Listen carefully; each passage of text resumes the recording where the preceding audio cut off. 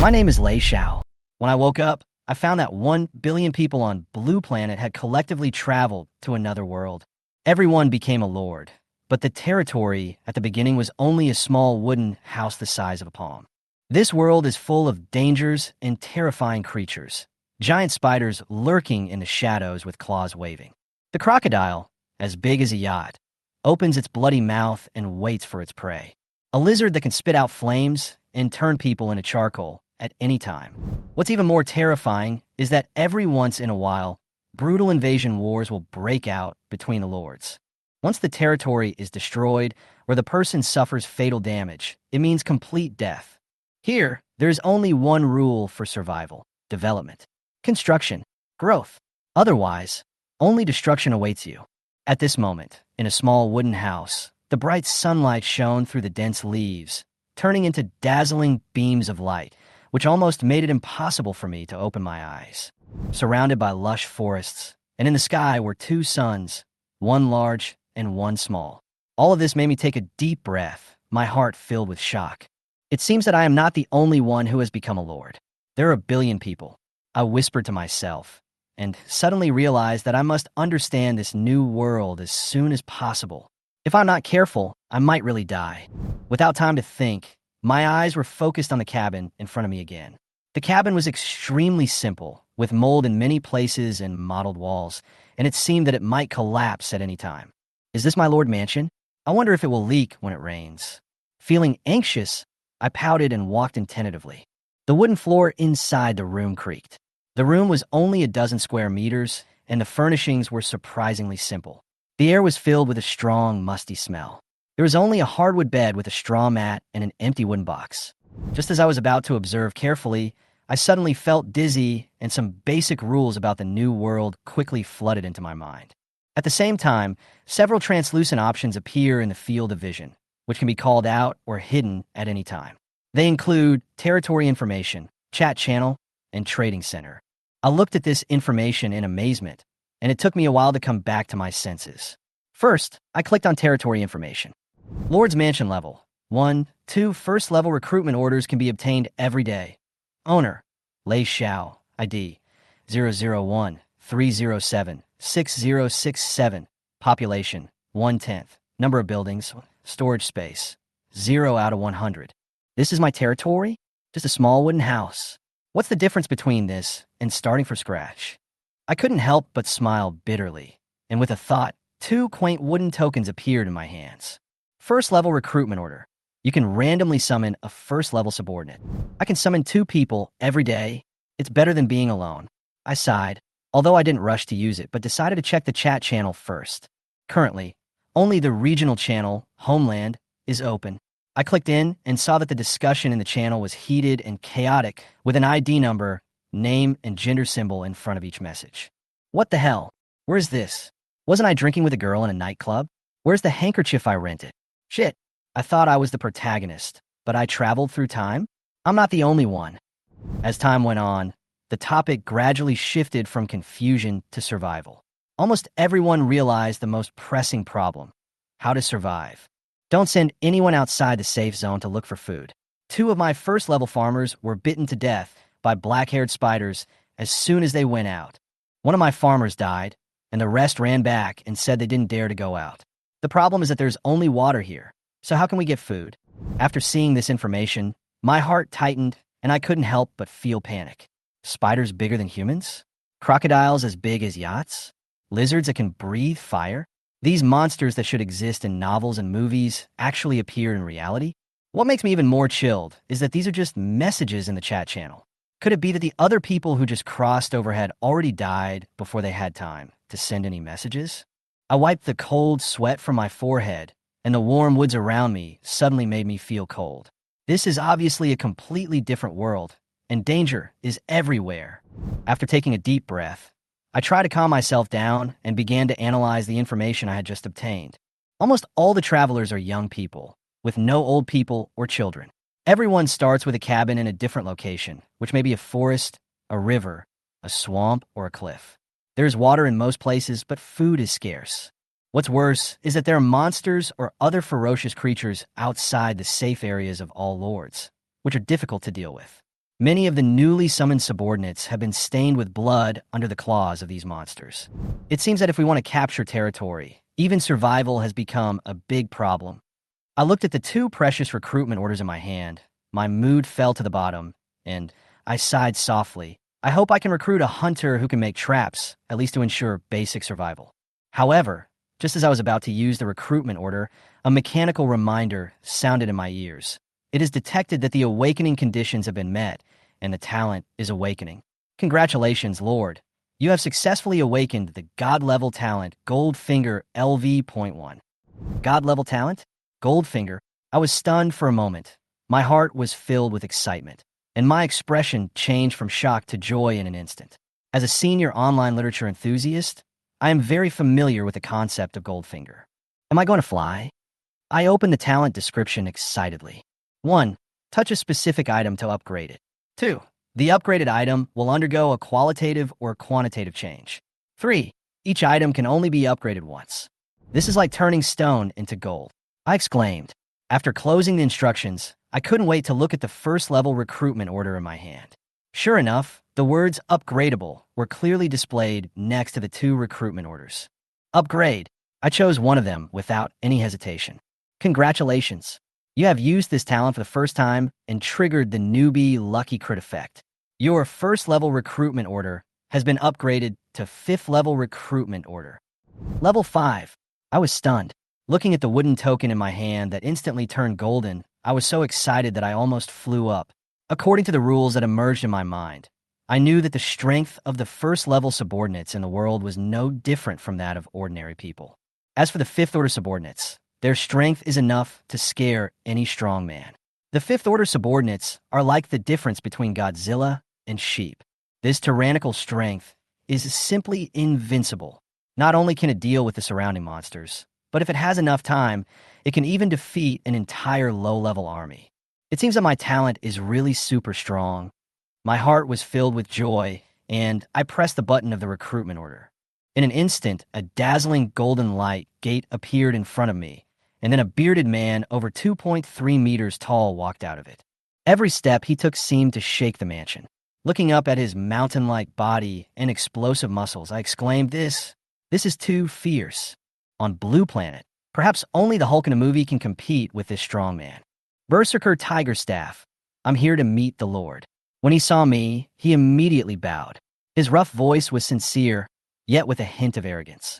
This guy is so strong, I exclaimed in my heart. Although I remained calm on the surface, I was very excited inside. I quickly checked his attributes. Name, Tiger Stick. Occupation, Berserker. Class, Level 5, 2 stars. The higher the star rating, the stronger the power. Loyalty, 50 Skill 1. Berserk, active, increases one's own power dramatically. Enters a weakened state after use. Other skills, cannot be viewed due to insufficient loyalty. Frenzy skill, after using it, the strength is close to the 6th level. I exclaimed inwardly. I wonder what the Lord wants me to do. Yuji spoke again, and a series of task options appeared beside him. Standby, territory patrol, free movement, peripheral reconnaissance, etc. I took a deep breath and realized that the situation before me had changed fundamentally. Now, survival was no longer a problem, but how to develop more efficiently was the key. The prerequisite for development is to understand this land. Thinking of this, I gave an order, go to the periphery for reconnaissance first, and don't go too far. Although Yuji's loyalty is only 50 points, I am not worried about his betrayal. Because once the recruitment order is activated, he and I have signed a master servant contract, and unless his loyalty drops below 20 points, he will never have other intentions. Yes, sir. Yuji nodded heavily and then turned and left. After he left, I didn't delay and used another golden finger again, the first-level recruitment order. Congratulations, your first-level recruitment order has been upgraded to first-level recruitment order 98. Isn't this too exaggerated? Getting so much at one time. I couldn't help laughing as I looked at the pile of recruitment orders on the ground. Right now, the population limit of the territory is only 10 people, so I can't use up all the recruitment orders for the time being, but this kind of wholesale harvest is really pleasing. After all, others only get 2 recruitment orders a day, but I got nearly 100 at a time, which is really too much to use up. Next, instead of rushing to fill up the territory's population, I decided to check the resources in the safe zone first. If there is insufficient food and water, blindly expanding the population will only bring trouble. After patrolling the territory, I discovered that the area 30 meters away from the cabin was surrounded by a translucent energy wall, like a protective shield in a strategy game. Standing on the edge of the energy wall and looking out, dark shadows flashed in the jungle from time to time, and shrill roars could be heard in the distance, which showed that there were dangers lurking outside. In the safe zone, there are only dense trees and a clear stream. The water in the stream comes from a spring. From time to time, a few small fish and shrimp swim by. The water source is very clean. Is there only water source? I returned to the cabin, sat on the wooden steps at the door, opened the chat channel, and prepared to see what the other lords were doing. As everyone understood their own situation, the focus of the discussion gradually shifted to the issue of food. I was just chopping wood and accidentally got my foot crushed and swollen. Now I'm hungry and in pain. I'm about to cry. You are all better than me. The peasants I summoned fainted from hunger as soon as they came out. There are goblins everywhere outside, and there is no food to be found. I'm in the mountains. There's a black tiger blocking the door, and there's only me and 2 farmers digging stones. The peasants I summoned were 2 ants.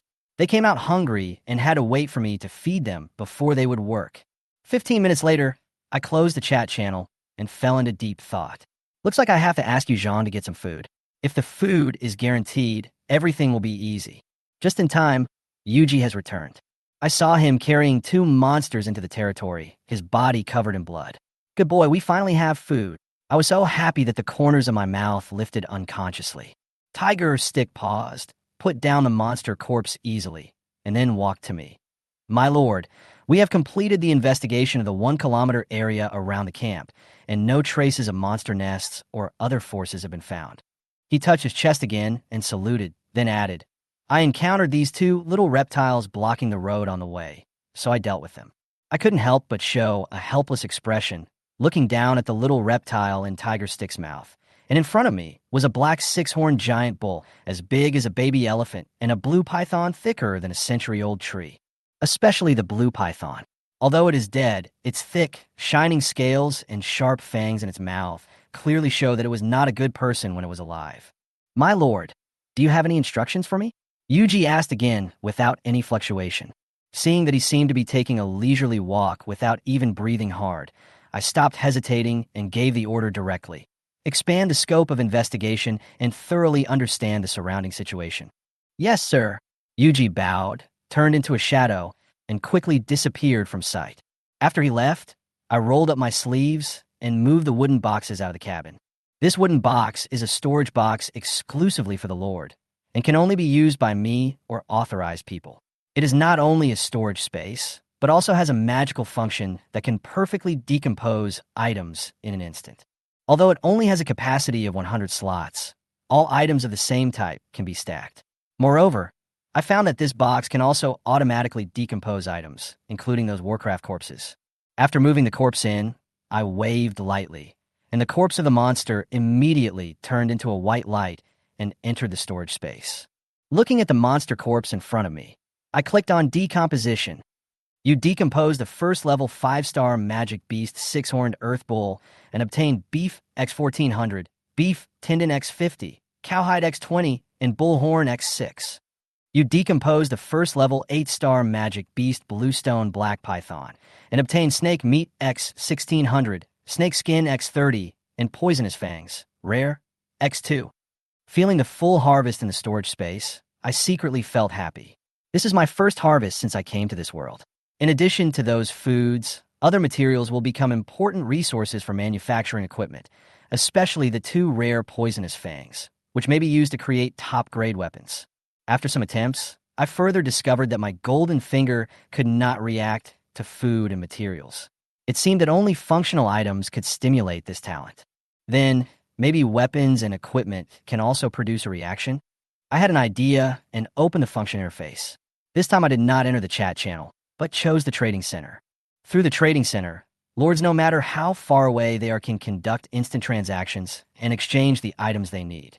At present, many lords are trading basic resources such as wood, stone, and thatch in exchange for food, and even wild fruits and vegetables have become popular commodities.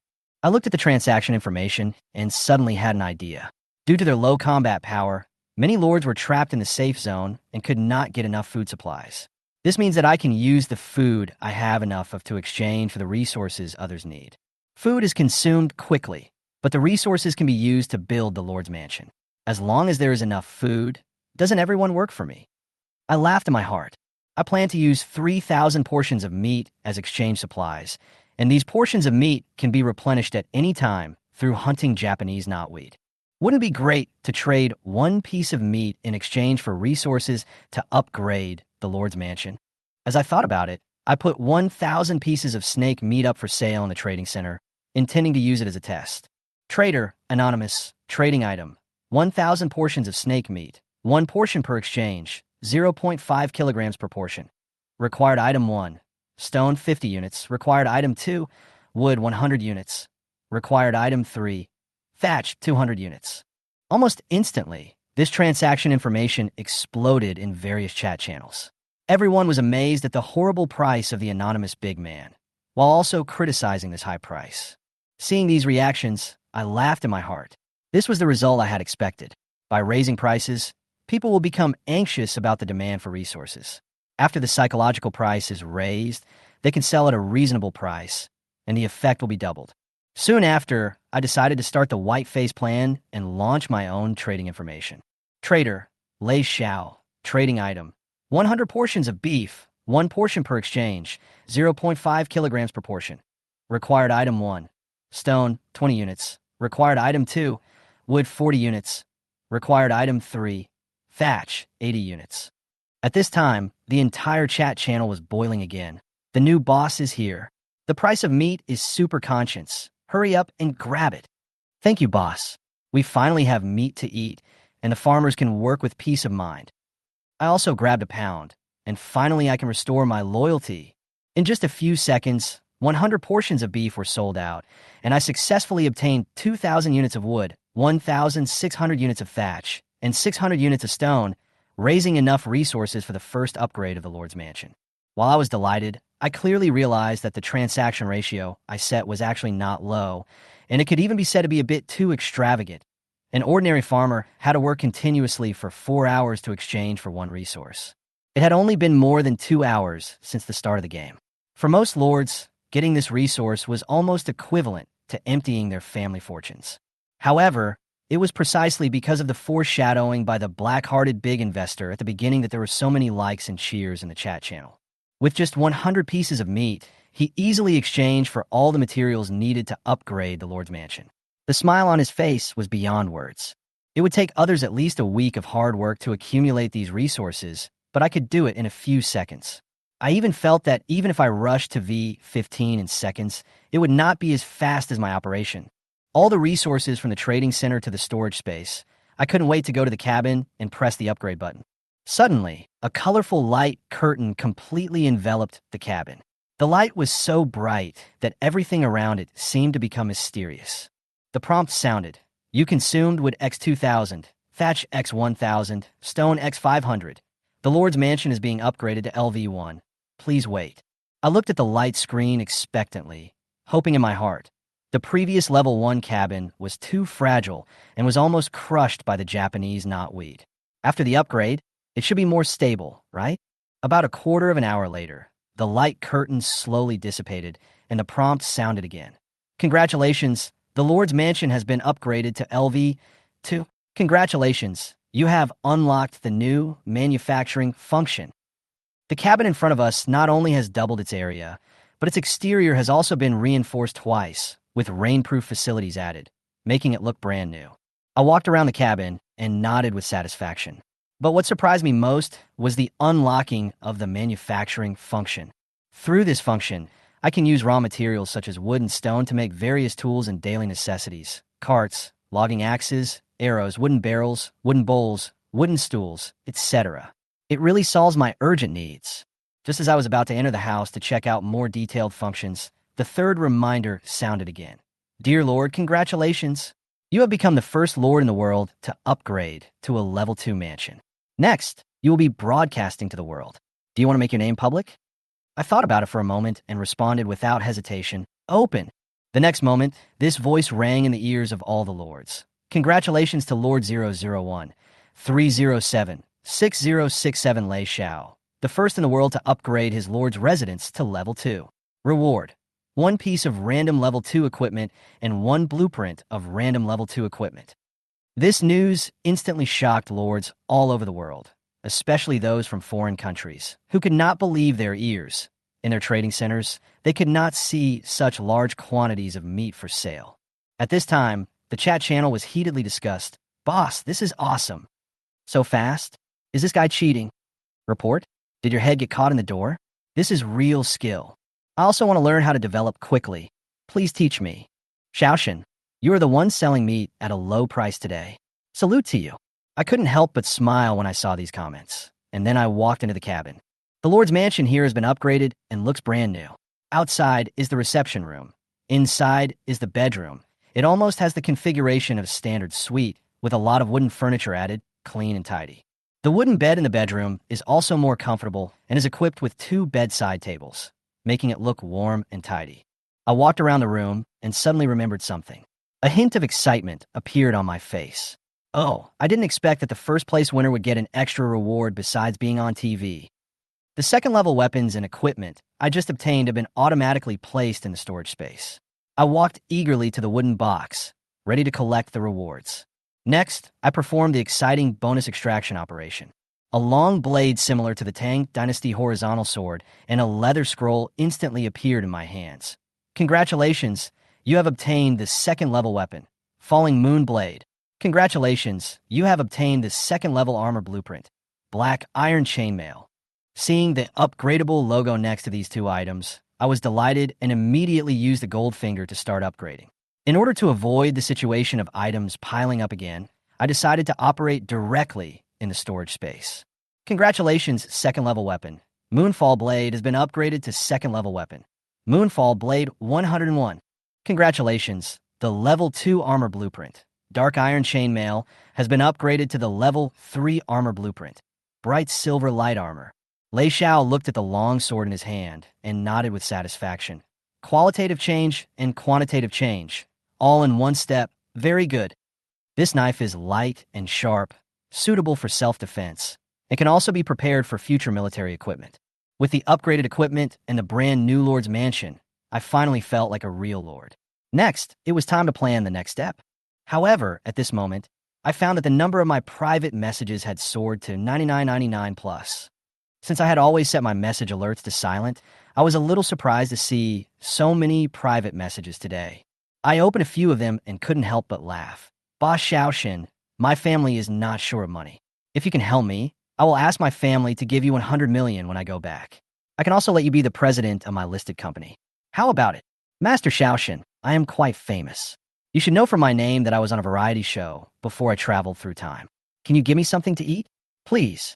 Brother Xiaoshan, can you take me with you? I have 10 million followers on TikTok. Please see the attachment for details. I just randomly glanced at a few of them, and these contents didn't cause me any fluctuations at all. Influential in society. But it was obvious that their identities and wealth before crossing over did not bring them any help in this strange world. The content of these private messages is almost the same. Some are asking for experience, some are asking for connections, and some girls even send attachments. Of course, I will not respond to these. After all, judging from the current situation, once the 3-day protection period is over, more people will face life threats. The strong survive, the weak perish. The law of the jungle, where the strong prey on the weak, is particularly applicable here. Perhaps this is the essence of collective time travel. Only by becoming stronger can we find the truth in this alien world. I know I am not a savior. I just want to live well. That's all. As a child who grew up in an orphanage, I understood from an early age that instead of begging for mercy and relying on others, the most practical choice is to find ways to make myself stronger. So, I cleared all private messages and opened the trading center. Next, it was time for the highlight, the trading session. Because only the first lord to complete the designated goal can get the world broadcast and rewards. Therefore, according to the previous plan, I intend to upgrade to the 3rd level Lord's Mansion under an anonymous identity to attract a wave of attention. I took out the 1,000 portions of snake meat that I had previously placed at the trading center readjusted the price, and put some of it up. Surprisingly, despite the high price, more than 20 portions of snake meat were exchanged. It seems that the lords are indeed not simple, and there are hidden dragons and crouching tigers. Considering the substantial increase in resource requirements for the third-level mansion, I decided to put 300 servings of snake meat on the shelves at once and adjust the price to 1/3 higher than the previous beef. After all, as an anonymous boss, I must be consistent with my personality, and being a little bit black-hearted is more interesting. Trader, anonymous, trading item, 300 portions of snake meat, 1 portion per exchange, 0.5 kilograms per portion. Required item 1, stone, 30 units. Required item 2, wood 60 units. Required item 3, thatch 120 units. Sure enough, within half a minute, all kinds of complaints were heard in the trading channel. 300 portions of snake meat anonymously? The price is so much more expensive than Xiao. It must be that black-hearted big investor. No, absolutely not. It's too dark. Curiosity drove me to try the taste of this snake meat. I didn't eat breakfast. I'm so hungry, I want to get a change too. Despite the complaints, the snake meat was quickly sold out. After all, in this world, food, especially meat, is a scarce resource. Especially after physical labor, food that can replenish energy is even more precious. Therefore, as long as the price is acceptable, people will naturally rush to exchange it. Is this the charm of the monopoly market? I looked at my transaction progress and couldn't help but smile. Through this transaction, I easily exchanged a large amount of resources, 12,000 units of wood, 7,200 units of thatch, and 1,200 units of stone. However, there was still a shortfall of 200 units of stone, so I continued to open the chat channel. At this time, I unexpectedly discovered that the others were actually divided into 2 groups, arguing in the channel. The anonymous big investor is really too shady. The price is so much higher than Xiao, and all my work for the whole morning was in vain. Stop complaining. Without the anonymous boss's meat, what would we eat? We still have to rely on him. Bah, without the anonymous boss's meat, what can you eat? Think about it yourself. Seeing these reactions, I couldn't help but laugh and cry. However, there were more messages asking for food. Can you give me some more good meat? I almost didn't get the wood. I'm so hungry. Can you give me some more meat? Seeing this, I couldn't help but type out a line of words and start interacting with everyone. I sent a message in the chat channel. Since everyone is short of food, I will take out the last 100 units of meat I have and share them with everyone. Of course, the main reason for saying this is because I urgently need 200 units of stone. At the same time, seeing Lei Xiao, the first person in the world to upgrade his lord's mansion to level 2, falling from the sky, the entire chat channel instantly became boiling, and the number of people online soared to tens of thousands. This golden ID, this dazzling name, brothers, the brave boss has arrived. OMG, it's really Xiao himself who has come.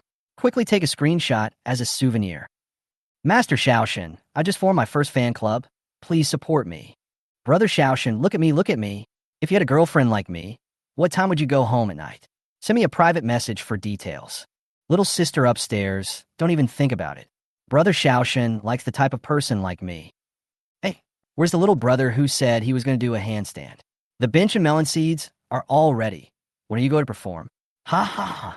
While everyone was discussing it frantically, I had already posted a new transaction information. Trader, Lei Xiao, trading item, 100 portions of beef, 1 portion per exchange, 0.5 kilograms per portion. Required item, stone, 20 units. As expected, another 100 servings of beef. Master Xiao is so generous. This is the first time I feel that my own territory, even though it is on the edge of a cliff made entirely of stone, is actually so happy. Thank you, sir, for the gift of meat. I don't have any stone, but I exchanged wood for 20 units. I finally got one. So cool. Shit, the stone I hung up was replaced by wood before I even closed the order. It turned out to be you. Is this the speed of being single for 20 years? That's amazing. As soon as I put it online, transaction information began to flash across the screen. In just a few seconds, 100 portions of beef were sold out, and I successfully obtained 2,000 units of stone. The stone to the storage space, I returned to the cabin. There were enough resources, and it was time to upgrade the cabin and enjoy the global broadcast and rewards. Upgrade. I pressed the upgrade button directly, and a colorful light curtain instantly surrounded the wooden house. The construction sound and mechanical prompt sound of a construction site followed. You consumed wood X 6,000, thatch X 3,000, stone X 1,500. The Lord's Mansion is upgrading to LV2. Please wait. This upgrade took a little longer than before, but soon, the prompt sound came as expected. Congratulations, your Lord's Mansion has been upgraded to LV3. When the light completely faded, I was pleasantly surprised to find that the area of the Level 3 Lord's Mansion was larger than before, and the building height had also increased a lot. The foundation of the wooden house has been transformed into a solid stone structure, so there's no need to worry about the house being collapsed by Japanese knotweed. I couldn't wait to walk into the Lord's Mansion, walked around it, and smiled with satisfaction.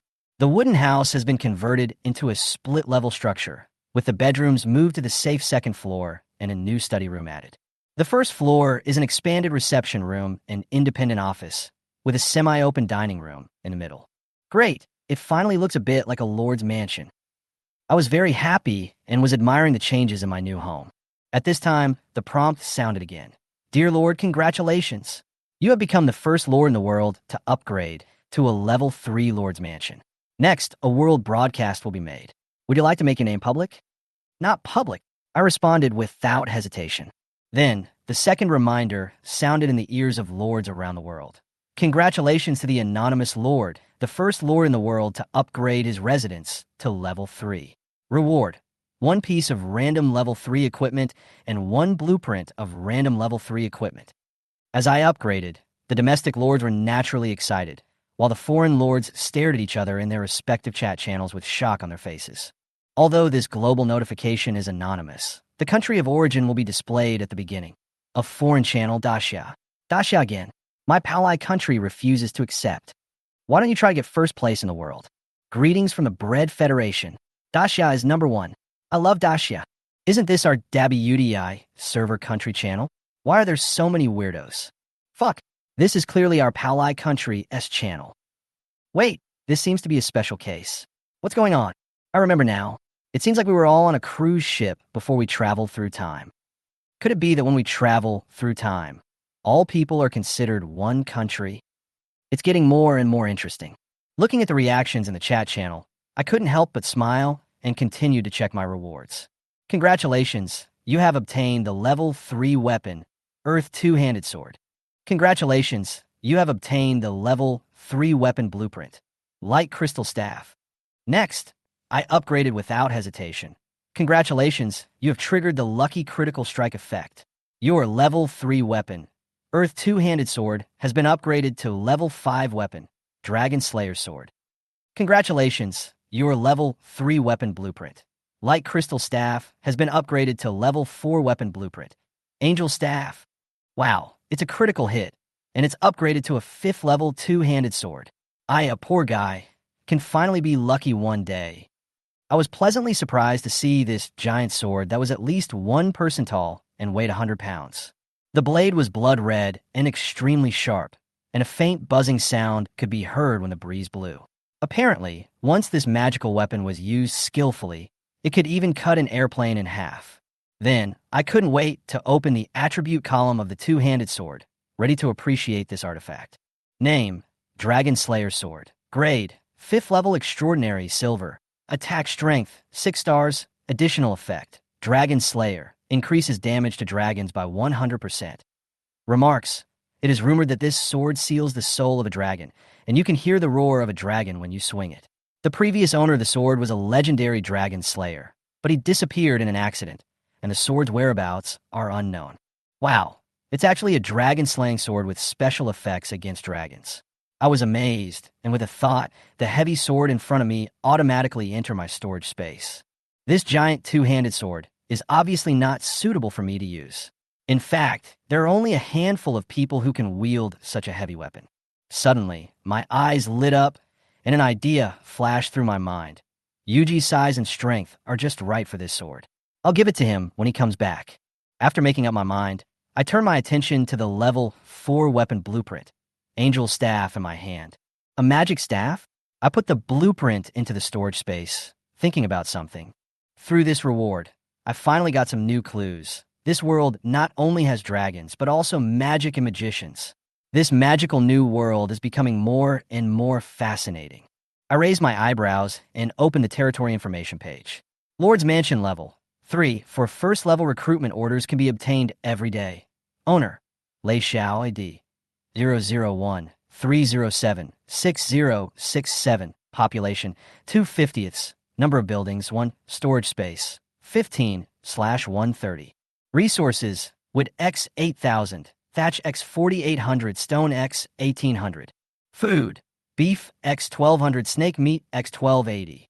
Materials, beef tendon X 50, cowhide X 20, horn X 6, snake skin X 30, poisonous fong rare X 2. Equipment, level 2 weapon, moonfall blade X 100, level 5 weapon, dragon slaying sword. Equipment blueprint category, level 3 armor blueprint, bright silver light armor, level 4 weapon blueprint, angel staff. Functional category, first level recruitment order X 98. Materials required for upgrading, wood X 18,000, thatch X 9,000, stone X 4,500, iron or X 500, copper or X 500. Unconsciously, I have accumulated quite a bit of wealth. I took a deep breath, feeling no satisfaction at all. Instead, I began to think about my next plan. At this moment, I clearly realized that although I have left other lords far behind, this has just begun and the future is still full of unpredictable challenges. Apart from us lords who have traveled through time, the huge native forces of this world have not yet appeared. If my territory continues to expand, I will sooner or later come into conflict with these forces. It is just a matter of time. With everything still unclear, the only thing I can do is to plan ahead and lay a solid foundation for the future. The materials needed for upgrading will triple again. I looked at the last item of the territory information and frowned slightly. The first 3 basic resources are fine. The problem is iron ore and copper ore. After checking the notes on iron ore and copper ore, I learned that these 2 resources are 1 level higher than ordinary resources and require finding or veins to mine. Obviously, at this stage, these 2 resources are not available. Even in the trading center, no one is selling them. It seems that the plan to upgrade the territory will have to be put on hold for the time being. I shook my head helplessly and opened the newly unlocked manufacturing page, planning to make some daily necessities. Wood X1 plus stone X1 equals rough stone pickaxe X1 or rough logging axe X1. Wood X1 plus stone X1 equals rough arrow X10. Wood X10 equals rough card X1. Wood X1 equals paper X10. Thatch X10 equals rope X1. For each production, 2 conditions must be met. First, there must be a fixed manufacturing magic circle in the office. Second, you must stand next to the magic circle and click the manufacturing page to start production.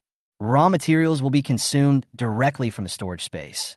And when completed, you can choose to take the finished product out or put it back into the storage space. I tried to make some daily necessities. Holding a newly made wooden cup in my hand, I walked to the stream outside and scooped a cup of clean water. While drinking the sweet spring water, continued to check other production projects. What surprised me was that there were 2 building blueprints at the bottom. Paper X1 equals building blueprint, ordinary house. Paper X1 equals architectural blueprint, utility room. Without hesitation, I immediately made 10 sheets of paper out of wood and made several blueprints for the residential house and utility room, respectively. You obtained architectural blueprint, ordinary house, X5. You obtained architectural blueprint, utility room, X5. Based on the knowledge that flooded into my mind, I understood that in this alien world, buildings can be built in an instant. However, there must be corresponding building blueprints and sufficient resources, neither of which can be missing. Simply put, the building blueprint is a magic scroll that disappears after use and cannot be reused. However, the upgraded Lord's Mansion is a special building with different rules. In this land, there is no class distinction in building blueprints, so the golden finger cannot be used to make quantitative or qualitative changes. I walked out of the cabin and looked around. I found that as the mansion was upgraded to the 2nd level, the original cabin had expanded a lot, and the surrounding trees almost touched the roof. To build a new building, we must first cut down trees and open up a clearing. It's time to recruit new subordinates and clear the place. With a thought in my mind, I took out 41st level recruitment orders without hesitation and started collective summoning. The current territory has sufficient food and water, so there is no need to worry about the food problem of the new subordinates. I did not increase the population directly to prevent the situation where the subsequent upgraded recruitment order cannot be summoned. After all, this is not a game, but a real other world where everything is presented in a semi-digital form. As a lord, arbitrarily reducing the population will only lose the support of the people, which is like digging your own grave. As light gates flashed in front of the mansion, 40 figures appeared in front of me one after another. After careful observation, I noticed that these people in front of me did not look special. Most of them were between 20 and 40 years old. Most of them were not tall, and their physical fitness seemed average. After further analyzing the attributes of these people, I found that among these 41st level servants, 36 were primary 1-star farmers. One was a 2-star farmer, and the remaining 3 were 2-star hunters, and their loyalty remained at the initial 50 points.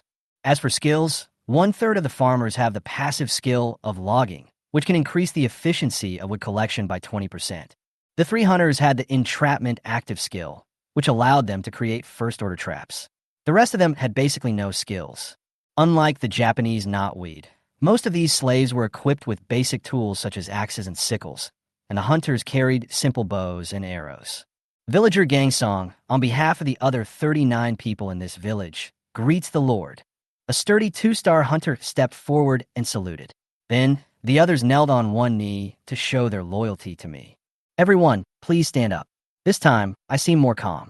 After looking around, I ordered, everyone, form a team of 10 and elect your own captain. You only have one mission now, and that is to thoroughly clear the trees around the cabin. For teams that are short of tools, the captain should report directly to me. As soon as he finished speaking, the 41st level subordinates took orders and began to act in an orderly manner. With their efforts, the territory was soon filled with a busy and lively atmosphere. Because I just upgraded the mansion to level 3, the scope of the safe zone has also been greatly expanded. Even though so many people have come to the territory, there is still no crowding. Soon after, the 4 selected captains came to me and reported the shortage of tools. As expected, except for Gangsong, who just spoke, the other captains were 3 stronger 2-star subordinates. After finishing the work, I immediately went back to the office to start making new tools. Soon, all the tools were in place. Just as I was about to take a break, Gangsong and 2 other hunters came over. They seemed to have something to say and looked a little embarrassed. After a while, Gangsong finally spoke. Lord, we are experienced hunters.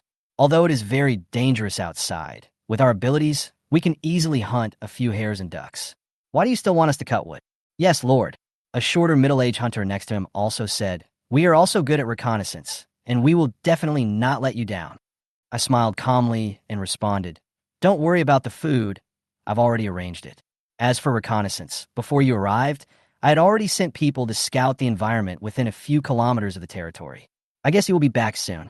Several kilometers in radius? The 3 hunters were stunned when they heard what I said. As experienced hunters, they knew that this place was deep in the mountains and old forests. Even they dared to move within a radius of 100 meters at most.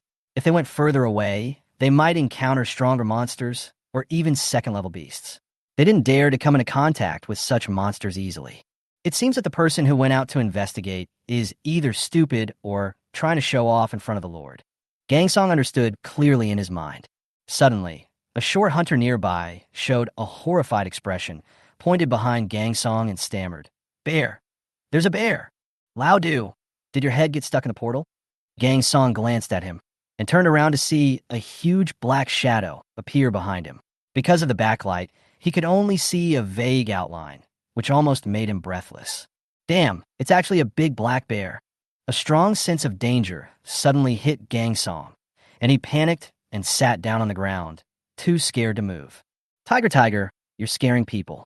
Move aside and don't block the sunlight. Looking at the funny scene in front of me, I shook my head helplessly. Yes, my lord. Yuji's rough voice sounded, and he walked to my side obediently. Let the others come over. When everyone gathered around, I patted Yuji on the back and introduced him. This is your new colleague, Yuji, a 5th level berserker. Let's get to know each other. Level 5. Level 5 berserker. This is one of ours. Upon hearing this news, everyone was stunned, their eyes full of shock. Gangsong also widened his eyes, and a huge wave of emotion rose in his heart. Although they were just ordinary farmers and hunters, they also knew how powerful a fifth-level berserker was. Only the most trusted general around the king had such strength. Since a fifth-level master can pledge allegiance to him, the Lord must be no ordinary person. He may be the heir to the throne of a certain country, and he comes here to experience life. A series of pleasant reminder sounds followed. Congratulations, your subordinate, the first-level 2-star Hunter Gang Song, has developed a strong admiration for you, and his loyalty has increased by 20 points, currently at 70 points. Congratulations, your subordinate, the first-level 2-star Hunter Du Zhong, has developed a strong admiration for you, and his loyalty has increased by 20 points, currently at 70 points. Congratulations, your subordinate, Ho Pu, a 2-star first-level peasant, has developed a strong respect for you, and his loyalty has increased by 20 points, currently at 70 points. I was pleasantly surprised to see that the loyalty of all subordinates had increased by 20 points. I finally understood how loyalty was increased. I briefly introduced the situation of Tiger Stick. I instructed other ordinary subordinates to continue logging, and I led Tiger Stick and the other 4 captains into the reception room of the mansion. Although this place is not big, it is enough to be used as a temporary meeting room. Yuji, how is the investigation going? I asked after sitting down. Your Excellency, I have just expanded the scope of investigation to 3 kilometers around the camp. Yuji stood up and saluted respectfully. This time, I did collect a lot of intelligence. From Yuji's words, I learned that the situation within 3 kilometers around the territory is roughly as follows. To the north is a continuous mountain range with steep terrain and difficult to approach, and in the other 3 directions, to the west there is a turbulent river about 100 meters wide. Apart from this, the rest of the area is almost covered by dense forests. There are more than a dozen monster nests in this forest, and the largest one is only level 2, which poses no threat to us. In addition to these magical beasts, other small wild beasts and animals can be seen everywhere. In addition, there are abundant wild fruit and vegetable resources. The entire area is rich in natural resources. That sounds good. Thank you for your hard work. I nodded, feeling relieved. The natural barriers in the north and west make the territory extremely safe. In addition, the surrounding natural resources are rich and there is no shortage of water. Obviously, this is a very suitable place for development. My lord, there is one more thing. Yuji added. 3 kilometers southeast of the camp, I sense fluctuations in magical energy. It should be the existence of some kind of barrier. Boundary. Gang Song stroked his chin, thinking, I remember when I was a child, the village ancestor mentioned that when he was young, he accidentally took a boat and entered a boundary called Peach Blossom Spring. In the boundary, there are often some hidden races that do not want to be disturbed, or mysterious treasures are hidden. That's right. Yuji continued to explain. I feel that the barrier has existed for a long time and is unlikely to pose a threat to us. If the Lord wants to explore further, he can only rely on magical power. Understand. Since there is no threat, let's wait until we have members from the magic department. I thought for a moment and made a decision. Let me emphasize today's mission again. We're going to clear the trees around the Lord's mansion. Yuji will take a break first and will join the cleanup work later. Everyone is free to do what they want. Yes, Lord. The 5 subordinates responded in unison and prepared for action. Just as everyone was about to leave, I added, by the way, come on everyone, finish your work early and eat early. We'll have barbecue tonight, no limit on the amount. Barbecue, unlimited quantity. Upon hearing this, Yuji's face remained calm, while Gang Song and others showed ecstatic expressions. Then, they immediately ran outside to inform others. After all, they came from a poor village, and it was difficult for them to even have a full meal, let alone enjoy such a luxurious delicacy. Soon, cheers rang out from outside the Lord's mansion. Looking at the scene outside the window, I couldn't help but smile slightly, feeling proud. Everyone was swinging their axes, busy and excited, and the atmosphere was warm and lively. Yuji didn't rest. He found a place where no one was paying attention and pushed out with his palm. A large number of trees fell down like a bulldozer. A 5th-level warrior is indeed terrifying. I couldn't help but sigh when I saw this scene. The strength of Tiger Stick is indeed incomparably powerful.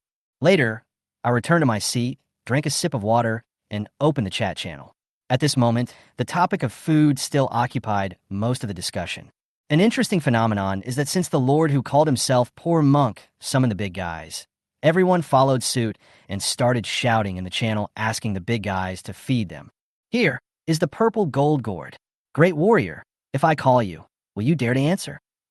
Boss Xiaoshan, I am your long-lost sister. Mom is calling us to go home for dinner. Come out quickly. Master Xiaoshan, can you give me a little more meat? I'm willing to pay a higher price.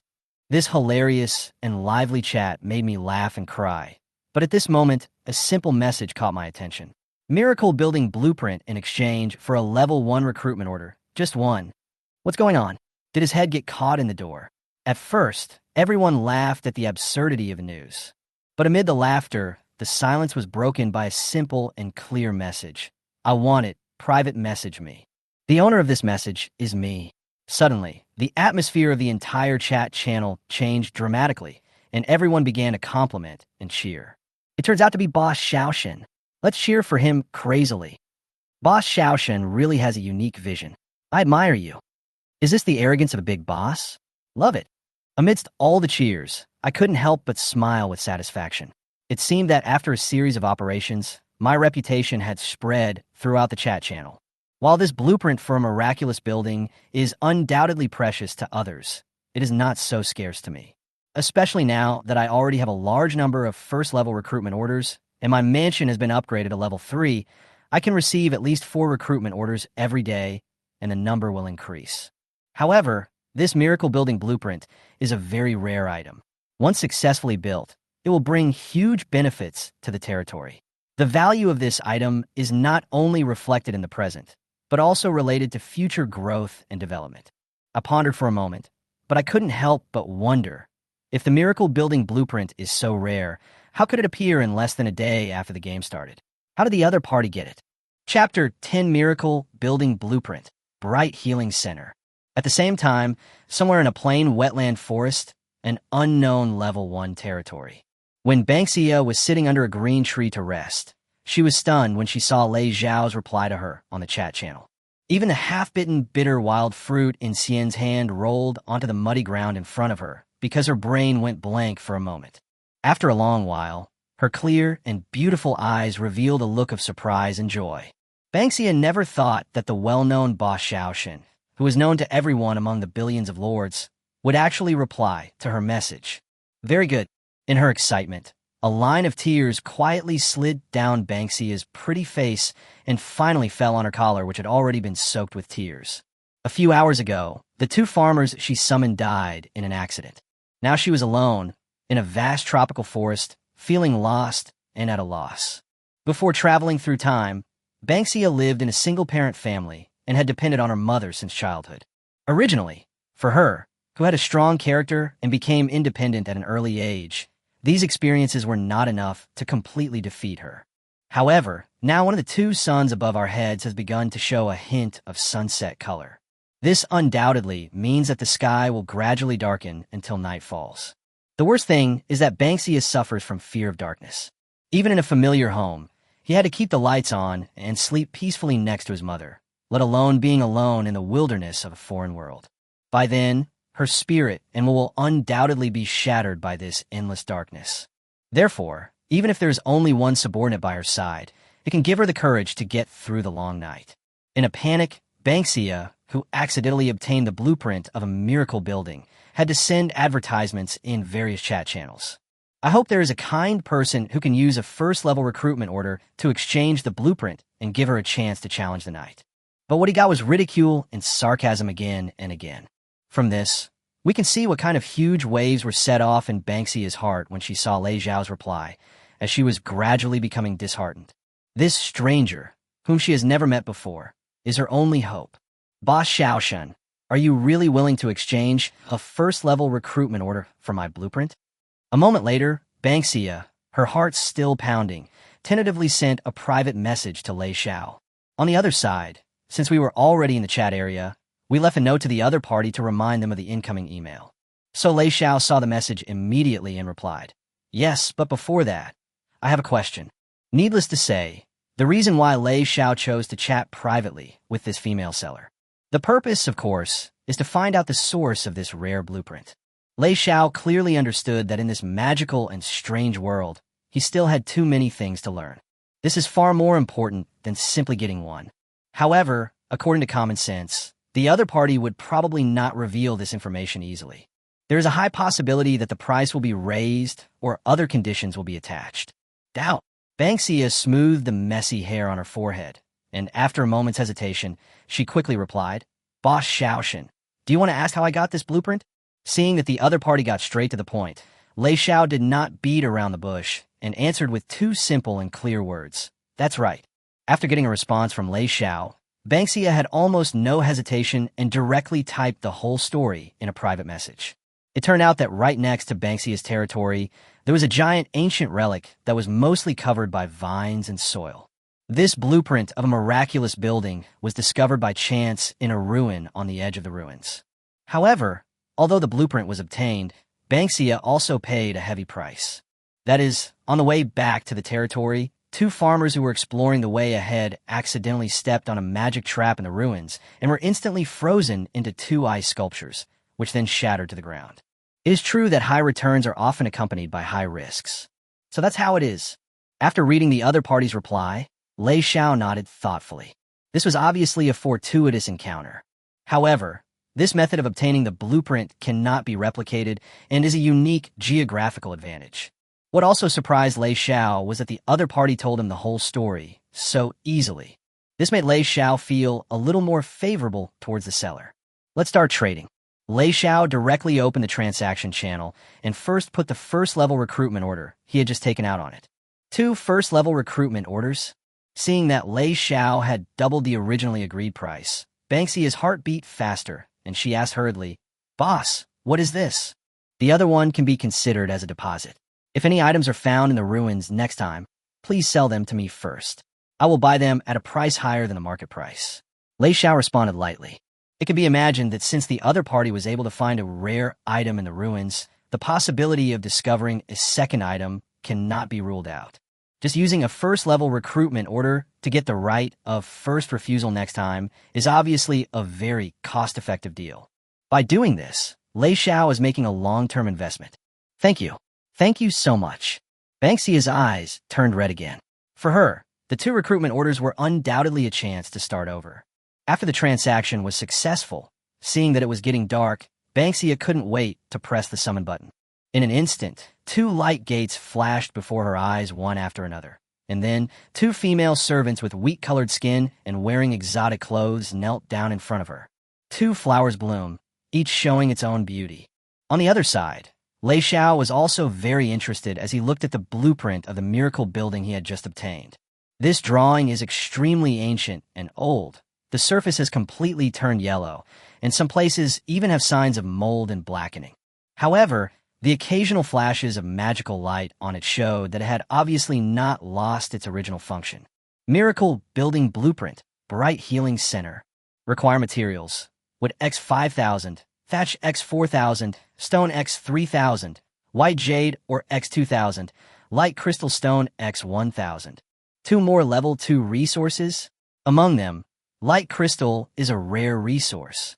Pursing his lips helplessly, Lei Xiao temporarily put the blueprint of this miracle building into the storage space. Since building blueprints are the same as equipment blueprints, their specific properties and functions can only be viewed after they are completed. Therefore, Lei Xiao could only make a simple guess based on the name. It looks like a medical type of building. After all, it's a miracle building blueprint, so it can't be too bad. Let me wait and see what its specific function is. Thinking of this in his mind, Lei Xiao calmed himself down and opened the trading center. Chapter 11. The territory has a house that has been initially built. Next, Lei Xiao once again used the identity of an anonymous boss and exchanged 1,000 portions of snake meat for a massive amount of basic resources in preparation for the subsequent upgrade of the mansion. This action immediately caused the other lords in the chat channel to emit waves of envy and praise. In an instant, the number of supporters of the anonymous boss skyrocketed. Seeing that it was getting late, many lords who had originally planned to rest were stimulated to pick up the tools at hand again and began to work enthusiastically. After all this was done, Lei Xiao took inventory of the meat and resources he had. So far, there are also 1,200 portions of beef and 280 portions of snake meat. The resource storage capacity reached an astonishing 32,000 units of wood, 28,000 units of thatch and 13,800 units of stone, far exceeding the amount needed for the next upgrade of the mansion. That's all for today. As for the rest, we'll send Tiger Stick out tomorrow and bring back more meat. Lei Xiao nodded with satisfaction and walked out of the Lord's mansion.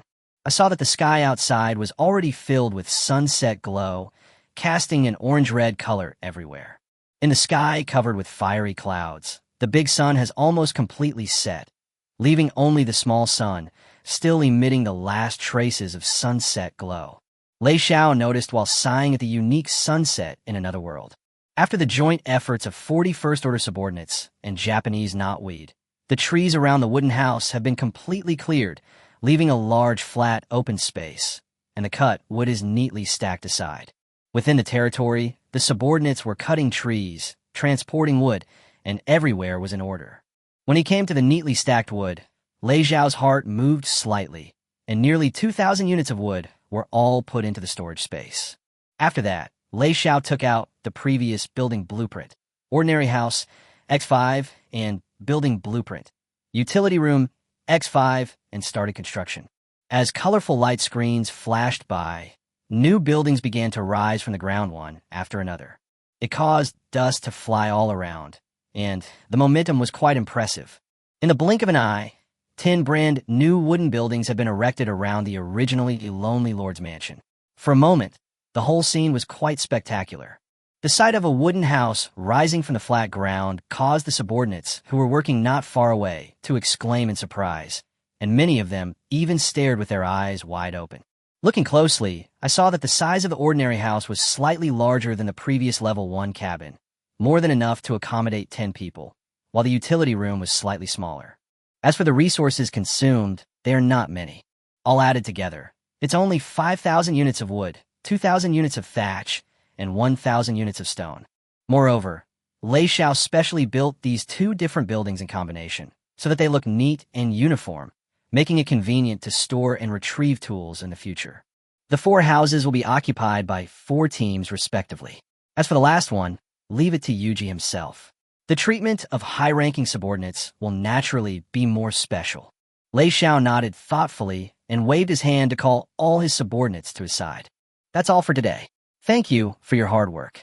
When the subordinates gathered, Lei Xiao first explained the accommodation issue. Then, with a wave of his hand, 100 portions of snake meat and 100 portions of beef were neatly arranged in front of everyone. 200 kilograms of meat are undoubtedly enough to feed 42 people. Let's start preparing for the barbecue tonight. As soon as Lei Xiao finished speaking, cheers broke out from the audience. There were 40 first-level subordinates, all of whom looked extremely excited. Under the command of their respective captains, they had clear division of labor and were busy going back and forth. For a moment, everyone was making fire, chopping wood, picking spices, and skewering meat. Several large bonfires and simple barbecue grills were quickly set up. Before we knew it, 2 bright moons, one big and one small, had quietly hung in the dark night sky. Under the stars, the bonfire was burning, emitting brilliant red light. Coupled with the cheerful and warm atmosphere in the territory, the whole scene looked like a large bonfire party. Not long after, the sizzling sound of grilled meat began to be heard in front of the Lord's mansion. Following the sound, I saw drops of hot oil slowly sliding down the plump and thick pieces of meat, and a fragrant burnt aroma filled the air, making me salivate. At this moment, if other lords saw this scene, they would probably drown Lei Xiao with saliva. Shit, we are still struggling for survival, but this guy is happily preparing to eat barbecue. Is this really the same world? After a while, a few large skewers of meat that had been grilled first were respectfully handed to Lei Xiao, and then Gang Song and others began to feast on them. Then, Lei Xiao was surprised to find that these first-level subordinates were secretly wiping away tears while wolfing down the food. Wow, it's delicious. I haven't eaten meat in several years. Is this what it feels like to eat meat? Oh my god, this is the bluestone black python meat that only the princes and nobles are qualified to eat. I didn't expect that I could also enjoy such a delicacy. I am so happy. It's all thanks to the Lord. It seems we really followed the right person. Congratulations, your subordinate. The first-level 2-star Hunter Gang Song has deepened his respect for you, and his loyalty has increased by 10 points, currently at 80 points. Congratulations, your subordinate. the first level 2-star hunter Du Zhong has deepened his respect for you, and his loyalty has increased by 10 points, currently at 80 points. Congratulations, your subordinate. The first level 2-star farmer Hopu has deepened his admiration for you, and his loyalty has increased by 10 points, currently at 80 points. Congratulations, your subordinate. Noticing that the loyalty of the 40 people had risen by 10 points again, Lei Xiao nodded slightly and looked at Yu Zhang again. I saw the other party sitting not far away, eating half-cooked barbecue by himself. His loyalty level was still 50 points, neither high nor low, and there was no change. It seems that it is obviously not an easy task to impress a master of this level. In the flickering firelight, looking at the angular and resolute face of Tiger Stick, a hint of curiosity could not help but emerge on Lei Xiao's cheek. This guy is definitely a man with a story. Thinking of this, Lei Xiao seemed to realize something and waved to call Tiger Stick over. I wonder what your lordship wants me to do. Hu Zhang quickly came up to Lei Xiao and bowed with his hand on his chest. It's an informal occasion. There's no need to be so formal between you and me. Just treat me as a friend. Lei Xiao smiled faintly and brought Tiger's Stick to the storage box. Tiger Cudgel, I have a weapon here. See if it's useful to you. After saying this, Lei Xiao's mind moved, and the 5th-level dragon-slaying sword instantly appeared in front of the two of them. Because the sword was too heavy, as soon as this two-handed sword appeared, the tip of the sword pointed downward and stabbed directly into the ground in front of it. Under the moonlight, the blood-red color of the ancient sword seemed to become more intense. From time to time, flashes of sharp light appeared on the sword's tip, which was filled with cold air and made people's eyes hurt. It was obvious that this weapon was no ordinary product. This is the dragon-slaying sword?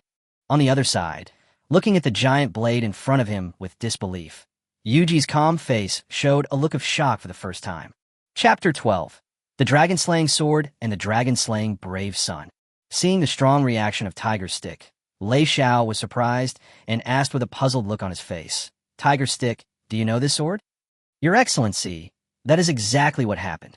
After a long while, Yuji, who had calmed down a little, took a deep breath and responded, My lord, to be honest, this dragon-slaying sword was once the sword that my father wore. Oh, so your father is the famous dragon slayer. The surprise on Lei Xiao's face was beyond words. This one-in-a-million coincidence was undoubtedly beyond Lei Xiao's expectations. That's right, my lord. Yuji nodded heavily and replied with a dazed look in his eyes.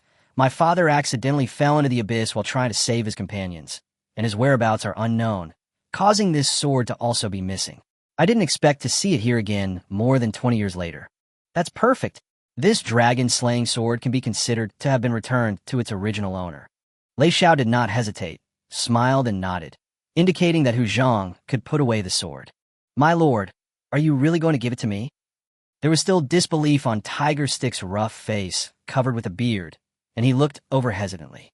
Yuji clearly understood that a magical weapon of this level was not something that could be obtained easily and was priceless. The most important thing is that this is my father's sword, which is of extraordinary significance, and I've only been here for less than a day.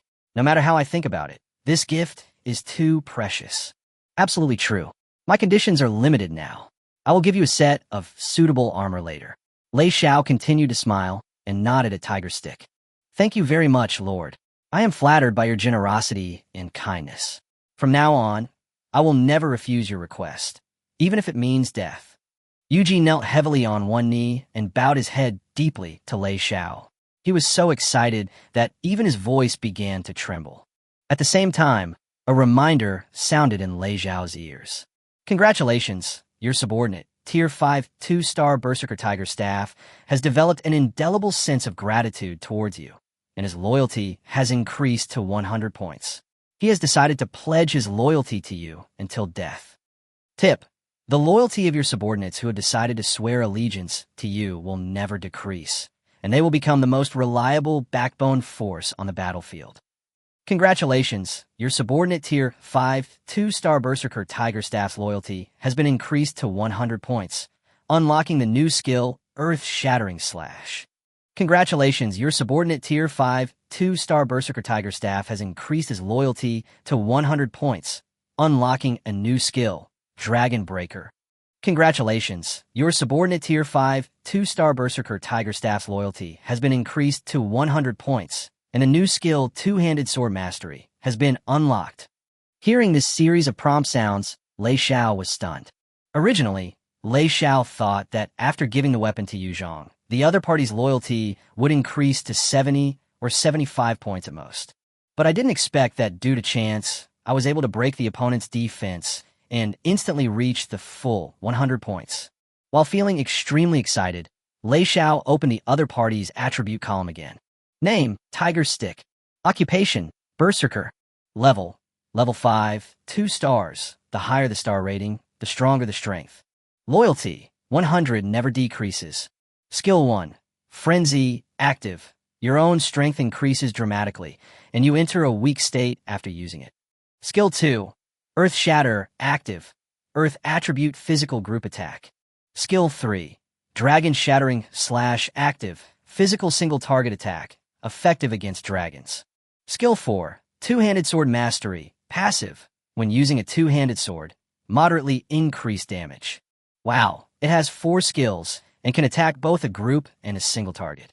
In amazement, Lei Xiao took a step forward, bent down, and helped Hu Zhang up. Originally, Lei Xiao, who was somewhat curious, wanted to take this opportunity to learn more about Yu Zhang's life experience and his father's dragon slaying in order to deepen his understanding of this world. But when he saw that the other person was excited but also had a complicated expression of sadness, he could only shake his head and give up, gently patting the other person on the back to comfort him. However, it is obvious that what is shown on Yuji's face is more of uncontrollable surprise and gratitude. Time passed quickly, and soon it was almost midnight amid the singing and laughter of the subordinates. He instructed several captains to arrange for people to clean up everything and then rest as soon as possible. After eating and drinking his fill, Lei Xiao yawned, then returned to the Lord's mansion and prepared to go to bed.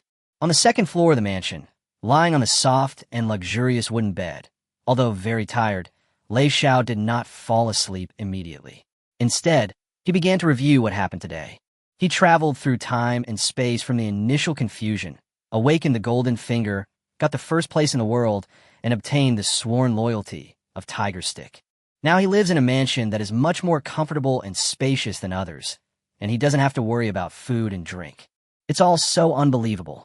But the noisy sound of the subordinates outside the window, still cleaning up, and the cold touch of the moon blade beside the pillow, clearly showed that this was the true reality. Thinking of this, a smile involuntarily appeared on Lei Xiao's tired face. In this strange new world, yet full of infinite possibilities, I may be able to live a life that I never dared to imagine in my previous life. And all this has just begun. No words were spoken that night. The next morning, when the big sun had just appeared and the small sun had not yet risen, Lei Xiao pushed open the door of the mansion and took a deep breath of fresh air. The territory was filled with the singing of birds and the fragrance of flowers. The subordinates had already started to get busy, preparing for breakfast. "Good morning, Lord. Please wait a moment. Breakfast will be ready soon." Seeing Lei Xiao appear, Gangsong, who was leading people to make pottery for cooking nearby, immediately stepped forward and saluted. "Thank you for your hard work. How is it? Are you all used to living here?" Lei Xiao smiled and nodded, then asked, "Your Excellency, I am very used to it." Gangsong scratched his head and chuckled. "This house is better than the village chief's house in our village. Brothers are so happy." "That's good. Inform the other captains. If you need anything, just tell me. Don't be shy." Lei Xiao patted the other person's shoulder lightly and said casually, "As you command. Thank you for your kindness, my lord. I will inform them right away." After saying this, Gangsong bowed respectfully and took his leave. Seeing that everything was going in an orderly manner, Lei Xiao turned around and returned to the Lord's mansion. Receive today's recruitment order. Immediately afterwards, Lei Xiao's mind moved, and 4 brand new first-level recruitment orders appeared in his hands. Next, it's time for the much-anticipated upgrade. I wonder what the outcome will be this time. Lei Xiao looked at the brand new recruitment order in his hand, and a hint of anticipation suddenly appeared on his face. Chapter 13. Twin Assassin Sisters Participate. Without hesitation, Lei Xiao came to the storage space and started upgrading immediately.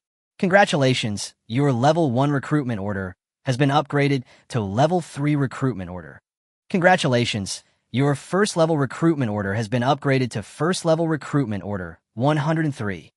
Congratulations, your first-level recruitment order has been upgraded to first-level recruitment order 101. Congratulations, your level 1 recruitment order has been upgraded to level 3 recruitment order. Is it again half qualitative change and half quantitative change? I have to say, this talent has been performing quite stably. Lei Xiao raised his eyebrows and glanced at the storage space. The number of first-level recruitment orders has reached 260. Two third-level recruitment orders emitting silver light lay quietly beside them. Based on the knowledge that flooded into his mind, Lei Xiao understood clearly. Although the strength of a third-order subordinate cannot be considered as a famous strongman, he is still unattainable among ordinary soldiers. The personal combat power of a third-level 1-star is roughly equal to that of a well-equipped first-level team of 100 people, which is evident from this. I wonder what kind of subordinates will appear this time. This feeling of drawing a card really makes me feel impatient. While looking forward to it, Lei Xiao took out two third-level recruitment orders and directly pressed the summon button. Directly in front of Lei Xiao, two brilliant light gates opened, illuminating the entire mansion with bright light. Immediately, two petite figures walked out of the door and appeared in front of Lei Xiao at the same time. Both of them were young women with pretty faces and short hair, looking fresh and natural. For Lei Xiao, who had always been accustomed to the 10-level beauty filter on his mobile phone, this could be regarded as a spiritual cleansing. However, the next second, Lei Xiao discovered an important problem. The two girls in front of me look exactly the same. In doubt, just when Lei Xiao was wondering if he was dazzled, I saw the two new subordinates had come in front of him, knelt on one knee, and lower their heads. Your subordinate Manhwa pays respect to the Lord. Your subordinate Nanxing, I pay my respects to the Lord. Clear and pleasant voices rang out, and the two spoke in unison, firmly and sincerely. Nanhwa and Nanxing? Lei Xiao was stunned for a moment, then he reacted. It turns out that they are a pair of twin sisters. I didn't expect to summon a pair of twin third-level subordinates. Lei Xiao secretly marveled in his heart, while opening the attribute columns of the two. Name, Nanhwa. Occupation, assassin. Level, level 3, 6 stars. The higher the star rating, the stronger the strength. Loyalty, 100 never decreases. Skill 1, fatal flash, active. Physical single target attack with poisoning effect. Skill 2, shadow stealth, passive. Movement speed increases, making it difficult for the target to detect. Skill 3, dagger mastery, passive. When using a dagger, slightly increased damage. Name, Nanxing. Occupation, assassin. Level, level 3, 5 stars. The higher the star rating, the stronger the strength. Loyalty, 100 never decreases. Skill 1, silent sniper, active. Long-range physical single target attack. Skill 2, shadow stealth, passive. Movement speed increases, making it difficult for the target to detect. Skill 3, crossbow mastery, passive. When using a crossbow, slightly increased damage. Wow, a level 3 5-star and level 3 6-star assassin with 3 skills. Among the third-level strongmen, this should be considered an outstanding existence, right? After closing the attribute bar, a hint of surprise appeared in Lei Xiao's eyes again. But why are their loyalty levels at 100 points right from the start? Could it be that they're impressed by my stunningly handsome aura? Thinking of this, Lei Xiao smiled self-deprecatingly and erased this oblivious thought from his mind. After all, I'm just an ordinary person. The road ahead is long, and I can't be complacent now. Looking up at Lei Xiao's still slightly surprised expression, the twin sisters blinked their long eyelashes and couldn't help but look at each other in confusion. Immediately, Nanxing, who was carrying a powerful crossbow, opened her red lips slightly and said, "Please rest assured, my lord. We assassins have an absolute creed to be loyal to only one master in our lifetime. Your subordinate and I will serve you wholeheartedly and have no second thoughts." As Nanxing finished speaking, a prompt sound rang out. Tip: assassins are a rare profession. Their loyalty is full at the beginning, which is one of their professional characteristics. From the moment they are summoned, they will always be loyal to you until death. So that's how it is. The needle doesn't poke. After listening to the explanation of the prompt, Lei Xiao nodded with satisfaction. A rare profession, full initial loyalty, twin sisters, No matter which one, it is an exciting attribute in every sense of the word. After calming himself down, Lei Xiao gently helped the two women in front of him up one by one. After a moment's hesitation, he said, "Since you two are assassins, then, on the other hand, you must also be well versed in the method of breaking the secret. So, you two will be my personal guard for now." Lei Xiao clearly understood that having two third-level strongmen protecting him was equivalent to carrying two first-level teams of 100 people with him. At this stage, he could move around freely even outside the safe zone around the camp. "As you command, Lord." The twin sisters saluted in unison without hesitation. Just then, there was a knock on the door. Hearing the sound, Lei Xiao nodded and signaled Nanxing, who was closest to him, to go and open the door. "My lord, breakfast is ready. It's a soup made with the leftover meat from last night and the fresh wild vegetables I just picked." As soon as I opened the door, Gangsong came in with a big bowl of steaming meat soup, talking to himself happily. However, when he saw the pretty Nanxing in front of him and manhwa beside him, he was stunned and exclaimed in amazement in his heart. "My goodness, the speculation that the Lord is a great noble is definitely correct. Not only does he have a super strong man like Itadori to assist him, but he also has two peerless beauties by his side." While his heart was pounding, Gangsong seemed to realize something and his eyes lit up. No wonder the Lord looked so exhausted when he came out this morning. It seems I have to find a way to take good care of his health. Having said that, no matter how you think about it, our Lord is truly worth two men, so majestic and awe-inspiring. Thinking of this, Gangsong looked at Lei Xiao with a special kind of respect in his eyes and said quickly, "Please forgive me, Lord. I didn't know there were other people in the room. I will go and get 2 more bowls of meat soup." "Go ahead.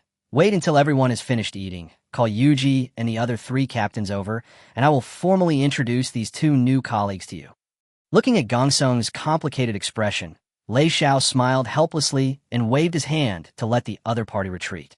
Chapter 14, Nanxing and Manhwa. About a quarter of an hour later, Yuji, Gangsong, and other 4 captains gathered together in the reception room of the Lord's mansion. Both dressed in pure black, stood on the left and right sides of Lei Xiao respectively. "Everyone, let me introduce these 2 new colleagues. They are both level 3 assassins. Their current duty is to serve as my bodyguard." Lei Xiao motioned the twin sisters to come in front of him, nodded slightly, and said, "Say hello to everyone. From now on, we will be comrades in arms." "As you command, Lord." Nanxing took a step forward first and said with a clear smile, "Hello, seniors. My name is Nanxing.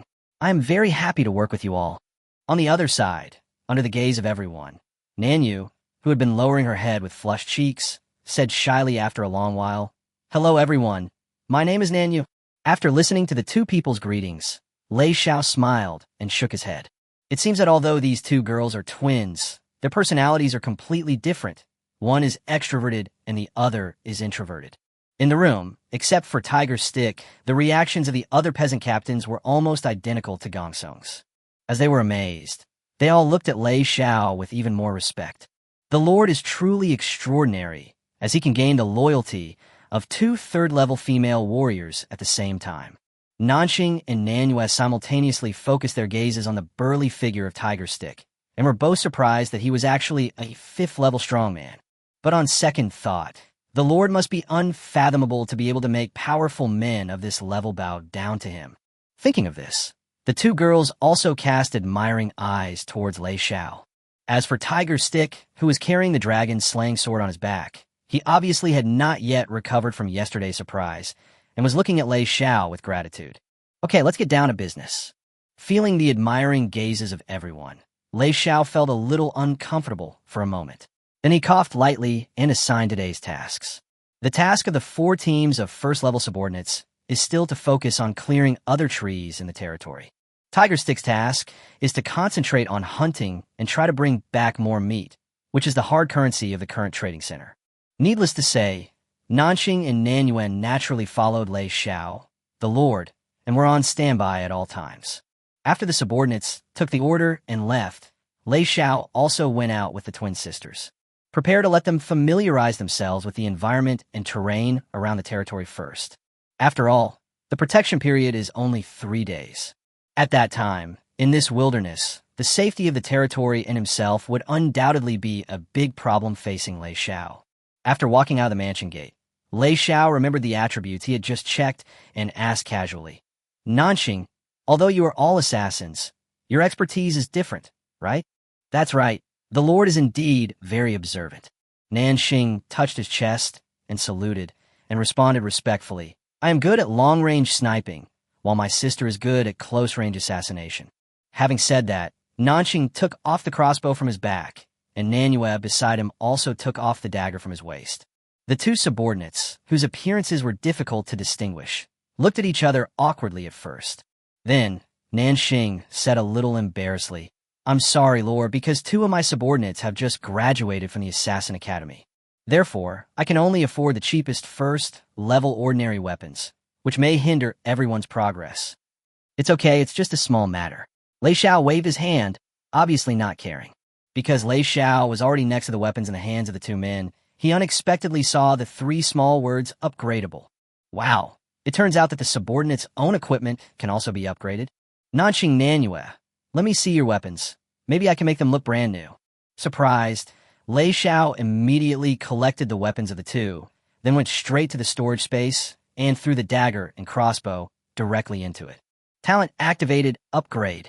Congratulations, your level 1 weapon. Wooden crossbow has been upgraded to level 3 weapon.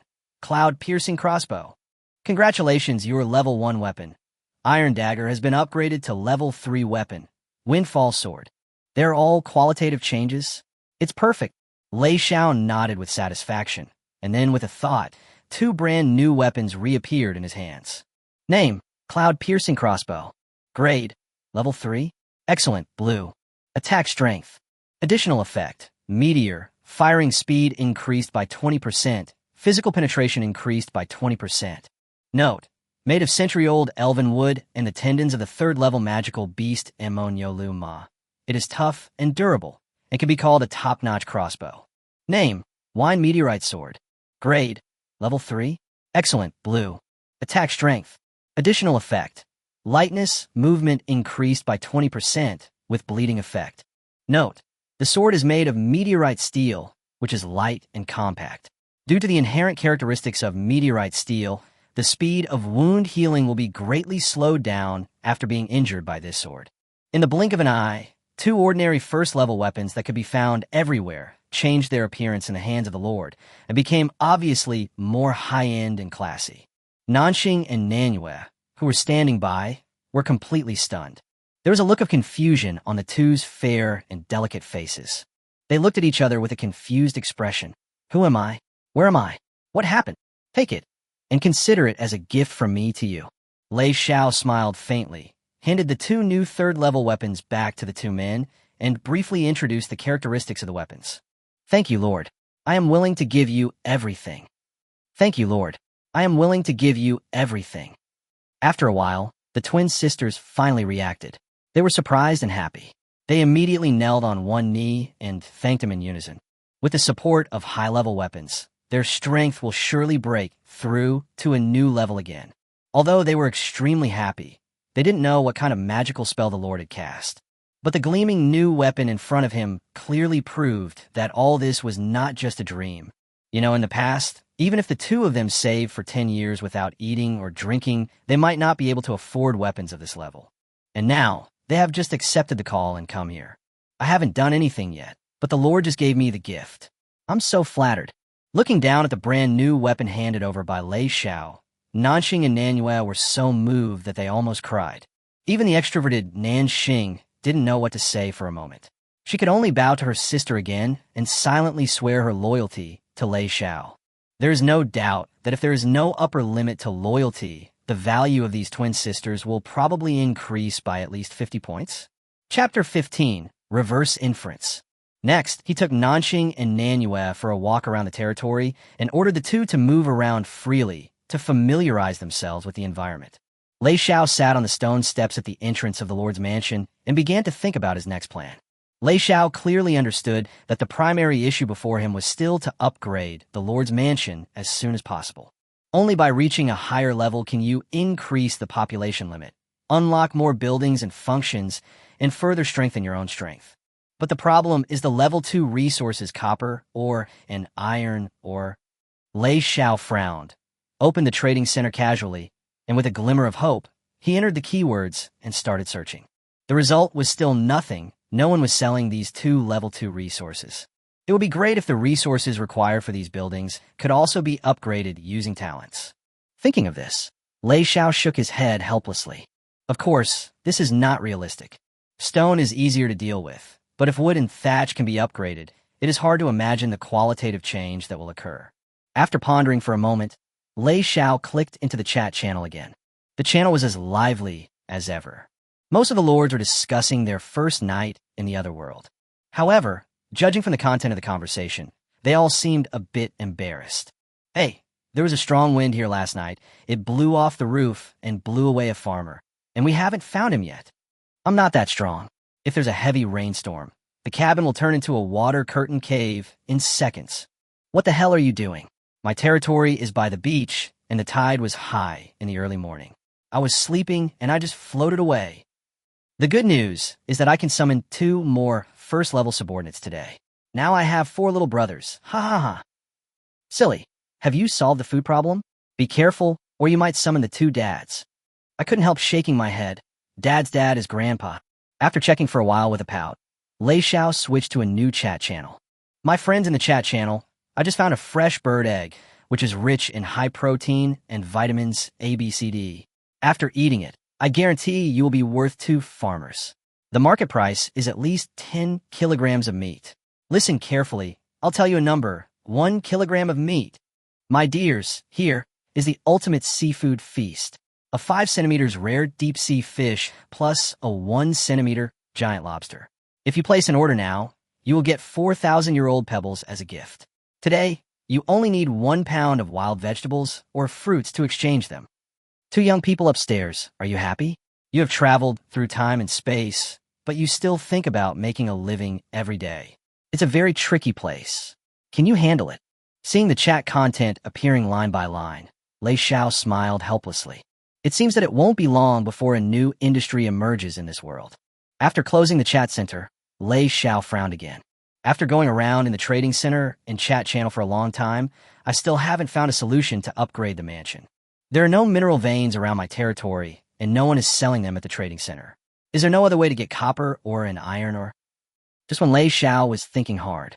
Just then, I saw Gang Song and a group of farmers passing by, pushing a cart and transporting timber.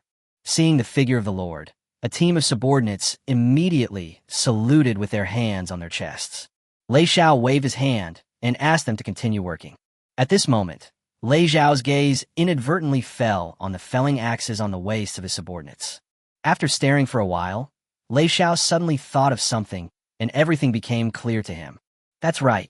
Although this crude lumberjack axe doesn't meet the standards of a first-level weapon, from another perspective, it can also be considered a weapon. So, can be upgraded as well. Lei Xiao's eyes lit up, and he immediately got up and returned to his mansion, ready to test his guess. If these tools can really be upgraded, then once a qualitative change occurs, it is possible that it will be upgraded to iron or copper products. Decompose the upgraded tools through the storage space. Can't the resource problem of iron and copper be solved smoothly? With great excitement, Lei Xiao started making it immediately. You consumed 1 wood and 1 stone. Rough logging axe is being made. Please wait. Congratulations, you have obtained the rough logging axe. Lei Xiao threw the lumberjack axe directly into the storage space and began upgrading it. Congratulations, your rough logging axe has been upgraded to rough logging axe 105. Wow, I can actually upgrade. Although this time it was only a quantitative change, Lei Xiao was still very excited. This shows that my idea is obviously feasible. Try to decompose it again. You disassembled 105 rough logging axes and obtained 105 pieces of wood and 105 pieces of stone. It is the same material as that required for production, and there is no loss after decomposition. With excitement on his face, Lei Xiao couldn't help but start dancing. Since the wooden box used as a storage space had been placed at the door of the Lord's mansion, his sudden action scared Gang Song and others who had just unloaded the wood and were walking back. Looking at the Lord's unfathomable soul dance, the group of people were simply stunned, and they all cast even more awed glances at Lei Xiao. By the way, after that, Lei Xiao made several rough logging axes, rough stone pickaxes, and rough sickles. Unification began to upgrade. Congratulations, your rough logging axe has been upgraded to rough logging axe 105. Congratulations, your rough logging axe has been upgraded to refined logging axe. Congratulations, your rough stone pickaxe has been upgraded to rough stone pickaxe 99. Congratulations, your rough stone pickaxe has been upgraded to a refined stone pickaxe. Congratulations, your rough scythe has been upgraded to rough scythe 102. Congratulations, your rough scythe has been upgraded to refined scythe. Lei Xiao looked at the 3 types of tool weapons that could be made at present, one of which had undergone a qualitative change, and nodded with satisfaction. Immediately afterwards, Lei Xiao's heart moved slightly, and a brand new felling axe with obviously much more refined workmanship appeared in his palm. Feeling the heavy weight of the thick axe body, Lei Xiao noticed with delight that, just as he expected, the axe head had changed from stone to metal. No hesitation, just decompose it. You disassembled the exquisite logging axe, and obtained 1 wood and 1 iron ore. You decomposed the exquisite stone pickaxe, and obtained 1 wood and 1 iron ore. You decomposed the exquisite scythe, and obtained 1 wood and 1 copper ore. Hearing the pleasant prompt, Lei Xiao's face was filled with uncontrollable joy. Now, the problem of copper ore and iron ore has finally been solved perfectly. Chapter 16 in the Dense Forest. After this, Lei Xiao immediately began to produce in large quantities crude logging axes and crude sickles. The proportion of qualitative change and quantitative change is approximately half each. The resources required for the next upgrade will be 500 units of iron ore and 500 units of copper ore. Therefore, Lei Xiao simply set the production quantity of logging axes and sickles to 1,200 each. In this way, after qualitative change and decomposition, it can meet the upgrade requirements anyway. The current magic circle production speed of a level 3 Lord's Mansion is 5 per minute. So, it will take about 8 hours before we can start upgrading the 4th level Lord's Mansion. Thinking of this, Lei Xiao nodded with satisfaction. At this stage, other lords are extremely short of even level 1 resources. I have already taken another big step forward and solved the problem of level 2 resources. Although compared to the beginning, the time consumed was slightly longer. It can be calculated based on the general time required to collect stone. Even if we directly send farmers to mine the minerals, we cannot achieve this speed. What's more, after the quantitative change tools are decomposed, they can obtain 100 times the basic resources before manufacturing. Therefore, this method is obviously a profitable business. Just as Lei Xiao was thinking of this happily, 2 black shadows suddenly appeared in front of him like ghosts, startling him so much. When I looked carefully, it turned out to be Nanxing and Manhwa. Your Excellency, when my sister and I were observing the terrain at the entrance to the safe zone, we sensed a faint energy fluctuation not far away, as if a fight was taking place. Moreover, this energy fluctuation is very weak. It is obviously not from Yuji Senpai. Nanxing touched his chest and saluted with a serious face, while Manhwa beside him also nodded. Do you mean that there are other people near the territory? Hearing this, Lei Xiao immediately became alert and asked, That's right, Lord. It is up to you to decide how to proceed.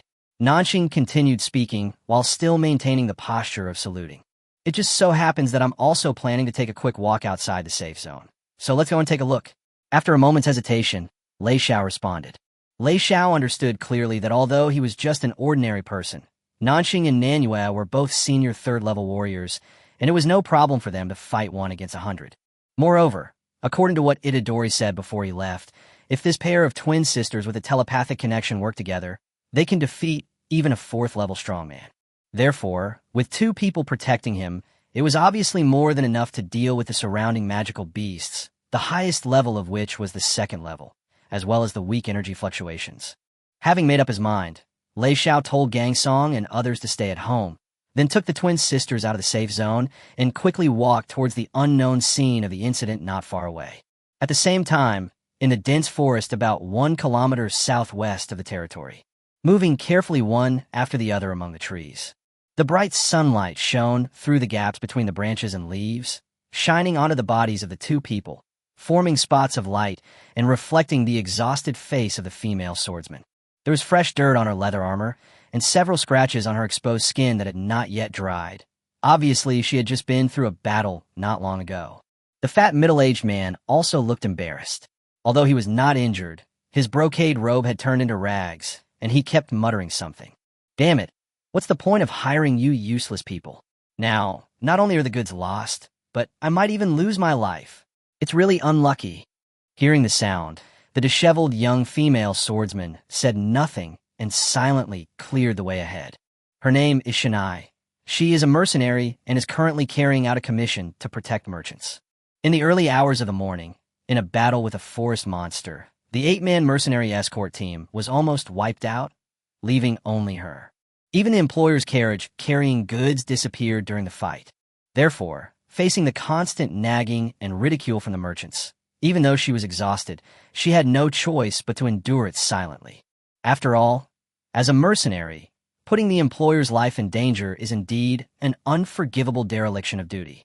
As the merchant walked slowly, the two of them had not walked very far. Without any warning, a huge object suddenly rolled down from the big tree in front and hit them right between the two of them.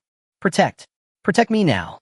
Looking at the terrifying black shadow falling down, the unsuspecting businessman was so frightened that he collapsed to the ground and almost fainted. A first-level 8-star magical beast, the black steel spider. With a solemn expression, Shania immediately stood in front of the merchant with a sword in hand, not daring to be negligent in the slightest. She is a first-level 7-star sword fighter, and the opponent's strength is undoubtedly above hers. The most important thing is that the shell of this giant spider is just as its name suggests, even harder than some second-level monsters, making it extremely difficult to deal with. However, when he got closer, Shania discovered that there was an imperceptible arrow hole in the spider's head, and it was obvious that it had been killed by a single shot. Amazing! To be able to cause this kind of damage, it must be at least a second-tier, no, a third-tier crossbow, right? Seeing this scene, Shania's lips opened slightly, and he couldn't help but exclaim in surprise. For her, a third-level weapon is definitely out of reach. You know, even their famous mercenary leader only uses second-level weapons. In addition, this level of accuracy is extremely rare. The person who took action must be a very powerful person. But as soon as the thought changed, Shania felt a chill down his spine again. If the vicious spider had not been shot, she and her employer would probably have become each other's meal. At this moment, the bushes not far away moved slightly, attracting Shania's attention again. A young man with a sharp knife on his waist and a short-haired girl wearing black tights and holding a powerful crossbow have already pushed aside the weeds and appeared in front of her. The people who came were Lei Xiao and Nanxing. As for the spider, just now, Nanxing shot it down only after Lei Xiao's consent. As for Nanyu, Lei Xiao has ordered her to be his trump card and hide in the dark to prevent other emergencies. Looking at the shining high-end weapon in Nanxing's hand with envy, Shania licked his cracked lips and was about to step forward to thank him. But he saw that his employer, who had been lying on the ground unable to move just now, had already run over with a smile on his face. Although the fat employer is just a businessman, he can see that the person coming is definitely a powerful person. If you don't embrace this super thigh that has come to your doorstep now, when will you? Chapter 17. Qi Condensation Pill. Looking at the fat middle-aged man, smiling like a flower, running towards me. The corner of Lei Xiao's mouth twitched slightly. Eye-catching scene I have ever seen since I traveled through time. Through analyzing Nanxing's clothing and appearance, Lei Xiao has roughly determined the identities of the two.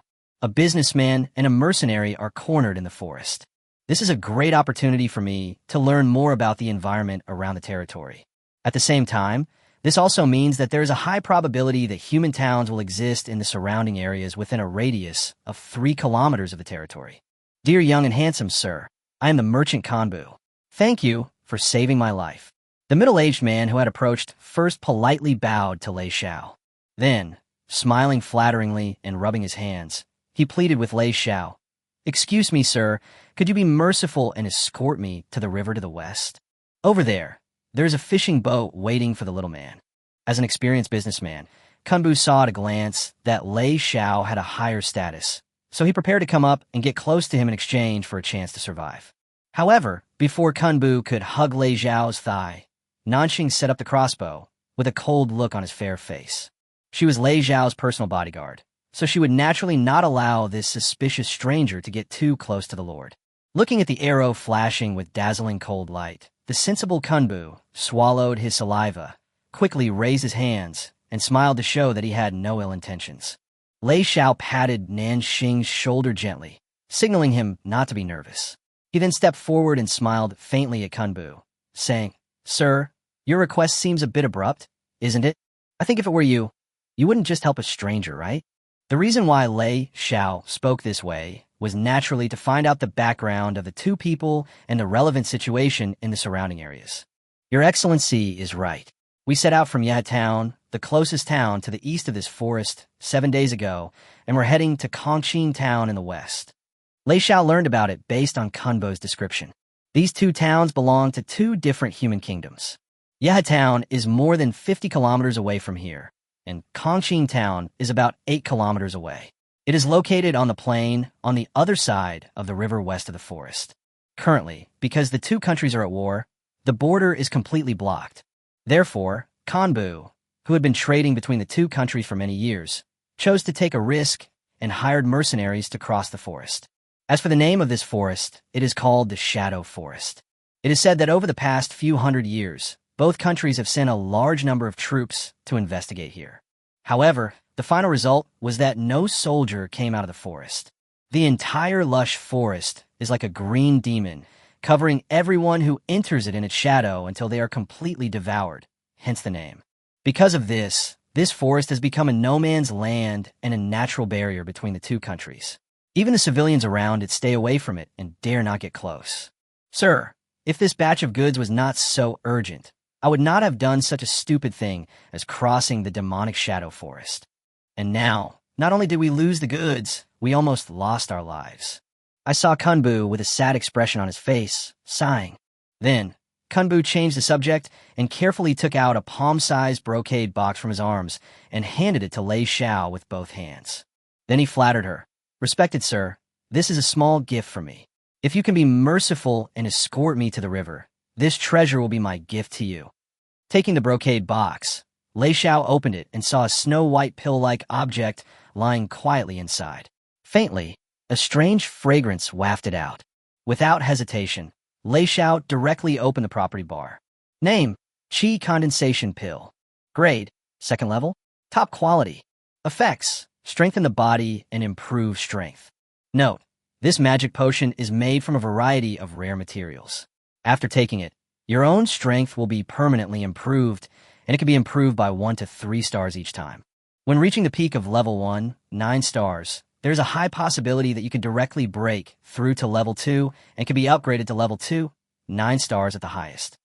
2nd level magic potion, Qi Condensation Pill. When Shanai, who was standing aside, saw the items in Lei Xiao's brocade box, he swallowed involuntarily. In this world, potions are a very rare luxury. Generally speaking, its price is at least 10 times higher than weapons of the same rank, and she has only seen it once. With just this one coin, I'm afraid I can buy a 2-story house in the center of Confronting Town. After checking the properties, Lei Xiao was immediately delighted. There are no restrictions on the function introduction. This undoubtedly means that he can obviously take this potion as well. The most important thing is that next to this magic potion, 3 small words upgradable appeared. Not bad, I'll take it. Lei Xiao suppressed his inner excitement, nodded calmly, and said, "Nanxing, then you can see these 2 off." After a pause, Lei Xiao whispered in Nanxing's ear, "If you encounter a strong enemy, don't get entangled, just retreat." "Yes, sir." Nanxing touched his chest and saluted, then turned to Kunbu and Shanai and said expressionlessly, "Let's go." "Thank you so much, sir." Kunbu's fat face was full of joy of surviving the disaster, and he kept thanking. Shanai, who was standing aside, also bowed deeply to Lei Xiao silently, then followed Nanxing away. Not long after, until the 3 figures completely disappeared, Nanyu, who was hiding in the dark, reappeared in front of Lei Xiao. Nanyu opened her mouth as if she wanted to say something, but when her starry eyes met Lei Xiao's, she swallowed her words back embarrassedly.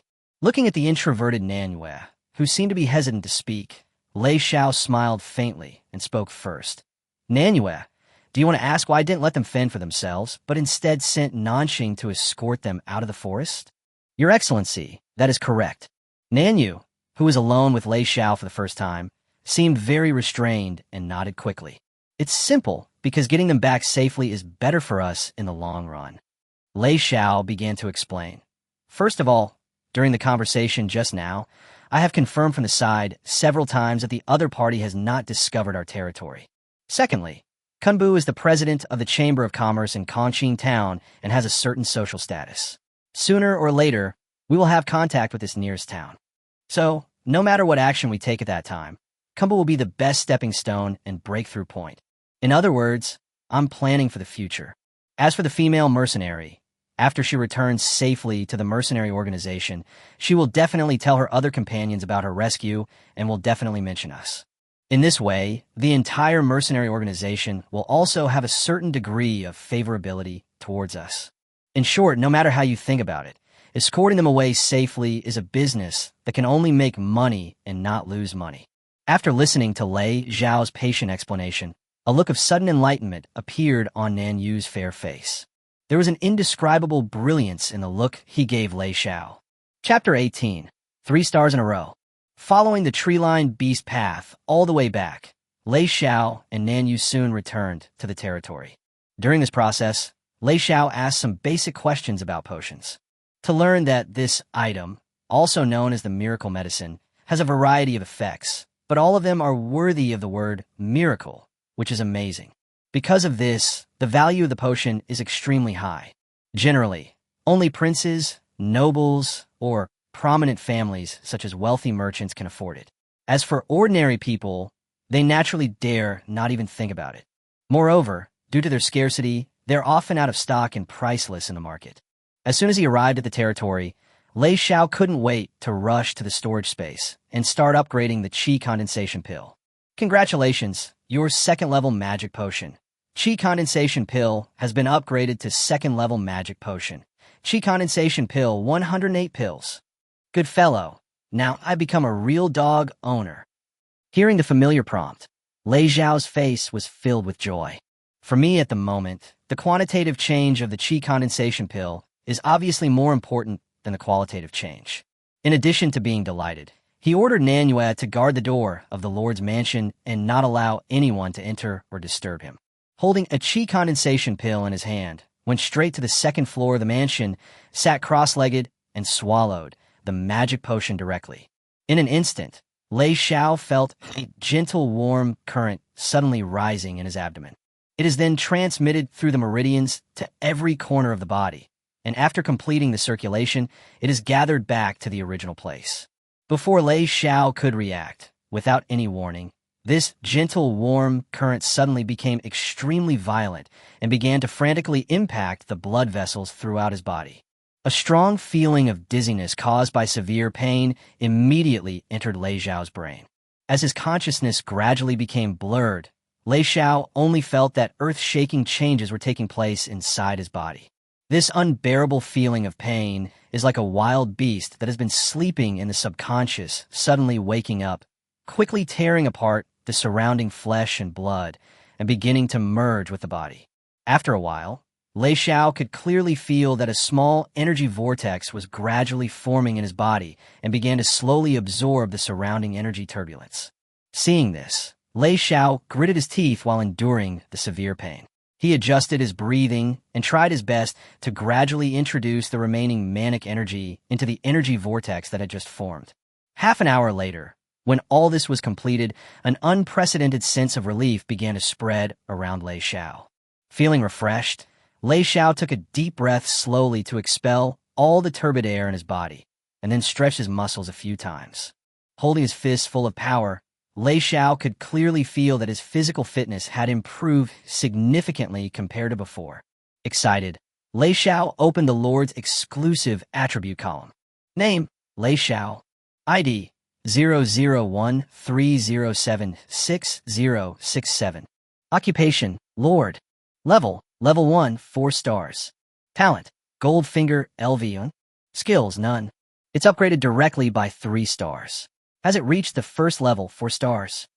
Lei Xiao grinned, took 2 steps at a time, and jumped over the wooden guardrail beside the stairs, jumped directly from the second floor, which was several meters high, and landed steadily in the reception room on the first floor.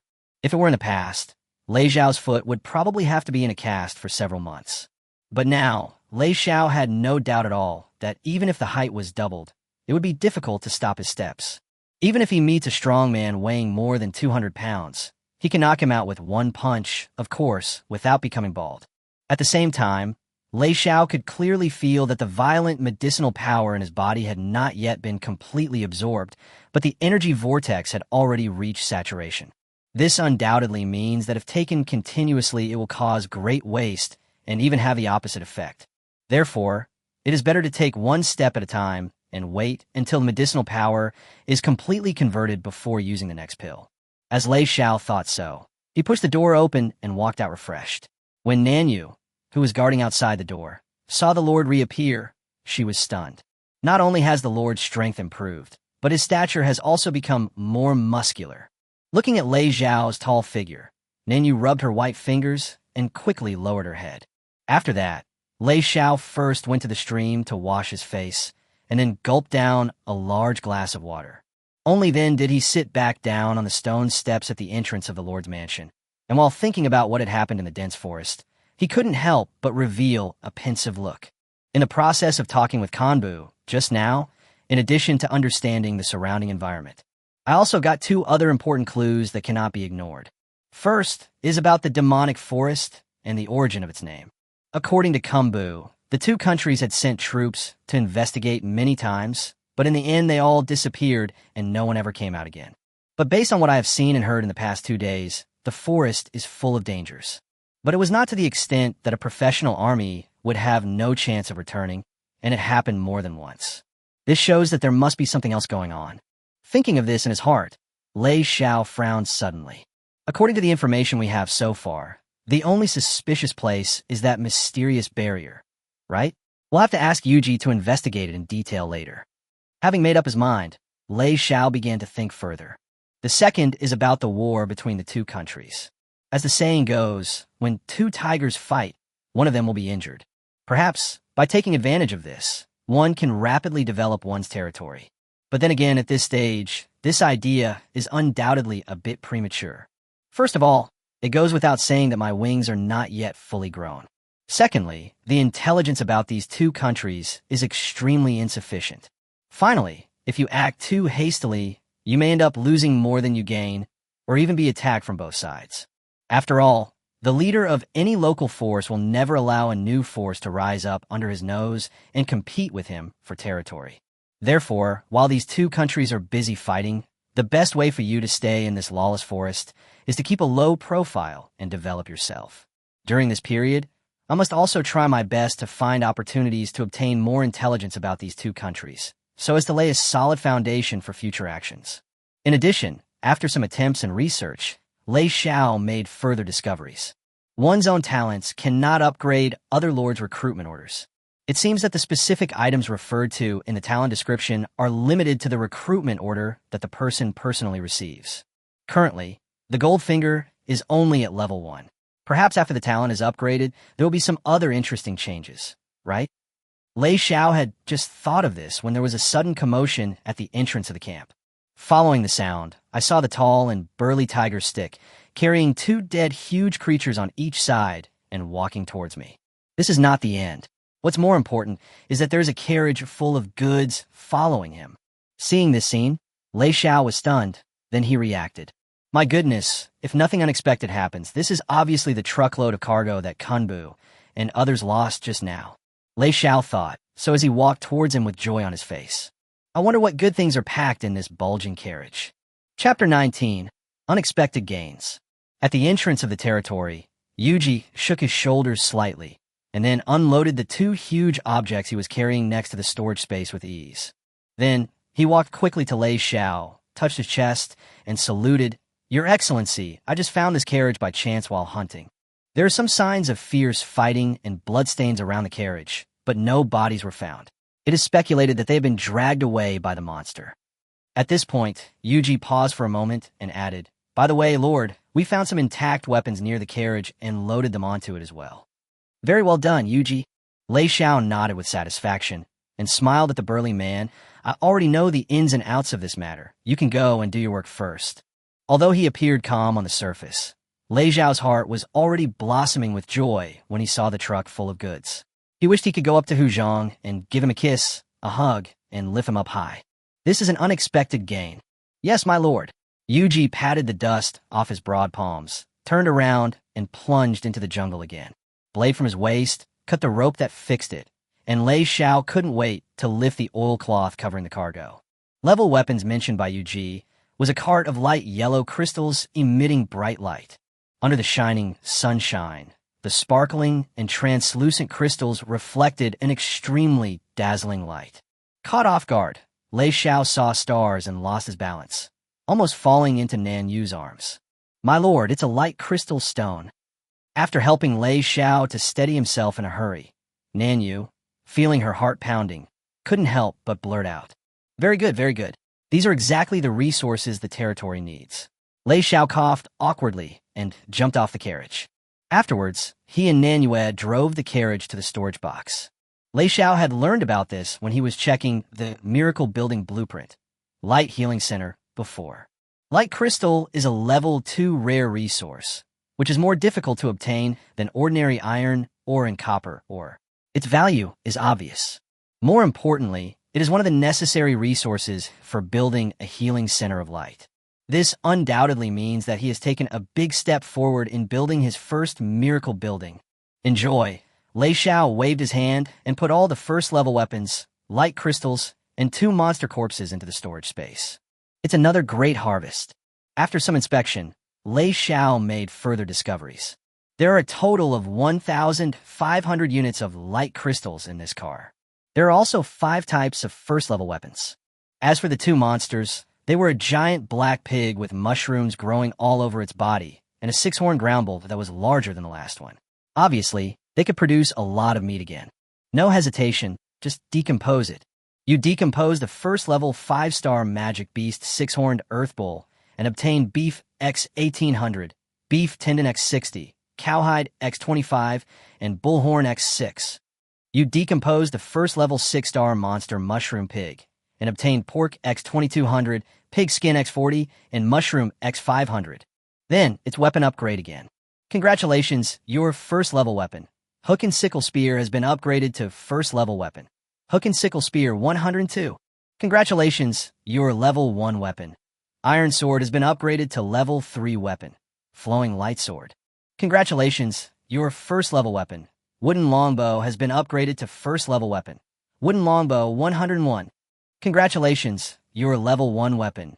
Book of Healing has been upgraded to level 3 weapon. Book of Life. Congratulations, your level 1 weapon. Iron Dagger has been upgraded to level 3 weapon. Ice Dance Blade. Another 4,000 units of meat, 3 types of 3rd-tier weapons, and more than 200 1st-tier weapons. Speaking of which, 500 units of edible mushrooms were actually decomposed from this pig. This is really ridiculous. After closing the storage space, Lei Xiao, full of joy, returned to the old place and sat down on the stone steps in front of the Lord's mansion. While feeling the refreshing breeze on his face, he opened the function interface. Now that the meat has arrived, it is naturally time to settle the wages of other lords. I provide the meat, and you work hard to obtain resources. I solve the problem of upgrading the mansion, and you solve the problem of eating. We are fair and honest, and it is clean and hygienic. However, Lei Xiao still did not place the transaction directly, but first entered the chat channel to check out the current status of other lords. You have entered channel 000217. Brother Meng, is there anyone who can organize 4 farmers to go hunting? Can they defeat the monster this time? Come on, someone brave enough. Lead the way for everyone. Bullshit, why don't you just go out? Ning is such a clever little ghost, disdain. Anyway, I'm not going out. I'll call 2 subordinates tomorrow and add me to form a 7-brother group. Wouldn't that give me a better chance? That's right. It's so dangerous to go out. I haven't eaten for a whole day and night. I'm still chopping trees with the farmers. I'm just losing weight. The person above, I have a friend who had the same idea as you. He is now dead and has passed away peacefully with his box weighing 5.5 kilograms. I'm so hungry. I'm beginning to miss the meat that Boss Xiaoshan gave me. It's the first day I can't see Boss Xiaoshan. I miss him, poor him. I strongly request that Mr. Xiaoshan stock up. Yesterday, there were only 2 peasant ladies surrounding me asking for food, but now there are 4. After seeing the chat content, Lei Xiao smiled helplessly, although the number of subordinates doubled on the second day.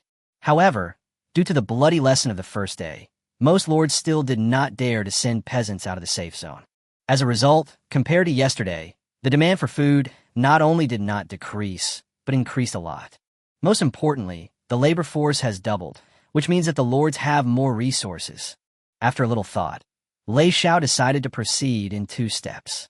Since he is highly anticipated in the chat area, the first step is naturally to show up in real life and use a little bit of conscience to gain favorability. Now, I have 2,900 units of beef and 2,200 units of pork, enough to switch between the 2 roles with ease. As for the last few hundred units of snake meat, leave them for the subordinates to eat. Having made up his mind, Lei Xiao did not speak in the channel. He directly put 200 portions of beef on the trading center according to yesterday's price. Lei Xiao clearly understood that taking action was the best expression. The lord who grabbed the meat would naturally help promote himself in the chat channel.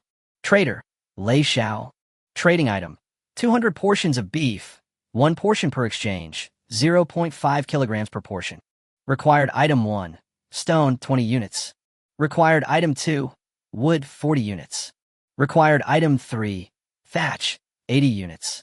As expected, as soon as the trading center was refreshed, when the lords who were squatting inside to grab food found the 200 pieces of meat put up for sale by Lei Xiao, all the chat channels became lively again. Chapter 20.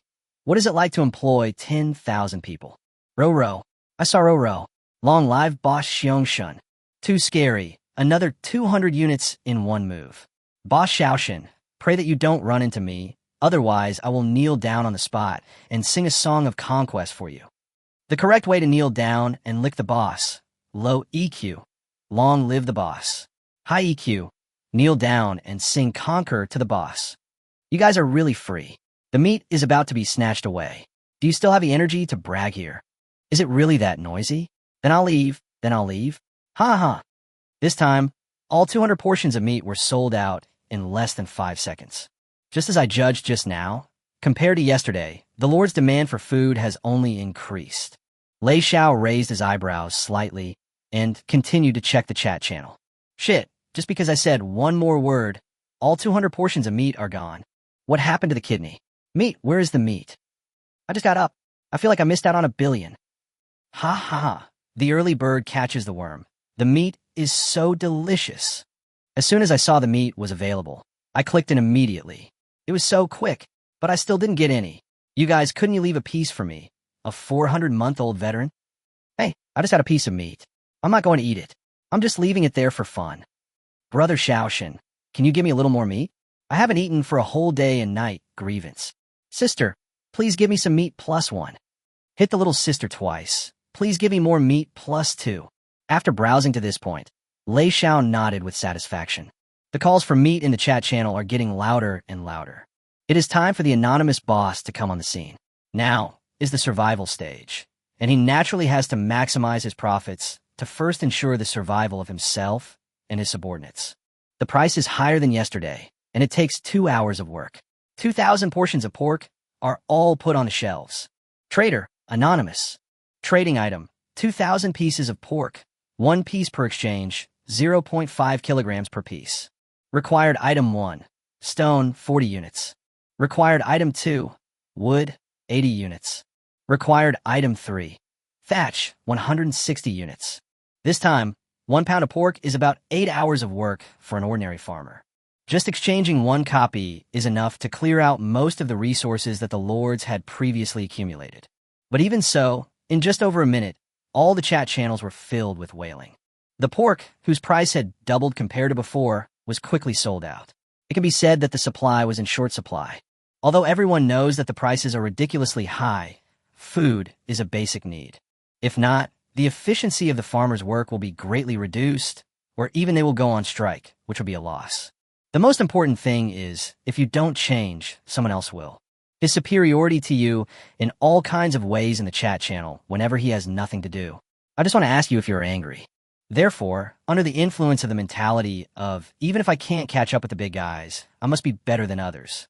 Smart people complain on the surface in the chat channel and say they're determined not to change, but secretly, they change faster than anyone else with a little movement. Those who blindly followed the trend and did not change in the end will undoubtedly become the ones who take over at the bottom. Of course, in Lei Xiao's eyes, there is no essential difference between these clever people and those who blindly follow the trend. The only difference is how fast the leaks grow. Not long after, Tiger Stick, who had returned from hunting for the second time, came to Lei Xiao again, carrying 2 larger mushroom pigs. You decompose the first-level 6-star monster mushroom pig and obtain pork x 2400, pig skin x 50, and mushroom x 600. You decompose the first-level 6-star monster mushroom pig and obtain pork x 2600, pig skin x 60, and mushroom x 700. And in the third time, he easily brought back 2 more. This made Lei Xiao suspect that Tiger Stick might have dug a pigsty. You decomposed the first-level 6-star monster mushroom pig. As Lei Xiao wandered around the storage space and trading center, the morning passed in the blink of an eye. Gradually delivered a total of 12,000 portions of pork to the trading center. In the end, an incredible amount of 328,000 units of wood, 320,000 units of thatch, and 240,000 units of stone were exchanged. The quantity of pork skin and shiitake mushrooms also increased to 260 units and 3,100 units respectively. It seems that we will not be lacking these basic resources for a while. Lei Xiao smiled contentedly and closed the function interface. Lei Xiao clearly understood that if the calculation was based on each person exchanging 1 portion of pork, just by doing this, he was making 12,000 lords work for him for 8 hours at the same time.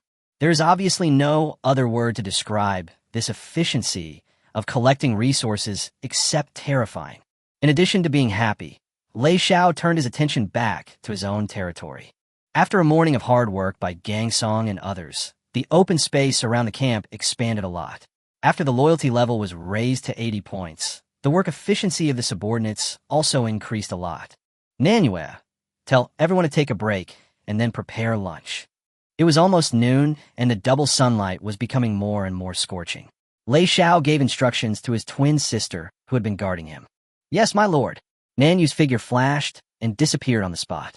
Not long after, wisps of smoke began to rise in the camp. Nanxing, who escorted the merchants and mercenaries, and Hu Zhang, who was carrying 2 pigs again, also returned to the territory one after another. Your Excellency, the escort mission has been successfully completed. As soon as he arrived at the camp gate, the dusty Nanxing immediately stepped forward and began to report to Lei Xiao. My lord, just as you expected, that cunning merchant has asked us several times, intentionally or unintentionally, why we appeared in the forest.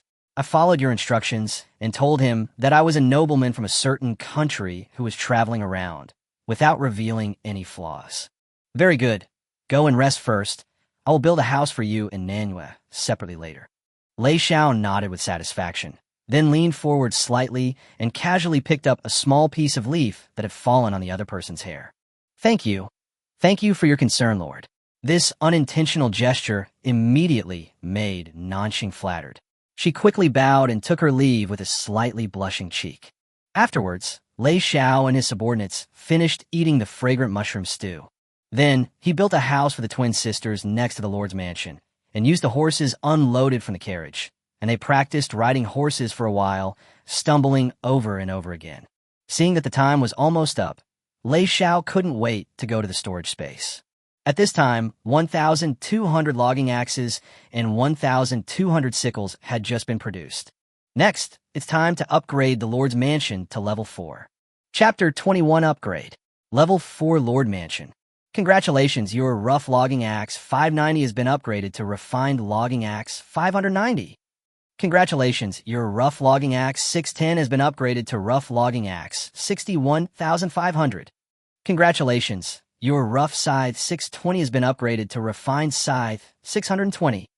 Congratulations, your rough scythe 580 has been upgraded to rough scythe 58,700. You disassembled 550 exquisite logging axes and obtained 550 pieces of wood and 550 pieces of iron ore. You disassembled 61,500 rough logging axes and obtained 61,500 wood and 61,500 stone. You decomposed 550 exquisite size and obtained 550 pieces of wood and 550 pieces of copper ore. You decomposed 58,700 rough size and obtained 58,700 wood and 58,700 stone. After a refreshing upgrade and decomposition, Lei Xiao breathed a sigh of relief, his surprise evident on his face.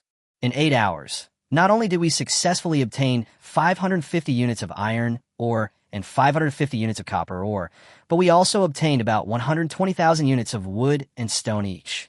As for the extra exquisite axes and sickles, they will naturally be replaced for Gangsong and others. With better tools, work efficiency will be further improved. Except for thatch, the problems with level 1 resources and level 2 resources copper and iron have been completely solved for the time being. Excited, Lei Xiao was about to start manufacturing again, but was reminded that the manufacturing magic circle in the mansion could only work for a maximum of 8 hours a day. Not bad. At least at this stage, we can stably produce 500 to 600 units of copper and iron ore and about 120,000 units of wood and stone every day. Hearing the sudden reminder, Lei Xiao did not hesitate, but could not wait to proceed to the next step and upgrade the mansion.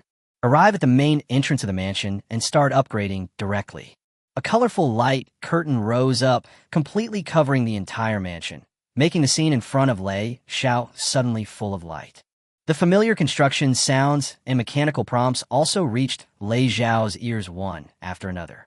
You consumed 18,000 wood, 9,000 thatch for 1,500 stone, 500 iron ore, 500 copper ore.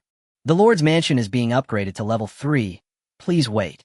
As the sound rang out, Lei Xiao simply sat on the ground and admired the dreamlike and gorgeous scene before him. Time passed quickly, and the upgrade process was not as long as Lei Xiao thought, and the prompt sound soon sounded again. Congratulations, your Lord's mansion has been upgraded to LV4. Congratulations, you have unlocked the talk function. When the colorful light curtain gradually faded and turned into star-like energy particles that merged into the air, Lei Xiao noticed it. The Lord's mansion was upgraded to level 4, and its overall structure was larger than before. From the appearance, it has obviously become more solid. Basically, it changed from a wooden structure to a mixed structure of stone and wood. In particular, the main gate of the mansion was replaced with a sturdy and safe metal door. Lei Xiao couldn't wait to push the door open, and after walking around inside and outside, he nodded with satisfaction. In addition to adding some new furniture, a new room was added upstairs and downstairs. The first floor houses the Lord's office, a small banquet hall, and a reception room. The second floor houses the bedroom, study, and a separate dressing room. The structure is solid, the layout is reasonable, and the functions and uses of each room are becoming more and more perfect. When Lei Xiao reached this point in his admiration, the prompt sounded again. Dear Lord, congratulations. You have become the first Lord in the world to upgrade his mansion to level 4. I will be announcing it to the world soon. Would you like to make your name public? Lei Xiao hesitated for a moment, then replied casually, not open to the public. Since in recent times, I have appeared as a black-hearted big investor in exchange for massive resources. Then, it is natural that the anonymous boss upgraded it to a level 4 mansion. This way, everything will seem more logical. Let this fictional identity attract everyone's attention once again. Immediately, a sudden thunderclap exploded in the ears of the billion lords. Congratulations to the anonymous lord, the first in the world to upgrade his lord's residence to level 4. Reward: 1 piece of random level 4 equipment and 1 blueprint of random level 4 equipment. As soon as the prompt sounded, no matter it was the regional channel of their own country or the regional channel of a foreign country, all the lords put down their work and started to refresh the screen frantically. The domestic lords were relatively normal. After all, after Lei Xiao's efforts for a whole morning, everyone saw the anonymous big dog owner who was constantly accumulating massive resources in the trading center. More or less, everyone is mentally prepared. In addition to various complaints about the high price of meat and evil people's hearts, there is also more excitement and excitement in the words. No matter what, the third world number 1 is firmly in the hands of Daxia. For a time, The anonymous boss's reputation was at its peak. However, a considerable number of foreign channels present a completely different picture. The mainstream content is full of sarcasm and resentment, and what comes out of the words is a strong sense of sourness. Of course, there were also quite a few friendly countries who cheered loudly and clapped their hands in approval. Lei Xiao, the instigator who caused the collective commotion of 1 billion lords, had already jumped up and down to the storage space to claim his reward. Congratulations, you have obtained the 4th level accessory, Guardian of the Southern Cross. Congratulations, you have obtained the level 4 shield blueprint, Gaia Shield. It's actually a 4th level accessory. Lei Xiao raised his eyebrows, his face full of curiosity. Apart from weapons and armor, this is undoubtedly the first other equipment he has obtained. Then let me take a good look at the 4th level accessories in this magical world and see what exactly is different about them. As Lei Xiao thought so, he walked to the storage wooden box, gently turned his palm up, and a pendant inlaid with an oval dark blue gem appeared in his palm. The style of this pendant is extremely simple, with only a seemingly ordinary silver metal chain and no other decorations. However, the crystal clear, dark blue gem itself is extremely eye-catching. There's a golden energy flowing faintly in it, just like the deep starry sky, which makes people feel relaxed and happy. While marveling at the weight of the pendant in his hand, Lei Xiao felt it and opened the attribute column. Name, Guardian of the Southern Cross. Grade, Level 4. Epic Purple. Defense Strength, none. Additional effect, Star Guardian, resist 1 fatal injury below Level 4. Charging time, 24 hours. Note, rumor has it that this pendant is made of meteorite fragments from outer space and was once one of the royal treasures of a certain country. It can automatically gather the power of the stars and completely resist a fatal injury for its wearer at a critical moment. Wow, this is a life-saving device that is essential for home and travel, and it can be effective once a day. Looking at the text description on the attribute column, Lei Xiao was surprised and began to jump for joy. Chapter 22, Blessing of the Southern Cross. Delighted, Lei Xiao upgraded without hesitation.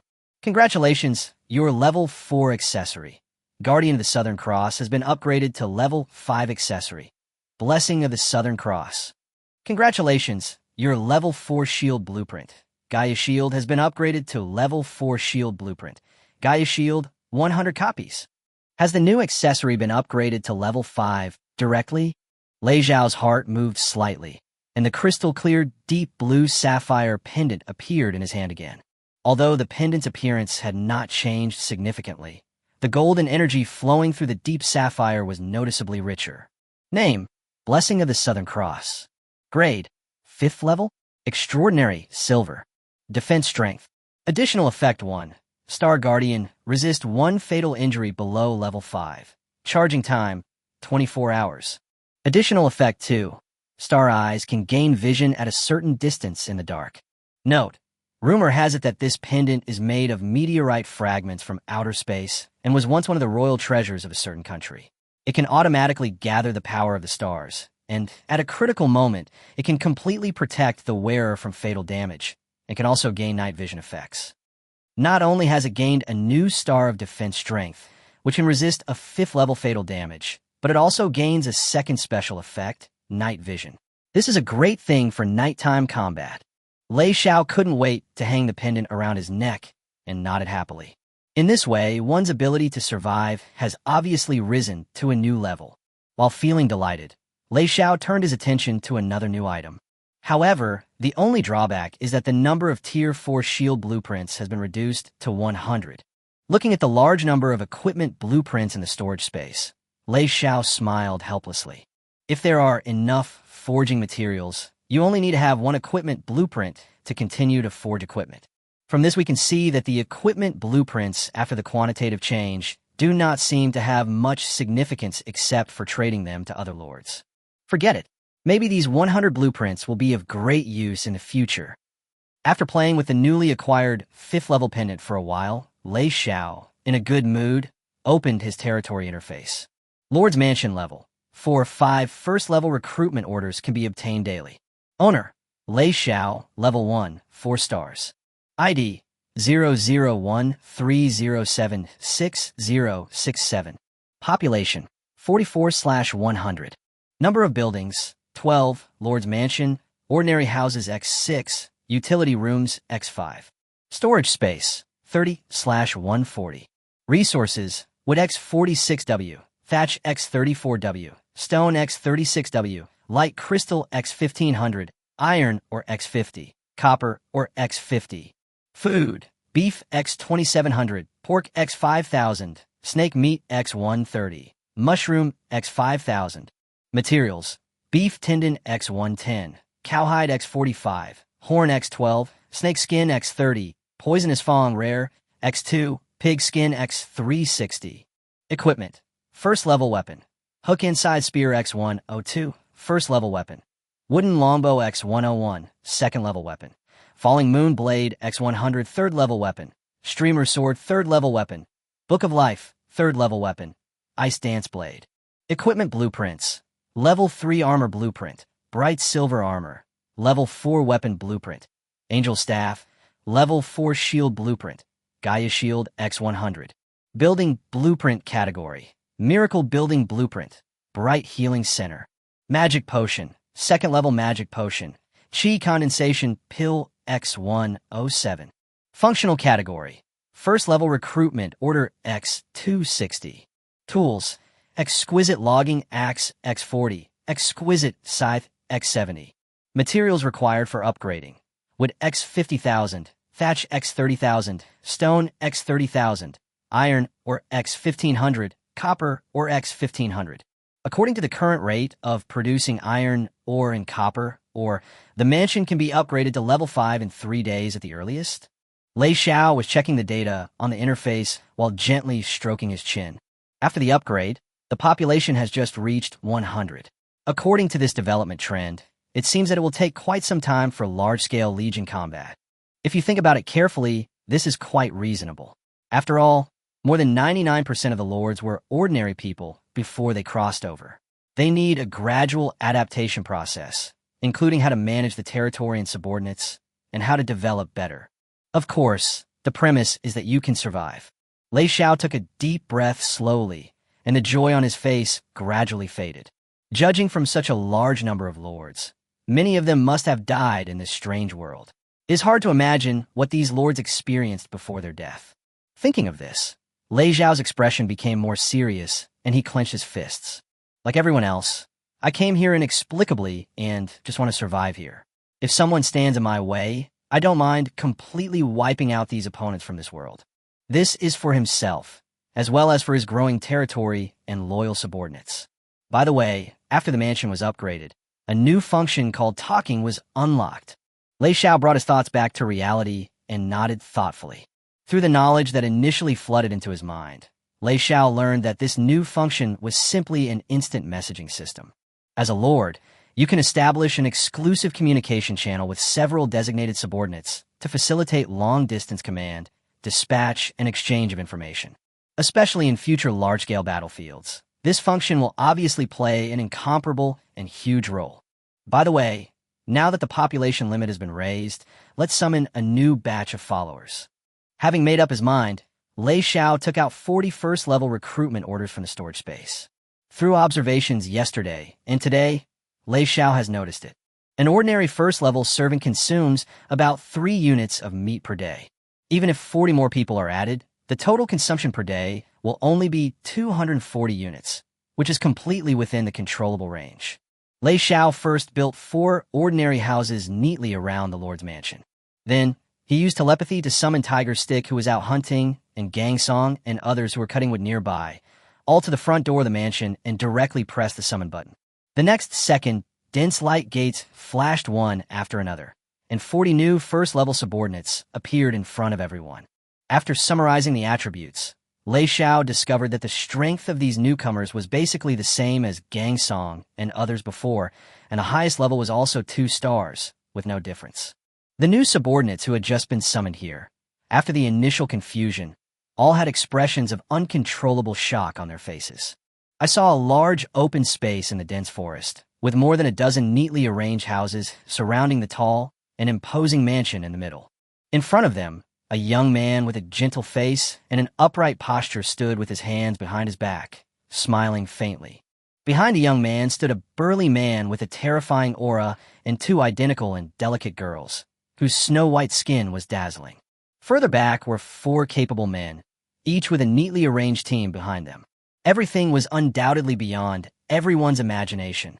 At the bottom of society like them originally thought that after accepting the summons, they would be in danger of death, and they would have to sleep in the open and not have enough food, not to mention the possibility of going hungry. But I didn't expect that I would be so lucky to come to such a magical place that I couldn't even dream of. Realizing this at the same time, the new subordinates were delighted and immediately lowered their heads, vying with each other to offer their loyalty to Lei Xiao. Chapter 23. Between the Bonfires. Looking at the excited new subordinates, before Lei Xiao could speak, the reminder sounds rang one after another. Congratulations, your subordinate. The first-level 2-star Hunter Chu Rong has developed an extreme admiration for you, and his loyalty has increased by 25 points. Currently, it's 75 points. Congratulations, your subordinate, Hong Lian, a 2-star first-level peasant, has developed an extreme admiration for you, and his loyalty has increased by 25 points. Currently, it's 75 points. Congratulations, your subordinate. Okay, everyone please stand up. Hearing that the loyalty of the newcomers had directly increased by 25 points, Lei Xiao nodded with satisfaction. As you can see, my territory has developed quite well. At least I have enough food and clothing and no longer have to worry about making a living.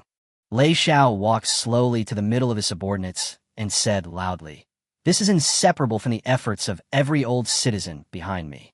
Without their hard work, there would be no territory today. They're your predecessors and also your role models." Having said that, Lei Xiao turned around and glanced at Tiger Stick, Gang Song, and the others, then continued, "Remember, this territory has never belonged to me alone, but to everyone here. I hope that the territory can become your home, and I also hope that the territory can be your backing. Only when the territory becomes stronger can we stand firm on this land. I believe that as long as we work together, we can survive in this strange land and live a better life." Lei Xiao's tone became more passionate and his voice became sonorous and powerful. "Everyone, whether you're new or old, since you have come to the territory, you are an indispensable part of the territory. The future of the territory will definitely change because of your arrival. As your lord, on behalf of all the old citizens in the territory, I welcome you to join the territory and fight on the same front with us. I am willing to serve you till my death." After Lei Xiao finished speaking, the faces of his new subordinates were filled with enthusiasm, and they couldn't wait to get down to work. The elderly people who were praised were all very happy and instantly forgot their previous fatigue. "I look forward to each of your future performances." Lei Xiao looked at the scene, which suddenly became lively, and nodded with satisfaction. "Wow, I didn't expect that all the toxic chicken soup and corporate culture that I heard from my boss every day in the company in my previous life would end up being used here." Next, the 10 newcomers were divided into groups and assigned to teams led by 4 captains, including Gang Song, and the refined tools that had been retained were distributed. Seeing that the 2 suns, one big and one small, were about to set in the west, Lei Xiao pondered for a moment and announced that the work for the day would be over. The old subordinates first take the new subordinates to familiarize themselves with the territory, and then hold a bonfire party in the evening. It's still the same as yesterday. Whether it's barbecue or stew, you can cook whatever you want to eat. As long as it's available in the territory, there are enough ingredients, so you can eat as much as you want. In this way, while enhancing the relationship between new and old subordinates, you can also show the strength of the territory to the newcomers and strive to increase the loyalty of another wave of new subordinates. After hearing Lei Xiao's words, nearly 100 subordinates around him immediately cheered, "Long live the Lord," and began to rejoice. Especially the newcomers. They were in a state of confusion and bewilderment throughout the whole process. "I just arrived at the territory, and I haven't even put in any effort yet, but I'm already preparing for a feast? Happiness comes too suddenly. Could it be that this is the legendary enchanted area, Peach Blossom Land? The lord in front of him who looks so handsome. Could he be the Peach Blossom Fairy? No, the lord is a man. He should be a Peach Blossom boy. No, he should be an immortal." Immediately, following Lei Xiao's order, everyone began to work enthusiastically. Night falls quietly, and the bonfire casts a shadow of the moon. The flickering flames rose up, driving away the chill of the night, and making people feel warm. Soon, the aroma of barbecue with a taste of fruit would fill the lively camp, making people salivate and want to feast on it right away. Next to the campfire in the middle, Lei Xiao sat cross-legged on the ground, concentrating on roasting the big skewers of meat in his hands. As the fire was very strong, the skewers were roasted to a charred black by the time he lowered his head to drink a sip of water. This accidental scene made Nanxing and Nanyue, who were sitting on Lei Xiao's left, couldn't help but laugh secretly, but they didn't notice the ash on their fair faces at all. The twin sisters are skewering mushrooms and wild vegetables. They obviously prefer vegetables to meat. On Lei Xiao's right-hand side was the tall and strong Hu Zhang. He grabbed a piece of tender meat steak and began to roast it casually over the fire. Under the reflection of the scorching fire, the surface of the steak had just turned slightly brown when Tiger Stick put it directly into his mouth and began to chew it with big mouthfuls. Noticing the vigorous way Tiger Stick was eating, Lei Xiao smiled helplessly. This guy is definitely a good material for a food show. Looking at Tiger Stick's voracious appearance while eating, Lei Xiao, who was eager to try, originally planned to challenge this wild way of eating. But then I thought again, he is a powerful 5th-level warrior, so there'll be no problem eating like this. As for myself, I'm still not much different from ordinary people, so I'd better eat it well done. After all, this is real monster meat. During the barbecue, Lei Xiao learned more through chatting with Hu Zhang, Nanxing Nanyu, and other subordinates. It turns out that this alien world is vast and boundless, composed of countless continental plates. Each continent is vast, with numerous races living together. Various relics, secret realms, lost treasures, and magical weapons are innumerable, hidden in every unknown corner. The large and small forces above are intertwined. Wars and conflicts are constant, making the lower-class people suffer terribly. However, since the continents are far apart, and there is endless ocean in between, there is almost no connection between them. But what is incredible is that even so, whether it is the monetary system, power system, customs, social structure, or even legends, all the continents are surprisingly similar, as if they were carved from the same mold. Yuji, Nanxing Nanyue, Gangsong, and others, as well as the new people summoned at the end, all come from different regions on different continents. Therefore, like Lei Xiao himself, everyone knows nothing about the alien continent where the territory is currently located. It's unbelievable that this is the case. After listening to everyone's stories, Lei Xiao nodded thoughtfully. That way, things could be explained. At the beginning, I was a little confused about where all the billions of lords had gone. Now it seems that all the lords who have traveled through time are not all crowded on the same continent. Instead, they're scattered across various regions on countless continents in this strange world. From this, we can see that this place is much more vast and complex than we had imagined. And now, I've only just stepped into the tip of the iceberg of this magical world. I wonder how many lords have descended on this continent I'm on? Tens of thousands? Hundreds of thousands? Or more? Thinking of this, a look of anticipation emerged on Lei Xiao's face. But this relaxed expression quickly disappeared. After all, what concerned him most was the nature of 1 billion lords collectively traveling to this different world. There is no doubt that there must be a huge secret hidden behind this that is hard for ordinary people to imagine. Never mind. It's too early to think about this now. I believe that as I move forward, there will be a day when I can figure everything out. For now, let's first think about that mysterious barrier area and how to ensure the safety of the territory after the protective shield fails tomorrow. Lei Xiao just frowned and thought of this when Tiger Stick's eating action suddenly stopped, and he looked towards the direction of the camp entrance with sharp eyes, obviously noticing something unusual. Immediately afterwards, Nanxing and Nanyue also looked stern and made the same gesture. Then, the three subordinates all looked stern and looked straight at Lei Xiao. For a moment, the originally cheerful atmosphere suddenly became extremely tense. Chapter 24. Sudden Crisis. Seeing the three people all with expressions of being ready to face a formidable enemy, Lei Xiao's expression also froze, and he immediately asked, "What happened? Is there a strange and powerful presence around the territory?" "Your Majesty, to be precise, it's not a certain person, but an entire army." Nanxing's fair face was full of sternness, and his brows were tightly furrowed. Yes, this aura is huge and chaotic, although the strength of each individual aura is very limited. When they are gathered together, they present a uniform and cold feeling. It is obvious that this is a force that cannot be ignored. According to my speculation, this should be a professional team that has gone through blood and fire. Yuji focused his mind, sensed the danger approaching, and nodded in agreement. How many people are there? And from which direction are they coming? Lei Xiao's heart began to pound, and the skewers of meat in his hand suddenly lost their flavor. Faced with this sudden life-and-death crisis, Lei Xiao, whose scalp was tingling, first waved his hand to signal Yu Zhang and the other two not to let other subordinates notice it for the time being, and then lowered his voice and said, Lei Xiao clearly understood that before things became clear, it would be better not to cause large-scale panic in the territory. My lord, the number of people is estimated to be between 2,000 and 3,000. Most of them are first-level soldiers, and a small number are second-level. However, we cannot rule out the possibility of third-level warriors. We have not found any above the fourth level.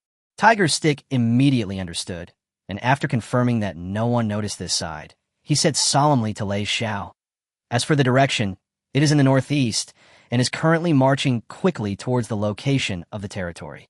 After he finished speaking, Yuji's rough face began to become more solemn.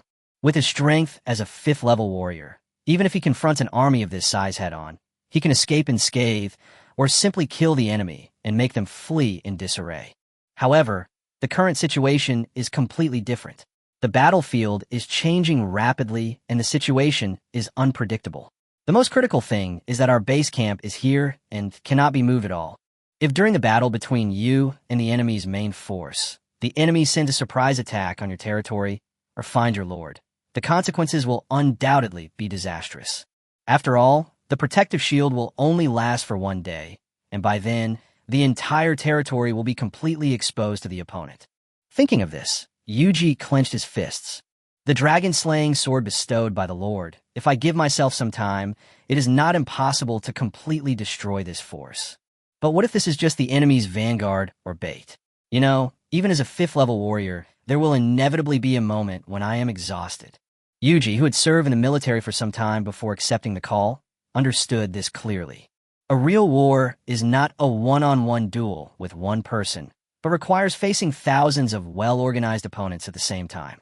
A well-trained and highly motivated army can often exert a terrifying power that is several times or even dozens of times greater than that of an individual. From this we can see that among thousands of troops, no matter how strong an individual is, he is just a drop in the ocean. At most, he can influence some parts of the army, but it is difficult to affect the overall situation.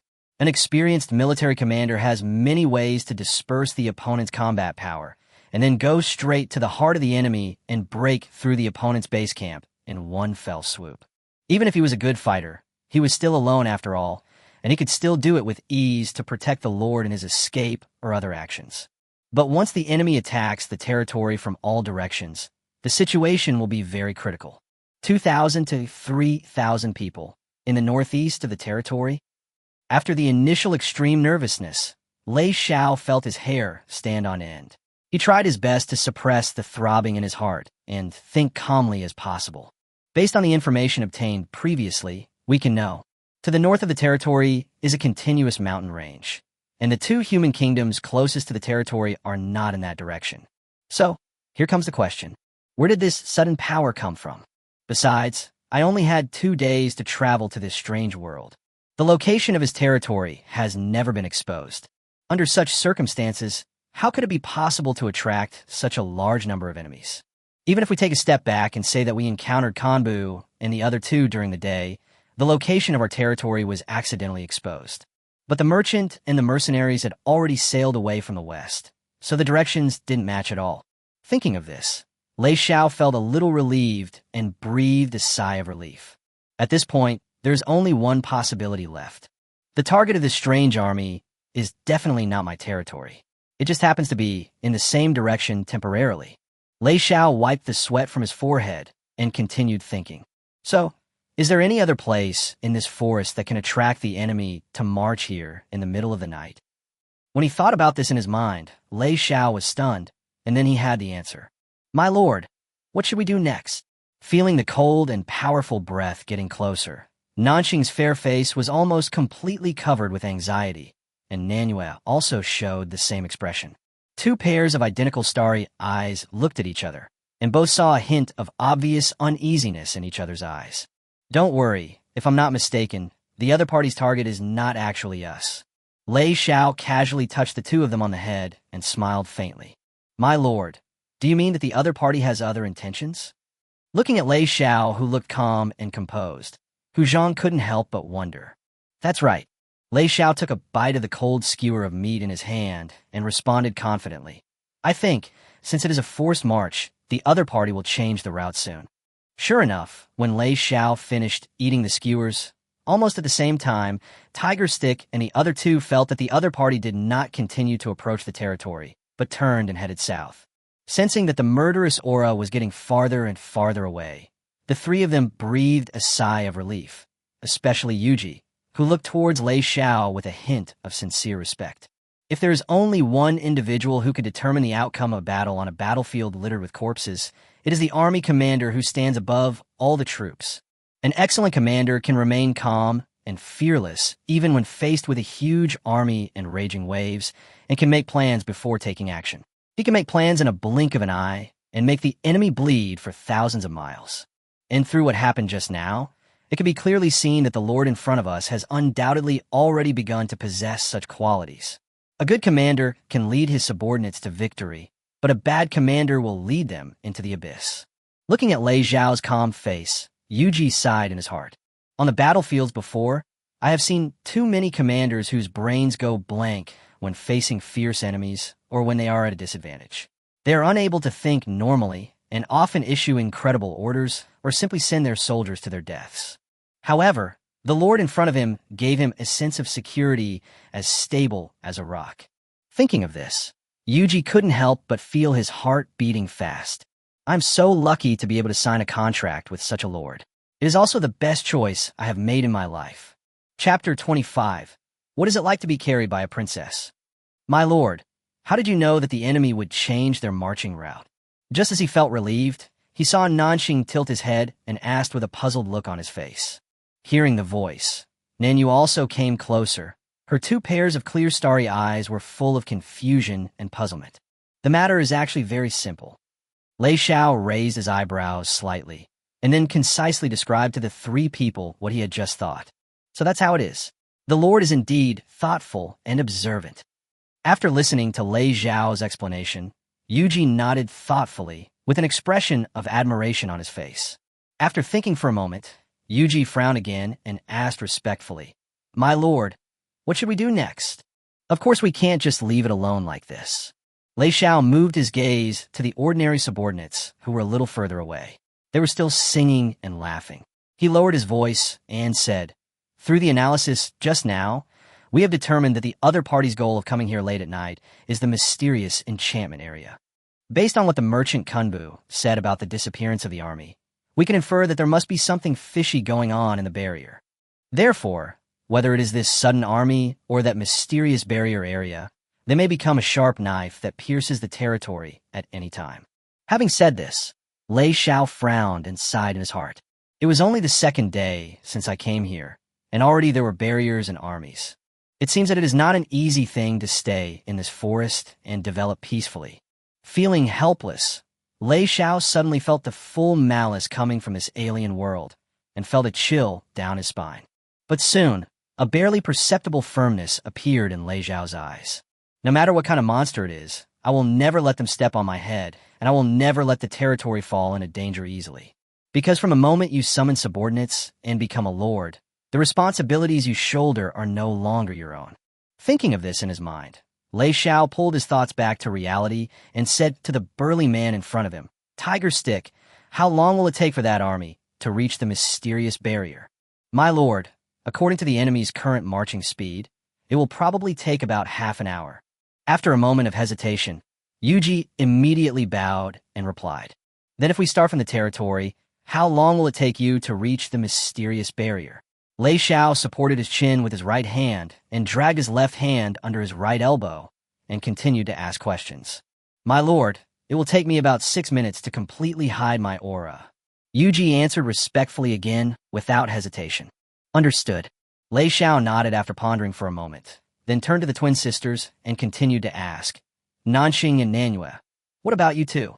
After hearing Lei Xiao's question, Nanxing and Nanyu both touched their chests and saluted, saying in unison, Your Excellency, we too are assassins who excel in agility and stealth. The forest terrain is as easy as walking on flat ground for us two. Therefore, as long as the distance is not too far, we too can barely keep up with Senior Yuji. That's a reassuring answer. Lei Xiao nodded with satisfaction, then smiled faintly and said, In that case, let's go to the barrier first to wait for the other party and see what this army is going to do, and then wait for the opportunity to act. My lord, please let our subordinates do the task of reconnaissance of the enemy. Upon hearing that Lei Xiao was going to go into battle himself, Nanxing and Nanhua said in unison, Don't worry, I know what I'm doing. Lei Xiao stood up from the ground and began to stretch his muscles while thinking secretly in his heart. Judging from the aura, the highest level of the opponent's strongman is at most level 3, while Yuji is as high as level 5. Therefore, with the help of Yuji, he doesn't have to worry about being discovered by the other party, even though he is only at the first level. Moreover, there's Nanxing Nanhua, a 3rd level strongman, and a 5th level accessory, Blessing of the Southern Cross, as a trump card. Therefore, as long as you arrive with your own people in advance and find a best observation spot, it will be as easy as picking up soap while wearing iron underwear, and there will be almost no danger. The most important thing is that both this sudden army and the mysterious barrier area are the most difficult and fatal problems facing the territory at this stage. Being able to observe both in the same place is obviously a great opportunity that you cannot miss.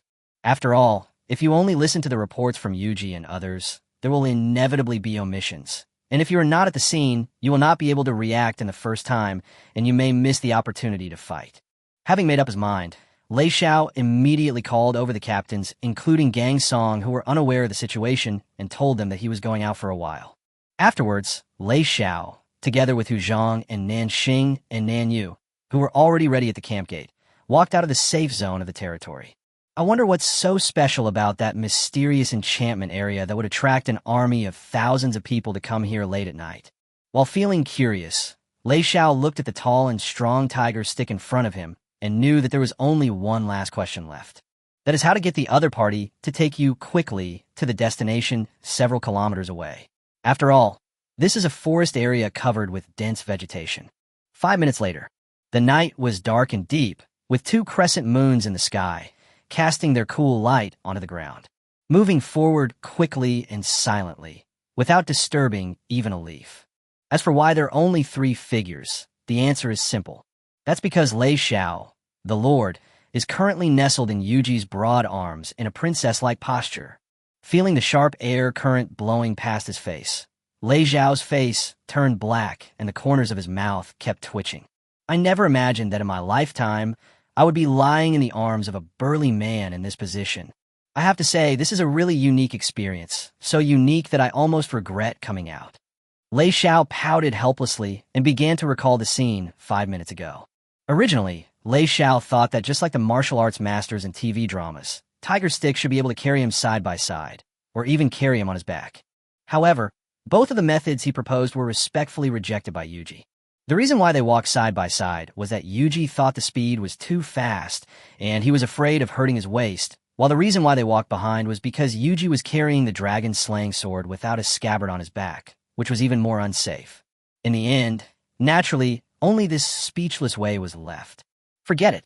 I have experienced what it is like to be carried like a princess.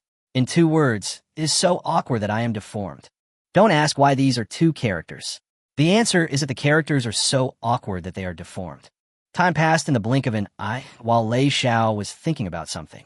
Soon, the exhausted group of 4 arrived at the mysterious barrier area several kilometers away from the territory.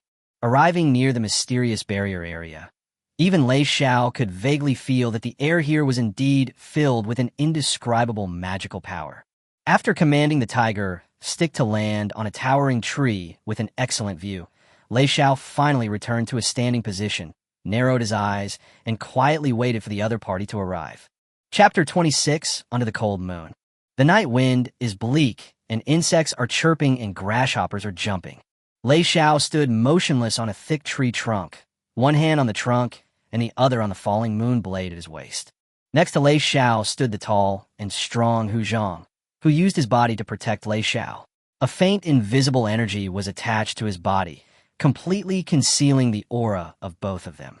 As for Nanxing and Manhwa, they were lurking on other trees around, responsible for outer perimeter surveillance, ready to quietly eliminate any magical beast that might appear in the surrounding area at any time to ensure Lei Xiao's safety. "My lord, they are coming." Not long after, Tiger Stick's low voice sounded in Lei Xiao's ears. Lei Xiao nodded and found that the leaves and branches in front of him suddenly began to tremble. This is the result of the earth shaking. Boom, boom, boom. Not long after, a dull and strange sound like the sound of a war drum came from far away and first shook Lei Xiao's heart. Listening to the thrilling rhythm, Lei Xiao was stunned for a moment. Then he realized that it was the sound of heavy and uniform footsteps. Just as Lei Xiao suddenly realized something, dense crowds of figures began to appear on a beast road in the distance that was naturally formed due to the long-term trampling of monsters. Noticing something strange in the distance, Lei Xiao, who was looking down from a high place, focused his mind, leaned forward slightly, and narrowed his eyes. Thanks to the night vision function of the Blessing of the Southern Cross, Lei Xiao quickly saw the sudden army. Accompanied by the crisp and sharp sound of armor colliding and the mixed sound of heavy footsteps. The first to appear were rows of heavy infantry marching in neat steps. These soldiers, who were the most burly, wore heavy black armor, fully enclosed black helmets, held a large shield in one hand and a short sword in the other. Under the cold moon, the broad blade of the knife occasionally reflected a cold light that hurt people's eyes. Behind the heavy infantry were the lightly armored infantry holding long spears. The thin shadows of metal spears projected on the ground, contrasting with the tall and strong bodies of the soldiers, which was awe-inspiring. Further back were archers also wearing light armor, although this group of soldiers was protected in the middle of the entire team. But the extremely sharp arrows in their quivers leave no doubt that they're the most terrifying force in the entire team. For a moment, this army was like a deadly python coming out of its cave at night. It was silent, yet exuding a huge sense of oppression, as if it could instantly crush everything that stood in its way. Is this the real army from another world? It's so exciting. Looking at the cold light constantly reflecting from the mottled armor, Lei Xiao got goosebumps all over his body. While a chill rose in his heart, Lei Xiao felt more of an irrepressible excitement. I wonder when I'll be able to command an army of this size. At this moment, Lei Xiao's mind couldn't help but emerge with Caesar's classic quote. This kind of man's romance makes Lei Xiao even more looking forward to the future of himself and his territory. "My lord, the commander of this army is about to appear." Just when Lei Xiao was shaken, Hu Zhang bowed slightly and gave a soft reminder. To Yuji, Lei Xiao took a deep breath and continued to observe. Being able to lead such a powerful force, the commander must be no ordinary person, or perhaps the word dangerous would be more appropriate.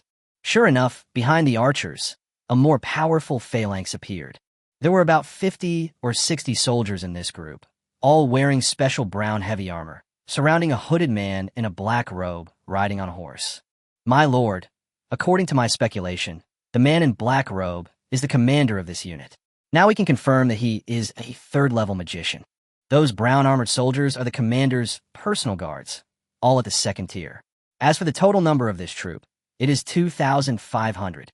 Tiger Stick nodded respectfully to Lei Xiao and reported in a low voice. "I see. Let me take a good look at what the other party wants to do so late at night." Lei Xiao narrowed his eyes slightly, focused his gaze on the man in black robe, and began to look him up and down. The other person's entire body was covered in a black hood, looking extremely mysterious.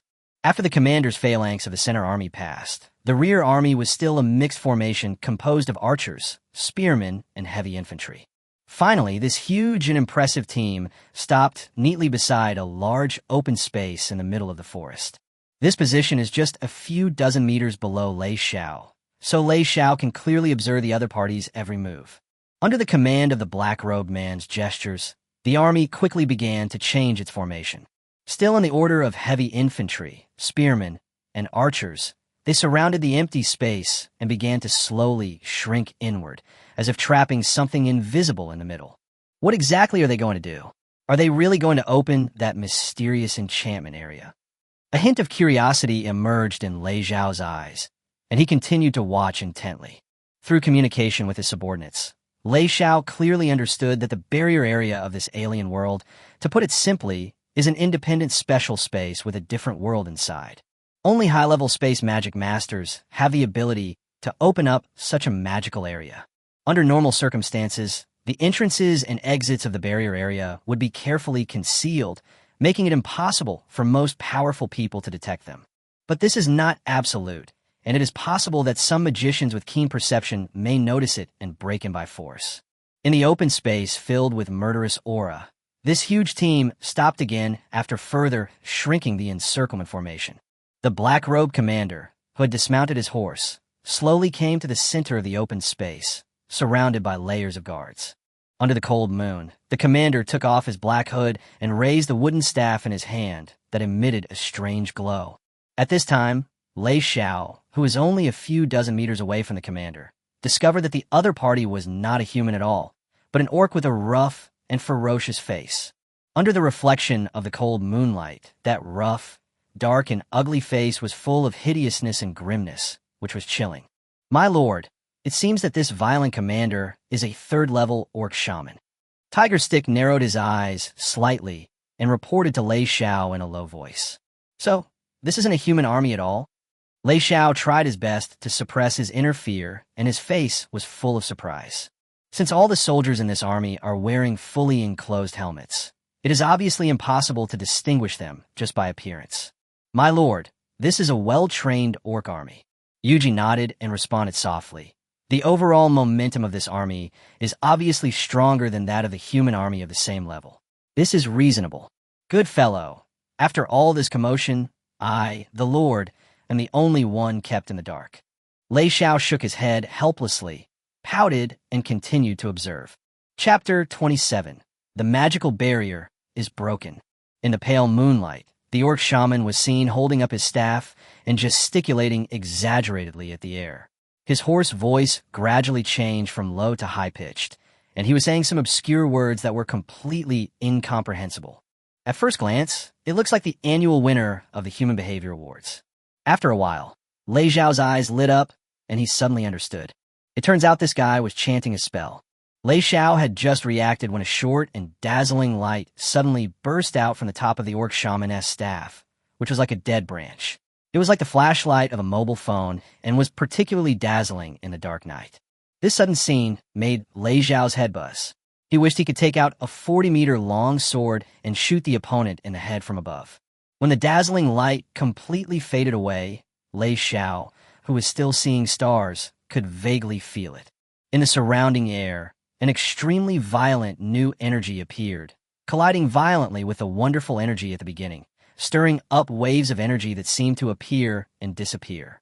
The space was shaking, making the quiet forest even more dangerous, and an invisible magic contest began. "My lord, the orc shaman has found the entrance to the mysterious barrier and is trying to break through the magic wall that seals the entrance." Tiger Stick bowed slightly and explained in a low voice. Lei Xiao nodded and lowered his voice and said, "Tiger Stick, do you think the other party can successfully open the entrance to the barrier?" "Your Excellency, I don't think it's a big problem." Tiger Stick pondered for a moment and whispered to Lei Xiao, "When the other party cast a spell just now, I noticed that this commander is not an ordinary third-level strongman, but is at the peak of the third level. His own strength is far higher than that of ordinary third-level strongmen. This can be seen from the lightning-fast method he used to find the entrance to the barrier. Plus, this barrier is very old, and the magic power it maintains is not as strong as before, which increases the possibility of it being broken." Yuji's tone was calm as he concluded, "The most important thing is that since the other party was able to lead thousands of people here late at night, it means that they must have a plan in mind. Otherwise, they would not have mobilized so many troops." "That's a very thorough analysis, Yuji. You definitely have the potential to become a general." Lei Xiao stood on tiptoe and patted the other's broad shoulders, nodded and smiled. "When the territory develops in the future, I will definitely let you lead an army larger than this one." "Thank you very much, Lord." Hu Zhang was excited and was about to bow, but was quickly stopped by Lei Xiao. From the beginning, Lei Xiao felt that the tree trunk under his feet was a little shaky. If Tiger Stick got excited and broke it directly, it would be a tragedy. Just as Yuji had guessed, not long after, the extremely violent new energy completely suppressed the mysterious energy. Without any warning, Lei Xiao was surprised to find that there was a crisp sound like glass breaking on the ground. In the center of the clearing in the woods, which was filled with pale moonlight, a space crack several meters long was torn open and was still expanding outward. It caused strong winds to rise in all directions, and in the blink of an eye, a large chaotic vortex like a movie screen was formed at an extremely fast speed, causing the surrounding scenery to distort. My lord, the magic barrier of the barrier has been completely broken. Yuji, whose hair was blown by the turbulent current, spoke again in a low voice. After Tiger's Stick finished speaking, Lei Xiao, who was holding onto the tree, trunk tightly to steady his body, could clearly feel it. The protective energy around Yuji began to become thicker and thicker, and even his own body was covered with a thick layer. Just then, something strange happened. Suddenly, a strong light appeared in the chaotic space crack, and hundreds of golden rays flashed out, whistling towards the orc shaman. This undoubtedly shows that the creatures in the barrier, or some kind of defense mechanism, launched the attack first. Ding, ding, ding. However, the tall guards around the orc shaman were well prepared and had already formed an impenetrable shield wall, blocking most of the attacks. However, a considerable amount of bright light still passed directly through the orc shamans and guards in the front and rushed towards the ordinary orc soldiers in the back row. The bright light broke through the armor, pierced through, and burst into a cloud of blood mist. Accompanied by miserable howls and screams, a large number of orc soldiers fell down in an instant. Even some heavy infantrymen who were caught off guard were not spared. They fell to the ground with broken shields, and blood splattered on the spot. At this point, the scene suddenly became chaotic. This sudden scene shocked Lei Xiao, who was sitting on the tree. The strong and pungent smell of blood began to flow into his nasal cavity, making Lei Xiao's stomach churn. He suddenly felt that he seemed to have eaten too much skewers of meat. Just as Lei Xiao's throat rolled, and he was trying hard to hold back the rising stomach acid, he heard a roar from the orc shaman, and the gap in the back row of the army formation that was shot through was immediately restored to its original state. Whoosh, whoosh, whoosh. The orc archers drew their bows and arrows at the same time. A large number of arrows shot straight out and flew into the cracks. They began to counterattack with grim eyes. After a moment of silence, deep red liquid began to flow out of the cracks slowly, and it seemed that the counterattack was effective. The next second, the wooden staff in the orc shaman's hand glowed brightly green, as if he was holding an oversized laser pen, and shot out a dazzling green ray that was frightening to the eye, and wherever it went, all the grass and trees withered. Immediately, this powerful orc shaman, under the protection of his personal guards, led a murderous army and rushed in one after another, all rushing into the barrier. As all this happened in a flash, by the time Lei Xiao reacted, the entire forest had returned to silence, and even the broken entrance to the barrier had completely disappeared. If there weren't dozens of corpses scattered across the grass and the scorch marks left by the emerald green ray, it would be hard for anyone to believe that a fatal aerial duel had just taken place here. Your Excellency, the orc's aura has completely disappeared. We have confirmed that they have all entered the barrier. Just as Lei Xiao was still recalling the thrilling scenes just now, Tiger Stick's rough and deep voice rang out again. Accompanied by a gust of wind, the moonlight reflected two exquisite figures, and Nanxing and Nanhua reappeared in front of Lei Xiao. Your Excellency, the orcs below have no survivors and have all been killed. Nanxing took a step forward, touched his chest, and saluted with great dignity. Thank you all for your hard work. Lei Xiao took a deep breath and felt that the tree trunk under his feet was already a little shaky. He waved his hand to signal Nanxing Nanhua to stand on other branches. It was not until they stood aside that the twin sisters reacted, with embarrassed expressions on their fair faces. The Lord seems to be dissatisfied with their weight. My lord, the entrance to the barrier has been closed again. What should we do next? Yuji obviously didn't notice this detail and bent over to ask again. After hearing Yuji's question, Lei Xiao pondered for a moment and had a plan for his next step in his mind. Chapter 28 Upgrade. First, level 7 stars. Lei Xiao nodded to his three subordinates and said, since the barrier has been closed again, and we don't have any colleagues from the magic department for the time being, it's impossible for us to follow them in. However, it is now completely certain that there's a hostile relationship between the two forces. Lei Xiao raised his eyebrows and added, "This is undoubtedly our biggest gain tonight." "I understand." Yuji frowned and pondered for a moment, then immediately agreed. In this way, the security of the territory will be greatly improved. After all, we are only a third party watching the battle and are not involved in the war. That's right, but after all, I can't let others sleep soundly beside my bed. Lei Xiao's dark eyes were stern, reflecting the knife-like crescent moon in the night sky. Lei Xiao understood clearly that even though he had not been exposed yet, the protection shield of the territory would only last for a short day. Therefore, the dynamics of these two-time bombs must be kept under our control at all times so that we can prepare for a rainy day. Especially the other force in the mysterious barrier has not yet revealed itself, and everything is unknown. But judging from the fierce preemptive attack it just launched and the frequent disappearances of human troops before, it must not be a good guy either. The sudden appearance of the orc army can also be said to be a serious concern, and it cannot be ruled out that reinforcements from the enemy will appear again in the future.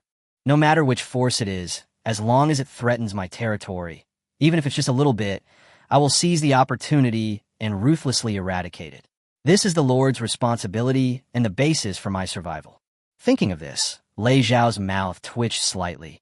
It seems that it is not an easy thing to grow peacefully in this forest. Shaking his head helplessly, Lei Xiao pulled his thoughts back to reality and said to his subordinates, "As for the next action, we need to proceed in two directions." At this point, Lei Xiao nodded slightly to the burly man and said, "Tiger Stick, your mission is to immediately track the marching route of this orc army. You must find out tonight where they came from." "Yes, my lord." Yuji touched his chest and saluted, saying seriously, "It's all up to you." Lei Xiao nodded and said to the twin sisters beside him, "Nanxing Nanhua, your task is to take turns to monitor the entrance to this barrier.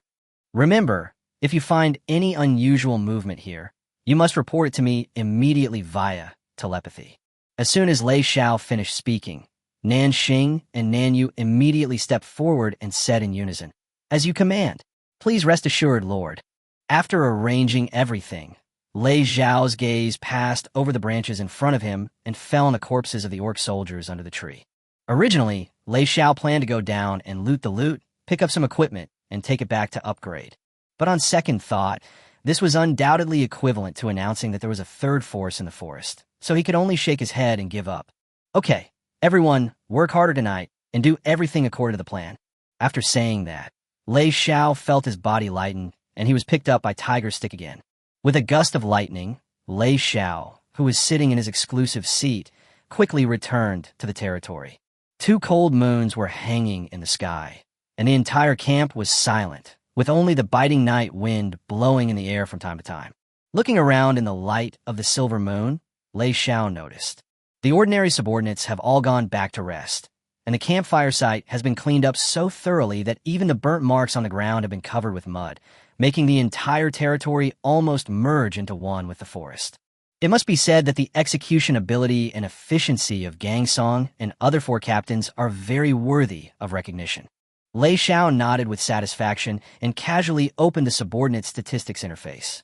The loyalty of the 80 first-level subordinates has all risen to over 90 points. This bonfire feast is obviously very fruitful. Seeing that it was almost midnight, Lei Xiao came to the gurgling stream, washed himself briefly, and then went straight back to the Lord's mansion. Since the new recruitment order will not be refreshed until the morning, the medicinal effects of the qi condensation pill in the body have not yet been fully absorbed. So, Lei Xiao lay directly on the big bed on the second floor and took the time to recover his strength. After 3 consecutive upgrades, the softness of the bed is no different from that of my previous life. The moon sets and the sun rises, and a night passes in the blink of an eye. When the first ray of slightly dazzling sunlight shone into the room, Lei Xiao immediately sat cross-legged, calmed his mind, and concentrated on the energy vortex in his lower abdomen. After sensing that the previous medicinal power had been completely absorbed, Lei Xiao did not hesitate and threw the qi condensation pill that he had prepared long ago into his mouth. The territory is surrounded by dangers, and improving strength as quickly as possible is undoubtedly the best option. 1 more star means 1 more possibility of survival. The potion entered the body, and after a brief period of calm, it unexpectedly became violent. But this time, Lei Xiao, with his eyes closed and concentrating, was obviously well prepared. Lei Xiao frowned and began to forcibly separate a part of the restless medicinal power in his body, and slowly introduced it into the energy vortex that had already condensed a lot. As Lei Xiao's control became more and more skilled, after repeating it dozens of times, the medicinal power finally poured into the energy vortex in his abdomen and merged into one with it. When everything was done, Lei Xiao slowly opened his eyes, his face full of joy.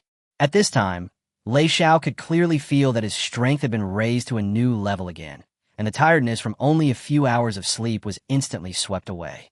Moreover, even his vision and hearing were enhanced. As long as he concentrated his mind, he could even hear the noisy sounds of gang song and others cleaning up the house outside. Enjoy. Lei Xiao opened his property bar. Name, Lei Xiao. ID, 001-307-6067. Occupation, Lord. Level, first level, 7 stars. Talent, Goldfinger LV. Skills, none. Another successful upgrade of 3 stars. It seems that the distance to breaking through to the second level is not far away. Lei Xiao got out of bed lightly and moved his body around briefly. A constant stream of energy responded throughout his body, ready to go at any time. Feeling the power surging in his body, a smile appeared on Lei Xiao's face. This feeling of suddenly becoming stronger really makes people feel happy. After that, Lei Xiao came to the first floor of the mansion and started the most important part of the day. Receive today's recruitment order. Looking at the 5 small tokens lined up in his hands, Lei Xiao couldn't wait to go to the storage space and start upgrading directly. Congratulations, your first level recruitment order has been upgraded to first level recruitment order 96. Congratulations, your first level recruitment order has been upgraded to first level recruitment order 104. Congratulations, your first level recruitment order has been upgraded to first level recruitment order 103. Congratulations, your first level recruitment order has been upgraded to first level recruitment order 97. Congratulations, your level 1 recruitment order has been upgraded to level 3 recruitment order. Looking at the 400 new first level recruitment orders and 1 third-level recruitment order that appeared in the storage space, Lei Xiao curled his lips, looking helpless. Chapter 29, Magician Chao Gao. See above. Another 400 more all at once. Now the total number of first-level recruitment orders is 620, right? Lei Xiao sighed in his heart and muttered to himself. This is the rhythm of wanting me to increase my troops, but the key problem is that there is no population. Isn't this the young widow looking at the bridal sedan, making people anxious? Shaking his head helplessly, Lei Xiao turned his attention to the only silver, glittering third-level recruitment order. Yesterday, there were 2 level 3 mansions, but today, there is only 1 level 4 mansion. It seems like life has finally dealt a hand to me. Lei Xiao teased weakly, and a hint of anticipation appeared on his face again. He raised his eyebrows and said, "It would be great if we could summon a magic subordinate who is capable of breaking the barrier." After saying that, Lei Xiao, who was standing at the door of the mansion, pressed the summon button without hesitation. A dazzling and brilliant light gate slowly opened in front of Lei Xiao. Immediately, a girl with a ponytail, who was about 20 years old, walked out. I saw that the other person had bright eyes, white teeth, and a delicate appearance that was almost as good as Nanxing Manhwa. Especially those pair of bright and lively phoenix eyes, which were as crystal clear as gems, making people dazzled. After a moment of confusion, the ponytailed girl in a dark pleated skirt quickly came to Lei Xiao, knelt on one knee, and said, "Third-level flame magician Xiao Yan, I pay my respects to the Lord." Flame magician? Is this what they call a single-draw miracle? It looks like there's hope of breaking the magic barrier. After listening to the other party's self-introduction, Lei Xiao's face was filled with joy. He raised his hand to ask the other party to stand up, while opening the other party's attribute column. Name, Asagao. Occupation, Fire Magician.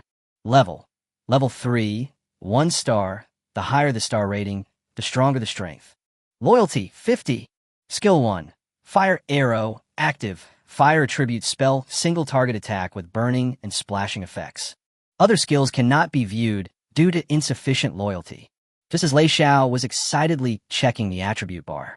Directly opposite Lei Xiao, looking at the Lord who looked quite good with a look of great joy on his face, The magician girl, named Xiao Yin, had a smug look on her fair face. It seems that the Lord must be impressed by her beauty and strength, and is so excited that he doesn't know what to do. This is no wonder. Not to mention her beauty, before she accepted the call, there were streets full of people pursuing her. The most important thing is that you are a third-level strongman. If you tell others about this, it would scare disobedient children into tears. I just want to ask you if you are afraid. Thinking of this in his mind, Xiao Yin, who was so powerful, put his hands on his waist and looked around. He happened to see Gang Song and others, the first-level subordinates who had just left, which confirmed his guess. Well, the territory construction is quite good, but the strength of the people is a little weak. It's okay, my dear lord. I'm here to help you, aren't I? Xiao Yin raised her little face with a big sister demeanor. She first patted Lei Xiao's shoulder deeply, and then gave Lei Xiao a little look, obviously indicating that she would take care of this place from now on. However, his handsomeness could not last more than 3 seconds. Before Xiao Yin could feel proud for a minute, she suddenly felt a gust of wind passing in front of her. The next second, a short-haired girl in black appeared between her and the Lord, looking at her with hostility. In astonishment, Xiao Yin blinked her big eyes and took a closer look. Although they were both third-level warriors, the other party's aura was stronger and obviously much higher than hers. More importantly, she seems to be a little bit prettier than me. All in all, no matter from which aspect, I was completely defeated. Wow, there's such a beautiful girl with short hair in this territory. While being surprised in his heart, Xiao Yin recalled his complacent behavior just now. His face turned red instantly, and he wished he could find a hole in the ground to crawl into. When the embarrassment eased a little, Xiao Yin comforted herself in her heart that if she couldn't be first, the worst that could happen was that she could be second. Another black shadow fell to the ground with a thud, stirring up a cloud of dust. Looking up at the tall figure in front of her that exuded a terrifying aura, Xiao Yan's red lips slightly opened, and she was completely confused. This giant strong man, whose strength is at least at level 4, no, level 5, is actually also a local. She has only seen this kind of aura of a super strong person on those self-righteous old monsters in a magic tower. Feeling the vast breath coming towards her, Xiao Yin felt that her jaw was about to drop to the ground, and she spoke in her hometown dialect in her heart. Oh my God, what kind of magical place have I been summoned to? Who exactly is this young and handsome lord in front of me? While being extremely shocked, AC Yin, who had automatically demoted herself to the 3rd position in her heart, now stood aside obediently like a good child. Lei Xiao, who was somewhat confused, had already been bombarded with reminder sounds on a screen.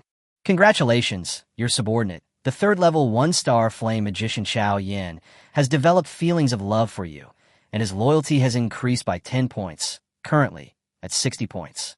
Unfortunately, your subordinate, the 3rd-level 1-star flame magician Xiao Yin, felt a strong sense of frustration, and his loyalty dropped by 10 points, currently at 50 points. Unfortunately, your subordinate, the 3rd-level 1-star flame magician Xiao Yin, feels ashamed and is on the verge of social death. His loyalty has dropped by 5 points and is currently 45 points. Congratulations, your subordinate, the 3rd-level 1-star flame magician Xiao Yin, has developed a lot of respect for you, and his loyalty has increased by 25 points, currently at 70 points. Good boy, it looks like I have summoned an incredible creature. Lei Xiao smiled helplessly. Seeing that the other party's loyalty was temporarily fixed at 70 points, he closed the other party's attribute bar. Lei Xiao nodded to Tiger Stick, who had just returned from reconnaissance, and Nan Xing, who had just returned from a shift, and then cleared his throat and said, "You two have worked hard. Let's go inside and talk. Xiao Yin, you come with me." Huh? Oh, as you command, Lord, whose brain was still in a state of shutdown, retied her ponytail and hurried to catch up. Under the leadership of Lei Xiao, the group quickly arrived at the Lord's mansion. As soon as she stepped into the gate of the mansion, even Xiao Yin, who had just arrived, could feel that the atmosphere in the hall was obviously much more solemn than outside. What a serious atmosphere. Looking at the Lord and the 2 seniors, all of whom had stern expressions, Xiao Yin also became nervous, and a solemn look surged onto his fair face. Lei Xiao, who was at the top, asked, "Tiger Stick, what are the results of the investigation?" Chapter 30, Territory on the Powder Keg.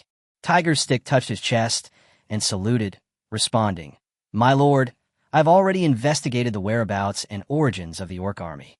Lei Xiao learned about this through Yuji's detailed report. It turns out that to the north of the territory is an extremely steep mountain range.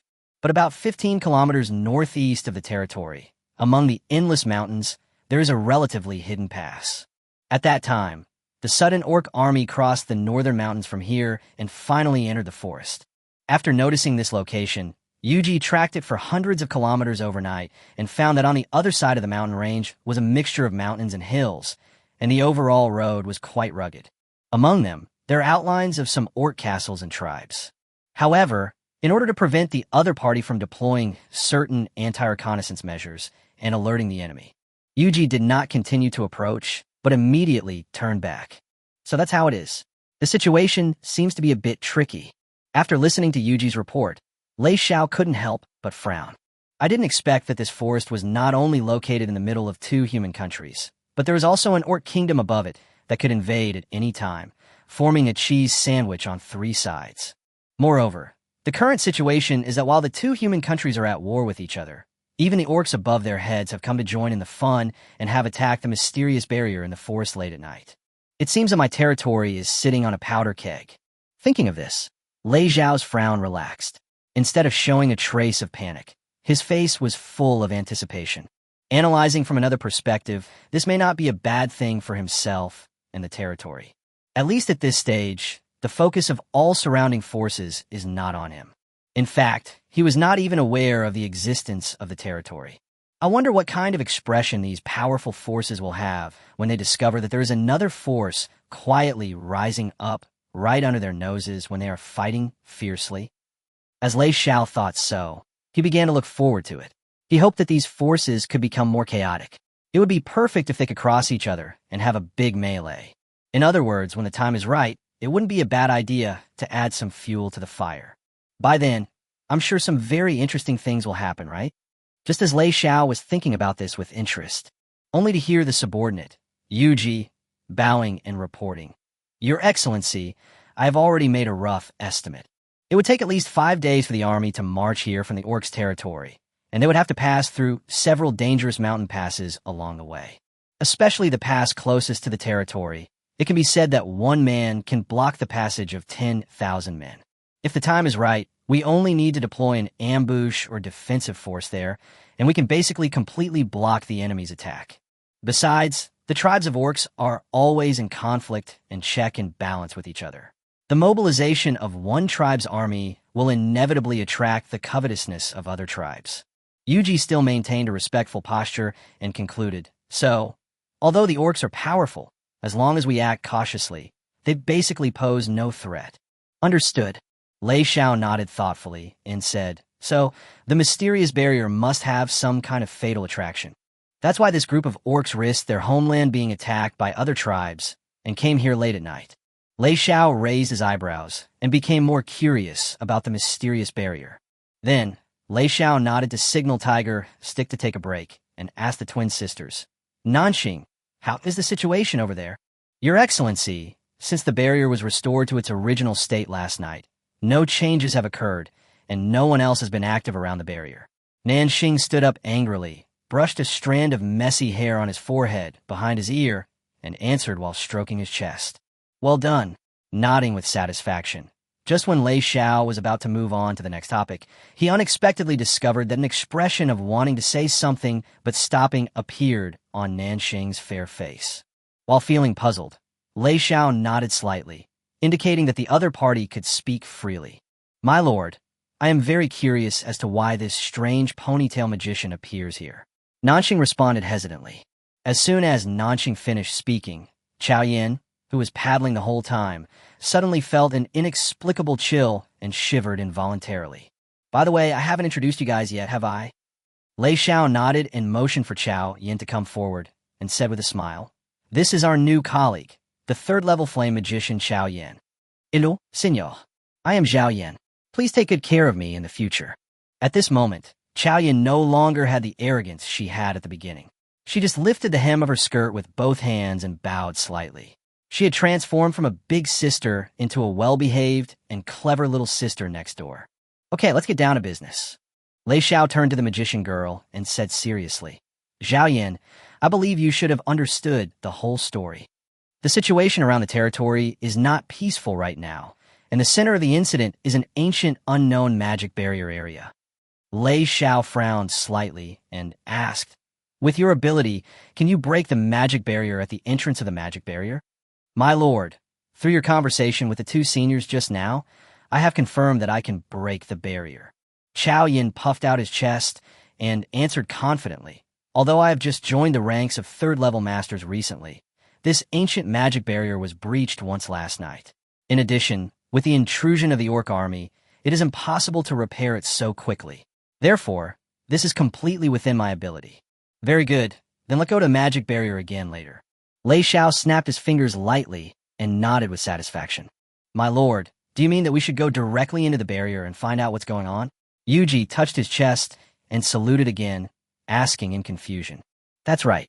Lei Xiao smiled faintly, nodded, and responded. Since this pair of Snipe and Clam have been making a fuss in the barrier for a whole night, then it is naturally time for us, the fishermen, to make an appearance. After hearing Lei Xiao's words, Hu Zhang and Nanxing looked at each other, both with excited expressions on their faces. The mantis stalks the cicada, unaware of the oriole behind.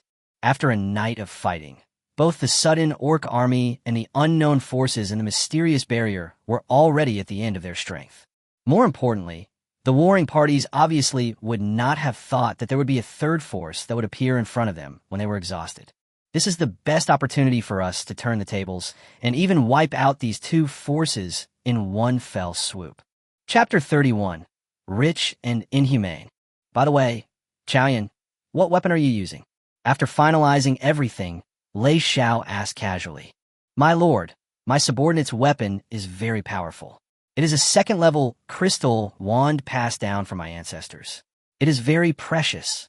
I saw Chaoyan gesticulating happily while touching her slender waist, but after touching up and down for a long time, she found nothing. After being stunned for a long time, Chaoyan said to Lei Xiao with tears in her eyes, I'm sorry, Lord. I was too excited when I accepted the summons, so I seem to have forgotten to bring my weapons. You're really smart. Lei Xiao looked helpless and immediately took the other party to the wooden box at the door of the mansion. Standing in front of the storage wooden box, Lei Xiao turned his hand upwards, and a magic book emitting emerald green light instantly appeared in his palm. Third-level weapon, Book of Life. Currently, there's only this one magic weapon in the storage space. With a slight pout, Lei Xiao handed the book to Chao Yin and said, You can make do with this book for now. The territory is just getting started. Work hard. If you perform well, I will make you a better staff. After he finished speaking, a shining scroll emitting golden light appeared on Lei Xiao's other palm. Level 4 Weapon Blueprint, Angel's Staff. A third-tier magic book? A fourth-tier staff blueprint. Chaoyan blinked her big eyes again and licked her rosy lips involuntarily. She quickly took the magic book handed over by Lei Xiao with both hands, as if she was afraid that the Lord would go back on his word. Although this magic book is exclusive to the healing department and can only exert 70% of its power at most, this is a third-level weapon that can scare little kids to tears. Even though it cannot exert its full power, it is obviously several times stronger than the second-level staff passed down to him by his grandfather. Feeling the abundant magic power surging from the magic book, Chaoyan's mouth was so happy that it almost stretched to the back of her head. If I took this book and walked around the magic tower, wouldn't other teachers and classmates be envious? You know, the value of this book is at least equivalent to a sea view room. What's even more horrifying is the blueprint for the fourth-tier magic staff. Even those old monsters would be so frightened when they see this precious item. I remember that when I was in class in the tower, I only saw a high-quality fake, and it was one of the old monsters who took it out carefully from the storage ring. At that time, I took advantage of the old monster drinking tea and just touched him lightly, and he glared at me and punished me to clean the attic library for a whole month. But then again, why did the Lord give me such a precious weapon right away? You gave me this pretty short-haired sister. You won't be angry, right? The Lord also said that he would make a fourth-level staff for me. Pretty short-haired sister, you won't beat me up when you know about it, right? Just as Asagao was overwhelmed with joy and immersed in her rich inner world. Lei Xiao's heart moved slightly, and a third-level dagger, Ice Dance Blade, emitting a sharp cold light, appeared in his hand. This weapon, like the magic book just now, is upgraded from the first-level weapon that Tiger Stick picked up before. Lei Xiao looked at the sword in his hand that was shining coldly and said to the short-haired beauty in Chao Yan's heart, "Nanxing, you should keep this weapon for self-defense. After all, once the enemy gets close to you, the crossbow will not be able to fully play its role." "I am very grateful for your concern, Lord." Nanxing took the weapon with both hands, his starry eyes also full of joy. "It's nothing." Lei Xiao smiled faintly, and a standard one-handed sword appeared in his palm again. This was the last third-level weapon, Liu Guang's sword, in the storage space. Before this, Lei Xiao did not equip this weapon because it was not as light as the Falling Moon blade, and it consumed too much physical energy to use. And now, after my strength has increased, I can use it easily. After waving it casually in the air a few times, Lei Xiao nodded with satisfaction. Although he is still a complete amateur in swordsmanship, his increasingly strong physical fitness, coupled with the assistance of high-level equipment, can at least increase his chances of survival. After all, what he would have to face in the future was a truly cruel battlefield. It seems that after this storm has calmed down, I will have to let Coach Yuji teach me swordsmanship. Having made up his mind, Lei Xiao sheathed his sword and threw the Falling Moon blade back into the storage space. In front of Lei Xiao, Chao Yan looked at the rarely seen high-priced third-level weapons that appeared one after another. She was dazzled, and her big eyes were filled with great confusion. She was petrified on the spot. Not long after, a sudden reminder sounded in Lei Xiao's ears. "Congratulations, your subordinate, the third-level one-star flame magician Chao Yan, has sensed your generosity and increased his loyalty by 15 points, currently at 85 points. After distributing everything, Lei Xiao had a simple breakfast with his subordinates and then held a small meeting with Gang Song and 4 other captains. Lei Xiao clearly understood that these first-level subordinates were currently too weak and had not received systematic training, so the combat effectiveness they could exert was almost negligible. Furthermore, the key to his action this time was strange. If there were too many people, it would lose the best effect. Taking all the above into consideration, Lei Xiao decided to assign the task of these first-level subordinates today to build as strong and tall wooden walls as possible around the main urban area of the camp, in preparation for the failure of the protective shield tomorrow. When everything was ready, Lei Xiao, who was on the Tiger Stick, took Nanxing and Chao Yan and headed toward the area where the mysterious barrier was at a high speed. While speeding, Lei Xiao noticed. Although Chao Yan looked a little dazed, her strength was actually quite solid. She was able to condense a pair of red magic wings and use magic to fly at low altitudes. Her speed was comparable to that of Nanxing. A few minutes later, the group of 4 successfully arrived at the clearing in the forest. Nanyu, who had just landed and was hiding nearby to perform surveillance tasks, immediately appeared in front of Lei Xiao and others. "Your Excellency, everything is normal." Nanyu shook off the dust on his head and reported while touching his chest. Chao Yan, whom she met for the first time, a hint of doubt suddenly emerged in her eyes. But the one who was even more shocked was naturally Chao Yan herself. "Oh my god, the short-haired girl is so pretty. Actually, there are 2 of them." "Then let's get started." After briefly explaining the situation to Nanyu, Lei Xiao signaled everyone to step back a little so that Chao Yan could start casting spells to break the protective barrier. At the same time, Lei Xiao also placed the most powerful Tiger's Stick at the front of the team to prevent any accidents. I saw Tiger's Stick holding a giant sword with his full power, and his momentum was very shocking. It was obvious that his burly body was covered with a thick layer of ochre-colored physical energy, which was slowly flowing around his body. Behind Yuji, Asigao, holding the magic book, first took a deep breath, then silently chanted a spell and slowly closed her big, Caslin eyes. Chapter 32, A Deadly Situation. As the spell progressed, an extremely impressive amount of hot energy suddenly swept out from Chao Yan's slender body. Flames were seen swirling around her white fingertips, and even the magic book in her hand, which was originally emitting green light, was instantly enveloped by the rising fiery red. Not long after, as expected, there was a crisp sound of glass falling to the ground. Above the blood-stained grass, as the surrounding space collapsed rapidly, the entrance to the barrier opened and appeared in front of Lei Xiao for the second time. Even though I was mentally prepared, Looking up at the front from a close distance, I saw a chaos and disorder slowly unfolding like a bloody mouth. Lei Xiao couldn't help but swallow his saliva and felt his blood pressure soar instantly. This amazing scene with excellent audiovisual effects is obviously much more exciting than watching IMAX in a cinema, and you don't need to wear 3D glasses. The most important thing is that Lei Xiao knows nothing about everything behind the crack. Perhaps the first step is into life, and the next step is into death. For the sake of survival, and for the sake of the territory and its people, I have no other choice. Lei Xiao took a deep breath and tried his best to suppress all negative emotions in his heart.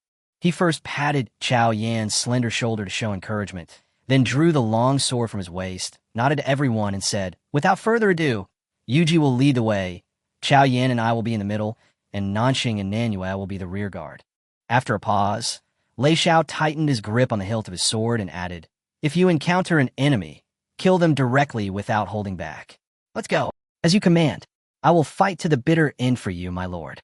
The aura around Yuji suddenly increased, and the dragon-slaying sword in his hand swung out a gust of wind. He strode with his head held high and stepped directly into the chaos rift. "Let's go in too." Lei Xiao did not hesitate. He gritted his teeth and walked in shoulder to shoulder with Chao Yan, whose fair face was full of solemnity. Nanxing Manhwa followed closely behind Lei Xiao, almost sticking to his back, without a trace of hesitation in her starry eyes. After closing his eyes and diving into the chaos rift, Lei Xiao was surprised to find I didn't feel any discomfort. Instead, my body suddenly became extremely light, as if I had escaped from gravity. However, this wonderful feeling was fleeting, and soon everything returned to normal. Feeling the stability of his feet on the ground, Lei Xiao clearly understood that he was already in the barrier. However, Lei Xiao, who had just opened his eyes, was stunned by the scene in front of him and immediately broke out in a cold sweat. At the same time, Lei Xiao could clearly feel it. The four subordinates surrounding him also trembled. Obviously, they had all suffered a great shock. Inside the mysterious barrier, there's a death situation. Looking around, the group of 5 were still standing in the open space in the middle of the forest before entering the barrier. There was no movement at all, let alone any chaos cracks. In a trance, one has a strange feeling of walking from the real world into the world in the mirror. But within the mirror, there are dangers lurking everywhere. It was seen that the orc army had surrounded Lei Xiao and others, and it was obvious that they had been waiting here for a long time. In the reflection of the dazzling sunlight, the iron armor was grim and thousands of sharp blades were densely packed, reflecting one cold light after another. The formation deployed by the enemy was exactly the same as what Lei Xiao saw last night. The heavy infantry held shields in front, forming a solid shield wall that surrounded the area without any escape. The light infantry in the middle row placed their spears on the huge shields of the heavy infantry in the front row, with the tips of their spears pointing directly at Lei Xiao and each of his subordinates. And finally, there were a large number of archers with drawn bows and arrows, their rough faces filled with a strong, murderous aura. These are not the most terrifying things. In the forest behind the enemy's army, there are strange shadows and fluttering flags. In the distance, there are many more sturdy figures looming. Some figures have such a powerful aura that they can even rival the 5th-level strongman Yuji. From this, it is not difficult to see that the enemy's strength is far more than what appears on the surface. Trap. Feeling the suffocating pressure in front of him, Lei Xiao was stunned for a moment and finally reacted. This is exactly what I'm most worried about. That is, the initial target of this army of orcs was actually himself. As you can imagine, because one's own territory is protected by a protective shield. And the other party didn't know when the protective shield would disappear, so they set up such a plot to lure the snake out of its hole. As Lei Xiao thought of this in panic, his palms were already soaked with sweat. Everything the other party has done since last night. It's just to lure himself into this trap that has been set long ago. No, although I was very worried about this at the time, after careful consideration, I have completely ruled out this possibility. Lei Xiao's eyes wandered left and right, paying attention to the other party's every move, while his brain was working rapidly. The enemy's seemingly reasonable deception strategy obviously has many loopholes. If you don't have a powerful magician who can open the barrier, or if you don't intend to enter the barrier at all, Then if the opponent chooses to set up a trap in the barrier, wouldn't it be a waste of time? What is even more puzzling is that since there's also a 5th-level strongman in the other camp, then when I was observing the other party on the tree yesterday, wasn't I completely exposed to the other party? Why didn't the other party choose to take action at that time, but instead was so sure that he would fall into this trap today? The other party's series of confusing behaviors are simply unbelievable. In other words, it doesn't make sense at all. Then how do you explain what's happening now? Why do illogical things appear before my eyes? When he thought of this, Lei Xiao felt his mind was a mess, and he couldn't sort everything out at all. Which link exactly has the problem? Please rest assured, Lord. I will help you break out of the encirclement, even at the risk of my life. Just when Lei Xiao was at a loss, he saw Tiger Stick, who was facing a great enemy, with a solemn but unwavering look on his face, his eyes fixed in the direction of the sky. Senior Yuji is right. If these guys want to get close to the Lord, they have to crawl over the corpses of their subordinates. Nanxing and Manhwa, whose fair faces were full of coldness, said in unison, I'm fighting too. Lord, just step over the corpses of your subordinates, and stay away from these sticky things.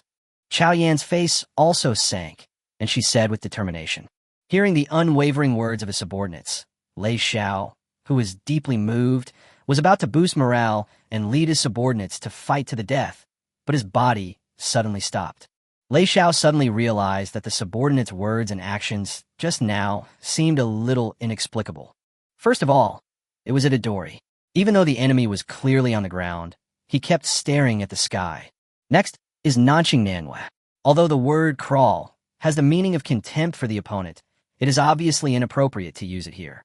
The most incomprehensible thing is Chao Gao. So clingy? Are these orc soldiers clingy? When the enemy on the opposite side seemed to have noticed something and suddenly began to act under the command of the orc shaman. Amid the murderous aura, the orc shield soldiers and spearmen in the front row roared, raised their weapons, and began to advance in large numbers, quickly tightening the encirclement. Along with the sound of the bowstring constantly vibrating, a dense rain of arrows came in overwhelming force. For a moment, the group was surrounded by violent rage, and shouts of killing were heard everywhere. The enemy's attack began. Chapter 33, Breakthrough. Feeling the murderous aura coming towards them, Lei Xiao and his subordinates, such as Tiger Stick, gripped their weapons tightly, stood back to back, ready for the final battle. The air became increasingly heavy, almost suffocating. The beads of sweat dripping from the foreheads reflected the stern and resolute faces. Just as the two sides were about to engage in close combat, Lei Xiao was stunned for a moment. Then he realized something and suddenly said, Everyone, the situation is a bit strange. The enemy we are facing seems to be different. After hearing Lei Xiao's words, the 4 subordinates around him all froze, and they obviously reacted. The magician Chao Yan blinked her clear, starry eyes and said with sudden enlightenment, I know, this is a fear illusion. As long as everyone tells others what they see of the enemy, the system will automatically break the enemy. Orc Legion. 6th level magical beast, purple-winged demon dragon. Level 4 magical beast, king crab. 1st level magical beast, water slime. Except for the last barely audible mosquito sound, everyone shouted out loud. Lei Xiao was surprised to find that the movements of all the orc soldiers in front of him suddenly froze, and the shouting and killing also stopped abruptly. Those ugly faces filled with murderous intent were all frozen in midair. One could even see the spit flying out of the orcs' mouths full of waxy yellow teeth when they shouted. The entire scene instantly changed from extremely dynamic to extremely quiet, as if the pause button was suddenly pressed. However, what frightened Lei Xiao the most was, it was an arrow flying towards him, only a few centimeters away from the tip of his nose. The sharp and shining metal arrow even reflected his stunned expression. Looking at the arrow tip that was so close to him, Lei Xiao got goosebumps all over the ground and shivered unconsciously. Soon, in addition to the subordinates who were still closely around him, Lei Xiao noticed further. Everything in front of my eyes gradually began to blur. Unconsciously, a series of vague shadows slowly emerged, interspersed among the orc army that had become translucent. This magical scene is like several completely different worlds overlapping together, with purple wings and black bodies the size of passenger planes hovering in the air. These huge dragons blocked out the sky and looked ferocious. Their rough dragon faces which were several times larger than locomotives, looked like demons. Lei Xiao felt an unprecedented sense of oppression, and he broke out in a sweat. Seeing such a doomsday scene, it's no wonder that even a fifth-level, super-powerful being like Itadori would have an expression of being ready to die. What appeared next was a mountain of giant red king crabs, each of which was at least as big as a car. At first glance, it was jaw-dropping. Although the crab legs that are as big as telephone poles, the extremely sharp crab claws, and the crab shell that is like armor are indeed very scary. But for some reason, looking at the tempting color, Lei Xiao still swallowed his saliva unwillingly. The last thing that appeared was a dense mass of slimes. These blue, jelly-like creatures are slightly larger than a fist.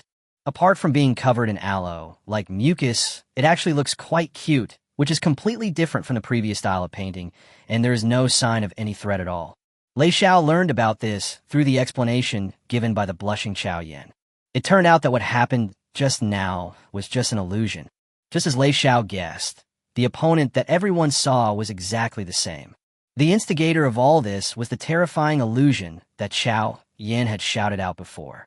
This illusion is an automatic protection mechanism within the barrier area. It will be automatically triggered after entering and can materialize the intruder's greatest fear.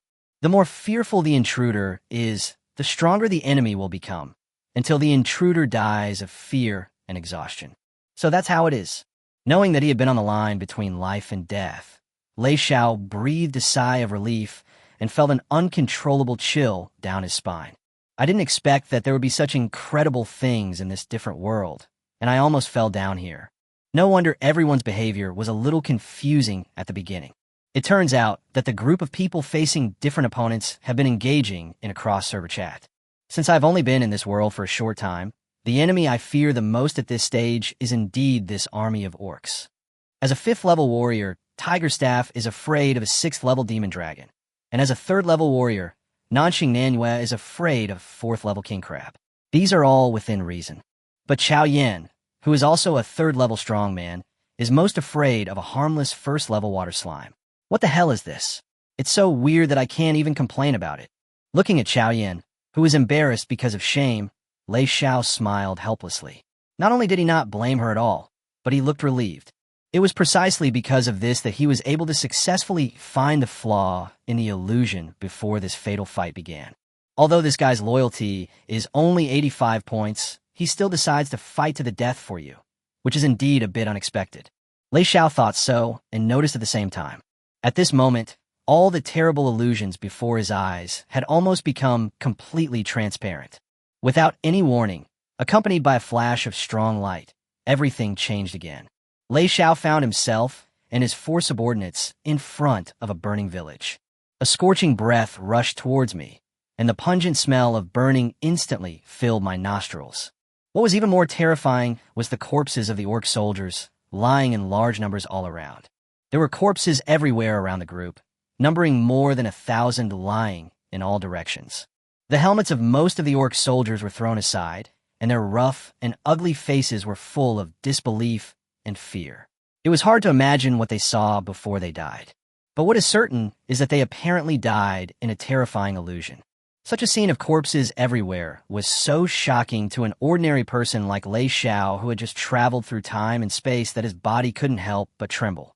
Your Excellency, I have carefully explored this area and found that this is the real interior of the barrier. Asagao, holding a red magic book, with her ponytail swaying in the wind, was the first to report. After her embarrassingly poor performance just now, she was now full of energy for fear of being looked down upon by the Lord. That's right, Lord. I was also in the village ahead and sensed the presence of that 3rd-level orc shaman. Yuji, who was leaning on the sword with one hand, had a gleam in his eyes and nodded. It seems that we have indeed successfully reached the interior of the barrier area. Lei Xiao restrained his gaze, tried to look calmer, and nodded. The burning village ahead must be the base camp of another force in this barrier. No matter what the true face of this force is, judging from the fact that its hometown was burned down by the orc army, the strength of the two should be on par with each other, or even weaker than the orcs. The most important thing is, just as I speculated at the beginning, both of them are now at the end of their strength. Lei Xiao's eyes were sparkling, and he waved his hand and said, "Next, let's put an end to this battle. As you command, Lord. The four subordinates around him all spoke in unison, touching their chests and bowing. Chapter 34, Half versus Half. Under Lei Xiao's command, everyone moved forward among the thick smoke and corpses, heading straight for the location of the orc shaman. However, after walking a few steps, Nanxing, who was in charge of the safety of the team's left wing, suddenly rang out in a clear voice, "Lord, come and see." When he got closer, Lei Xiao discovered it. Lifeless corpses of orc soldiers. There were also several human corpses wearing emerald green uniforms or leather armor. These people include both men and women with fair and handsome skin, and each of them can instantly kill all the beautiful internet celebrities. Around the corpse were several broken longbows and arrows. With this appearance and attire, could it be that he is an elf? Looking at these extremely obvious features, Lei Xiao's gaze slowly moved and finally fell on the ears of the corpse. As expected, the ears are slightly pointed, which is indeed a clear difference from those of ordinary humans. However, that was all. She was not as slender and tall as Lei Xiao had imagined. "Your Excellency, it seems that the mysterious force hidden in the barrier has been confirmed to be a half-elf tribe."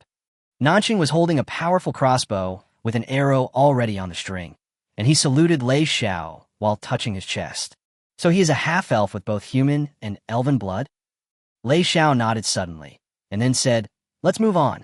Along with the hurried footsteps of the group on the scorched ground, in addition to the corpses of the orc soldiers, the corpses of the half-elf warriors also began to increase. Judging from the curled sword blades, broken armor, and increasingly bloody corpses, it was obvious that a bloody battle had taken place here not long ago.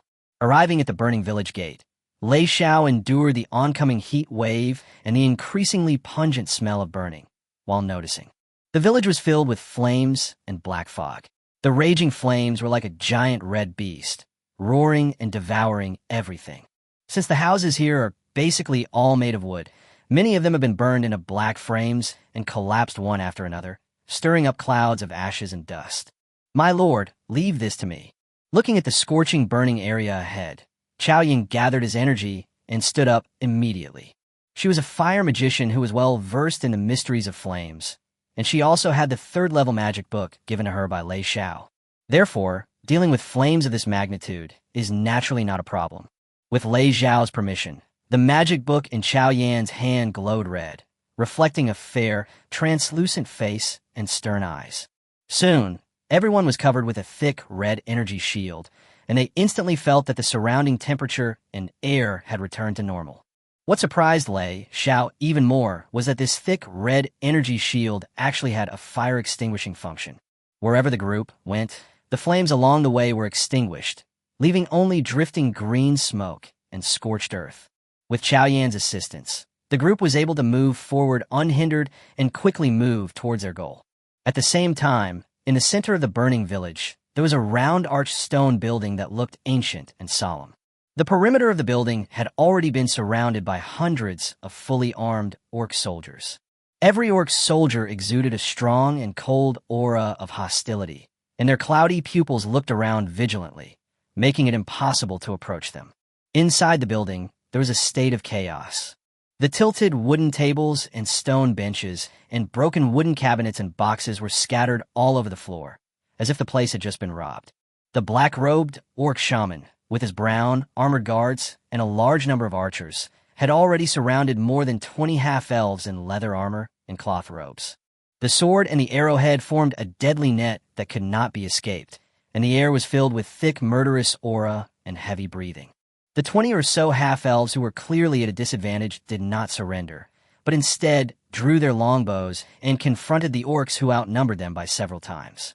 Although they were surrounded tightly, their determined eyes and tense bodies were full of indomitable spirit and stubbornness.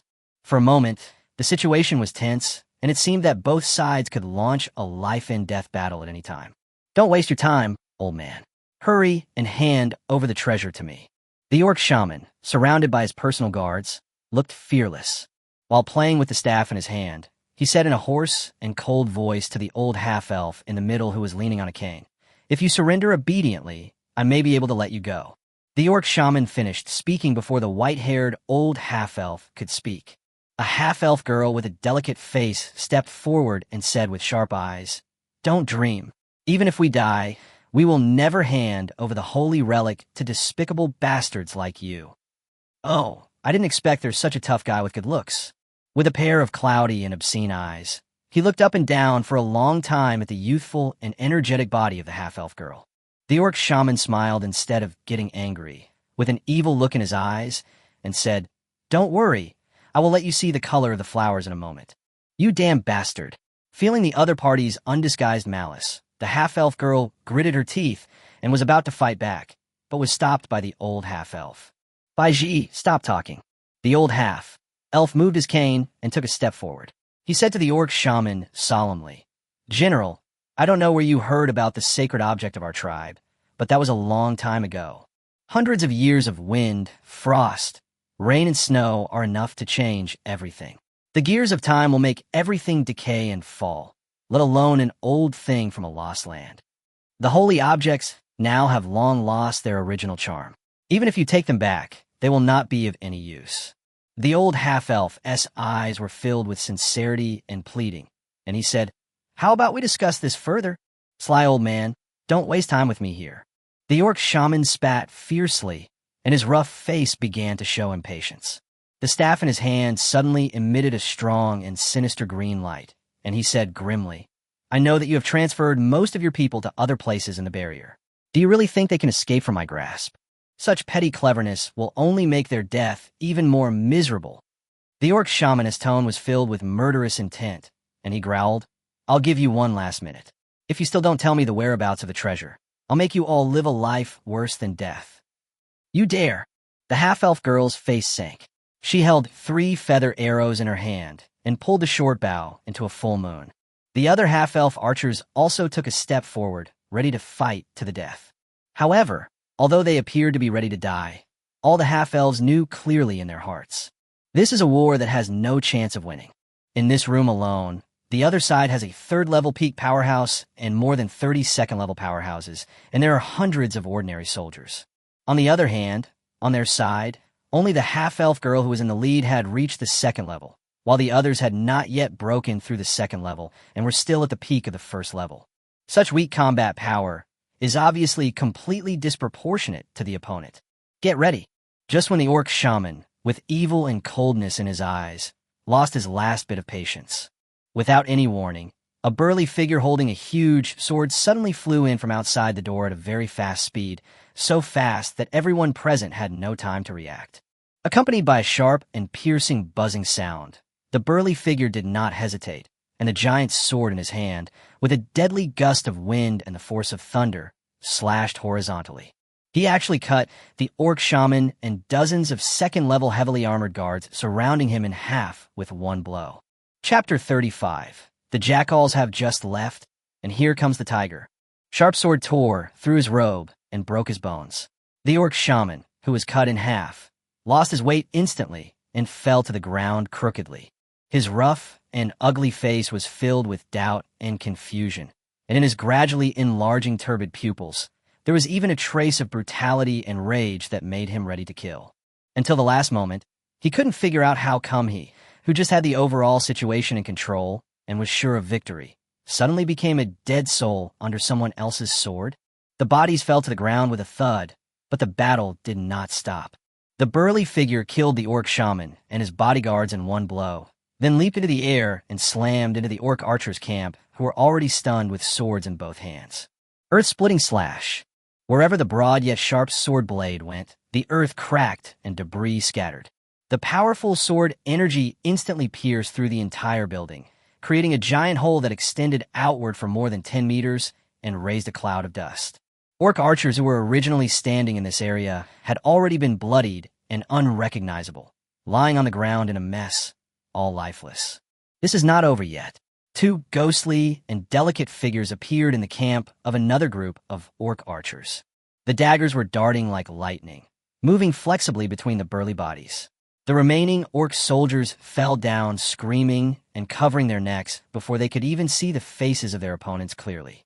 The corpses fell to the ground one after another, stirring up waves of shocking blood and gore, just like blooming red lotuses, withering and returning to the earth.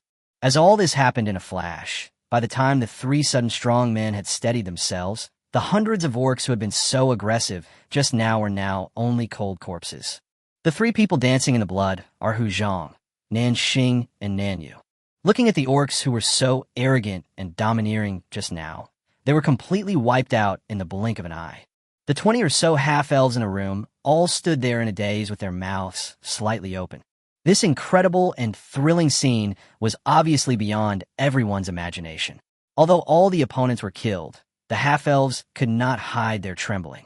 Especially that burly figure with astonishing momentum, who killed a peak level 3 powerhouse and dozens of level 2 guards at the same time with just one sword. How terrifying is his strength? A crushing defeat, an absolute crushing defeat. A 4th level expert. Looking at the burly man exuding a terrifying aura, the half-elf girl subconsciously put down the top bow, an arrow in her hand.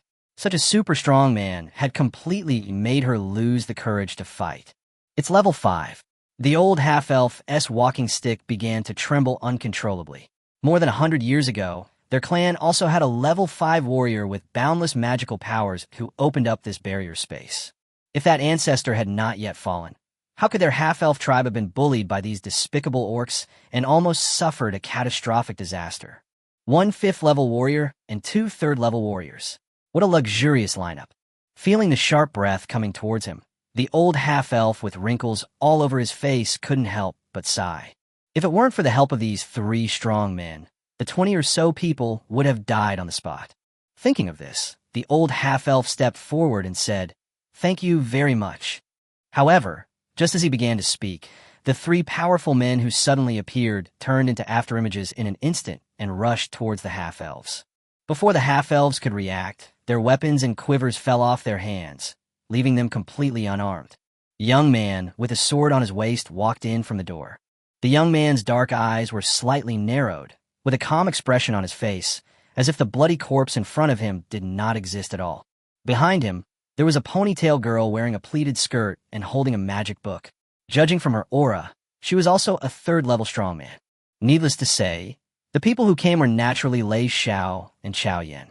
After entering the room as calmly as possible, Lei Xiao consciously narrowed his eyes and moved his gaze upwards, keeping his field of vision completely above the ground and trying his best not to look at the corpses. If you lose control and vomit your breakfast, it would be a huge social embarrassment. Orc soldiers guarding outside, they had already been completely wiped out by Yuji and others through several luring and killing tactics. Although the fighting power of these orcs was not low, they were exhausted after a night of fierce fighting with the half-elves. Coupled with a huge gap in strength, Lei Xiao didn't have to put in much effort. Army of orcs that posed a huge threat to the territory was completely wiped out and completely declared destroyed. Originally, Lei Xiao planned to wipe out the half-elves as well. Although the half-elves are at a disadvantage this time, judging from the previous series of disappearances of human armies, the other side is obviously no pushover and is equally dangerous. As a lord, I will never allow such an uncontrollable force to reside near my territory. If he and his main subordinates were not in the territory, once these guys came to steal his house, not only would the lives of the ordinary subordinates who stayed behind be threatened, but he himself, who was tied to the Lord's mansion, will be directly wiped out. Wouldn't he? However, the holy object mentioned by the other party just now caught Lei Xiao's attention. The orcs had gained an absolute advantage. They still pressed on and demanded the whereabouts of the thing, which showed that the thing was obviously hidden very deeply. Therefore, Lei Xiao planned to establish his authority first and then make his appearance to see if he could get the whereabouts of the so-called holy object, and then the scene mentioned above happened. Seeing Lei Xiao appear, Yuji and the twin sisters immediately touched their chests to salute, and then stood in front of Lei Xiao to protect him. "Sir, it seems that you are thanking me a little too early." When he got closer, Lei Xiao raised his eyebrows and spoke to the old half-elf first. What do you mean?" Looking at the human young man in front of her who was looking down on others with his cheeks slightly raised, the half-elf girl frowned and said indignantly again. It can be clearly seen that her momentum is much weaker than before. Lei Xiao's luxurious lineup with 5th level strongmen as the core has completely exceeded the limit of what she can imagine. The old half-elf next to the half-elf girl panicked and hurriedly tried to stop her.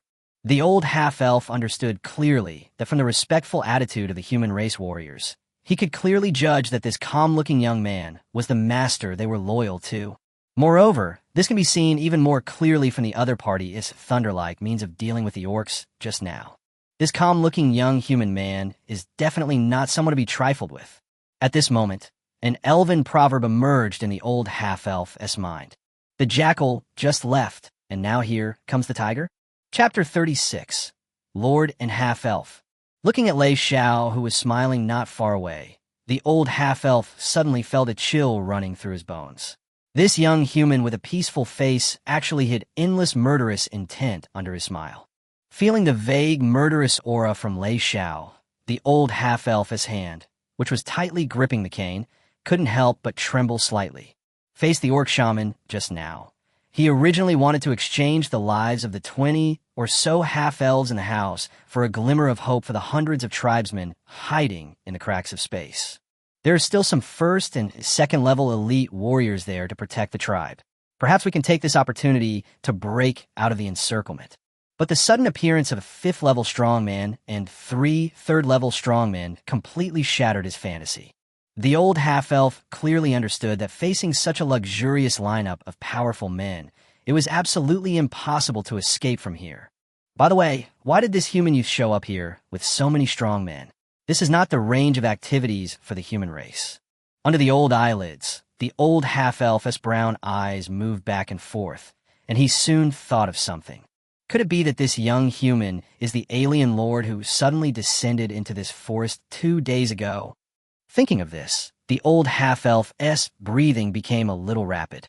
100 years ago, I heard from the old ancestor who has not yet died that an ancient elven book once predicted that 100 years later, thousands of lords from other worlds will descend on the earth and bring about a complete change to the world or an endless catastrophe.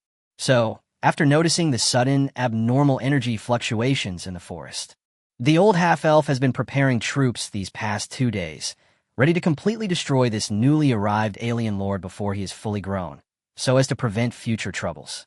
In this forest, he would never allow the existence of a second force that would threaten the tribe, just like the human army that had forced its way into the forest several times before. As half-elves who have lived in the forest for many years, it is easy for them to kill these guys who bring war and killing.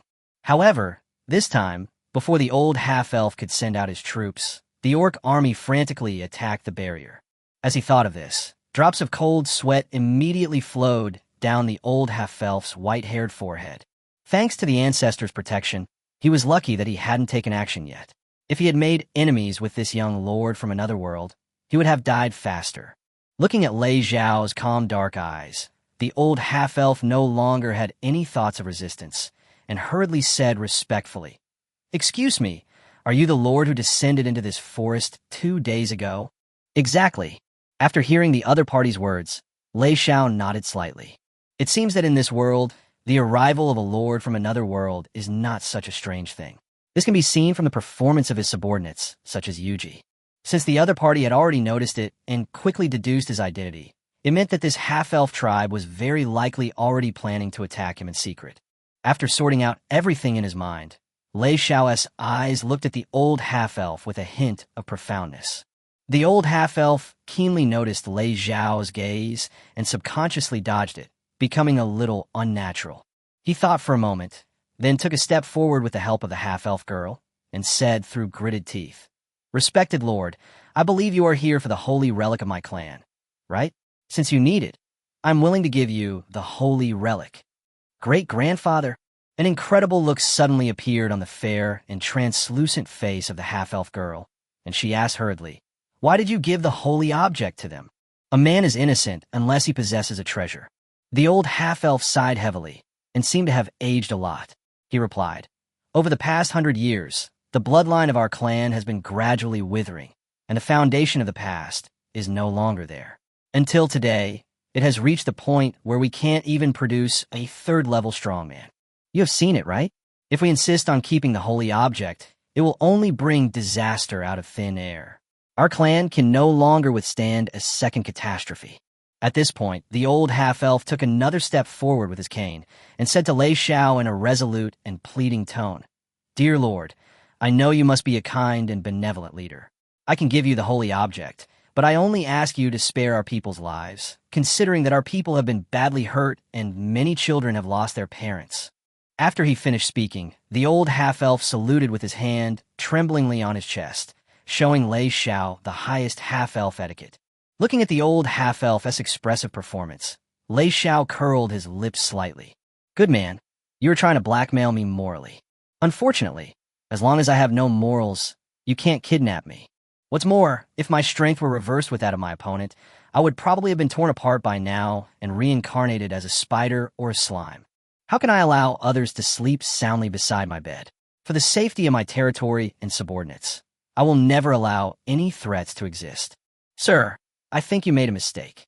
Lei Xiao smiled faintly and responded, "I am determined to get the holy object, but I don't think there is any difference between you giving it to me personally and me taking it by stepping on your corpses."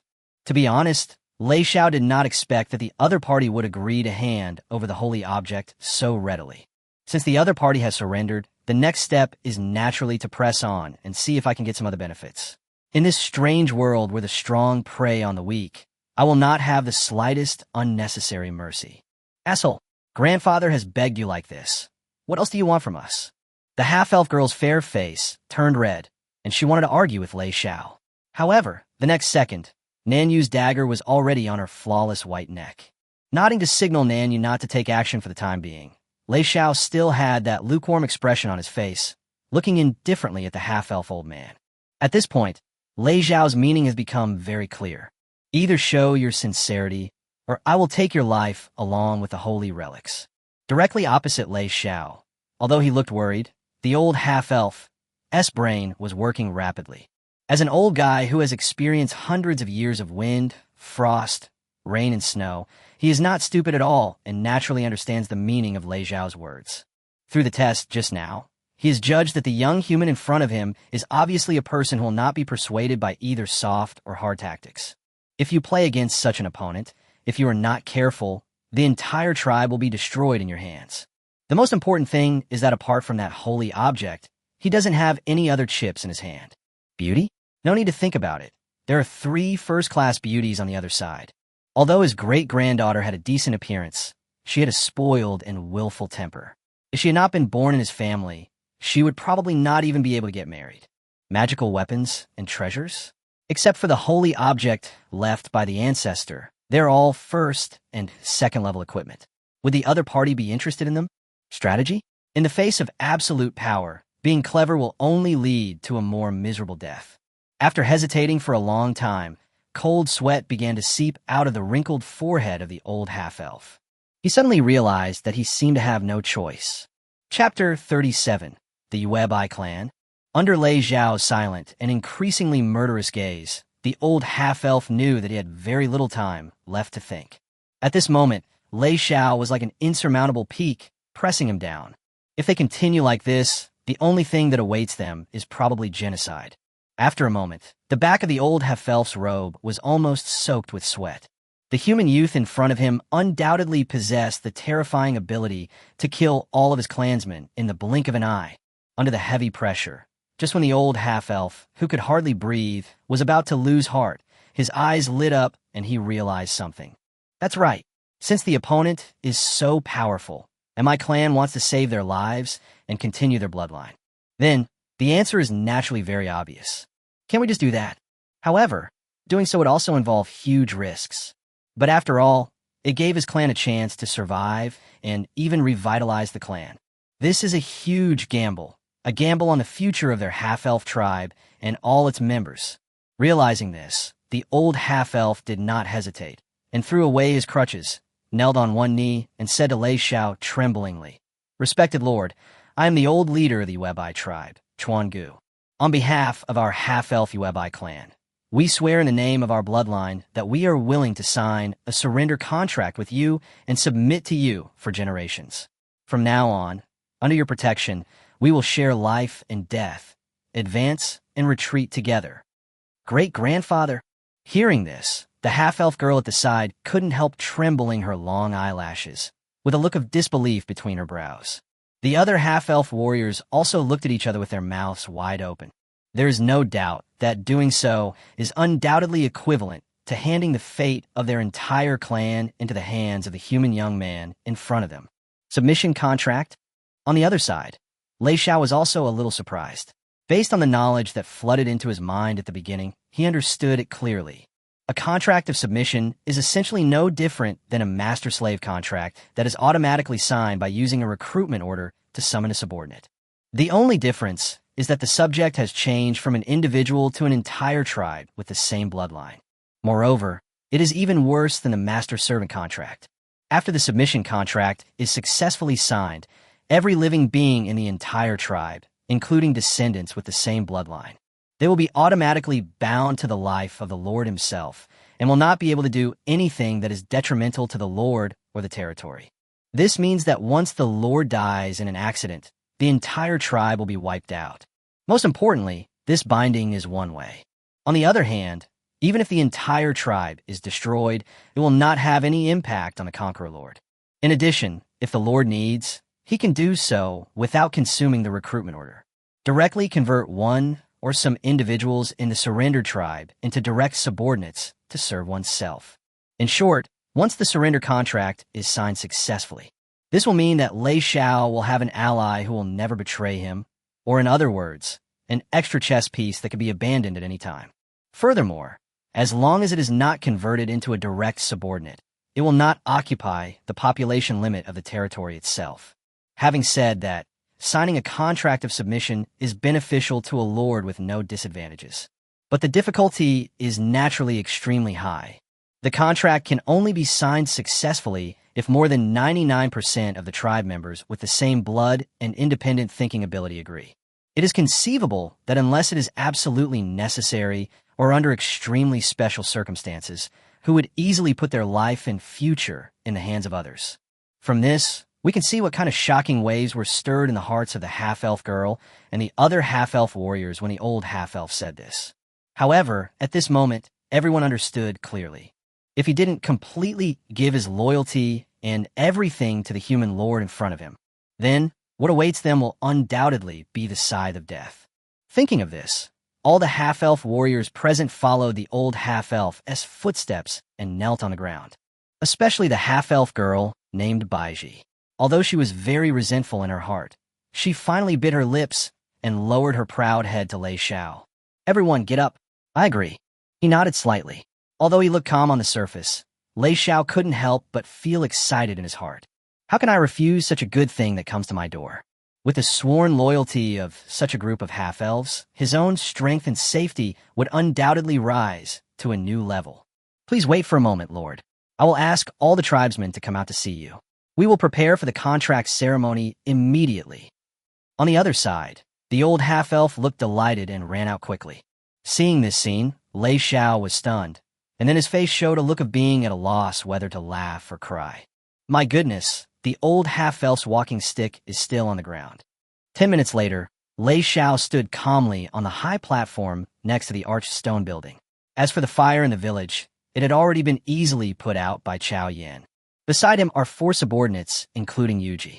Following Lei Xiao's instructions, the 4 of them now fully demonstrated their strength.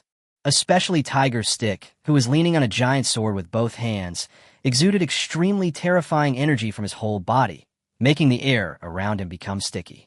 Below the platform were hundreds of unarmed half-elves. At first glance, they were densely packed with men, women, young and old, all with expressions of awe and uneasiness in their eyes. Everyone listen to me first.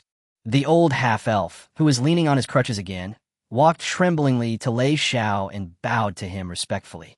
Then he turned around and said loudly to the other half-elves, Everyone, just last night, a fatal crisis suddenly fell on each of us. Those despicable orcs broke in with desire and murder, trying to seize my holy objects and completely destroy my race. At this critical moment of life and death, it was this brave and benevolent lord beside me who led his warriors to completely wipe out the enemy and helped us survive this disaster.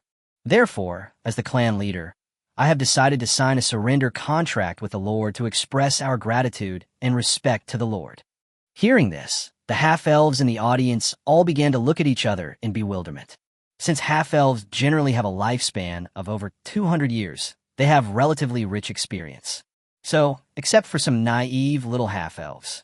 When I saw Lei Xiao and others on the stage with great momentum, most people have already understood what this means. They had no choice but to agree. At the same time, a long-lost reminder sound rang in Lei Xiao's ears. Dear Lord, the Webai clan hopes to sign a surrender contract with you. Do you agree? Chapter 38, A Rich Harvest. Without hesitation, Lei Xiao directly chose to agree. In an instant, a floating golden contract appeared out of thin air in front of all the half-elves, shining with brilliant light. Next, under the leadership of the old half-elf chief Chuangu, including the half-elf girl named Baiji, all the half-elves bit their fingers, looked solemn, and pressed down on the golden contract. At the same time, a series of prompt sounds rang in Lei Xiao's ears. Corresponding translucent text also appeared in his field of vision. Congratulations, the Webai clan's first-level, 1-star half-elf ruler, formerly the 3rd level, 9-star half-elf great magician. Chuangu has signed a surrender contract with you. The surrender rate will be effective when it reaches more than 99%. Congratulations, Baiji, the 2nd-level 7-star half-elf ranger of the Webai tribe, has signed a surrender contract with you. The surrender rate will be effective when it reaches more than 99%. Congratulations, Ding Xiang, the 2nd-level 3-star half-elf archer of the Webai tribe, has signed a surrender contract with you. The surrender rate will be effective when it reaches more than 99%. Congratulations, Shi Yin, the 1st-level 4-star half-elf hunter of the Webai tribe, has signed a surrender contract with you. The surrender rate will be effective when it reaches more than 99%. Congratulations, the 1st-level 2-star half-elf farmer Yuan Shun of the Webai tribe has signed a surrender contract with you. The surrender rate will be effective when it reaches more than 99%. Dear Lord, the overall submission rate of the Webai clan has successfully reached over 99%. Congratulations! You have obtained the submission of all members of the Webai clan. Congratulations! You have unlocked a new feature, manufacturing project, building blueprint, half-elf house. Congratulations! You have unlocked a new feature, manufacturing project, architectural blueprint, half-elf dome longhouse. Congratulations! You have unlocked a new feature, manufacturing project, building blueprint, half-elf watchtower. Congratulations! You have unlocked a new feature, manufacturing project, building blueprint, half-elf crafting workshop. As soon as the prompt sound ended, a new surrender interface popped up in front of Lei Xiao. Name, Webai clan. Race, half-elf. Submission degree, 50. Population, 560. Male, 278. Female, 282. Level 1, 550. Level 2, 10. Number of buildings, 160, 125 of which have been destroyed. Warehouse, 97% capacity. Resources, wood x 12,000, thatch x 9,800, stone x 5,600. Food, elf rice x 29550, elf sweet potato x 1850, elf lettuce x 560, wild vegetables x 350, smoked farm pork x 720, smoked farm beef x 590. Materials, beef tendon x 1520, cowhide x 790, horn x 50, pig skin x 2030. Equipment, 1st level weapon, half-elf longbow x 30, 2nd level weapon, half-elf gusbow x 5, 1st level armor, half-elf leather armor x 32, 2nd level armor, half-elf exquisite leather armor x 3, half-elf arrows x 10200. I have to say, the harvest this time is quite rich. Looking at the newly appeared interface, Lei Xiao couldn't help but reveal a thoughtful look in addition to being surprised. First of all, the most eye-catching thing is naturally the strength of the old half-elf chief Chuangu. No wonder this guy can walk so fast without a cane. It turns out that he was actually a 3rd-level, 9-star half-elf magician. By the way, the great magician, was he still the same when he was 30? Thinking of this, Lei Xiao couldn't help but curl his lips. However, what is certain is that, judging from the other party's current situation of being at the 1st level and 1-star, there must be some other hidden story. If I have time, I must ask him about it clearly. If there is a way to restore his strength, it will undoubtedly be an important fighting force for myself, who currently lacks powerful magicians. Secondly, several new race-specific buildings have been unlocked. Needless to say, The first two are just ordinary half-elf wooden houses, and the other is the large arched stone house that had a hole in it that was blown by the knotweed just now. The most crucial one is the third half-elf watchtower. If we send in archers and make some modifications and reinforcements, wouldn't it be possible to transform it into an arrow tower with both offensive and defensive capabilities in seconds? At that time, if we build a few more around and they complement each other, the security of the territory will undoubtedly be greatly improved. Even if he and Yuji and others were not in the territory, low-level subordinates, such as Gang Song, could completely deal with the ordinary magical beasts and wild beasts around them. This way, you can sleep more soundly. It's like being on the beach in a nice, not hot climate, drinking some Fat House happy water with potato chips. It's so delicious. After making a strange analogy, Lei Xiao continued to think. As for the fourth building, it is a special place for manufacturing bows and leather armor below the second level. Of course, if you have a subordinate with high-level craftsman skills, as well as equipment blueprints and corresponding materials, equipment above level 3 can also be produced. Just now, Lei Xiao had checked and found that there were indeed more than 10 half-elves with craftsman skills here. Unfortunately, the highest skill level of a craftsman is only level 2. If you want to make equipment above level 3, the success rate is not very high. Shaking his head helplessly, Lei Xiao's eyes lit up, as if he had thought of something. That's right. This kind of manufacturing or forging skills can be improved according to proficiency. Then it's very simple. Can't we just pile up the materials? As long as we upgrade the equipment and then disassemble it, we will have as many advanced manufacturing materials as we want. With a confident smile, Lei Xiao then looked thoughtful again. Finally, here is the detailed information interface of the Yuebai tribe. To put it simply, the newly emerging degree of submission can be understood as the overall comprehensive loyalty index of the entire clan. Like loyalty, the initial value is 50 points and the maximum value is 100 points. You can imagine that although other people have tied their lives to yours, but in peacetime, it doesn't mean that they will work hard for you 100% and not be lazy. Therefore, the higher this index is, the better. Going further down, the total population of the Yuebai people at this stage is 560, with a perfect male-female ratio. The only regret is that after a night of fierce fighting with the orc army, and second-level half-elf warriors with combat skills. However, if we add some other villagers with slightly stronger combat power to form a regular team of 100 archers who are all first-level 5-star or above, it can still be easily achieved. On this basis, other young and middle-aged people will be used to form a reserve force of 200 people. In this way, when needed, he would have a team of 300 half-elf archers in his hands. The most important thing is that it does not occupy the population of your own territory. This will obviously be of great help to us, as the current population limit is only 100 people. Let's go back and use our talents to upgrade the half-elves' equipment first. Then, depending on the situation, use chi condensation pills to improve the strength of the backbone members and try to build this unit into an elite force. As long as there is money available, everything is fine. Having made up his mind, Lei Xiao continued to think. What comes next is the biggest surprise for him. Chapter 39, Entering the Agricultural Age. What surprised Lei Xiao the most was, of course, the self-sufficient food production capacity here. He had already taken a brief look at it when he was gathering other villagers in Kawaguchi just now. On the other side of the village, there are a large number of farmlands and several large and small farms. In this way, as long as the scale of production is expanded, this place will obviously become a stable food supply base in the near future. This also indicates that in terms of food acquisition, the territory has progressed from the era of gathering and hunting to the era of farming and animal husbandry. The most important thing is that this place is located within the barrier, which not only has a vast space, but also has a high safety factor. As long as there is no high-level magician, the enemy will not be able to enter the interior at all. This undoubtedly ensures the safety of the farmland and breeding farms to the greatest extent, and there is no need to worry about them being destroyed. It seems that in addition to the issue of Kawatani's own strength, the issue of food supply must also be discussed in depth with him.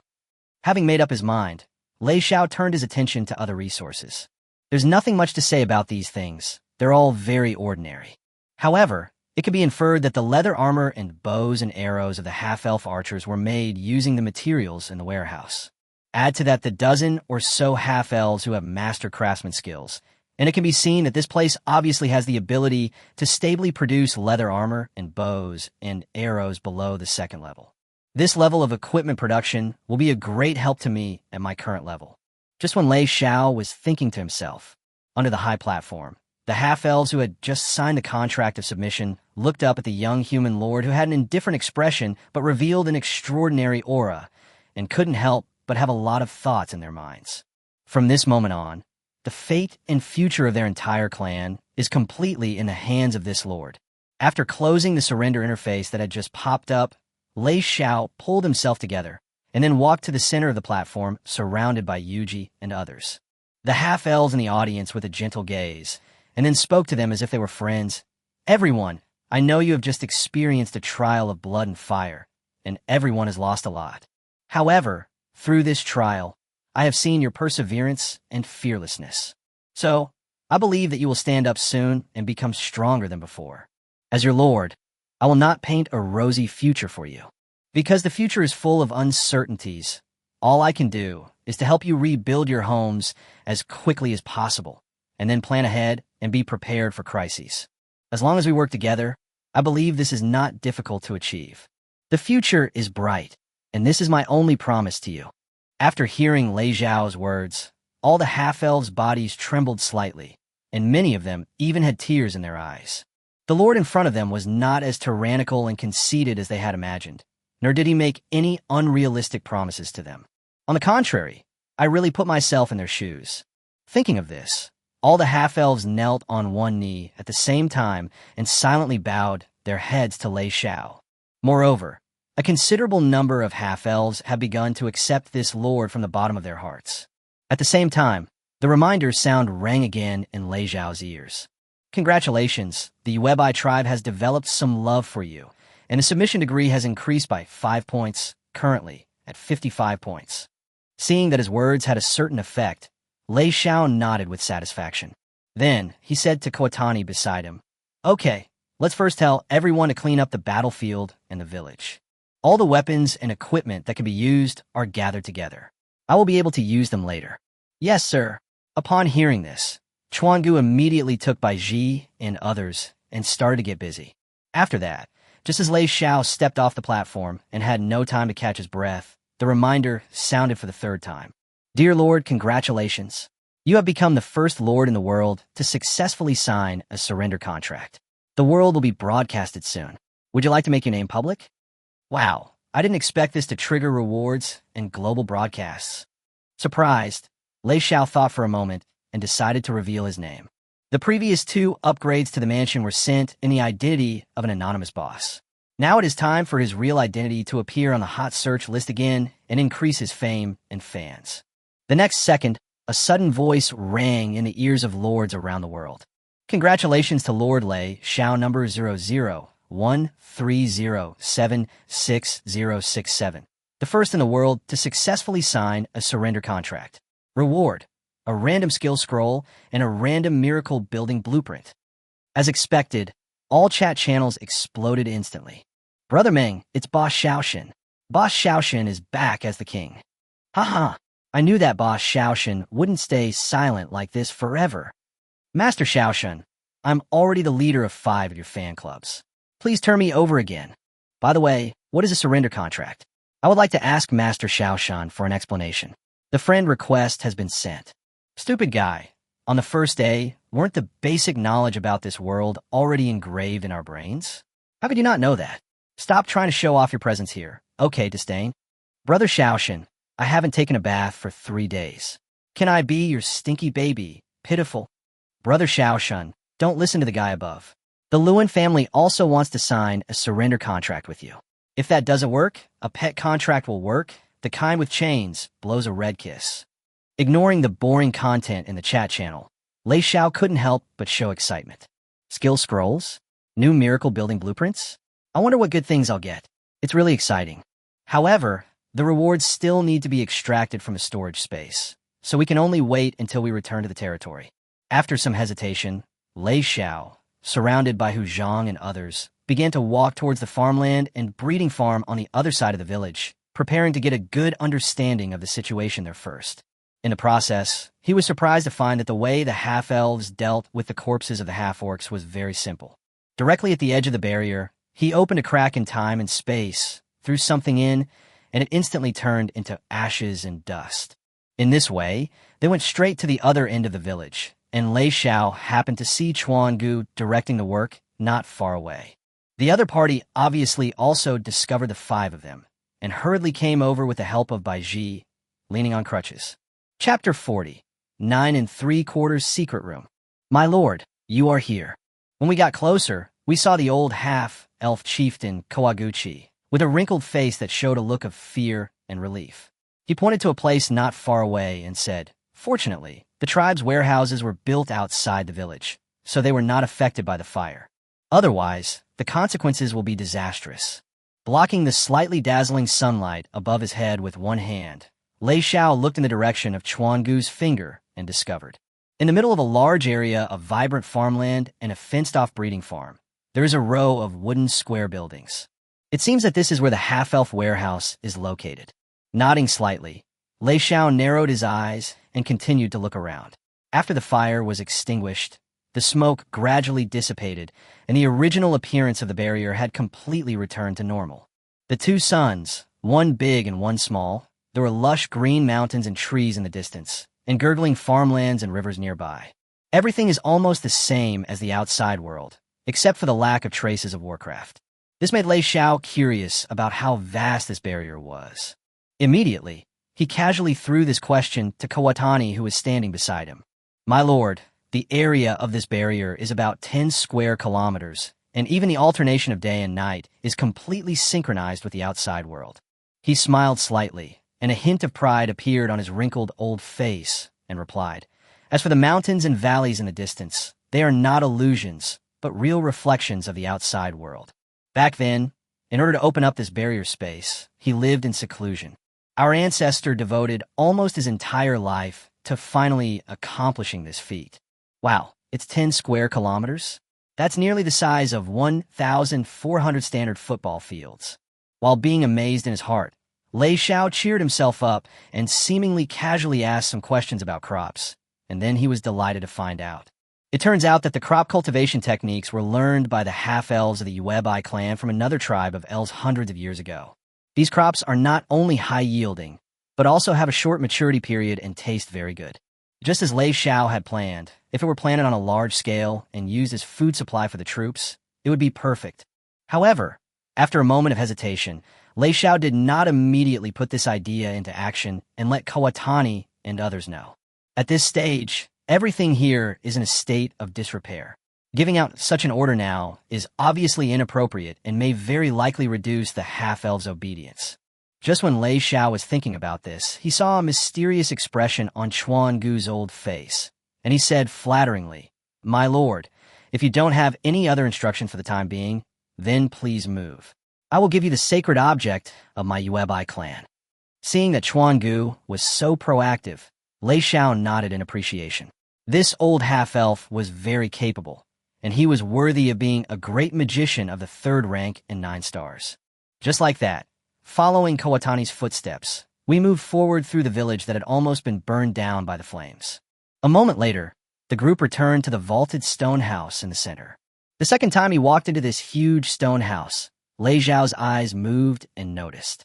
At this time, the bodies of the orcs had been completely cleaned up, leaving only the bloodstains on the ground, which were still somewhat shocking.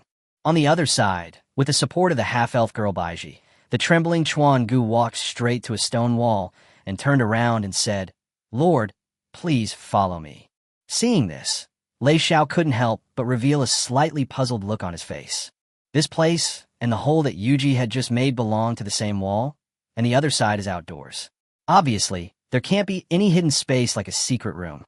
However, before he could continue thinking, he saw 2 half-elves, one old and one young, rushing head-on into the stone wall without hesitation. The next second, he disappeared from the spot. After a moment of hesitation, Lei Xiao immediately reacted. "My goodness, this should be a secret room located in the cracks of space, right? Judging from the way he entered the door, it might be called the 9 3/4 secret room."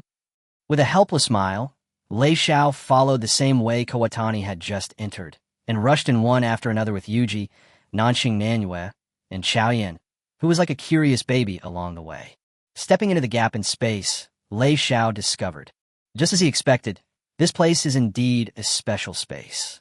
If that orc shaman were still alive, and knew that what he was looking for was right under his nose, he would probably be so angry that he would use his staff as a teething stick. Pursing his lips, Lei Xiao looked around. This secret room is made entirely of stone, just like the outside, and is quite spacious. Because there were no windows, the light around was very dim. There were only a few oil lamps embedded in the walls, burning flickeringly and seemed like they could go out at any time. I have to say, this environment feels a bit like something out of a martial arts TV series. Chuangu and Baiji not far away, stepping on the loose stone tiles. In front of the two of them, there was a half-person-high polished blue stone platform, on which was placed a golden box with gorgeous patterns. Roughly estimated, this box is at least 1 meter long and half a meter wide, very much like the high-level treasure chest obtained after defeating the boss in the game. Golden Legend. This is such a huge size and such a huge capacity. I wonder what kind of treasure is inside. Seeing this, Lei Xiao couldn't help but show anticipation.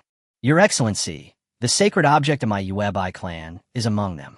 On the other side, the old half-elf Chuan Gu bowed respectfully and said, however, this holy object was left by our ancestor. There are many restrictions on the box. Only half-elves with the same bloodline can open it without triggering the trap. So, please allow me to open it for you, Lord. Thank you for your hard work. Nodding slightly, Lei Xiao took a step back. At the same time, except for Yuji, who still had a calm expression, Nanxing and Nanhua also joined the ranks of the curious babies, and together with Xiaoyan, they showed curious expressions and watched from the side.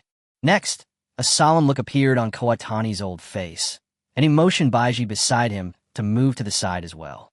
Immediately, he took a deep breath, stretched out his hands, and slowly opened the golden box in front of him. Chapter 41. The Holy Relics of the Yuebai Clan. Click. Under the expectant gazes of the crowd, the golden box, which had no protective measures on its surface, suddenly made a sound similar to that of being unlocked. Immediately, with Kawatani's cautious movements, the arched lid of the box flipped up, and the items inside were presented in front of everyone. On the other hand, with the night vision bonus of the additional effect, Eyes of the Stars of Blessing of the Southern Cross, Lei Xiao, who was standing at the front, leaned forward slightly and was the first to see what was in the box. However, his curious face did not show the expressions such as joy and surprise that should have appeared, but instead a look of helplessness. It turned out that inside the box, there was another gold box that was one size smaller, but identical to the other ones. If this thing really appeared in the game, wouldn't the planners be criticized by the players? After a few awkward laughs, Lei Xiao looked at the twin sisters and Xiaoyan next to him. The three of them had confused expressions on their faces, similar to the old man on the subway looking at his phone. Next, Chuangu first instructed Baiji, who was standing beside him, to carefully take out the smaller box, and then gently put the large box aside. He walked to the small box and solemnly repeated the action of opening the box. Click! The sound of unlocking the door was particularly clear in the silent stone chamber. Immediately, the new box slowly opened, stirring up an invisible wave of magic in the air. This time, Lei Xiao, who had been mentally prepared, took a closer look and once again showed an expected expression. On the smooth bluestone platform, inside a box that is one size smaller, there is another box that is one size smaller. Oh my goodness, they are really nesting dolls. Where's the big baby? Lei Xiao pouted helplessly, and a hint of curiosity appeared on his face. Was left behind after the death of the ancestor of the Yuebai clan, who opened up this barrier space. It seems that the ancestor of the Yuebai tribe is obviously not a person who plays by the rules. After all, the ancestor is not a devil. If there's a chance, I must let Chuangu talk about this ancestor. Just like that, under the increasingly numb gazes of the crowd, the two half-elves, Chuangu and Baiji, went back and forth for more than 20 minutes. On the originally spacious bluestone platform, a row of golden boxes were neatly arranged in order of size, almost completely covering the platform. Finally, just when Lei Xiao was about to fall asleep, Chuangu came to him with a palm-sized metal box in his hands. It looks like this should be the last one. The old half-elf smiled awkwardly and said a little embarrassedly, I'm sorry, Lord, because the ancestor of my clan has a strange personality. That's why I have to go through so many twists and turns. I hope you won't mind, Lord. It doesn't matter. Since it is a holy object, the protection measures should be more rigorous. Nodding slightly, Lei Xiao looked at the small metal box in front of him that had shrunk at least 100 times, and the corners of his mouth couldn't help twitching.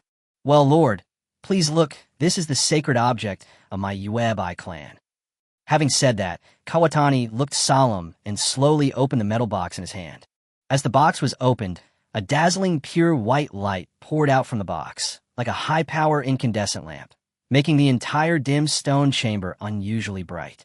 At the same time, Lei Xiao could clearly feel a powerful energy wave spreading out and rippling back and forth in the narrow space. Such scenes and such unboxing pictures all show that the items inside are by no means ordinary. After a while, when the light gradually faded away, the holy object in the metal box was completely presented in front of everyone. With excitement, he couldn't wait to look inside the box. This time, Lei Xiao was not disappointed. What appeared in the box was a metal bracelet that looked very old. At first glance, the bracelet is silver gray in color, with a simple shape and carved with strange patterns. It emits a faint energy fluctuation. My lord, although this relic looks like an ordinary magic ornament, it is actually not. On the other side, Kawatani showed a proud look on his old face and began to explain, because the ancestor of my clan is a powerful space magician. Therefore, there's actually a whole new world inside this bracelet, which can easily hold a vast amount of items. A whole different world? Upon hearing this, Lei Xiao's expression lit up with joy, and he reacted immediately and couldn't help but feel excited in his heart. Wow, isn't this a replica of the storage ring? Although the wooden boxes in the territory have the same function in huge space. But after all, this box is just a supporting facility of the territory and cannot be moved outside the territory, which causes many inconveniences. But this bracelet that you can carry with you completely solves this problem. Excited, Lei Xiao took out the bracelet from the box and directly opened the property column. Name, Moon in the Mirror, Unbound. Grade, 5th level. Extraordinary, Silver. Defense strength, none. Additional effect, palm space. Any object without life breath can be stored and taken out at will, with a space capacity of 1,000 cubic meters. Note, the sacred object of the half-elf Yuebai clan, a mysterious bracelet made by the 5th level 9-star half-elf space mage Jiang Shi, has been kept in the Yuebai clan's secret room since his death. It has never been opened for hundreds of years. Seeing this, Lei Xiao was secretly amazed in his heart. Wow, 1,000 cubic meters, that's at least the size of 10 ordinary convenience stores. With such a large space, the amount of things that can be put in it can really be called a huge amount. No wonder the orc shaman was willing to sacrifice thousands of soldiers' lives to get this thing. If we put food, fodder, and military equipment in this, wouldn't it be enough to completely solve the supply problem for an army of considerable size? Without the worries and burden of supplies, one can imagine the mobility and combat effectiveness of a unit. It can only be described as terrifying. Just when Lei Xiao was thinking about this, he saw Chuanggu beside him sighing with some regret. My lord, it's a pity that this bracelet has gone through hundreds of years of wind and frost, and there is no space-based expert who can perform maintenance. The role it can play is no longer as good as before, alas. However, before Kawatani could finish his sigh, in an instant, the bracelet in Lei Xiao's hand suddenly emitted an extremely dazzling light. The next second, Kawaguchi was surprised to find that this sacred object left by the ancestor had actually returned to its former peak state. Chapter 42. The Moon Reflected in the Mirror. At this moment, if I use a boat to describe Kawatani's current mood, it would be shock my mom for a whole year. If I use a color to describe it, it must be orange. He never imagined that the holy object, which had been downgraded by at least one grade, would once again shine with its former glory in the hands of the Lord in front of him, just like it was more than 100 years ago when the ancestor was still alive. Miracle. This is a miracle. You know, Chuanggu, who lived for nearly 300 years, was brought up by the old ancestor since he was a child. Naturally, he was very familiar with the bracelet that the old ancestor loved most during his lifetime. Even though he had lost all his magic power over the past 100 years, he, who was once a 3rd-level, 9-star warrior, could still feel it clearly. After the death of the ancestor, The bracelet is gradually losing its former glory, although the speed of decline is extremely slow, taking hundreds of years.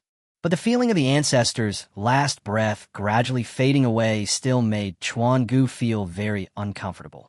From this, we can see what kind of huge waves were stirred in Chuan Gu's heart when the holy object was in Lei Xiao's hands and regained its former glory. Because of the excitement, the old half-elf's whole body began to tremble uncontrollably, and a tear quietly slid across the corner of his old and weather-beaten eyes. For a moment, this familiar feeling was as if the ancestor had returned to his side again. Safe and warm. "Grandpa, why are you crying?" Next to him, the half-elf girl Baiji also had an incredible look on her face, although she didn't know what exactly had happened. But growing up, she had never seen her great-grandfather, who had always been as steady as a rock and led the family, shed tears like this. The reason is actually because of a human being. In surprise, Baiji involuntarily turned her pretty face to Lei Xiao in front of her. In just a few hours, the young human man in front of her shocked her so much. Looking at the two half-elves, one old and one young, who reacted so strongly, Lei Xiao couldn't help but be a little surprised. Needless to say, the reason why the bracelet emitted a strong light just now was naturally because I used the golden finger to upgrade it. Name: Moon in the Mirror Unbound. Grade: Level 6. Legend: Gold. Defense Strength: None. Additional Effect 1. Palm Space. Extreme: any object without life breath can be stored and taken out at will. The space capacity is 10,000 cubic meters. Additional Effect 2. Note: the sacred object of the half-elf Yuebai clan, a mysterious bracelet made by the 5th level 9-star half-elf space, mage Jiang Shi, has been kept in the secret room of the Yuebai clan since his death. For hundreds of years, it has never been opened until it met you. Seeing that the bracelet was successfully upgraded to the 6th level and its capacity increased tenfold, Lei Xiao nodded with satisfaction. It is worthy of being the sacred object of the half-elf Yuebai clan. This is the first 6th level equipment I have ever obtained. However, after upgrading, what do the 3 question marks behind the newly added additional effect 2 mean? Could it be that the conditions for opening it have not been met yet? After thinking for a moment, Lei Xiao's slightly frowned brows then relaxed. Forget it. Let's study it later when we have time.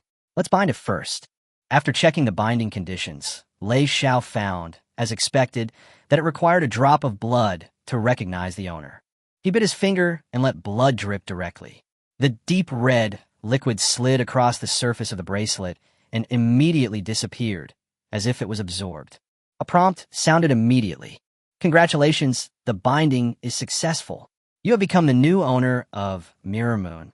Level 6. Legend. After hearing the prompt, Lei Xiao put the bracelet on his wrist excitedly. The silver-gray metal bracelet shrank to a suitable size as soon as it touched the skin, and a slightly cool feeling came over. Lei Xiao shook his wrist and felt no discomfort. He could switch from his left hand to his right hand and take it off and put it on at will. After playing with it back and forth for a while, Lei Xiao nodded with satisfaction again. In this way, you can carry it with you, and there is enough storage space as much as 100 convenience stores. It is simply perfect. Just as Lei Xiao was delighted, Chuan Gu, who was extremely excited, slowly returned to normal. Although he was very curious about how the Lord in front of him did it, he finally did not ask, because the old half-elf clearly understood that this was not something he should know. Perhaps everything was the ancestor's own wish. After that, Lei Xiao led everyone out of the secret room. Walking out of the arched stone house and returning to the outdoors, Lei Xiao discovered that with the efforts of more than 500 half-elves, the orc soldiers were almost completely cleaned up, and the usable equipment was neatly piled aside according to his instructions. As for those damaged and unusable weapons and armor, since they could not be upgraded or disassembled, they were directly disposed of. My lord, it seems that everything is going in order. When Lei Xiao saw this, the old half-elf Chuan Gu beside him couldn't help but sigh and said, "It's a pity that it will take a long time to rebuild such a large ruined house." After listening to Kawagu's words, Lei Xiao gently patted his thin shoulder and said, "Old patriarch, don't be so pessimistic. Maybe I have a way to help you rebuild a better home than before within a day or even a shorter time." "My lord, is this true?" Hearing the voice, not only Chuan Gu, but also Bai Ji, who was standing beside him, had an expression of disbelief on their faces. Absolutely. Lei Xiao smiled and nodded, then asked Chuan Gu about the methods of entering and leaving here and received a palm-sized barrier stone. This barrier stone is equivalent to a key, and the entrance and exit open with the barrier stone will not trigger the fear illusion. After quickly learning how to use the barrier stone, Lei Xiao first instructed Nanxing, Manhwa, and Xiaoyan to help the half-elves clean up the battlefield, and then he left the barrier with Yuji. It didn't take long before Lei Xiao, riding on the Princess Tiger's stick, returned to the territory. The next thing he had to do was to make some architectural blueprints for the half-elves and take them back to help them rebuild their homes. Come to the Magic Circle manufacturing page and open the relevant interface. Paper X1 equals architectural blueprint, half-elf house. Paper X1 equals architectural blueprint, half-elf arch longhouse. Paper X1 equals building blueprint, half-elf watchtower. Paper X1 equals building blueprint, half-elf workshop. After setting the production sequence of building blueprint, half-elf house, X100, building blueprint, half-elf arch longhouse, X10, building blueprint, half-elf watchtower, X10, and building blueprint, half-elf crafting workshop, X10. Taking advantage of the gap when a magic circle was automatically created, Lei Xiao couldn't wait to come to the storage space. Next, of course, it's time to collect the reward for being the first person in the world to successfully sign a surrender contract. Chapter 43, Sword Skill, Sorrowful Flash. In front of the wooden box in the Lord's mansion, the storage space was opened, and a prompt sound sounded in Lei Xiao's ears. Congratulations, you have obtained the first-level skill scroll, double jump slash. Congratulations, you have obtained the Miracle Building Blueprint, Guardian Defense Mechanism.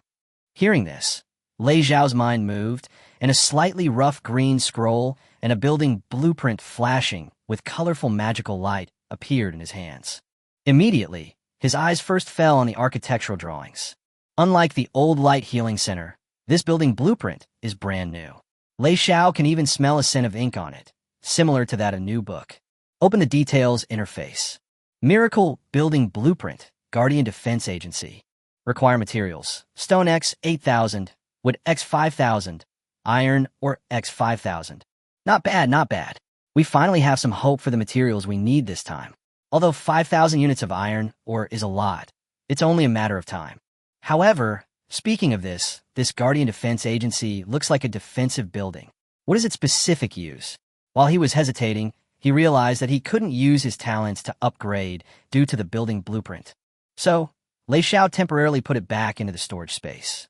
Then, his gaze fell on the skill scroll beside him, and he couldn't help but reveal a hint of excitement.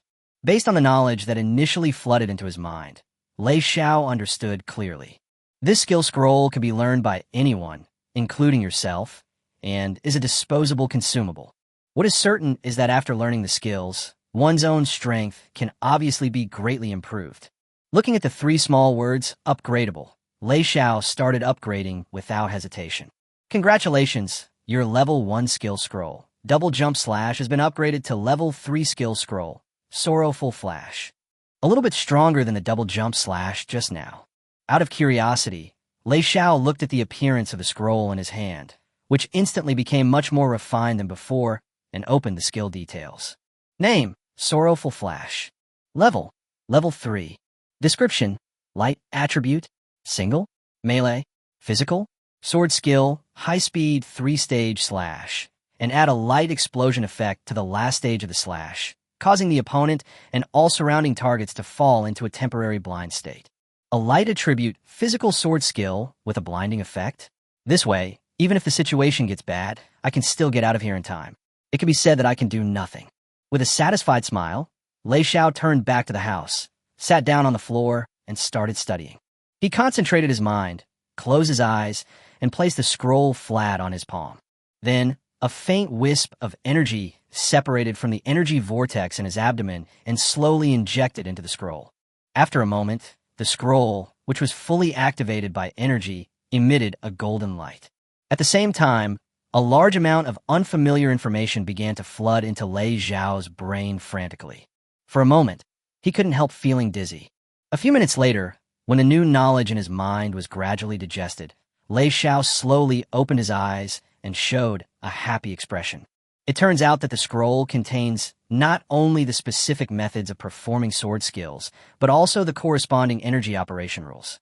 Moreover, it also includes some basic sword fighting knowledge and fighting techniques, which can be said to be very rewarding.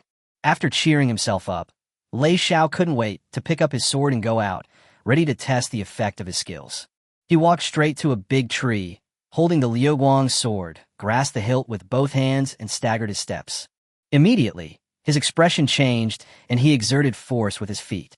At the same time, a large amount of energy swept out from the vortex in his abdomen, covering the sword body and the surface of his body.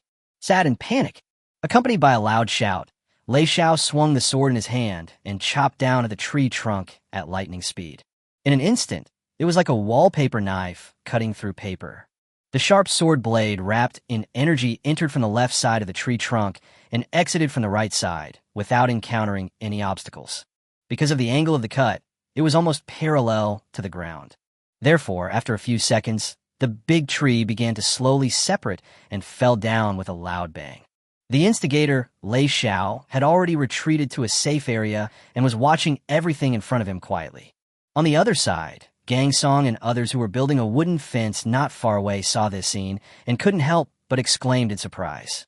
They needed to swing the axe dozens of times to chop down the tree, but they didn't expect that the Lord could chop it down with just one blow. The Lord is so powerful and terrifying. Seeing the big tree fall down, Lei Xiao's tense body relaxed instantly. At the same time, an intense feeling of soreness and exhaustion flooded into his brain.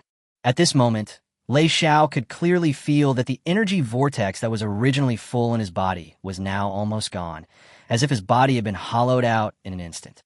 At the same time, the meridians and muscles in various places were trembling slightly. Obviously, they were all in an extreme state. Wiping the sweat from his forehead, Lei Xiao, breathing heavily, sat down under a big tree nearby. He has used up all his energy after only performing half of the third stage of attack. It seems that the third stage skill is not so easy to master. After a moment, Lei Xiao licked his cracked lips, his breathing slowed down, and shook his head helplessly.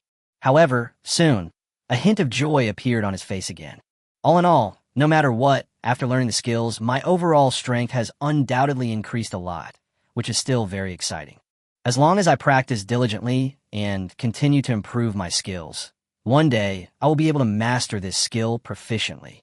Thinking of this, Lei Xiao, who had recovered some strength, slowly stood up and stretched his muscles slightly. Then, he started walking towards the Lord's mansion again. After returning to the mansion and approaching the magic circle, Lei Xiao discovered. At this point, all 140 architectural drawings have been completed.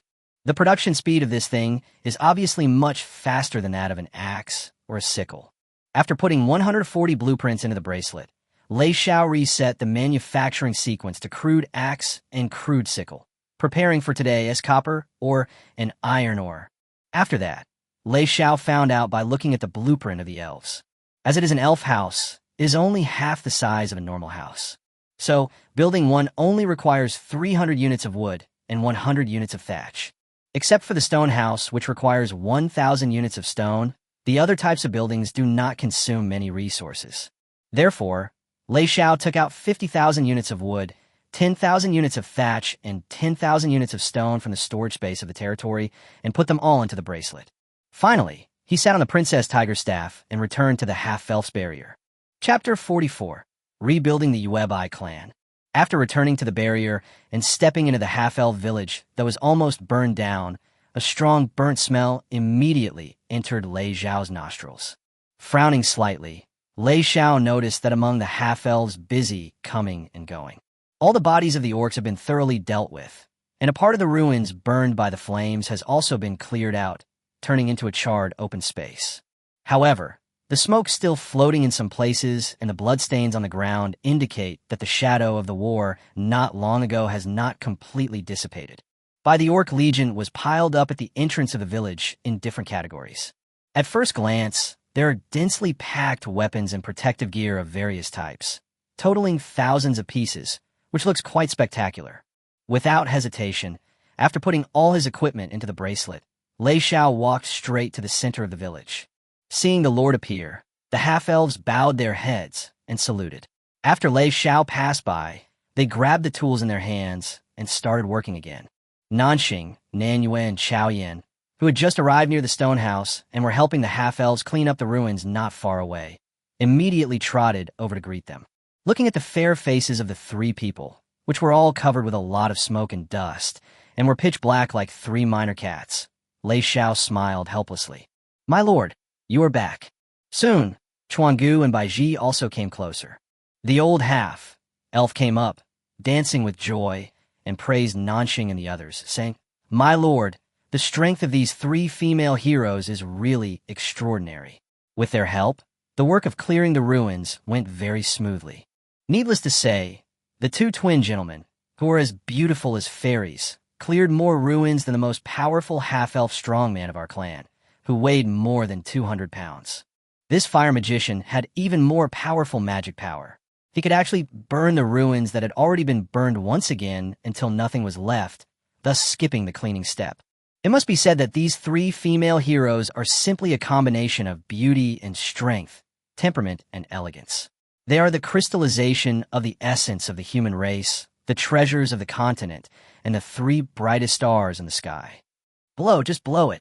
Looking at Kawatani's seemingly sincere expression, Lei Xiao curled his lips and muttered something to himself. It was obvious that the old half-elf wanted to establish good relations with Nanxing and others as quickly as possible, which was why he did this. The hidden thoughts in it are also very obvious. It can be imagined that Nanxing and others are the strong people directly under his side, if he has a good relationship with them.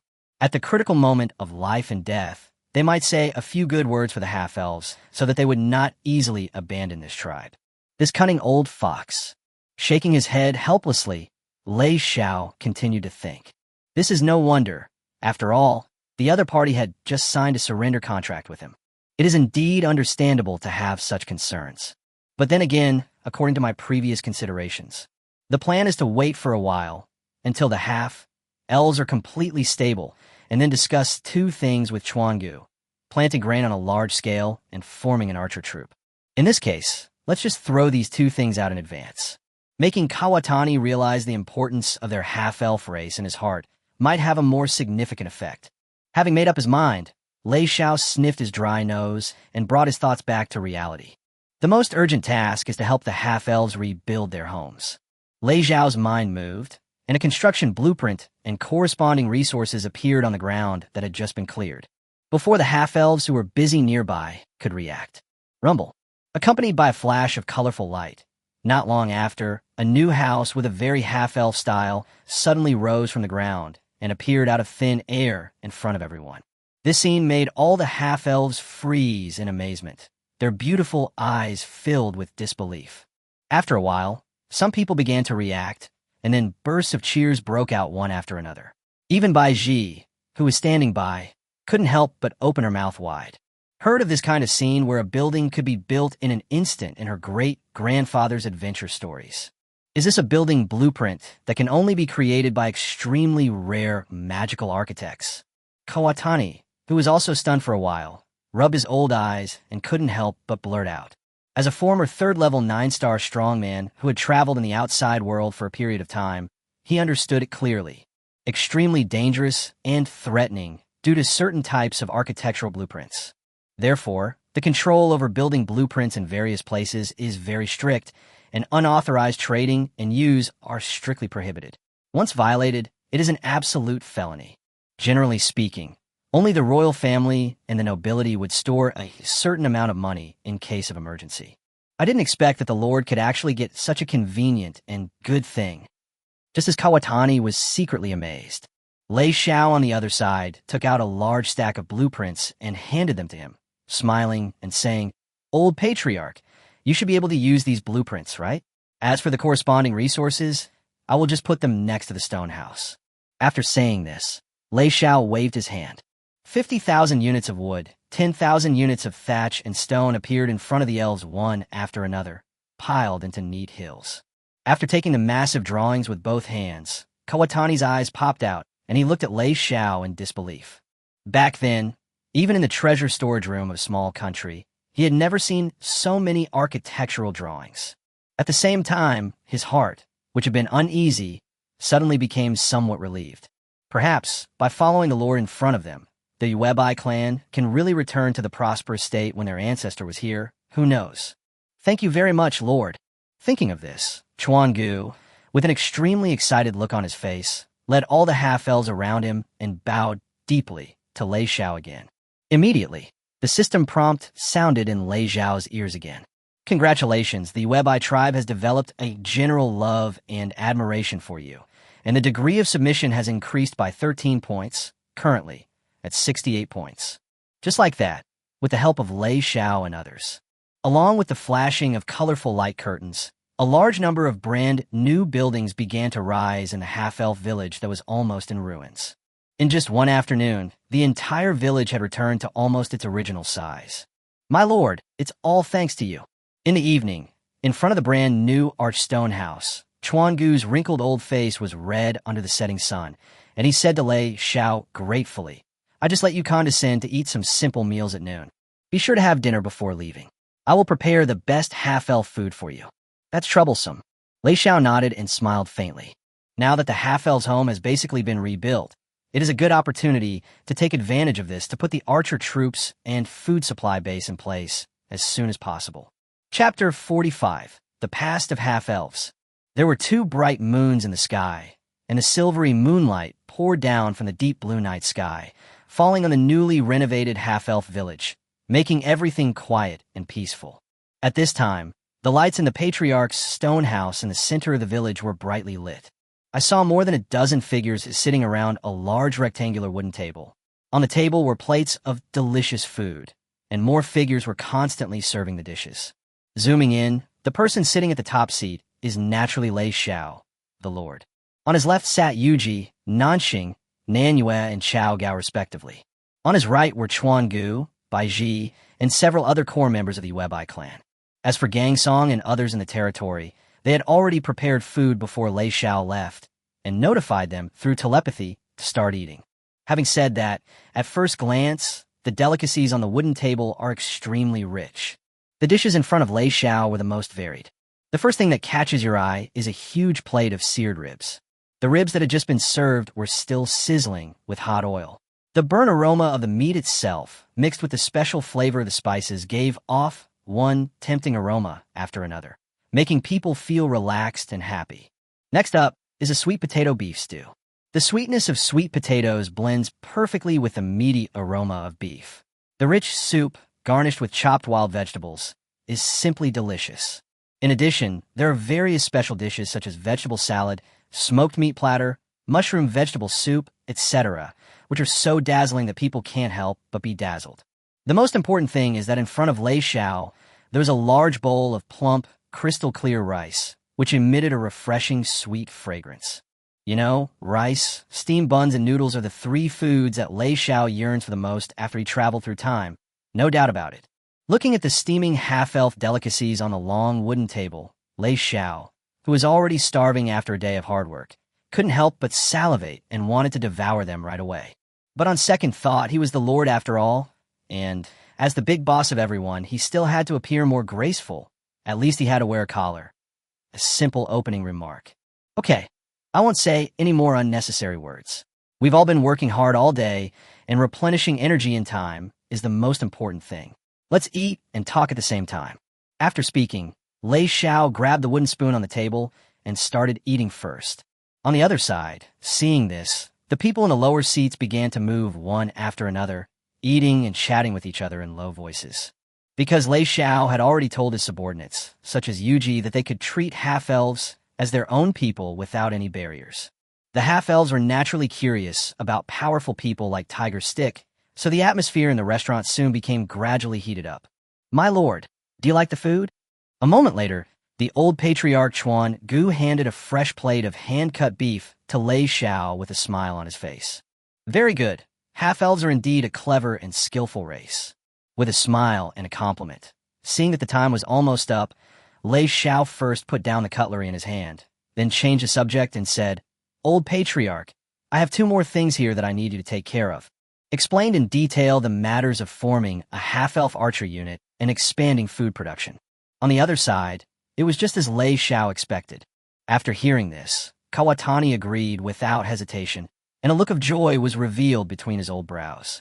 In this way, they will be highly valued by the Lord, and the status of their Yuebai clan in the Lord's heart will obviously rise to a new level. Your Excellency, regarding the issue of the permanent Archer 100-man team, you can report to the territory tomorrow morning and take on the responsibility of ensuring the security of the territory. A look of contemplation appeared on Kawatani's old face, and then he said, as for the 200-man reserve team, I will assign someone to intensify the training and be ready to be dispatched by the Lord at any time. Very good. I will send someone to pick them up tomorrow morning.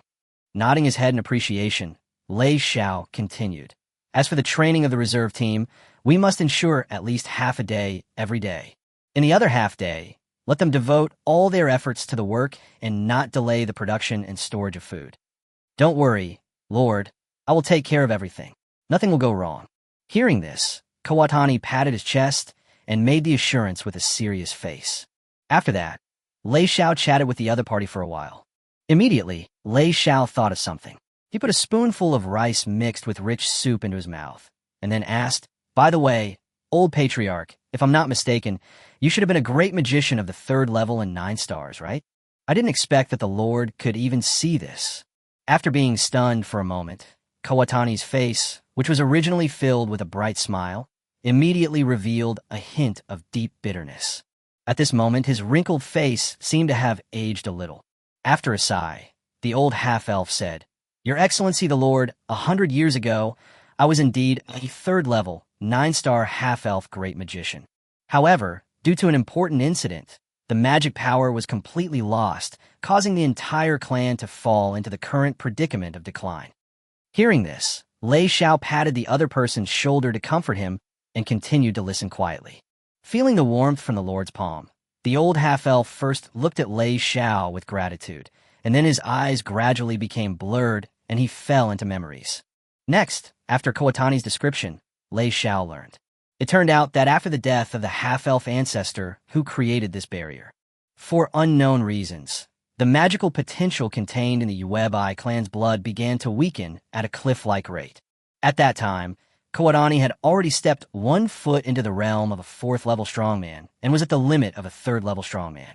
He is far more powerful than the average 3rd-level 9-star strongman and is the strongest person in the Yuebai clan except for the ancestor. However, precisely because of this reason, his strength had rapidly shrunk to the level of barely reaching the 3rd stage in 9 stars, and was still declining rapidly. If we continue in this trend, the result will be self-evident. Therefore, in order to stop the decline, Kawatani decided to fight to the death and forcibly be promoted to the 4th-level strongman. If successful, they can try to reactivate the magical potential in the bloodline of the clan. If they fail, the clan will naturally weaken rapidly until they completely lose their magical abilities. As for the final result, it is undoubtedly very obvious. Hearing this, Lei Xiao looked thoughtful. Chapter 46. I am the dog owner. There is no doubt that once successful, it will help Kawatani regain his strength. Then, not only will he get a powerful magician, moreover, the magical abilities of the entire Yuebai clan are likely to be restored. By then, the combat effectiveness of the half-elves will surely rise to a new level. It can be seen from this that no matter from which aspect, this is obviously a very necessary thing. It seems that if things are feasible, we must put this issue on the agenda and find a solution as soon as possible. Having made up his mind, Lei Xiao pulled himself together and said to Chuan Gu, who was still looking somewhat gloomy, Old patriarch, is there any possibility of restoring your strength?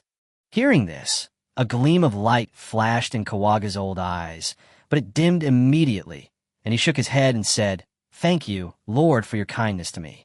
In fact, I don't even know if there is such a method, and I feel extremely ashamed. So, there's still a glimmer of hope? Nodding thoughtfully, Lei Xiao smiled faintly and said, Old patriarch, if I can find a solution, I will definitely help you recover your strength as soon as possible. Don't worry. Thank you, Lord. Just hearing your words makes me satisfied. After saying that, Chuan Gu bowed and was about to salute, but was stopped by Lei Xiao. Let's continue eating. We still have a lot of things to do tomorrow. Patting the other person's skinny shoulders again, Lei Xiao grabbed a few slices of beef and started to devour them again. In this way, by the time everyone had eaten to their heart's content, it was already very late at night. Before leaving, Chuangu took Lei Xiao to the warehouse outside the village and handed him 20,000 units of elf rice. This unit is 1 kilogram of rice. 20,000 kilograms of rice can obviously be enough to feed the territory for a long time at this stage. Nodding with satisfaction, Lei Xiao said goodbye to the half-elf clan and returned to the territory with Tiger Stick and others. Lei Xiao discovered it just as he arrived at the camp gate.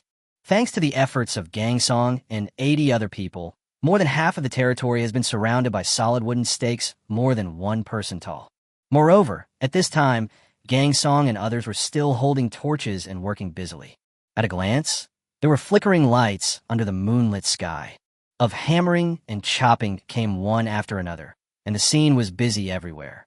It seems that after the loyalty reaches 90 points, the work enthusiasm of each first-level subordinate is also greatly improved. On the other side, seeing Lei Xiao returning, Gang Song immediately came forward to greet him. The dark-skinned middle-aged man wiped the sweat from his forehead, then smiled at Lei Xiao and said, "My lord, you are back. According to your instructions, the foundation of the wooden fence will be basically completed today, and tomorrow we will focus on reinforcing the wall surface, and it will be completely completed. Well done. Let everyone go back and rest early after the work is done."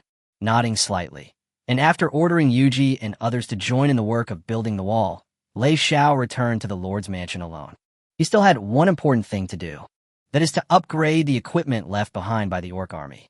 First-level large shields and 300 first-level daggers were collected. In addition, there are 300 sets of first-level heavy armor and 700 sets of first-level light armor.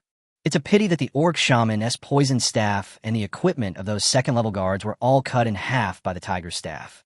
Pursing his lips slightly, Lei Xiao imported all his equipment from the space bracelet into the storage space of the territory and started upgrading immediately. Congratulations, your first-level weapon. Iron Spear 500 pieces have been upgraded to third-level weapon. Dragon Fang Steel Spear 500 pieces. Congratulations, your first-level weapon.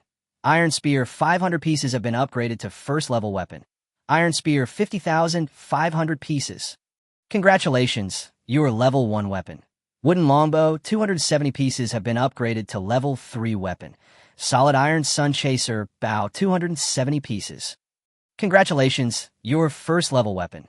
Wooden Longbow 230 pieces have been upgraded to first-level weapon. Wooden Longbow 23,100 pieces.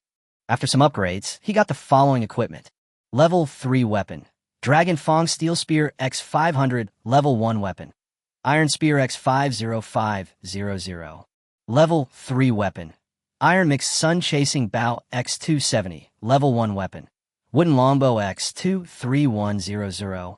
Level 3 weapon. Demon Breaking Sword X155, level 1 weapon. Iron Short Sword X14900. Level 3 shield. Black Sun Iron Shield X160, level 1 shield. Large Wooden Shield X14200. Level 3 armor. Earth Dragon Heavy Armor X150, level 1 armor. Orc Iron Heavy Armor X15200. Level 3 armor. Black Kirin Light Armor X360, level 1 armor. Orc Iron Light Armor X34500. After taking a closer look, Lei Xiao couldn't help but reveal a look of delight. Wow, there are more than 1,000 pieces of Tier 3 equipment now. If we calculate based on the value of a third-tier equipment being roughly equal to the value of a house, then can I just buy a town? It turns out that I am the dog owner. Excited, Lei Xiao put the newly acquired third-level equipment back into the space bracelet while continuing to think. As for those first-level equipment, if they are deployed in large quantities in the future, they will naturally be thrown away when they are broken. They don't even need to be repaired, but directly replaced with new ones. Don't ask why.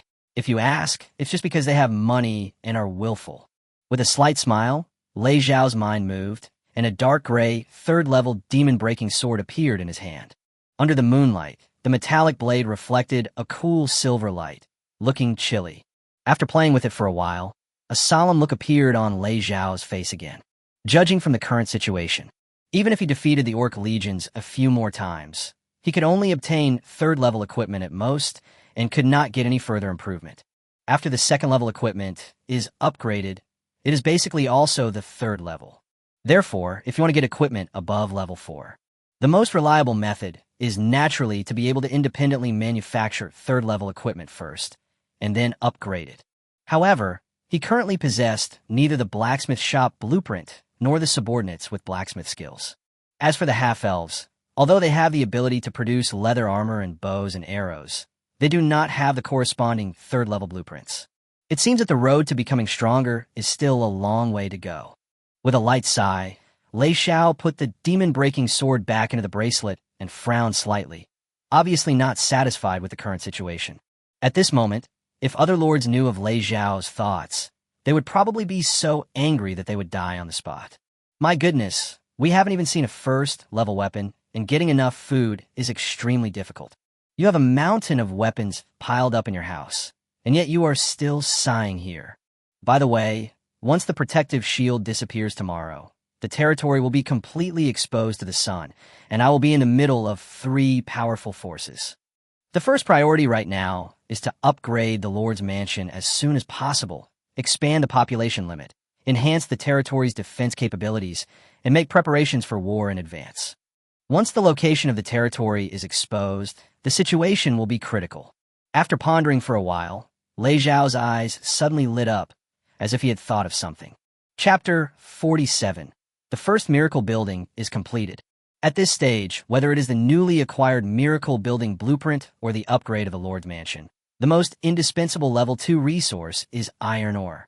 Before this, Lei Xiao could only obtain it by making a rough felling axe, upgrading it to a refined felling axe, and then decomposing it, and could only produce about 500 units a day. And now, among the massive amount of first-level equipment that had just been obtained, whether it was the iron spear or the iron dagger, there was a word iron in them. At this point, the hint was already obvious. If we just disassembled a large number of unused first-level weapons, wouldn't we be able to supply enough iron ore? Thinking of this, Lei Xiao did not hesitate and immediately started the experiment. You decomposed first-level weapon, iron spear, and obtained iron ore X2. Wow, you can decompose it into 2 units at once. Then let's start with 20,000 units. Immediately afterwards, Lei Xiao raised the corner of his mouth, revealing a Dragon King smile, and continued to operate without stopping. You could disassemble 10,000 first-level weapons, iron spears, and obtain 20,000 iron ore. It's perfect. Without the restriction of iron ore, we can focus on producing 1,000 units of copper ore every day. Now, the speed of upgrading the Lord's Mansion can be greatly improved. Oh, and that miracle building that requires a lot of iron ore can now be built. Enjoy. He took out the miracle building blueprint. Guardian defense mechanism. Require materials. Stone X 8,000, wood X 5,000, iron ore X 5,000. From the storage space, the iron ore that had just been decomposed, and other corresponding resources. Lei Xiao couldn't wait and came to a large open space next to the mansion, ready to start construction. This open space, located just north of the Lord's Mansion, was originally a dense jungle area, which was completely cleared out by Gangsong and others just yesterday.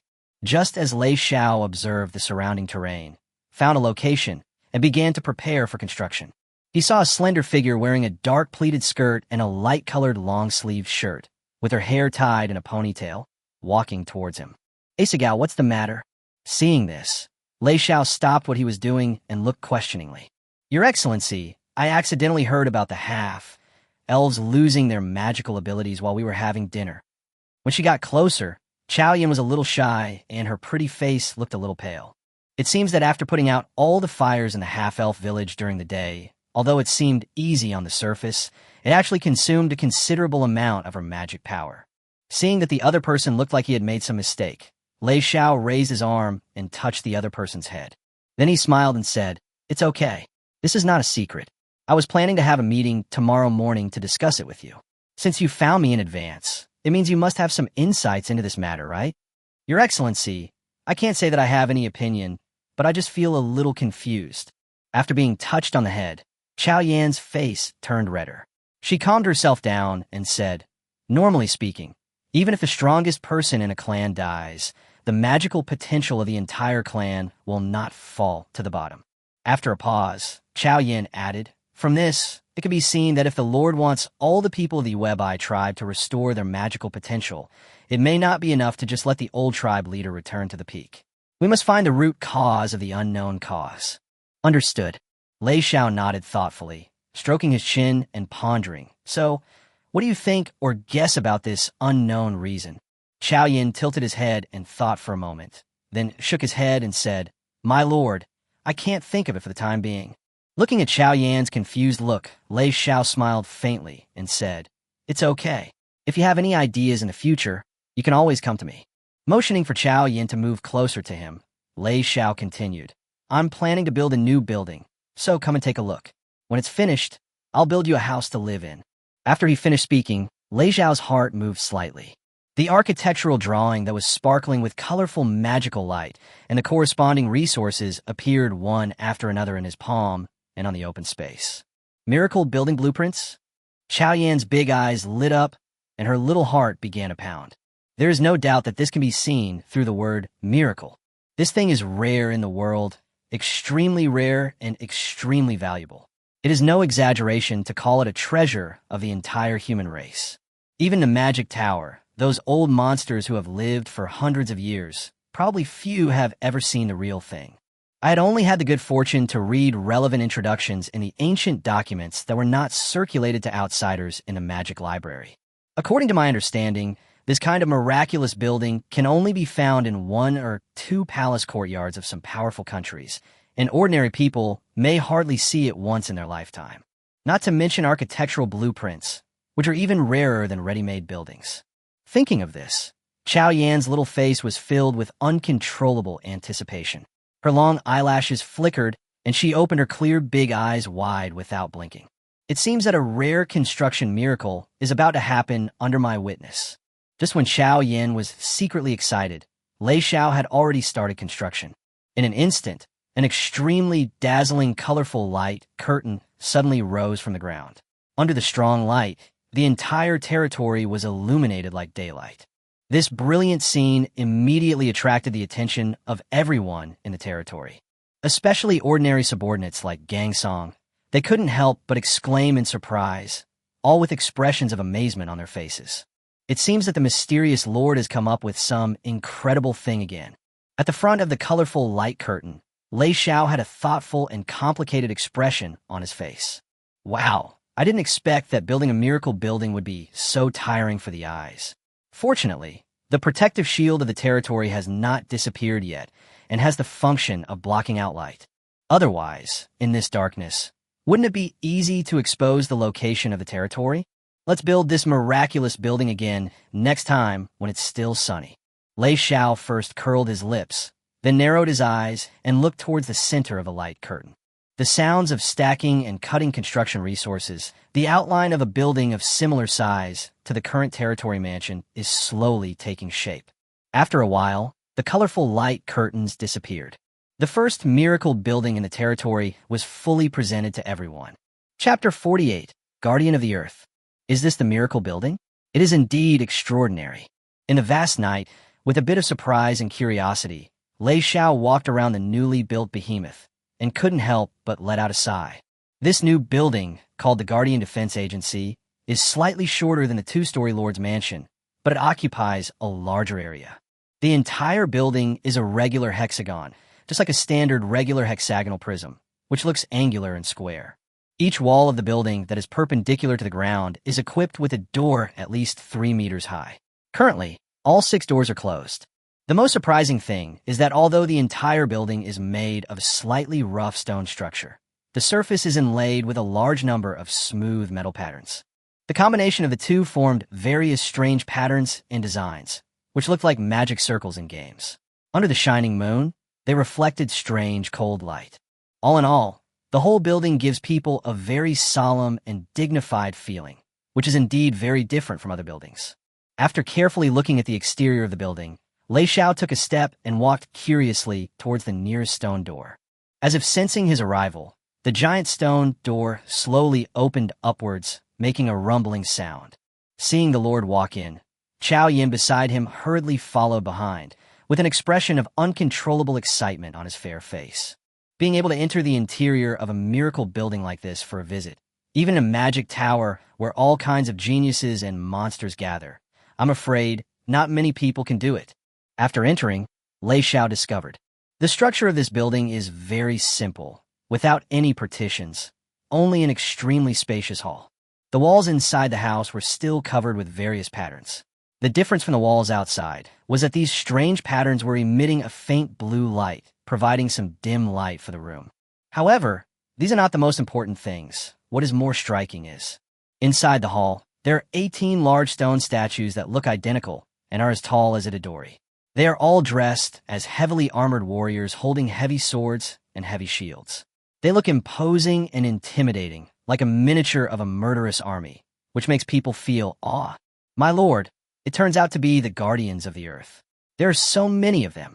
Xiaoyan couldn't help but exclaimed, her face full of surprise. Earth Guardian? Hearing the voice, Lei Xiao showed a curious expression. My lord, the Earth Guardian is a high-level golem puppet with very good combat power. Not only is its resistance to magic extremely high, but its physical defense is also very strong.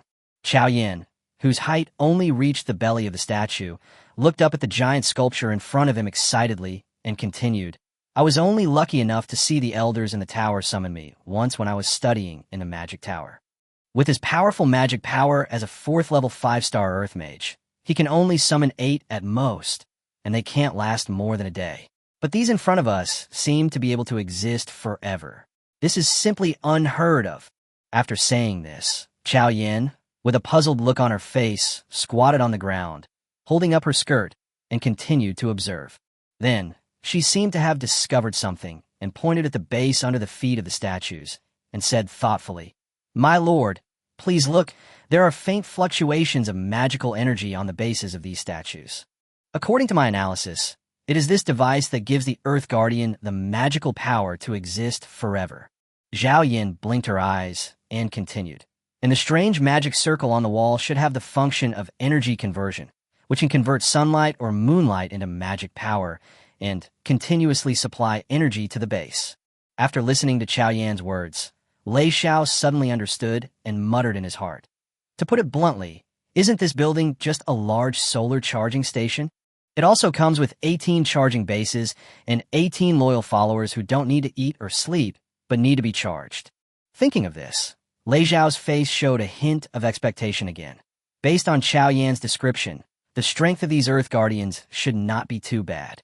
I wonder how strong they are. Without hesitation, Lei Xiao quickly checked the properties of all the statues. Name, Earth Guardian Alpha. Occupation, Demon-Breaking Warrior. Level 2, 5-star. Energy, 100%. Skill, Intermediate Magic Barrier. Passive, reduces spell damage by 70%. Tip, improving the building level can further increase the strength and number of Earth Guardians. Wow, 18 identical 2nd-tier 5-star servants. And their magic damage immunity is so high. If we do a simple conversion, the combat power of these 18 Guardians should be at least equal to 200 to 300 elite 1st-level soldiers, right? In addition to being happy, Lei Xiao's eyes fell on a last hint. He clearly understood that, unlike ordinary buildings, miracle buildings, like Lord Mansions, could be upgraded if the required resources were sufficient. It seems that the benefit of upgrading this place is that it can further enhance the Guardians' combat effectiveness and increase their number. I wonder how strong these Guardians will become if they continue to rise. After some hesitation, Lei Xiao opened the building interface again. Guardian Defense Mechanism Level 1. Owner, Lei Xiao ID 001 307 6067. Number of Earth Guardians, 18/18. Building Special Effect 1. Guardian Charging LV1 can charge the Earth Guardian. Building Special Effect 2. Guardian Manufacturing Level 1. If the Earth Guardian is destroyed, a new Earth Guardian can be created. CD 12H. Materials required for upgrade. Stone X 18,000. Iron or X 15,000. Obsidian X 500. Just like the light crystal, a new Level 2 rare resource has appeared. It seems that the miracle building is not that easy to upgrade. Lei Xiao curled his lips and studied the specific instructions on the interface for a while, and found that these guardians were the same as ordinary servants. Although he cannot speak and has no thoughts, he can understand most of his own commands. In addition, there is a remote prompt function, which can convey danger signals to oneself in time and will not cause harm to other subordinates and surrendered races in the territory. After a moment of hesitation, Lei Xiao divided the 18 guardians into 6 groups. Among them, one group guards the Lord's mansion, one group patrols the territory, and the other 4 groups are responsible for guarding the 4 directions of the territory: southeast, northwest, northeast, and southwest. With sufficient energy, these guardians can ensure the security of the territory 24 hours a day, uninterruptedly. Timely detection and handling of threats can further enhance the security of the territory. Okay, let's get to work. The 6 guardian teams, Lei Xiao clapped his hands lightly. Rumble. Then, the 6 doors in the spacious hall opened at the same time, and all the guardians raised their heavy swords and large shields in unison and began to walk outside in an orderly manner. On the other hand, when there are other subordinates in the territory, especially Gangsong and others, they need me to stay with them several times, even dozens of times, every day. When I see these giant stone statues, which are tall and majestic, marching in unison past me with heavy and powerful steps, I couldn't help but open my mouth again, and 8 big words emerged in my mind. My lord, it's so terrifying. Chapter 49, Survival Maniac. After everything was arranged, Lei Xiao helped Chao Yin to build a new house next to Nanxing Nanyue's residence. Asageo's little face was still full of excitement. The miraculous building that she had only seen in ancient documents before actually appeared before her miraculously. Moreover, there is such a strange magic energy conversion array. As a 3rd-level magician, if he could learn a thing or 2 from it, it would obviously be of great benefit to improving his own strength. Looks like I'll have to stay up all night to do research. Thinking of this, Chao Yin, who was holding the magic book, did not hesitate and immediately asked Lei Xiao, "Lord, can I not sleep in my room tonight?" However, as soon as she said this, Chao Yin suddenly felt a familiar chill on her spine. It was as if she was being stared at by 2 identical gazes at the same time, which made her shudder suddenly. Beside her, Lei Xiao naturally understood what Chao Yin meant and said with a smile, "Go ahead, you can do research, but don't mess with the facilities inside." "Thank you very much, Lord." In confusion, Chao Yin, who was bewildered, first bowed to Lei Xiao. Then, while looking around for the source of the strange gaze, he walked towards the Guardian Defense Agency. It was not until she entered the miracle building that she felt the gazes focused on her completely disappear. Those 2 gazes seem somewhat familiar. They don't seem to be hostile, but they seem to carry a different kind of hostility. What's going on? After shaking his head in confusion, Chao Yin regained his spirits, focused his attention on the magic circle in front of him, and began to study it. While Chao Yin was conducting research, the wooden wall surrounding the territory had been basically completed. Under Gangsong's guidance, Lei Xiao discovered it after walking around. The wooden wall encloses the territory into a standard rectangle. The main gate of the camp is still on the east side, and there is a small gate on the west side. Moreover, a considerable amount of space has been reserved overall, so there is no need to worry about reconstruction issues in a short period of time, which is quite good. You did a great job. Tell everyone to go to bed early. Patting Gangsong on the shoulder, Lei Xiao walked straight towards his lord's mansion while thinking about something.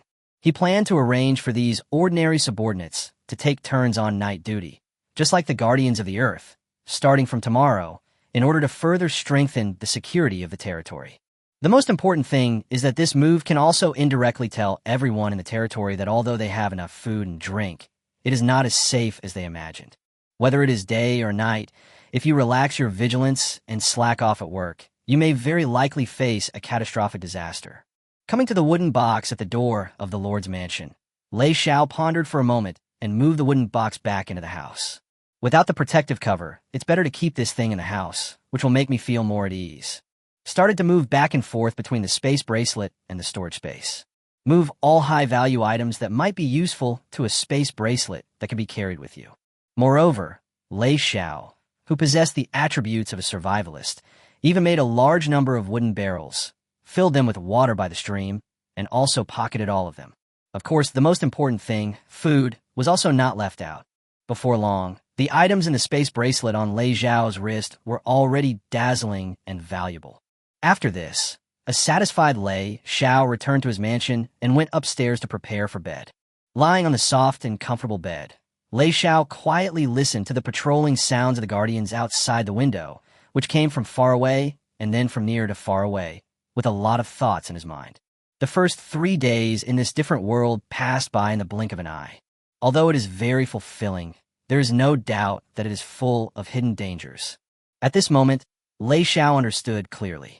Starting from tomorrow, the moment the protective shield disappears, will be the real test for these lords from other worlds. That would mean that everyone would have to face all possible crises head-on, and there would be nowhere to hide. I wonder how many more people will lose their lives after tomorrow. And what kind of threats will I face? Lei Xiao was thinking randomly and felt his eyelids getting heavier and heavier, and his breathing began to gradually become steady. A peaceful night passed in a flash. The next day, before dawn, Lei Xiao, full of energy, had already thrown back the quilt and climbed out of bed. Of the qi condensation pill from yesterday had been completely absorbed. Lei Xiao threw another one into his mouth without hesitation and swallowed it directly while lying on his back. Before long, the newly generated violent drug power began to surge back and forth in his body. He closed his eyes and concentrated, refining the medicinal power more and more skillfully. As he exhaled a breath of turbid air, Lei Xiao slowly opened his eyes. At this time, Lei Xiao could clearly feel it. Although the new energy that has been refined has not yet been completely integrated into the body. But the growing vortex of energy in his abdomen gave him a feeling that it had vaguely reached a bottleneck. Immediately, Lei Xiao opened his attribute panel. Name, Lei Xiao. ID, 00130766067. Occupation, Lord. Level, first level 9 stars. Talent, Goldfinger LV1. Skill, Sorrowful Flash Physical. Level 3. Equipment, Flowing Sword, Weapon. Level 3. Blessing of the Southern Cross Accessory. Level 5. Moon in the Mirror Accessory. Level 6. Storage Space, 10,000 cubic meters. Equipment, Level 3 Weapon. Dragon Fong Steel Spear X500, Level 3 Weapon. Mixed Iron Sun Chaser Bow X270, Level 3 Weapon. Demon Breaker Sword X155, Level 3 Shield. Black Sun Black Iron Shield X160, Level 3 Armor. Earth Dragon Heavy Armor X150, Level 3 Armor. Black Kirin Light Armor X360. Food, Beef X1000, Pork X1000, Mushroom X1000, Elf Rice X5000, Big Bucket of Water X50. Equipment Blueprints, Level 3 Armor Blueprint, Bright Silver Armor, Level 4 Weapon Blueprint, Angel Staff, Level 4 Shield Blueprint, Gaia Shield X100. Building Blueprint Category, Miracle Building Blueprint, Bright Healing Center. Magic Potion, Second Level Magic Potion, Qi Condensation Pill X105. Functional Category, First Level Recruitment Order X620. Others, Yuebai Clan Boundary Stone. Is it really the first level, 9 stars? It seems that once the medicinal power is fully absorbed, I will be able to reach the peak state of the first level. I should be able to reach the second level tomorrow. Nodding with satisfaction, Lei Xiao stood up with a happy face and started walking towards the first floor. When he arrived at the reception hall, this time, Lei Xiao did not choose to take out the recruitment order, but prepared to go out directly. After a whole day of production yesterday, currently, the copper ore reserves are 500 units. Without the pressure of iron, or 1,000 units can be produced today, which just meets the resource requirements for upgrading the mansion. Therefore, he decided to upgrade the mansion first and then claim it. In this way, you can naturally get more recruitment orders than a level 4 mansion. It looks like today will be a busy day. Pushing the door open, Lei Xiao stretched lazily. Chapter 50 Half-Elf Baiji. Just when Lei Xiao stretched his body halfway, his arms, which were spread out to the left and right, accidentally hit the stone at the gate that should not have existed. After rubbing his teeth for a long time, he finally noticed that the culprits were the 2 Earth Guardians who were standing motionless at the door. As for the other Guardian, he was returning from patrolling behind the mansion. Good fellow, it's worthy of being a second-level 5-star golem puppet. It's really tough. Pursing his lips slightly, Lei Xiao then checked the energy levels of the 3 Guardians. I found that only less than 5% of the time was consumed in one night. The battery life is very good. Nodding with satisfaction, Lei Xiao first went to the stream to wash his face. However, as soon as he turned around, Nanxing Nanhua was already standing behind him quietly. As the Lord's personal guards, the twin sisters are obviously very dedicated and responsible. At this time, although it was already dawn, the way the two people appeared still gave Lei Xiao a shock, and he instantly reached a 200% state of wakefulness. Nanxing Nanhua, don't sneak behind me next time. After patting the heads of the two men in turn, Lei Xiao smiled helplessly and said, "Okay, then you two go and meet the half-elf. When you come back, we'll have dinner together." "Yes, my lord." Like two kittens that had just been petted by their owner, the two of them jumped and ran away. Immediately afterwards, Lei Xiao, feeling refreshed, returned to the Lord's mansion and opened the production interface. 8 drawings of watchtowers and 5 drawings of 2-story houses were produced. 2-story houses are new buildings unlocked after the mansion is upgraded to level 4. The structure is divided into 2 floors, twice the capacity of an ordinary house, and can easily accommodate 20 people while occupying the same floor space. The 5 2-story houses can provide accommodation for the 100 half-elf archers who are about to move in. The 8 watchtower blueprints naturally mean that 2 will be built in each direction within the camp wall to further increase the safety factor of the territory. As for the specific schedule of the watchtower, we should wait until the half-elf arrives before making detailed arrangements. After making up my mind to change all the manufacturing sequences to a rough sickle that can produce copper ore, carrying the blueprints and relevant resources, Lei Xiao walked out of the Lord's mansion again and started construction. As colorful light screens flashed by, when everything was completed, Lei Xiao couldn't help but smile with satisfaction. At first glance, with the 8 watchtowers and wooden walls as a backdrop, the entire territory looks like a simple fortress. The half-elf accommodation area was built in the south of the Lord's mansion. It looked neat and tidy, like a small villa area. At this time, 2 suns, one big and one small, had risen completely, emitting warm light. On the other side, when Gangsong and others who had just gone out saw that there had been significant changes in the territory, they were all surprised. Waving his hand, he summoned Gangsong and the other 4 captains, and Lei Xiao said, "Everyone, there will be another 100 archers stationed in our territory in a while. I still keep all the ingredients, including the new staple rice in the old place, in the utility room over there, so let's get started now." "Yes, sir." When they heard that there was rice to eat, Gangsong and the others' eyes lit up. They immediately jumped up and led the other subordinates to start working. Just like that, when we arrived at the territory, the aroma of food filled the air. Led by Nanxing Nanhua, the team, with neat steps and impressive momentum, gradually appeared in front of the main gate of the territory from far away. Zooming in, we can see that the captain of this half-elf army is Baiji, the great-granddaughter of the old patriarch Chuangu. In fact, at the beginning, Baiji herself refused to come here. In the Webai clan, she was a willful and reckless eldest daughter. Even her great-grandfather Chuangu, the clan leader, had to give her some respect, not to mention other ordinary half-elves in the clan. Coming from a prominent family, coupled with Baiji's own talent, it is indeed good. Having reached the strength of the second level 7 stars at such a young age undoubtedly made her even more proud, so much so that she usually did not take other half-elves of the same age seriously. However, the attack of the orcs and the sudden arrival of Lei Xiao led to the final signing of the surrender contract. This series of heavy blows made her realize completely that there are human lords beyond the half-elves, and there are always better ones. Especially when Baiji saw that Nanxing and 3 other human beings of the same age as her were already powerful 3rd-level warriors. It made her feel heartbroken, and her self-confidence and self-esteem were severely damaged. In addition, in the previous battle with the Orc Legion, the original half-elf captain, deputy captain, and all other elite warriors were killed.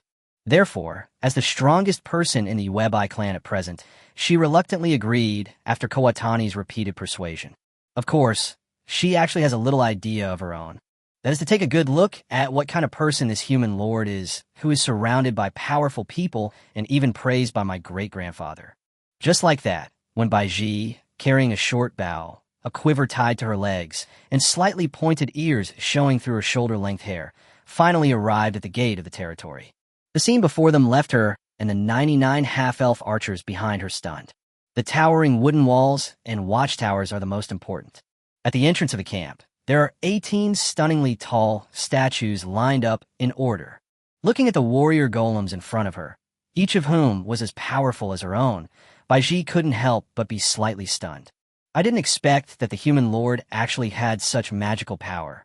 Directly opposite, Lei Xiao, with a sword on his waist, had appeared at the gate of the territory, surrounded by Yuji and Asagao with dark circles under his eyes.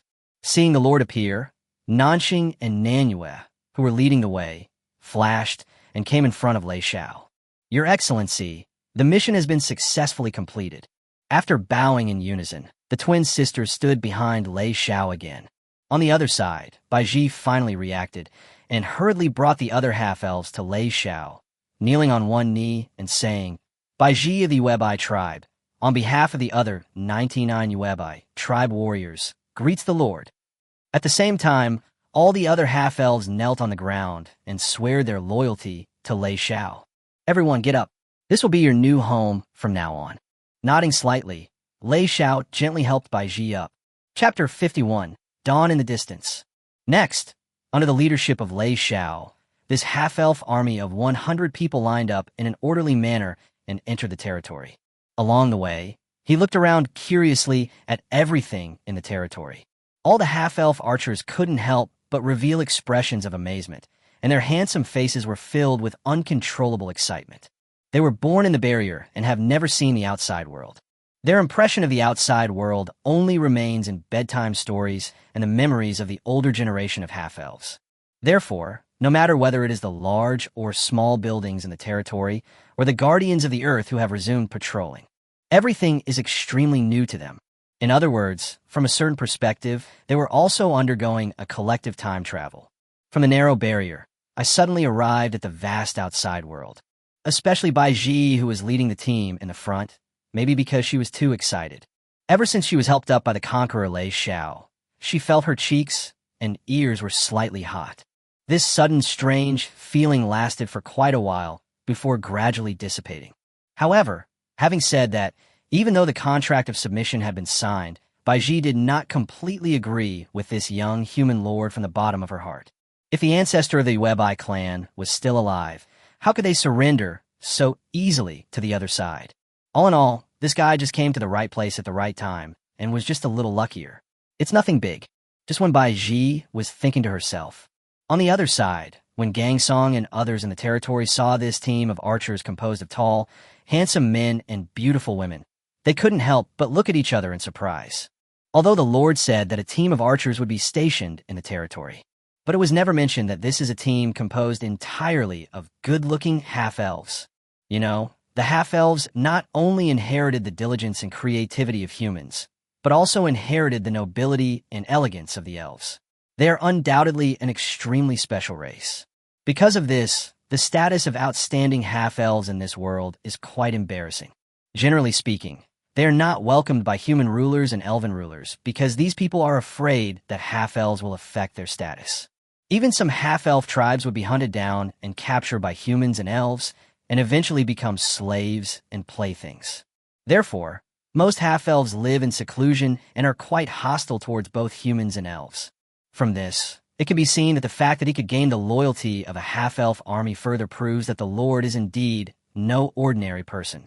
Thinking of this, and recalling yesterday's miraculous building and the awe-inspiring guardian of the earth, Gangsong and the others looked at Lei Xiao with even more reverence.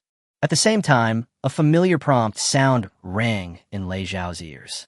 "Congratulations, your subordinate, the first-level 2-star hunter Gangsong, has deepened his respect for you, and his loyalty has increased by 6 points, currently at 96 points. Congratulations, your subordinate, the first-level 2-star hunter Chu Rong, has deepened his respect for you, and his loyalty has increased by 4 points, currently at 94 points. Congratulations, your subordinate, Hong Lian, a 2-star first-level peasant, has deepened his respect for you, and his loyalty has increased by 5 points, currently at 95 points. Congratulations, your subordinate." Seeing that the loyalty of the first-level subordinates who were secretly watching not far away had all risen to around 95 points, Lei Xiao nodded with satisfaction, waved his hand, and asked them to disperse. At this time, the group had arrived in front of the newly built half-elf residential area. Baiji, these houses are your new residences. Take people in to familiarize themselves with them.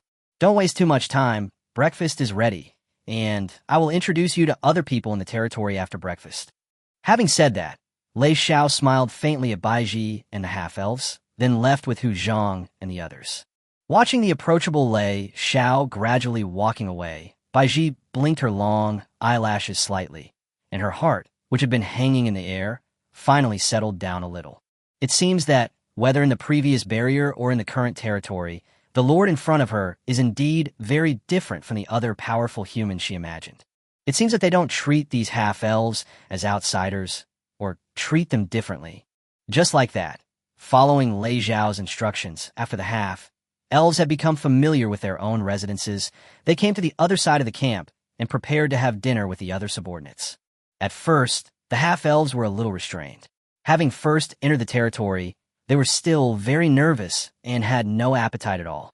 However, when they lifted the lid of the pot and saw that breakfast was the familiar elf rice, they were surprised, but at last they felt a little at home. They smiled at each other and started eating one after another. After that, wait until everything is cleaned up. After gathering all the subordinates and half-elves together in a spacious open space, Lei Xiao pulled himself together and walked slowly to the opposite side of the team. Next, it's naturally time for some inspirational quotes and positive energy quotations. Okay, everyone, let me briefly explain. Lei Xiao's sharp eyes swept across the neatly lined up half-elf formation and the first-order subordinate formation in front of him, and he immediately said, "Today is a special day, because our territory has welcomed a new force that cannot be ignored. With their joining, our territory will undoubtedly become more prosperous and powerful." Looking at the half-elves with slightly excited expressions, Lei Xiao changed the subject and continued loudly. Although new blood means new opportunities, it also means new challenges. I believe everyone should be aware that our territory is located in the middle of three powerful forces. No force would allow an increasingly powerful new force to emerge right under their noses and threaten their dominance. Therefore, conflict is inevitable, and once it occurs, it will be a decisive battle for the lives of all of us. Having said that, Lei Xiao paused for a moment, looking at the increasingly solemn expressions on everyone's faces, and said seriously again, "Therefore, everyone, including me, must work harder to have a chance to survive in the end. If you're lazy and idle, the only result is death. This is going to be an extremely bumpy road. However, please remember that an eagle will not lose its wings to a storm, and a wolf will not be afraid of a long night. After a long journey, there will be light at dawn." As soon as these words were spoken, the nearly 200 people in front of Lei Xiao suddenly became excited. Chapter 52, Miracle Thing. Seeing everyone with high morale, Lei Xiao, who had just finished speaking, couldn't help but feel his blood boiling. He then struck while the iron was hot and told a lot of classic inspirational jokes that were circulating on the internet. While speaking, there's also a series of passionate and powerful body movements. At the end, I almost said the 4 words, "Understand the applause." However, when the enthusiasm subsided, Lei Xiao, who felt a little drunk, couldn't help feeling embarrassed again. I almost dug out a 3-bedroom, 1-living-room apartment on the ground with my toes. After perking up a little, Lei Xiao understood clearly. Although the positive quotes I just said played a significant role. However, in order to fully mobilize the enthusiasm of these subordinates, a key catalyst is still missing. Thinking of this, Lei Xiao's mind moved, and an exquisite brocade box appeared out of thin air in his palm.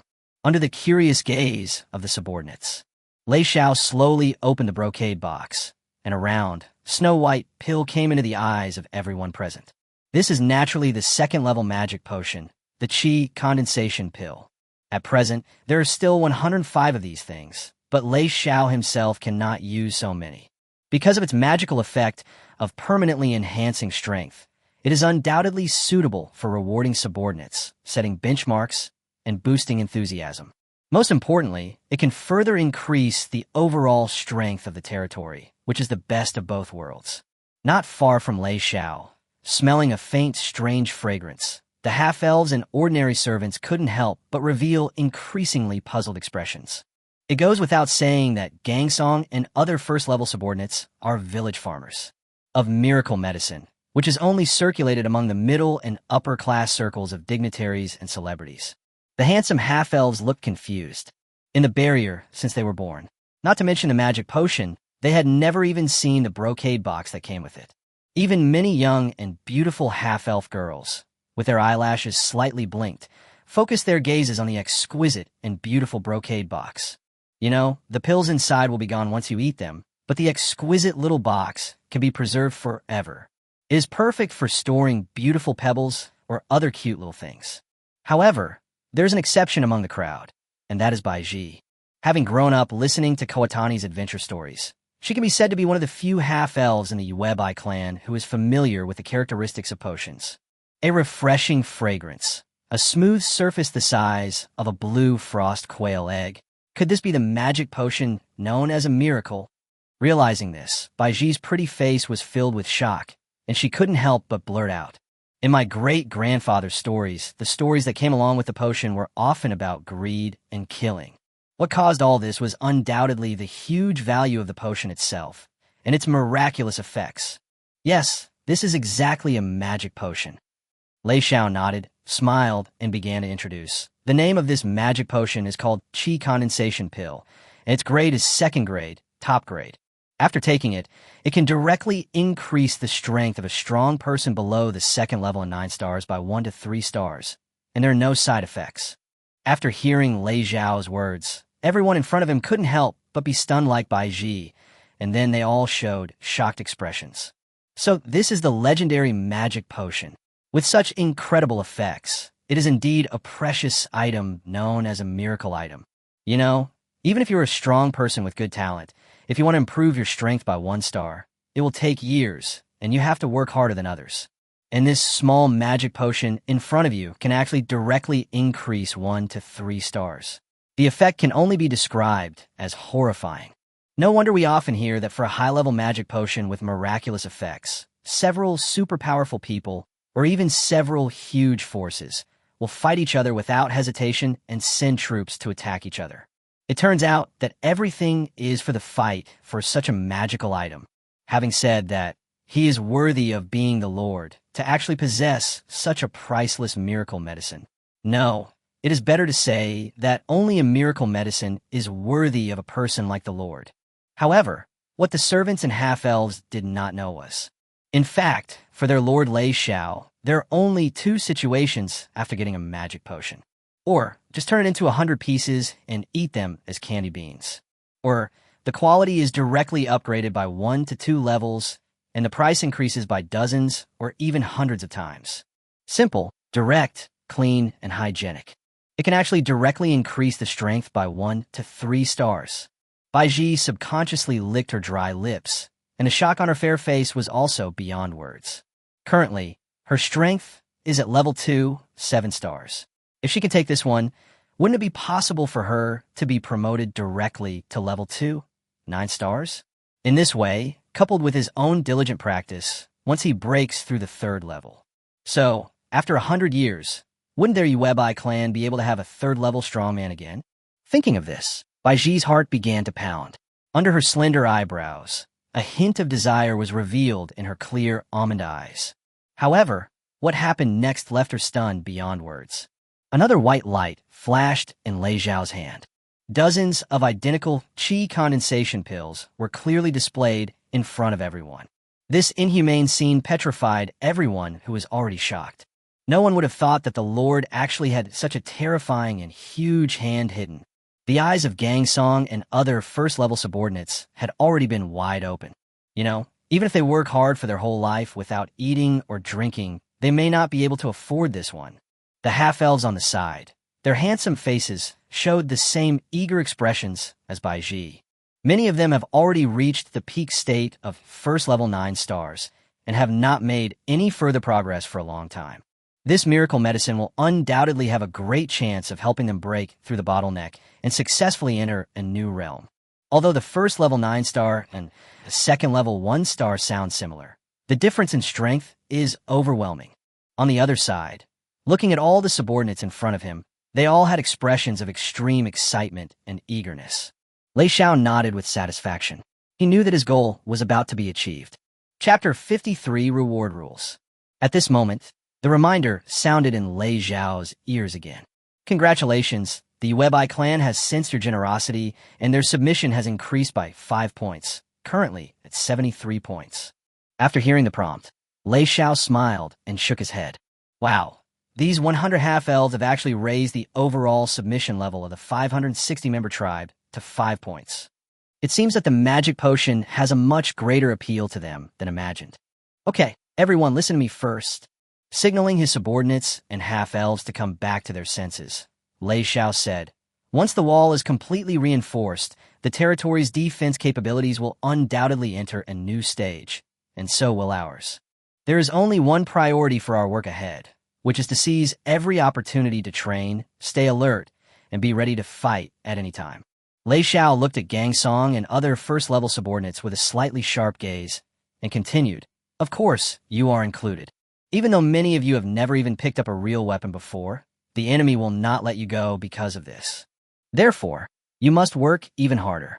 I am very satisfied with your previous work, and I have also seen everyone's diligence. Lei Xiao's eyes showed a hint of recognition, and he added, so, I believe you will do better this time. Please rest assured, Lord, we will do our best. Gang Song and the other 4 captains, who were praised, all looked full of fighting spirit and said in unison, very good. I look forward to your wonderful performance. Nodding with satisfaction, Lei Xiao turned his gaze back to everyone and said again, I'm sure you've all guessed that as your lord, the number of these potions I have is far greater than you can imagine. The reason why I took them out is naturally for only one purpose. That is to be used to reward the most diligent and hardworking warriors, to help them further improve their strength. God rewards hard work, and this is the reward they deserve. Finally, please remember one thing. In my territory, no matter you're a newcomer or an old one, a leader or an ordinary soldier, everyone is treated equally. What I value is only hard work. Having said that, Lei Xiao paused and slowly walked towards the center area of the 2 teams. Coming to the middle of the crowd, he looked at the ordinary servants and half-elves gathered around him. They all looked very motivated and eager to start work training right away. Lei Xiao nodded with satisfaction again, and then said, okay, now I will explain the specific reward rules. Under normal circumstances, your 2 teams can nominate 4 to 5 people every day based on the total number of people, with 1 person selected for every 20 people. The most outstanding performers will each receive a chi condensation pill as a reward. At the morning meeting the next day, each team leader will report to me. Of course, I will also observe secretly. If I find any behavior of favoritism or fraud, the captain and the relevant team members will be severely punished and will permanently lose the qualification to obtain the chi condensation pill. Remember, this is true for everyone, and I will never tolerate it. And if it is during wartime, at the end of each battle, the top 10 people who kill the enemy will also be rewarded with a chi condensation pill. In addition, if someone breaks through the limit through his own efforts and reaches a new level of strength, he will be rewarded with a chi condensation pill for every star he gains. The above 3 types of rewards can be accumulated and obtained repeatedly, with no upper limit. After listening to Lei Xiao's words, all his subordinates were extremely excited, with bright lights flashing in their eyes, and they couldn't help but rub their hands. From this moment on, this priceless potion is already within their reach. You know, this is something they couldn't even dream of before. Having said that, there are only 2 reasons why Lei Xiao made such an allocation. First, the more places there are, the greater the enthusiasm of the people can be mobilized to the greatest extent. This is beyond doubt. The second, and most crucial point, is that while it is important to motivate people, it is equally urgent to improve their capabilities as quickly as possible. In this way, at least 10 people will upgrade their stars every day, which can obviously improve the overall combat effectiveness of the territory to a considerable extent. Thinking of this, Lei Xiao couldn't help but mutter to himself. At present, there are only more than 100 chi condensation pills, and they can only last for 10 days at most. It seems that finding a way to obtain more potions is something that must be put on the agenda at this stage. After making plans, Lei Xiao calmed himself down and brought his thoughts back to reality. He was indifferent, Yet with a sharp look in his eyes, he swept across the faces of every subordinate around him again, and then said, "Everyone, do you understand what I said?" "I understand. I am willing to risk my life and death for you, my lord, and give you everything." Nearly 200 people bowed in unison and lowered their heads to Lei Xiao. "Okay, Gang Song and the others, hurry up and continue to reinforce the wall. Baiji, you take the half-elf team and follow me." After Lei Xiao finished speaking, he led the half-elf troops back to the newly built two-story residential area. When the team stood still, Lei Xiao spoke again. "Baiji, you and your men put down their weapons first, then go in and unload all the equipment." "As you command, Lord." After listening to Lei Xiao's words, for some reason, a blush flashed across Baiji's pretty face at first, but soon it returned to normal. "It seems that, Lord, you're going to give new equipment to yourself and your tribesmen." After collecting all the half-elves' weapons and leather armor outside their clothes, Lei Xiao checked them. This half-elf army is composed of 10 second-level warriors and 90 first-level archers with 5 stars or above. Therefore, the equipment is also 10 sets of second-level and 90 sets of first-level. No hesitation, upgrade directly. Congratulations, your first-level weapons. Half-elf longbow, 45 pieces have been upgraded to third-level weapons. Jungle Hunter bow, 45 pieces. Congratulations, your first-level weapon. Half-elf longbow, 45 pieces have been upgraded to first-level weapon. Half-elf longbow, 4,650 pieces. Congratulations, your level 2 weapon. Half-elf wine bow has been upgraded to level 4 weapon. White moon bow. Congratulations, your 4 level 2 weapons. Half-elf wind bows have been upgraded to 4 level 3 weapons. Jungle Hunter bows. Congratulations, your 5 second-level weapons. Half-elf swift bows have been upgraded to 530 second-level weapons. Half-elf swift bows. Congratulations, your first-level armor. Half-elf leather armor, 50 sets have been upgraded to third-level armor. Jungle Hunter leather armor, 50 sets. Congratulations, your first-level armor. Half-elf leather armor, 40 sets have been upgraded to first-level armor. Half-elf leather armor, 4,200 sets. Congratulations, your 5 sets of level 2 armor. Half-elf exquisite leather armor have been upgraded to 5 sets of level 3 armor. Jungle Hunter leather armor. Congratulations, your 5 sets of second-level armor. Half-elf exquisite leather armor have been upgraded to 510 sets of second-level armor. Half-elf exquisite leather armor. Seeing this, Lei Xiao couldn't help but show a look of surprise. Chapter 54. Originally rebuked, but many. After a simple statistics, this time the upgrade. A total of 4,650 first-level weapons, 530 second-level weapons, and 49 third-level weapons were obtained. Armor. 510 sets of second-level armor, and 55 sets of third-level armor were obtained. However, surprisingly, there's also a 4th-level short bow. In addition to being delighted, Lei Xiao discovered through the perception of the space bracelet. The newly released 3rd-tier equipment are all lightweight equipment suitable for half-elves, which can be said to be very good. Speaking of which, we currently don't have 100 sets of Tier 3 equipment, so we can't equip all our personnel. Previously upgraded through the Orc Army is a heavy metal bow. Obviously, it is not suitable for the slender and agile half-elves to use. In this case, after he finished pondering, Lei Xiao's mind moved. 10 sets of 3rd level and 90 sets of 2nd level equipment appeared out of thin air on the open space next to the Lord's mansion. Then let's upgrade every half-elf's equipment to a higher level than before. In this way, the strength of the half-elf 100-man team can also be greatly improved, and a series of negative problems that may be caused by uneven distribution can be avoided. Having made up his mind, Lei Xiao continued to think. He had already given instructions to Kawatani when he left the barrier last night. In addition to training reserve troops and expanding food planting, the enemy must also be tasked with producing new equipment. It is imperative that the dozen or so half-elves with craftsman skills can all skillfully produce 1st and 2nd level equipment to lay a solid foundation for the next 3rd level. It won't be long before the new equipment arrives, and it can be deployed in large quantities anytime and anywhere. Thinking of this, Lei Xiao waved his hand and called Baiji, who was standing by in a thin outfit not far away, to come over. Baiji, redistribute these equipments. There are 10 sets of 3rd-tier equipments and 90 sets of 2nd-tier equipments in total. Consider them as my welcome gifts to you.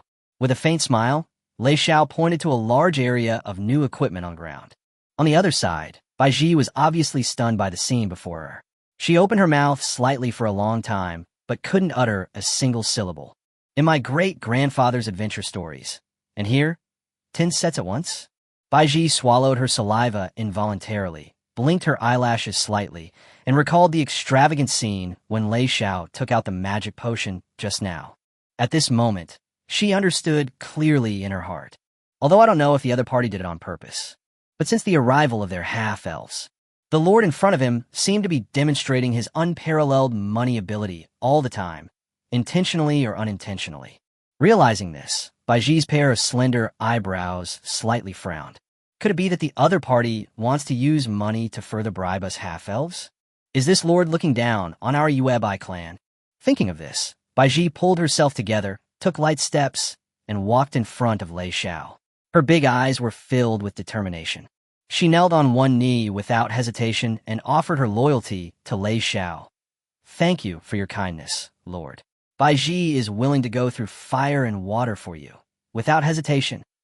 Originally, if it were someone else, Bai Ji would definitely refuse righteously and then scold the other person loudly. But the lord in front of me has given so much. On the other side, Lei Xiao nodded slightly, smiled calmly, and said, By the way, tell the other tribesmen, if you break through to the second level, you will be able to obtain a full set of third-level equipment. If you break through to the third level, I will have other rewards. As you command, Lord. After saying this, Bai Ji, with joy on her pretty face, walked with her tall, long legs and was about to call other half-elf companions over, but was stopped by Lei Xiao.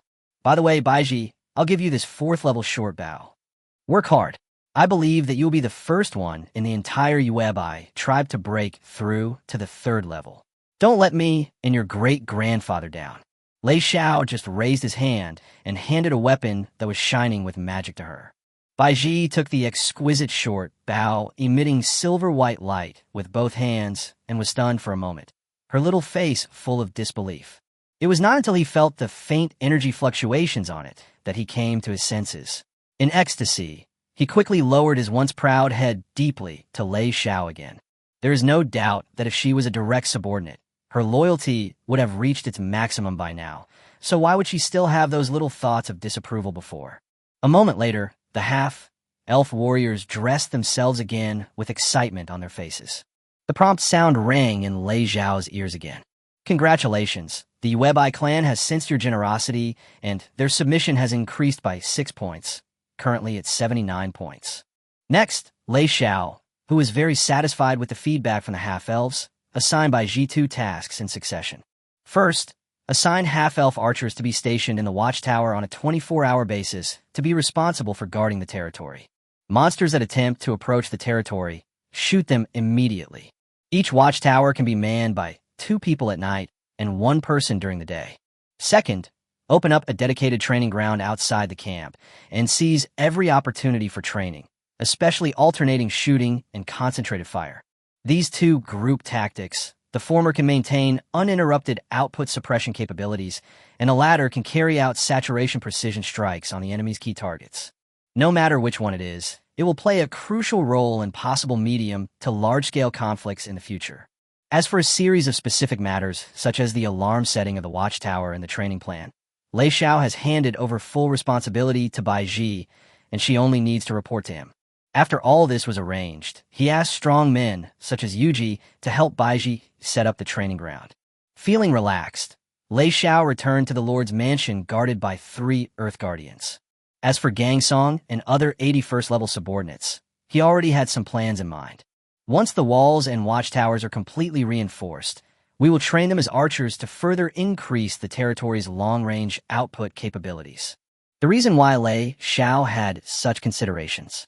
This is because their territory is located in a dense forest, and due to the terrain, it is impossible to deploy a large-scale military formation or carry out a group charge. Therefore, in the current defensive situation, the role that archers can play is obviously much greater than that of ordinary infantry.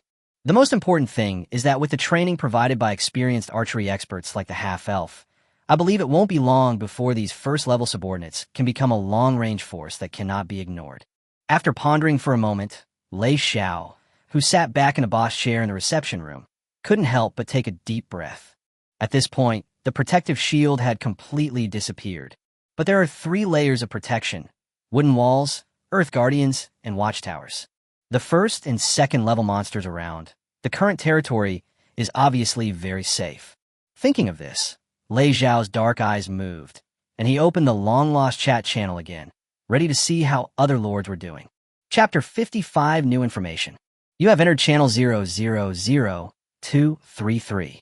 Haha, I, along with 8 of my followers, have subdued a first-level 2-star frost sheep.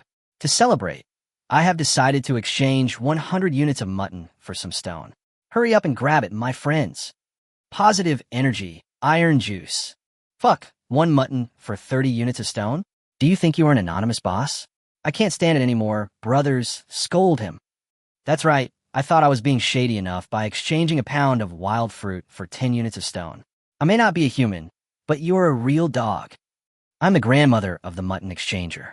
I failed to educate him well and caused trouble for the iron juices. I will take him home now. Sorry for bothering you. I just want to get some spring water. I can get a whole bucket of it for free. It's so cheap. I'm so happy, Clamp. After looking at the chat content for a while and checking the trading center, Lei Xiao pondered and nodded. At present, most of the lords who have developed slowly already have 8 peasants, and their protective shield has disappeared. Therefore, more and more people began to bravely step out of their territories to hunt or gather. As people flocked to the market, a large number of wild vegetables and fruits, as well as a small amount of meat, appeared on the shelves of the trading center. In this way, even if the start is not good and the lord of the territory is barren land, he can exchange it with relatively reasonably priced level 1 resources and no longer have to worry about food. In short, so far, most of the lords have successfully entered the hunting and gathering era. The most basic livelihood problem was basically solved. It seems that a small number of lords have already upgraded their mansions to level 2 by exchanging food for resources, right? After a moment of hesitation, Lei Xiao continued to check the chat channel. I just found a slate in the ruins of a castle. I'll only exchange it for 1,000 units of wood. No bargaining. Oh my god, you can't exchange this thing. I'll take the 50 units of wood. TSK, I just went to the trading center and checked. This thing has no properties at all. Hey, what are you going to get with this piece of stone? Seeing this, Lei Xiao's eyes suddenly lit up. My goodness, isn't this a classic scene of picking up a bargain? For him, who still has more than 500,000 units of wood, 1,000 units is no different from giving them away for free. Without any hesitation, I downloaded it right away without even clicking on the details page. After getting the thing, Lei Xiao took it out and took a closer look. This stone slab is about the size of 2 palms and about 1 centimeter thick.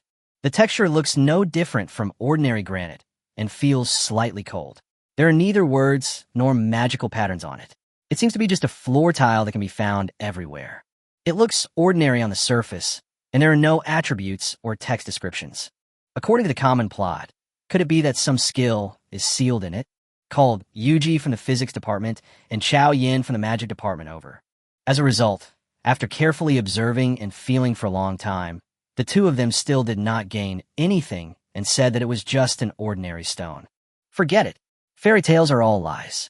How can a leak be so easy to pick up? Anyway, the stone slab is pretty good. I'll use it when I want to eat stone slab grilled food in the future. Waving his hand to let the 2 of them go about their business, Lei Xiao curled his lips and put the stone slab into his space bracelet. After that, Lei Xiao searched the trading center again and found that there was still no level 2 resource listed. Re-enter the chat channel. Hello everyone, I have a question. Why can I get 3 first-level recruitment orders tomorrow? Please explain. You are so Versailles. Is it a big deal to upgrade to a level 2 mansion? The content is very offensive and has been blocked. I'm so angry, but I still have to keep smiling tears. I really envy you people with level 1 mansions. At least you still have some hope. After you reach level 2, you will know how terrifying the resources required for level 3 are. Damn, are there so many hidden bosses? Why haven't I even gathered half of the resources? Remember the anonymous boss, but he was upgraded to a level 4 mansion the next day. How'd he do it? This is truly terrifying. Boss Xiongxian was the first person in the world to sign a surrender contract yesterday. He is already the lord of a tribe that has already conquered it. I want to cry. I am about to be conquered by the peasant lady in the territory. The guy upstairs, could it be that you were taught a lesson by the peasant lady? With just 3 sentences, the boss gave me 1,800 units of wood. If you want to learn, please send me a private message. There aren't many opportunities. 1,800 units of wood? Is the injury that serious? Big boss, you have to pay so much. What a mess. After watching for a while and looking at the various contents in the chat channel, Lei Xiao stretched lazily, moving his numb neck, and couldn't help but smile helplessly. But soon, Lei Xiao was attracted by a new piece of news. My friends, has anyone among you awakened their talents? Talent? There is indeed such an item in the attribute column, but there has been no action. That's right. Has someone really awakened their talent? I've awakened too. What's your talent, brother? My talent is Night Tamer. I have 1 chance every day with a 5% chance to tame a first-level beast or demon beast at night. Don't tell anyone upstairs. How can you just tell others about this? Haha, you were easily tricked by me. I won't tell you that my talent is as a geological prospector. I can discover nearby mineral veins and other high-level resources. I see. I was wondering why some big guys' mansions upgraded so quickly. It turned out to be because they awakened their talents. I'm so envious and jealous. I would like to ask the 2 big brothers for some advice. How can I awaken my talent? Seeing this new information, Lei Xiao frowned slightly with a thoughtful expression. Up to now, although the number is very rare, a very small number of lords have begun to awaken their talents. And, judging from the content of the chat, there are many different types of talents. However, no one can explain the specific conditions for awakening. It seems that I must pay special attention to talent in the future. Although those who have appeared so far do not pose a threat to me, we cannot rule out the possibility that more powerful talents will appear.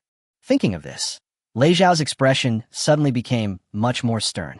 However, the coldness in his dark eyes only flashed for a moment. What followed was a look of anticipation that was worth pondering. I have to say, everything in this world is really becoming more and more interesting. Chapter 56, Reinforcement, 3 buffer zones. Just like that, the morning passed quickly. Lei Xiao, who has been hanging out in the chat channel, keeps updating the chat content. Basically, we have already gained a preliminary understanding of the general trends of the current market and the development status of some lords. Of course, this is just what we see on the surface. Lei Xiao had no doubt that there were many people like him hiding in the dark, silently watching all this. It is conceivable that if a conflict occurs, these people will be their most formidable opponents. Boom, boom, boom. Just as Lei Xiao was thinking of this, a knock on the door sounded beside his ears. After being upgraded to level 4 mansion, the gate has been made of metal. Therefore, this dull metallic sound sounds particularly reassuring. The door is not locked. Come in. After closing the chat interface, Lei Xiao took a sip of water and spoke. The door opened gently, and Gang Song came over respectfully, bowed to Lei Xiao, and said, "My lord, lunch is ready. It is delicious rice, stewed meat, and mushroom soup. May I ask whether the lord will eat in the room or outside?" It was obvious from his reverent expression and tone that he had been inspired by the morning's encouragement and the various stimulations that had preceded it. At this moment, in Gang Song's eyes, Lei Xiao was as majestic as Pikachu looking up at Godzilla. "Let's go out to eat together. It's a good opportunity to see what you have accomplished this morning." With a slight smile, Lei Xiao stood up, patted Gang Song on the shoulder, and then strode out of the gate of the mansion first. After coming outside, Lei Xiao, accompanied by Gang Song, first walked around the territory. It was found that about 2/3 of the wooden wall had been further reinforced on the original basis. It must be said that the speed was quite fast. It can be seen that under the attraction of the chi condensation pill, the work efficiency of these first-order subordinates has obviously been maximized and is almost no different from a pile driver. "Gang Song, good job."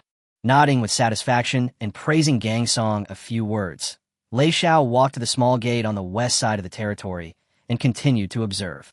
The main defense force at this location is composed of 3 Earth Guardians and 2 watchtowers that are already manned by half-elf archers. Outside the door is a large area of emerald green plants similar to foxtail grass.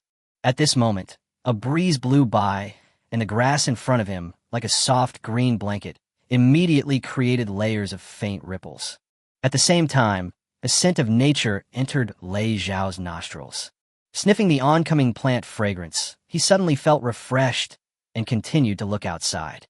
The back half of the grassland consists of several winding animal trails formed by the long-term trampling of wild beasts and monsters.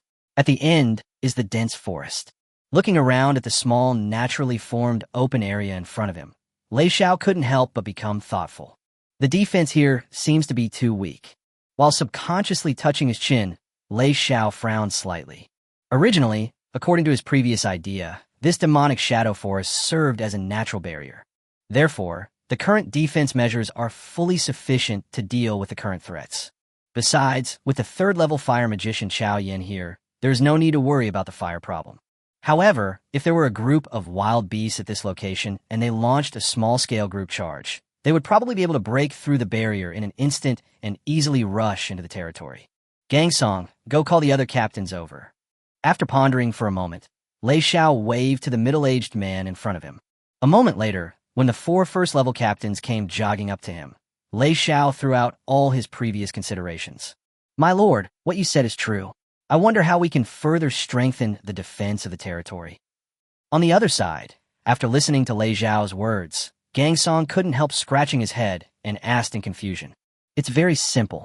It can be divided into 3 steps. At this time, Lei Xiao, who had already made up his mind, first commanded the 3 Earth Guardians beside him to stand on guard near the outer grass. Then, he took a few people and walked out of the small gate of the camp. First, dig a trench outside the camp's perimeter wall and pile the excavated soil directly between the trench and the perimeter wall.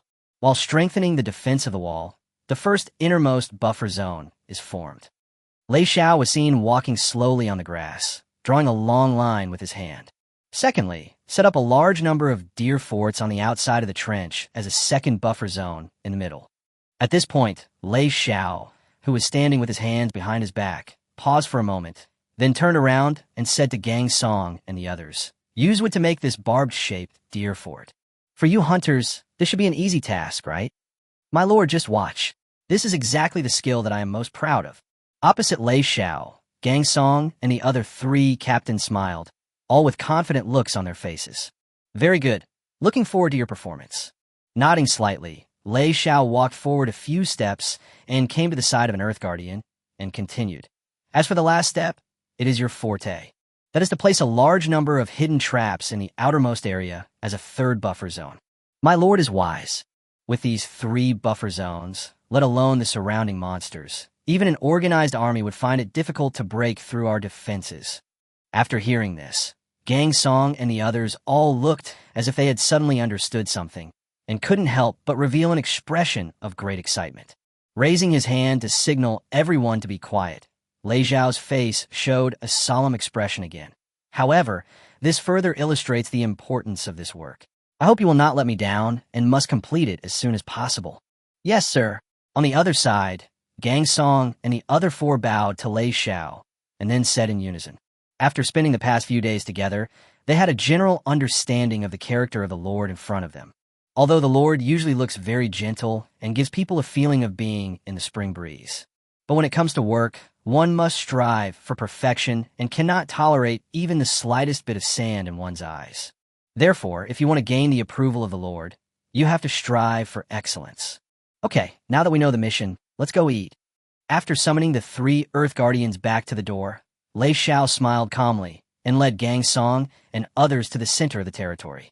Chapter 57 Upgrade. Level 5 Lord's Mansion. When he arrived at the outdoor dining area not far from the Lord's Mansion, Lei Xiao discovered. At this time, the place was already filled with the aroma of food, and a mouth-watering and tempting smell was everywhere. Having said that, since the protective cover has completely disappeared, it has lost its function of filtering out cooking smoke and providing light. Moreover, there are currently nearly 200 people in the territory, and a large amount of smoke generated by cooking is likely to expose the location of the territory. Therefore, during breakfast, Lei Xiao had already arranged in advance for Gang Song and others to dig out several large and small smokeless stoves here as fixed dining and cooking areas. In this way, coupled with the cover of the towering trees around, unless someone gets too close, it is impossible to discover the specific location of the territory through the smoke. Lei Xiao had just sat down when, on the other side, the half-elves who were responsible for setting up a training ground outside the camp and Tiger Stick and others who came to help also walked over from the direction of the camp gate. Everyone has worked hard. Let's eat. Nodding slightly, Lei Xiao smiled indifferently. In this way, after everyone had eaten and drunk their fill, he instructed everyone to proceed according to the predetermined plan in the afternoon. Lei Xiao returned to the Lord's mansion and checked the production of the crude sickles. Have you made more than 2,000? That should be about the right number. Without hesitation, start upgrading immediately. Congratulations, your rough scythe 1050 has been upgraded to refined scythe 1050. Congratulations, your rough scythe 1000 has been upgraded to rough scythe 100,000. Seeing that the required materials were sufficient, Lei Xiao immediately began to decompose them. You decomposed 1050 exquisite size and obtained 1050 wood and 1050 copper ore. You decomposed 100,000 rough size and obtained 100,000 wood and 100,000 stone. Combined with the 500 units of copper produced yesterday, this time, we finally have enough to upgrade the mansion by 1,500 units. Looking at the sufficient amount of copper ore in the storage space, Lei Xiao couldn't help but reveal a hint of joy on his face. Without the pressure of iron ore, the upgrade was completed more than a full day ahead of schedule, which is not bad. Immediately afterwards, Lei Xiao couldn't wait to step out of the door. He first signaled the 3 Earth Guardians around him to stand outside, and then he directly pressed the upgrade button. The next second, a familiar colorful light curtain rose up, instantly covering the entire mansion. At the same time, the long-lost sounds of construction and mechanical prompts rang in my ears one after another. You consumed wood x 50,000, thatch x 30,000, stone x 30,000, iron or x 1,500, copper or x 1,500. The Lord's mansion is being upgraded to level 4. Please wait. I wonder what kind of changes will occur when the mansion is upgraded to level 5. With great excitement, surrounded by the 3 guardians of the earth, Lei Xiao stood with his arms folded, watching quietly. Not long after, the slightly dazzling colorful light curtain gradually weakened until it completely dissipated. The full view of the upgraded Lord's mansion appeared in front of Lei Xiao. At the same time, the reminders sounded again. Congratulations, your Lord's mansion has been upgraded to LV5. Looking closely this time, the area of the upgraded mansion did not change significantly. However, the height has increased by about 1/3 compared to before. Moreover, in terms of appearance, nearly half of it has been completely transformed into a stone structure, with carefully polished stones stacked neatly, looking thick and solid. As for the metal parts, in addition to the thickened door, all the windows on the upper and lower floors also sparkled with metallic luster and were obviously further reinforced. Is it really going to develop into a castle? Interesting. I really look forward to the day when it actually becomes a castle. Seeing this, the joy on Lei Xiao's face was beyond words. But immediately, after looking around, he couldn't help but reveal a helpless expression. Although the mansion is becoming more and more high-end and classy, the gap between it and other surrounding buildings is becoming more and more obvious, and it is a bit too conspicuous. I wonder if there will be some disguises in the future, or ways of setting up fake mansions, as a means of confusing the enemy. After hesitating for a moment, Lei Xiao pushed the door open and stepped into the new mansion. As soon as he entered the house, he could clearly feel that a lot of stone structures had been added and the floor height had been expanded. Therefore, although the area and layout of the huge reception room have not changed much, the overall momentum is obviously much more grand. There is even a faint, fresh woody scent in the air. It has a bit of sword and magic flavor. If we make a simulation sandbox later, it will be even more perfect. Nodding with satisfaction, Lei Xiao walked around the stairs. I found that there were more metal products in every room, such as candlesticks, clothes hangers, tableware, etc. Even the stairs were covered with a metal shell and were thoroughly reinforced. Just when Lei Xiao saw this, as expected, the reminder sound rang in his ears again. Dear Lord, congratulations. You have become the first Lord in the world to upgrade his mansion to level 5. I will be announcing it to the world soon. Would you like to make your name public? Not public. Lei Xiao responded without hesitation. Just yesterday, I was reported globally because of my surrender contract. So, this time, let's let the anonymous big guy come out and attract some attention. Needless to say, from a third party's perspective, such an approach is bound to arouse suspicion in some people, who will infer whether the anonymous boss and themselves are the same person. However, This is just speculation. Only the first lord to complete the corresponding goal will be rewarded and eligible for global broadcast. Therefore, under the influence of this mechanism, this speculation can never be confirmed accordingly. This means that one day in the future, if there is a conflict between oneself and one or more lords, the other party naturally has to be cautious about whether a mysterious anonymous boss will suddenly appear and harvest the remaining blood of both sides. From this point of view, at least at this stage, the role of the anonymous boss's vest is still very obvious. Immediately, hidden in the calm, there is a warning sound of a huge wave, which suddenly rang in the ears of the lords who had already been less than a billion. Congratulations to the anonymous lord, the first in the world to upgrade his lord's residence to level 5. Reward: 1 piece of 5th level random equipment and 1 blueprint of 5th level random equipment. For a moment, this peaceful afternoon suddenly became crazy and extraordinary. Chapter 58, A Simple Choice. The first to explode were all the regional channels in the country. The anonymous boss has upgraded his mansion again. Gaia, shatter the darkness with thunder. The anonymous giant has been silent for 2 days and finally exploded. At that moment, he became the light. Brother Godahu, you are so strong. I like you so much, color, blushing. Miss upstairs, you're blushing like a bubble teapot.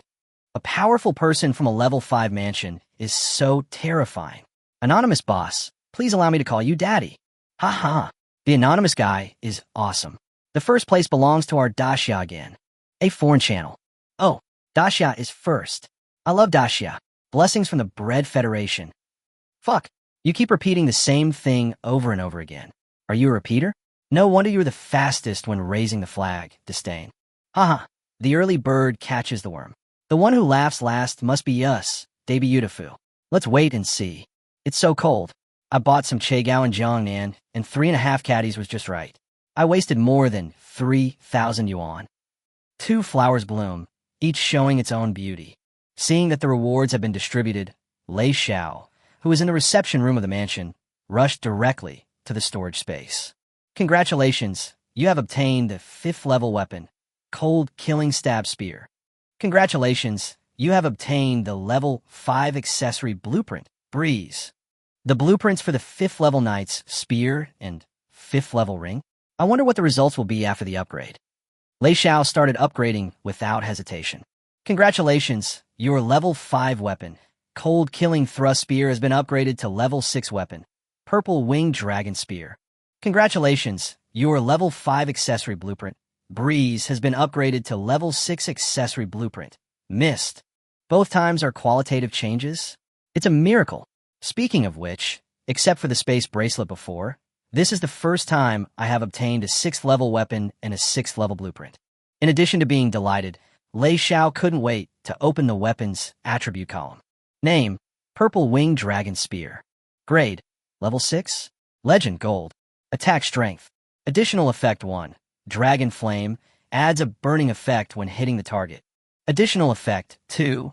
Dragon Fong increases physical penetration by 80%. Note: this spear is made of dragon teeth from an adult 6th level magical beast, the Purple Winged Dragon, and purple gold tungsten steel. It is extremely rare. When the holder moves at high speed, it can even pierce through a city wall. It is the magical weapon that all knights dream of. It is rumored that the astonishing purple flames produced during the forging process often reduce the spearsmith and the entire blacksmith shop to ashes. Wow, 7 stars of damage, plus 2 special effects. After closing the attribute bar, Lei Xiao's mind moved, and a purple all-metal lance about 2.5 meters long appeared in his hand. This versatile short lance can not only be used for charging on horseback, but can also exert great power in close combat on foot. Feeling the powerful energy fluctuations emanating from it, and the heaviness that was difficult to grasp with one hand, especially when he saw the faint purple flame emerging from the tip of the gun, Lei Xiao couldn't help but exclaim in amazement. This 6th level weapon is indeed extremely extraordinary, let alone piercing the city wall. If it is moving at high speed, even if there's a tank coming towards it, it will probably penetrate through and have the effect of an armor-piercing bullet, which is simply terrifying. Then, fearing that the fire from the gun tip would burn the mansion, Lei Xiao quickly put the gun back into the space bracelet. At this stage, although this weapon does not have any accessories that can be equipped. However, this also made Lei Xiao feel a little excited. When you have a cavalry unit, and with this knight's lance leading the charge, you can probably tear apart the opponent's formation easily, right? Having said that, as for the 6th-level ring blueprint, it cannot be produced at this stage, so Lei Xiao had to throw it into the space bracelet. After that, he cheered himself up a little and opened his territory interface again. Now that the upgrade of the mansion has been completed, then the next step is naturally the time to receive the recruitment order. Lord's Mansion level 5. You can receive 1 second-level recruitment order or 6 first-level recruitment orders every day and 1 return to City Crystal every day. Owner, Lei Xiao, level 1, 9 stars. ID, 001307667. Population, 85/200. Subjugated tribe, 1 Webai tribe. 560. Subjugation degree, 79. Number of buildings, 23. Lord's Mansion, Guardian Defense Agency, Ordinary House X11, 2-story House X5, Utility Room X5. Storage space, 29/150. Details omitted. Materials required for upgrading. Stone X150000, wood X100000, thatch X60,000, iron ingot X2000, copper ingot X2000. Have you chosen any of the recruitment orders that can be collected this time? Seeing this, Lei Xiao couldn't help but reveal a thoughtful expression. He understood it clearly based on the knowledge that initially flooded into his mind. Theoretically speaking, without considering all factors such as equipment, morale, formation, terrain, weather, and arms. The combat power of a second-level 1-star subordinate is roughly equal to the combat power of 10 first-level 1-star subordinates of the same type. Therefore, under normal circumstances, the value of a second-level recruitment order is undoubtedly far greater than 6 first-level recruitment orders. However, for me right now, the situation is a little more complicated, because, according to the previous experience of upgrading the second-level equipment, after a qualitative change occurs, there is a high possibility that it will be directly upgraded to the 3rd level, like the 1st-level equipment. Only with a small possibility can it be upgraded to the 4th level. Therefore, when upgrading a second-level recruitment order, 3 situations will occur. First, a qualitative change occurs, more likely, and the second-level recruitment order becomes a 3rd-level recruitment order. Second, a qualitative change occurs, less likely, and the second-level recruitment order becomes a 4th-level recruitment order. Third, there is a quantitative change, and the second-level recruitment orders will be increased to about 100 second-level recruitment orders. It is obvious at a glance that if the first situation occurs, then it will naturally not be claimed, and 6 first-level recruitment orders are a good deal. Only the second or third situation is the ideal state. In short, the second and third situations combined are obviously more likely to occur than the first situation. Plus, due to the population cap, what I need now is quality rather than quantity. Then the answer is obvious. Thinking of this, Lei Xiao smiled slightly and pressed the receive button neatly. Receive a second-level recruitment order. In an instant, a token emitting an ordinary metallic luster appeared in his hand. Without hesitation, start upgrading. The next second, the upgrade reminder sounded in his ears. Chapter 59, Return to City Crystal. Congratulations, your level 2 recruitment order has been upgraded to level 4 recruitment order. Wow, he's already reached level 4? Seeing this, Lei Xiao couldn't help but reveal a look of ecstasy.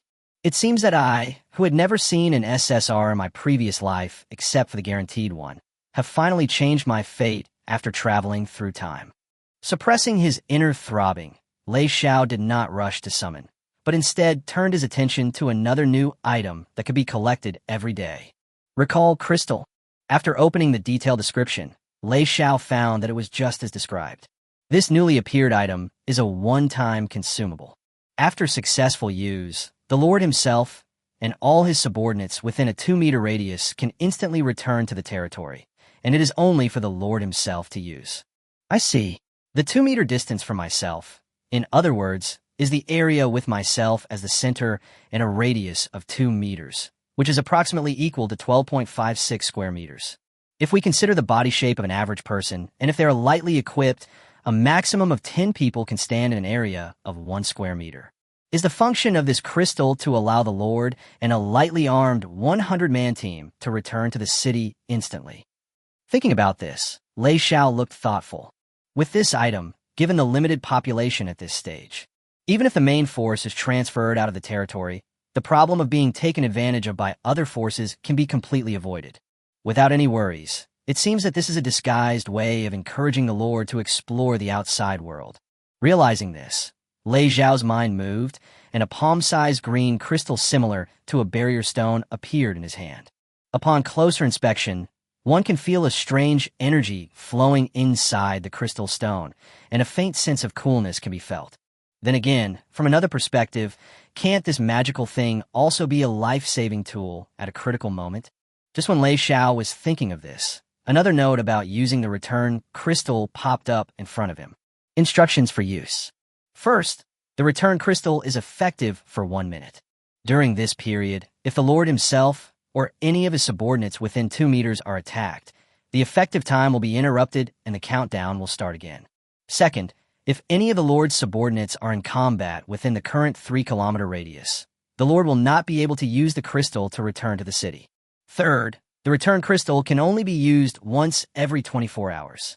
So there are conditions for its use. In this case, the role of the return crystal as a means of saving life will undoubtedly be greatly restricted. After browsing through the precautions in front of him, Lei Xiao frowned slightly, looking thoughtful. First of all, the first one is the time limit. In other words, the Lord must be in an absolutely safe environment to have enough time to use the crystal to return to the city. Secondly, the second article imposes restrictions on space. If I'm not mistaken, this one should mainly target the battlefield environment. If there are enemies around, the subordinates will naturally be in a state of combat. Therefore, if the situation is unfavorable, you must stay 3 kilometers away from the opponent in order to escape successfully. The last one, needless to say, is very simple and clear. Thinking of this, Lei Xiao's tightly furrowed brows immediately relaxed. Well, even though there are many restrictions, it is at least an additional way to return to the city quickly. Furthermore, when you encounter an opponent who is also a lord on the battlefield in the future, you can use this second rule and take corresponding countermeasures to naturally prevent the enemy from escaping. Looking at it this way, this may not necessarily be a bad thing. Taking a step back, even if the other party escapes successfully, as long as we find their base camp and destroy it directly, what difference will it make in terms of the results? With a faint smile, Lei Xiao continued to think while playing with the crystal that returned to the city. This thing is just like a building blueprint. It has no levels and no upgradable prompt. The building blueprint has been finalized and cannot be upgraded. However, the axe and sickle, which also have no upgrade prompts, can be upgraded. I wonder if this return crystal is a special item that can be upgraded. Without hesitation, Lei Xiao put the crystal into the space bracelet and immediately started trying. Congratulations! Your Return to City Crystal has been upgraded to Return to City Crystal 102 pieces. Wow, can it really be upgraded? Seeing this, Lei Xiao couldn't help but reveal a hint of joy, but then he did not know whether to laugh or cry. This thing can only be used once a day, and you can get 1 piece every day, so what's the point of having so many? I hope there will be some different surprises when the next qualitative change occurs. Shaking his head helplessly, Lei Xiao began to check the upgraded territory interface. By the way, has the population finally doubled to 200? Not bad, not bad. We have finally taken a big step forward. Pursing his lips slightly, Lei Xiao pondered for a moment and had no intention of replenishing the population immediately, since there's already a second-level recruitment order. So, if you make a quantitative change and then replenish it, you can directly get 100 second-level soldiers. Wouldn't that be great? By then, I wonder what kind of troops will be recruited. While hesitating, Lei Xiao's dark eyes continued to move downwards. The last thing worth noting is the materials needed for the next mansion upgrade. The first 3 things are self-explanatory, and no matter how much you need, there will be no pressure at all. Moreover, iron ore and copper are no longer available. Are the new ones 2,000 units of iron ingots and 2,000 units of copper ingots? Now, we need a smelter or a building with similar functions, right? Lei Xiao found out by checking the details of the newly emerged resources. It was exactly as he had guessed. Only by building a smelter and refining iron, ore, and copper, or can you successfully produce iron ingots and copper ingots, which are also level 2 resources, but with the word rare in front of them. Moreover, after the mansion has been upgraded to level 5, it is now possible to create smelter blueprints and build smelters. However, after further investigation, he discovered a smelter can only produce a maximum of 100 units of iron ingots and copper ingots per day. Not only does it consume a lot of manpower, it also requires a large amount of iron, ore, and copper ore. Most importantly, this type of building will produce a large amount of thick smoke during the smelting process, which can easily expose the location of the territory. This would be easier if the territory was in an uninhabited mountain valley or other remote area. But for a person surrounded by enemies on 3 sides, building a smelter would be tantamount to digging his own grave. It seems that we have to think of other ways to obtain iron and copper ingots. Thinking of this, Lei Xiao's eyes lit up, and he opened the door to the manufacturing industry. Chapter 60, Dark Healer. After the mansion was upgraded, many new manufacturing projects appeared on the interface, which were so dazzling that it was hard to take your eyes off them all. Would X1 plus iron or X1 equals exquisite stone pickaxe X1 or exquisite logging axe X1? Would X1 plus copper or X1 equals exquisite scythe X1? Would X1 plus iron or X2 equals refined shovel X1? Would X1 plus iron or X1 plus feather X1 equals exquisite arrow X10? Would X20 plus iron or X8 equals exquisite card X1? Would X1 equals paper X10? Thatch X10 equals rope X1. Copper or X1 equals copper bowl X2. Iron or X5 equals iron bucket X1. Ironore X10 più copperore X10 uguale metal grill X1. When Lei Xiao saw the exquisite logging axe and exquisite sickle, he immediately showed an expression of expectation. It seems that a new round of reverse engineering can begin. I bet that your sophisticated tools have even higher level tools. Without hesitation, Lei Xiao quickly walked to the magic circle and started trying it immediately, since sophisticated level tools can already be manufactured. Then, after upgrading and then decomposing, a qualitative change will occur, and you can naturally obtain more advanced resources. Moreover, as long as manufacturing continues, there will be quantitative changes. The amount of copper and iron, or you have to be the same as the wood and stone you had before, which means it is inexhaustible. Having said that, since the rough sickle was made before, the required 8 hours for today was not used up, so there is still about half an hour of manufacturing time left. So, after dozens of seconds, the familiar prompt sound soon rang in Lei Xiao's ears. You consumed 1 wood and 1 iron ore. Congratulations, you have obtained the exquisite logging axe. You consumed wood X1, copper, or X1. Congratulations, you have obtained the exquisite scythe. Just like that, after each of them made a few, Lei Xiao immediately upgraded them. Congratulations, your exquisite logging axe has been upgraded to exquisite logging axe 101. Congratulations, your exquisite felling axe has been upgraded to craftsman felling axe. Congratulations, your exquisite scythe has been upgraded to exquisite scythe 98. Congratulations, your exquisite scythe has been upgraded to craftsman scythe. Did you succeed in upgrading to a higher craftsman class? Hearing the prompt, Lei Xiao's expression lit up with joy, and he disassembled it without hesitation. You disassembled the craftsman's logging axe and obtained 1 piece of wood and 1 piece of iron ingot. You decomposed the craftsman's scythe and obtained 1 wood and 1 copper ingot. Perfect. The production time is still 5 per minute. No change at all. Now, we can produce 500 to 600 units of iron and copper ingots every day. Isn't this more cost-effective than building a smelter? After all this was done, Lei Xiao, filled with joy, couldn't help but breathe a sigh of relief.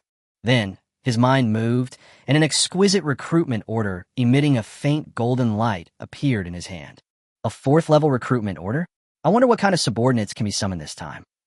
Feeling the faint energy fluctuations on it, Lei Xiao couldn't wait to press the use button in anticipation.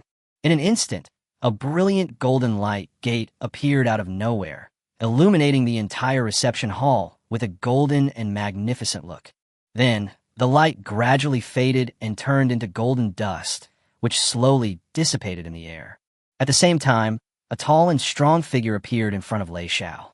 Looking closely, it turned out to be a young man with neat short hair and a pair of gold-rimmed glasses. He looked gentle and elegant. However, this is only the part above the neck. Looking down, I saw that he was wearing a pure black priest robe with strange patterns on it and a strange metal skull necklace. The most important thing is that the priest's robe, which should have been loose-fitting, was like a tight-fitting garment on his body and was almost torn apart by his well-developed pectoral muscles. All in all, although he has not reached the level of the Hulk like Tiger's stick, this guy's muscles can undoubtedly be described as terrifying. Wow, this is the first time I've seen someone wear a priest robe and create a superhuman effect. Just when Lei Xiao was thinking to himself. On the other side, the other party had already walked in front of him with the elegant steps of a gentleman. I am Yi Song, and I am here to see His Excellency the Lord.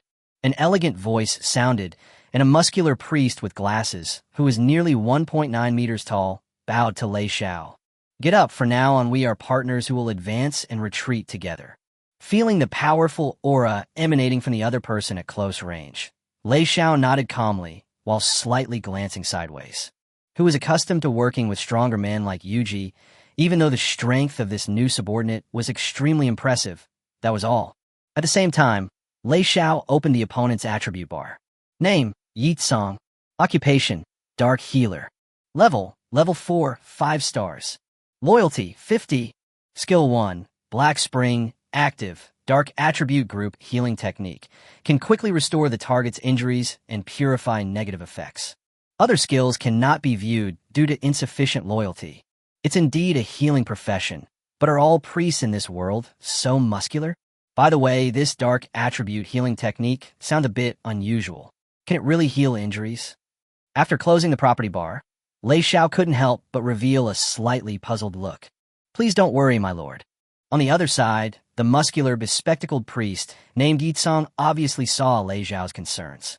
He bowed slightly, saluted again, and said, although darkness is the most frightening force, it is also the force that understands people the most. As the saying goes, the person who tied the bell must be the one to untie it, just like a sharp knife that can kill people, but also save people. Therefore, my healing skills not only have the effect of quickly healing injuries. Moreover, it can automatically clean out toxins and harmful substances in the target body, restoring the body to its healthiest state. Under the same conditions, it is much more effective than those self-proclaimed righteous and flashy believers of light. I see. After listening to the other party's explanation, Lei Xiao nodded slightly, and then a hint of joy appeared on his face. Wow, the healing servant finally showed up, and it's a powerful 4th level one. In this way, the survivability of both himself and other subordinates, such as Yuji, will undoubtedly be greatly improved.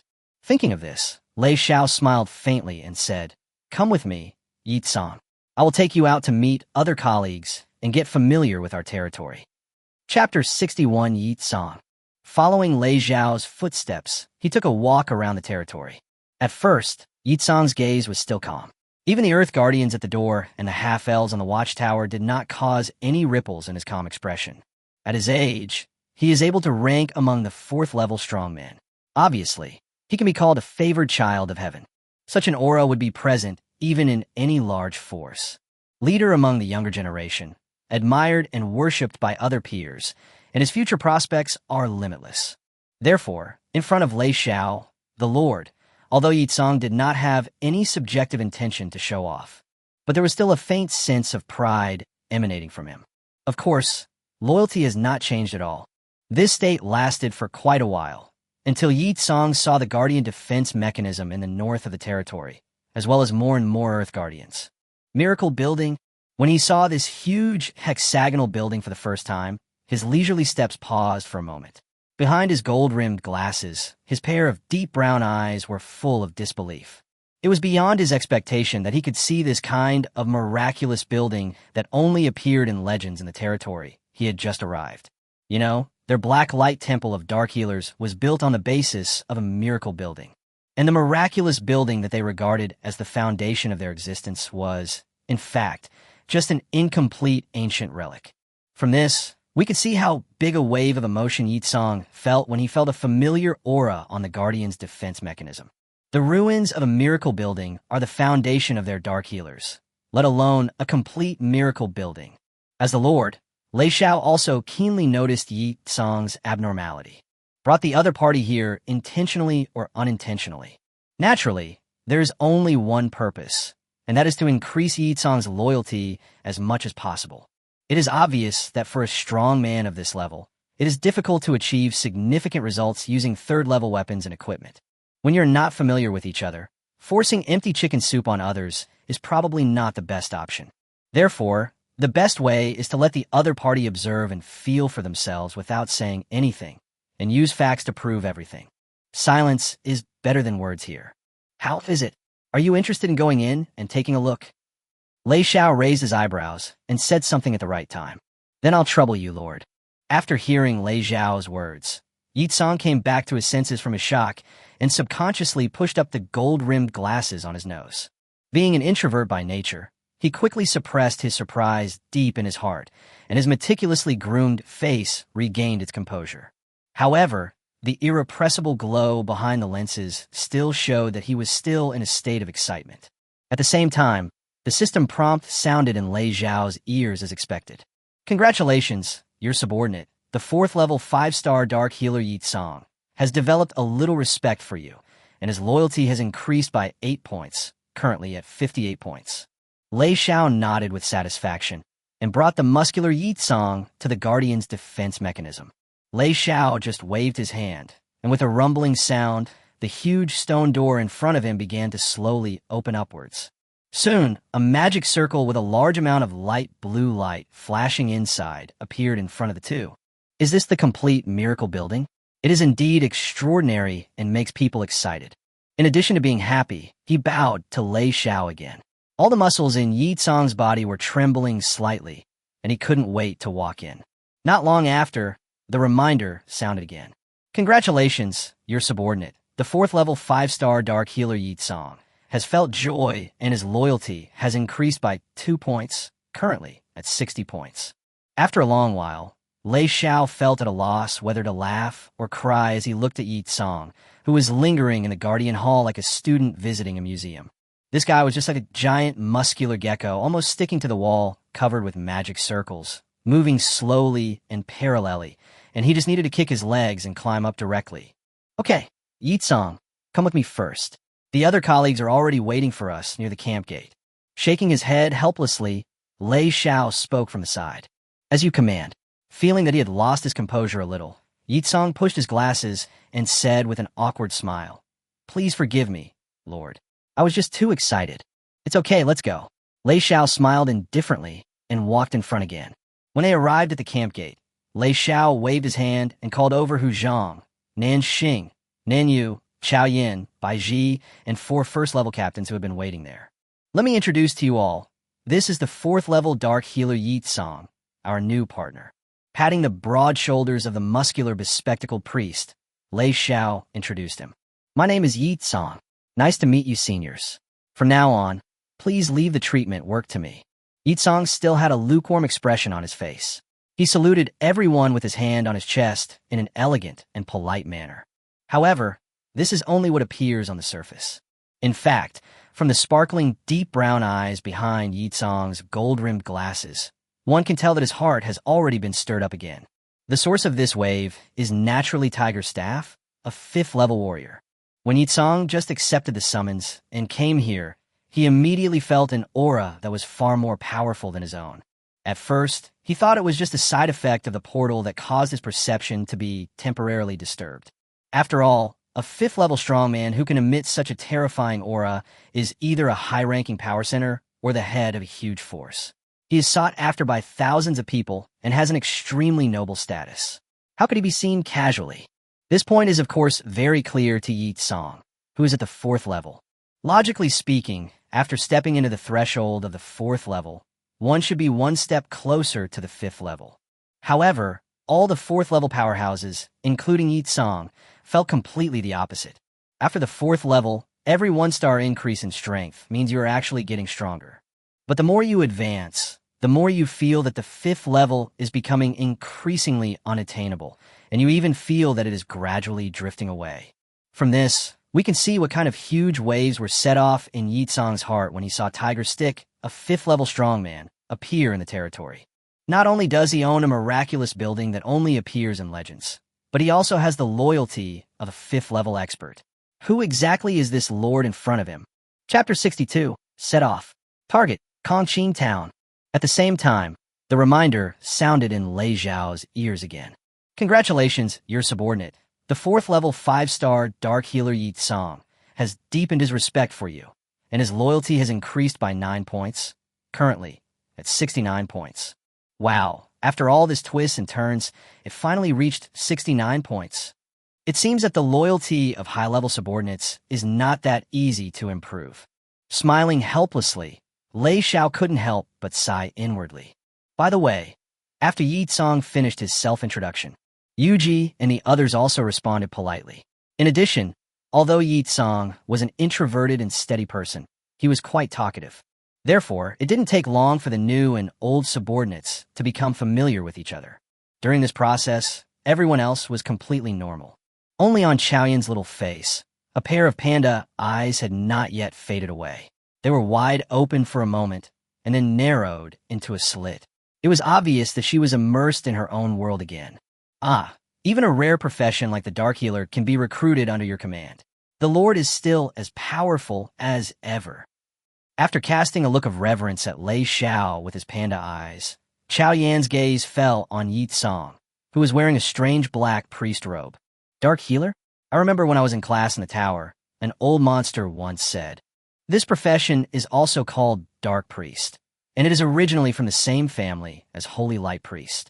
It is said that this is a special profession derived from the priests in order to better fight against the dark forces. Asagao narrowed her eyes slightly and continued to recall. The most important thing is that before an ordinary priest changes his job to become a shadow priest, there's an extremely important and dangerous step. That means you need to use special secret techniques to pretend to sink yourself into the dark world in order to obtain the forbidden power. This secret method requires the job changer to have extremely devout faith and will to successfully resist the temptation of darkness. Because of this, there are actually very few people who can do this. So, those who successfully change their job to become shadow priests are exactly the best among the priests. Rubbing his dark circles, Chao Yin continued to think. Later, a war broke out between the two. Although the individual strength of the Shadow Priest is much stronger than that of the Holy Light Priest of the same level, he is still restrained by the opponent in terms of attributes. That's why they were driven out of people's sight and became the Dark Healers who are at odds with the Holy Light Priest today. Thinking of this, Chaoyan's gaze fell on the silver skull necklace worn by Yi Tsong. This necklace is so cute. I wonder if this muscular uncle can let me touch it. But the Lord's pendant is still more beautiful. It looks like there are stars twinkling inside. At the same time, a new reminder sound suddenly rang in Lei Xiao's ears. Congratulations, your subordinate. The third-level 1-star flame magician Chao Yin has sensed your power, and his loyalty has increased by 5 points, currently at 90 points. Congratulations, your subordinate. The third-level 1-star flame magician Chao Yin has increased his loyalty to 90 points and unlocked a new skill, Red Lotus Wings. Wow, I didn't expect the Red Panda's loyalty to increase as well. Feeling a little surprised, Lei Xiao smiled helplessly and opened the other party's attribute column casually. Name, Asagao. Occupation, Fire Magician. Level 3, 1-star. Loyalty, 90. Skill 1, Fire Arrow, active. Fire attribute spell single target attack with burning and splashing effects. Skill 2, Red Lotus Wings, active. Fire attribute spell group attack with burning effect and healing band effect. Other skills cannot be viewed due to insufficient loyalty. No need to poke, no need to poke. It seems that 100 points is just around the corner. After closing the property bar, Lei Xiao couldn't help but reveal a hint of joy. After a while, Lei Xiao pulled himself together, coughed lightly, and said to everyone, "Okay, everyone go back to work. We will have plenty of time to communicate further later." At this moment, the two sisters Nanxing and Manhwa, who were standing opposite each other, looked at each other as if they had something to say. Immediately, Nanxing took a step forward and bowed hesitantly, saying, "Your Excellency, I have another request. Please move aside, Your Excellency." "But it doesn't matter. There are no outsiders here." Looking at Nanxing's hesitant look, Lei Xiao couldn't help but reveal a curious expression. This was undoubtedly the first time that the twin sisters, who had always been very worry-free, took the initiative to make a request. "My lord, if conditions permit, I would like to buy some more clothes. If that is not possible, just underwear will do." A blush flashed across Nanxing's pretty face, and she spoke in a mosquito-like voice. Originally, Nanxing wanted to make this suggestion in private, but since the Lord had spoken, even though it was a little difficult to say, she had no choice but to tell the truth. Hearing the voice, Lei Xiao was stunned for a moment, and then he looked at this with a face that did not know whether to laugh or cry. "Oh my goodness, I didn't expect this to be the case. This operation was really a bit sloppy." With a helpless smile, Lei Xiao looked thoughtful again. Having said that, there are no items related to the production of ordinary clothes on the manufacturing interface, but clothes are indeed necessities of life. Although half-elves can produce them themselves, the output is very low. Moreover, a series of daily necessities, such as seasonings, are also lacking within the territory. Coupled with the surrounding defense measures, which are already quite large, and the guards of 100 half-elf archers and earth guardians, they can fully cope with all threats in the forest. To take a step back, even if there is a sudden threat to the territory when you and your main subordinates are not there, you can use the crystal to return to the city and quickly provide support. Therefore, it seems that it is time to go out and purchase some things and then put them all into the space bracelet. The most important thing is that, by taking this opportunity, he can further understand the details of the surrounding forces and lay the foundation for possible threats in the future. It can be said to kill 2 birds with 1 stone. According to the information provided by Kunbu before, the nearest human gathering point is Kongqing Town on the plain on the other side of the river west of the forest. It is about 8 kilometers away from the territory. Let's choose that place. Having made up his mind, Lei Xiao smiled faintly and said to the people in front of him, "If that's the case, let's go out and do some shopping." After saying this, Lei Xiao hesitated for a moment, looked at Chao Yan's panda eyes, and continued. "This time, Tiger Stick, Yeet Song, Nanxing, and Nan, you'll follow me. Chao Yan, Baiji, and Gang Song, you guys just stay here to look after the house. If anything happens, report to me in time through telepathy." "As you command, Lord." After hearing Lei Xiao's order, all the subordinates spoke in unison. After that, we counted the items everyone needed and arranged everything. Lei Xiao brought Hu Zhang and 4 others to the small gate on the west side of the territory. Chapter 63. Thoughts on the Western River. Everyone, our goal this time is mainly to purchase supplies and gather intelligence. Try to keep a low profile, keep your presence as low as possible, and disguise yourself as an ordinary traveler. Standing beside the wooden camp gate, Lei Xiao, with a beaming face, spoke again. Needless to say, this was the first time he was going to a human town since he traveled through time, so he was naturally uncontrollably excited. "Yes, sir. Everything is up to the Lord's orders." Hu Zhang, Yeet Song, Nanxing, and Nanyu bowed at the same time and said in unison, "Very good." Looking at the luxurious lineup in front of him, Lei Xiao nodded with satisfaction and said, "Okay, let's get ready to set off." There is no doubt that with a 5th-level warrior, a 4th-level warrior, 2 3rd-level warriors, melee, and ranged healing assassins all in place, such a lineup is obviously comparable to an entire well-equipped army. Walking out of the camp gate and stepping on a large area of Penicillium, Lei Xiao felt the fragrance of the plants coming towards him. He pulled himself together and turned to the burly man beside him and said, "Tiger Stick, we can start now." "Yes, my lord." Under Yeet Song's surprised gaze, Hu Zhang saluted respectfully, then bent over and lifted Lei Xiao up.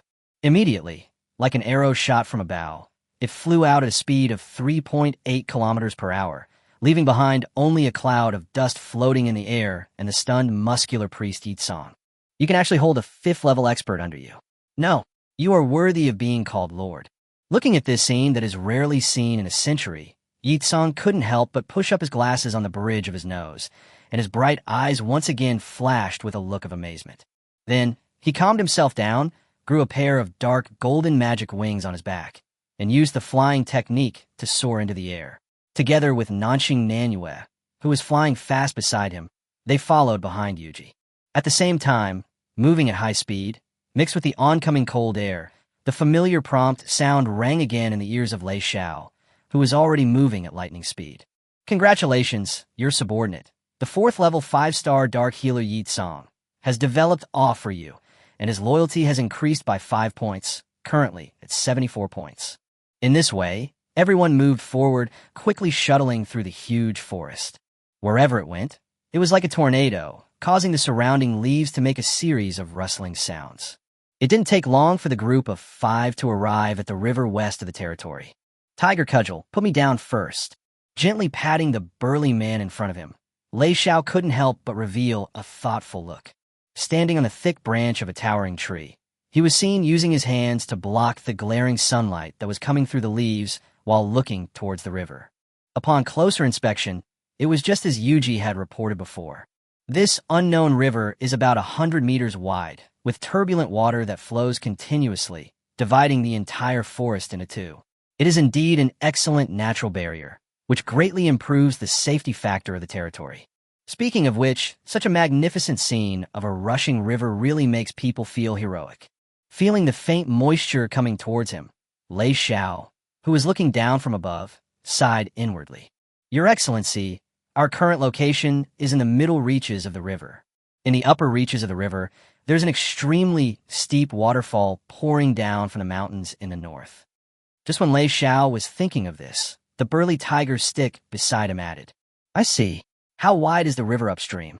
While pondering, listening to the crisp sound of waves hitting the shore, Lei Xiao continued to ask, My lord, the river upstream is narrower, the water is more turbulent, and the terrain is very steep. Yuji bowed and answered respectfully, I see. It seems that if this river is used well, it can be as powerful as an army of 10,000 people at a critical moment. He nodded slightly. Lei Xiao's dark eyes became deeper, and he smiled faintly. After a moment, Lei Xiao slowly retracted his gaze and said to Tiger Stick, as well as Yi Song and Nanxing Nanhua, who were on guard not far away. Okay, let's keep moving forward. As you command, Lord. After the 4 subordinates responded, Lei Xiao felt his body lighten, and he and everyone else turned into a shadow and began to fly towards the river. Although this rapids is incredibly wide, the subordinates are all high-level warriors after all, including Nanxing Nanhua, who are known for their speed, so this short distance on the water surface is naturally no problem for them. The next second, just before entering the water, the feet of all the subordinates were covered with a layer of faint energy visible to the naked eye, and they stepped directly on the water's surface, almost as if they were walking on flat ground. As for Yi Song, it goes without saying that he was flying gracefully at low altitude over the river while holding up his glasses on the bridge of his nose. It was obvious that he was very capable of doing it. Looking at this water-floating scene that only appears in movies, Lei Xiao, who is the absolute C position of the team, couldn't help but exclaim in his heart, Wow! Having said that, in the blink of an eye, the group of 5 successfully crossed the 100-meter-wide river without even causing a ripple on the river surface. After that, everyone continued to move forward, and before long, the surrounding trees became increasingly sparse. In the sight, a vast green plain began to become clearer and clearer. At this point, Lei Xiao and others undoubtedly left the demonic shadow forest for the first time and came to the new world outside. Your Excellency, Confronting town is not far from us. After walking quickly for a while, Tiger's Stick began to slow down his pace and spoke in Lei Xiao's ear. Got it, let's start walking then. Nodding slightly, Lei Xiao skillfully jumped off Tiger's Stick and landed steadily on ground. Song and the twin sisters on the side also slowed down their speed and finally returned to normal. After walking for about 10 minutes, Lei Xiao discovered several carriage tire marks of varying widths began to appear on the grass along the way. A few steps ahead, an obviously repaired road, as well as more tire marks and footprints, came into his sight. At this time, one could even vaguely see figures passing by in the distance, and occasionally hear the neighing of horses. Is it finally time? Noticing this, Lei Xiao couldn't help but look happy and began to quicken his pace. In this way, the group of 5 continued to move forward along the footprints until they walked from this fork in the road onto a wider main road. After a while, the outline of a city slowly began to become clear. Chapter 64 Arrival at Confronting Town. under the leadership of Lei Xiao, and with a leisurely pace of the group of 5 people, the mystery of Confronting town was gradually unveiled. At first glance, there is a relatively complete defense system here. The nearly 3-meter-high stone wall completely surrounds the entire town. Flags are waving, and people are bustling on the wall. It can be clearly seen that many fully armed soldiers are standing guard and patrolling. Under the sunlight, the polished iron armor reflects a slightly dazzling cold light. This posture is quite interesting. Lei Xiao narrowed his eyes slightly and began to observe carefully. Looking down at the wide-open city gate, people were coming and going, and it was bustling with activity. Sometimes you can see merchants and caravans driving horse-drawn carriages passing by, surrounded by teams of mercenaries. Needless to say, the businessmen dressed in gorgeous clothes, and the mercenaries who were responsible for their protection made Lei Xiao look sideways. These mercenaries were dressed in all kinds of styles. There are all kinds of strange outfits, such as magic staff with heavy armor, heavy crossbow with large shield, broadsword with cloth clothes, etc. But it can be clearly seen that they are basically very ordinary first-level equipment. I wonder if those fashionistas who traveled here will one day teach people how to dress in this other world. Seeing this with interest, Lei Xiao's eyes continued to wander. As for the strength of the mercenaries, most of them are also at the first level. Judging from their momentum alone, they are far inferior to Lei Xiao himself, who had reached the first level 9 stars at the speed of light. Only occasionally can one see a few second-level mercenaries exuding an impressive aura, but third-level mercenaries have not appeared yet. However, through Yuji's perception just now, Lei Xiao could already confirm it. Many third-level strong people in the city, but as to whether there are higher-level ones, it is still unclear. But what is certain is that, through the information previously provided by Kunbu, the country where Confronting town is located also has the existence of 5th-level strongmen. This undoubtedly means that even with Yuji by its side, this country can still muster an equal force to match it. Having said that, perhaps because they were near the city gate, these mercenaries seemed very relaxed, discussing topics such as women and liquor without restraint. Unruly laughter and the sound of armor clashing could be heard one after another, and all kinds of swear words were used in an endless stream. If these guys traveled to Blue Star, they would definitely be talented and speak well. Lei Xiao, whose head was buzzing from the shock, shook his head helplessly. At least for now, these people cannot pose any threat to him. As for the soldiers responsible for guarding, although their equipment is slightly better, their overall strength is not as good as the mercenaries, and there's also a slight gap compared to the previous Orc Legion. Everything here is exactly as Konbu said before. Lei Xiao slowly withdrew his gaze and began to recall the scene at that time. According to the information provided by Kunbu, the town of Confronting is an important trade hub, so such a prosperous scene and scale is naturally normal. Because of this, even though the 5 of them had their own characteristics, they did not stand out too much among the various mercenaries and businessmen. However, just in case, Lei Xiao still collected the high-level weapons of Hu Zhang and others and replaced them with ordinary first-level weapons. As for Yi Tsang, Lei Xiao had already asked him privately. Surprisingly, this guy didn't like to carry any weapons and preferred to fight with his bare hands. Because of the huge demonic shadow forest, this town far from the actual border does not seem to have been greatly affected by the war. After hesitating for a moment, Lei Xiao nodded to Hu Zhang and others beside him. Then he took another step and started walking towards the city gate. At this moment, there was a sudden commotion at the city gate in front, followed by a series of cursing voices. It sounds like there was a disagreement between the 2 mercenary teams over a mission. After a while, the noise became more and more intense, and the 2 sides quickly turned from verbal conflict to physical conflict and started a fierce fight. For a moment, the crackling sounds of weapons colliding and the wailing mixed together, and the scene suddenly became chaotic. This sudden change quickly attracted a large crowd of people to watch the fun. This even included a few soldiers guarding the gate, all of whom had a gloating look on their faces. Although one of their duties is to maintain public order, that only applies to ordinary civilians. The current situation is not within their jurisdiction. After all, one of the mercenary forces has close ties with the city lord's mansion. Even the city lord turns a blind eye to it and just wants to get by on the surface, not to mention ordinary soldiers like them. Your Excellency, there is a small-scale battle ahead.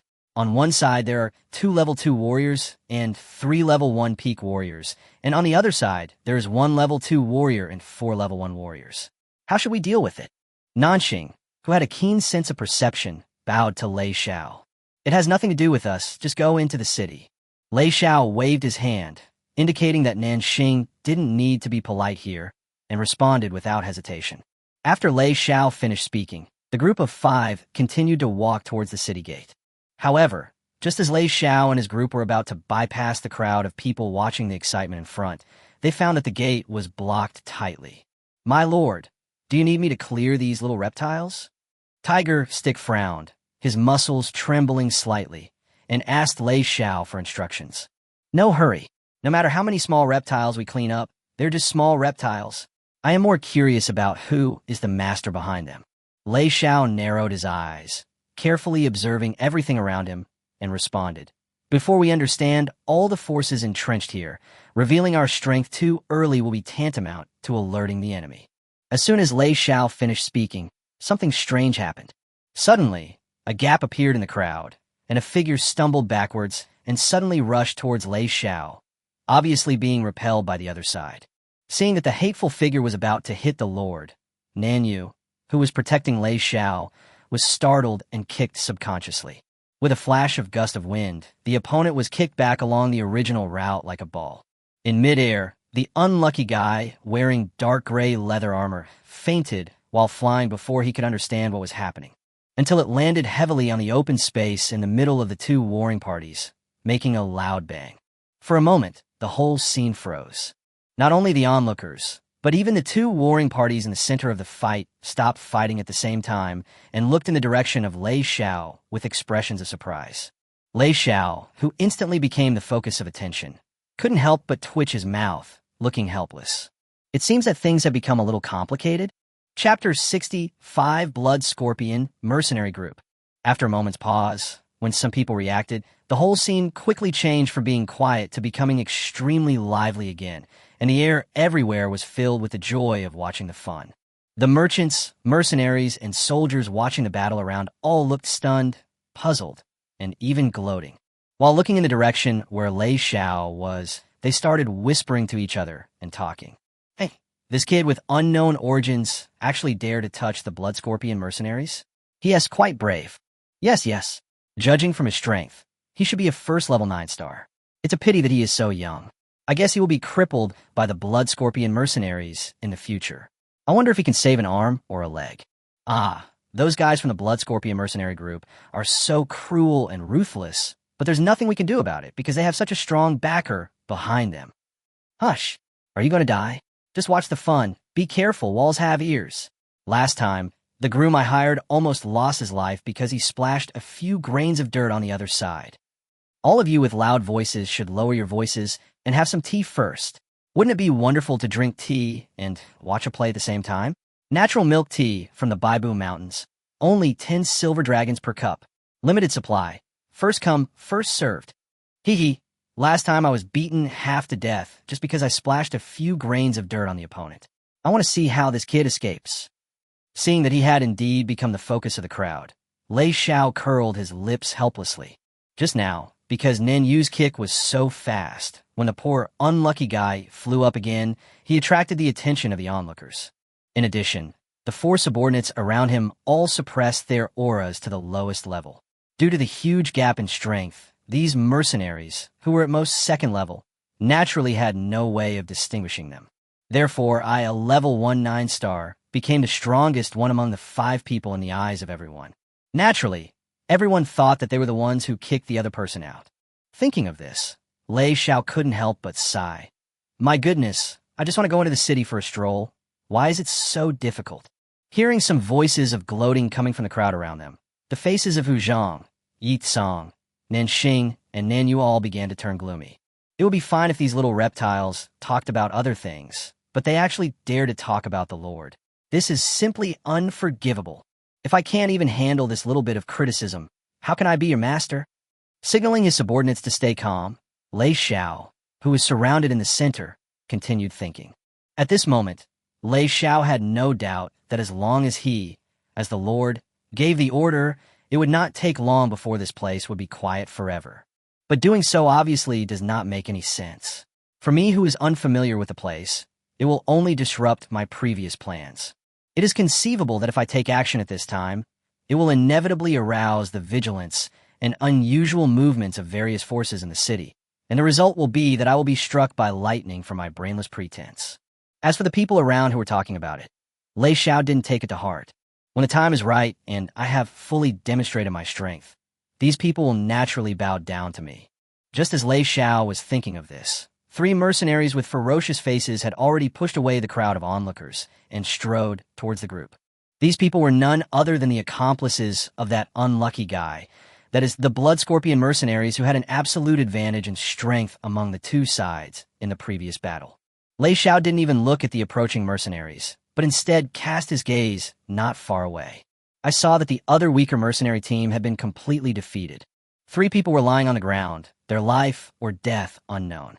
There were also 2 mercenaries, a man and a woman, who were also seriously injured and could barely stand. The Blood Scorpion mercenary member who was left behind held 2 knives against their necks, making them unable to move at all. Looking at the familiar, scarred, beautiful female mercenary, Lei Xiao frowned slightly. I feel like I've seen this young female swordsman somewhere before. My lord, that female mercenary is the survivor mercenary who traveled with the merchant Kanbu in the forest before.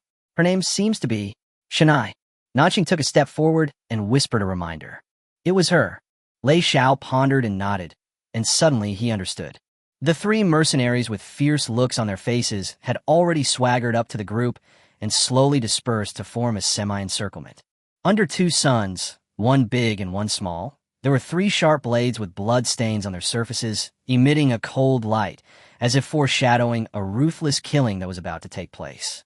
Seeing this, the other mercenaries and businessmen who were watching the excitement around them subconsciously stepped back a few steps, making room for a large area and forming a new spectator circle. For a moment, all kinds of looks, including kicking someone when they are down, sneering, and sympathizing, were cast towards the group of 5. You know, the Blood Scorpion has 2 battle-hardened second-level warriors, as well as a first-level peak who is about to break through to the 2nd level. As for that kid, he was the only one who was at the 1st level in 9th star. Although the other 4 were dressed strangely, they were not even considered strong. With such a huge gap in combat power, the answer is self-evident. At this moment, many people's minds were already picturing the faces of the Blood Scorpion mercenaries after their victory. Light gray armor and holding a long-handled axe stood out from among the 3 members of the Blood Scorpion mercenaries on the opposite side. He was seen easily swinging the weapon in his hand, which looked to weigh hundreds of pounds, into an axe shape, then paused in midair and dropped heavily on the ground in front of him, causing the onlookers to exclaim in surprise. That's Shui Meng, the deputy leader of the Blood Scorpion mercenary group.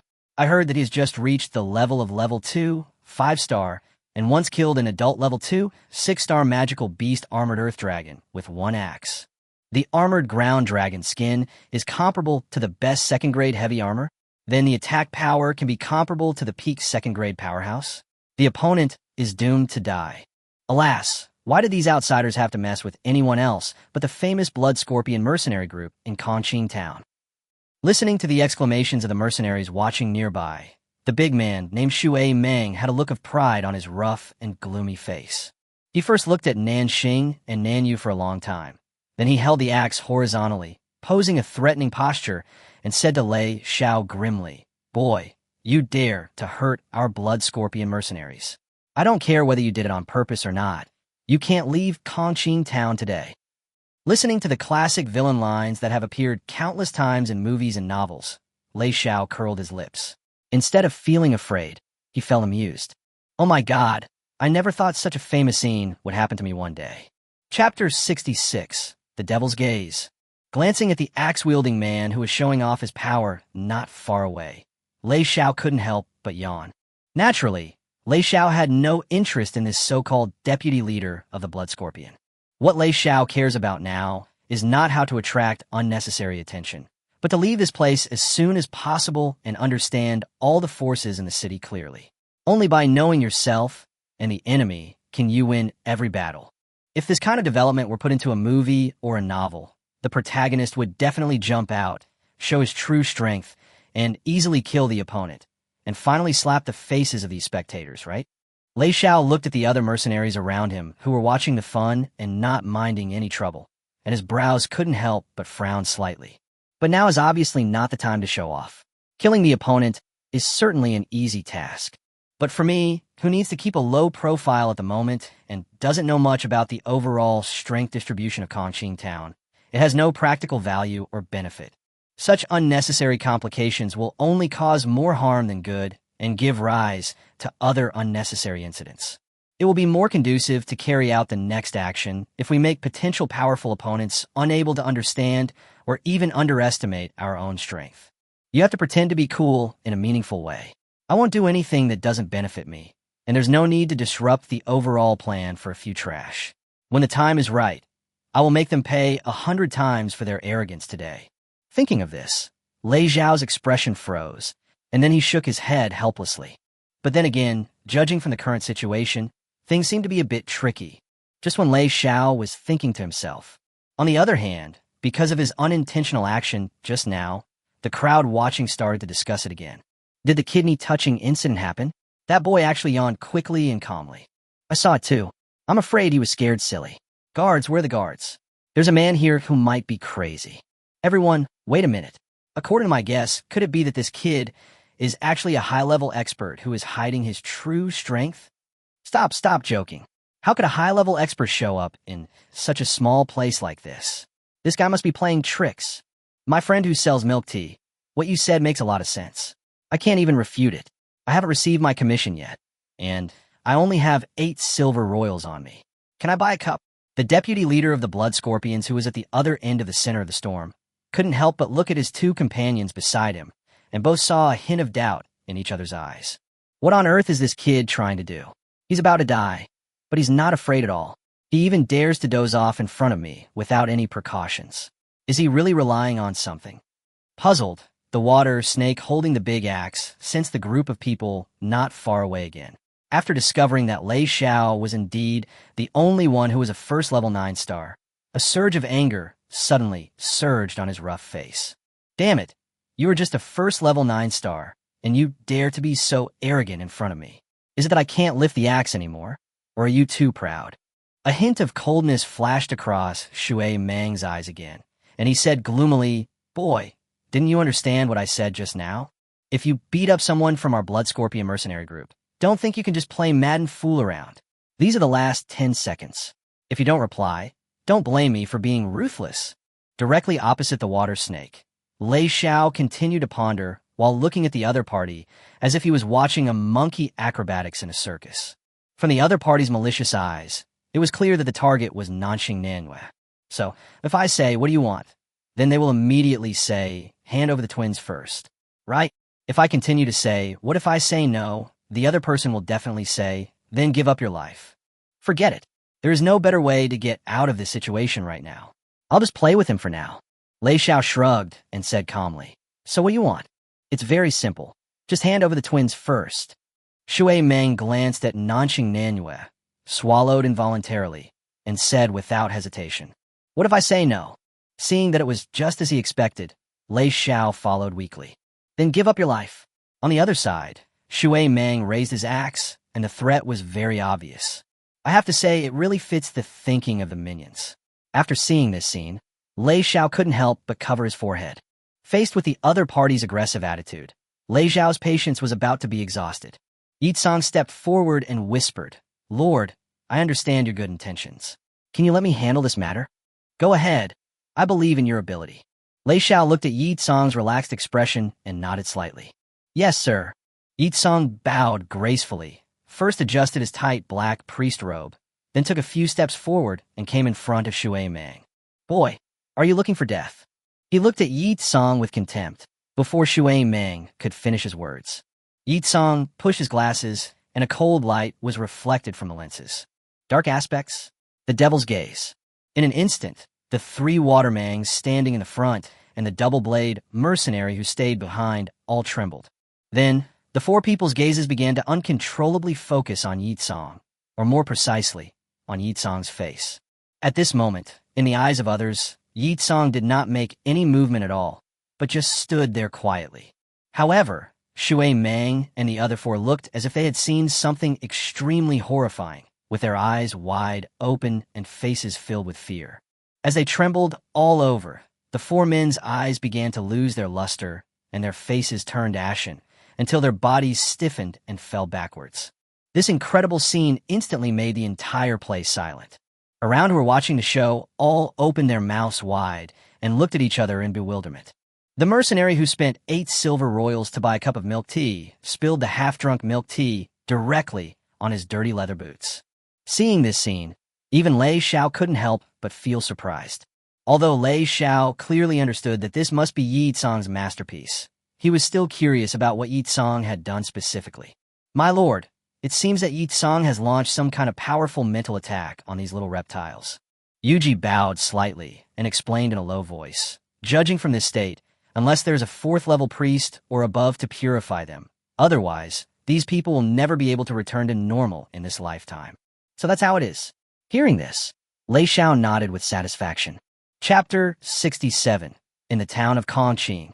The 4 members of the Blood Scorpion mercenaries lying on the ground, foaming at the mouth and twitching.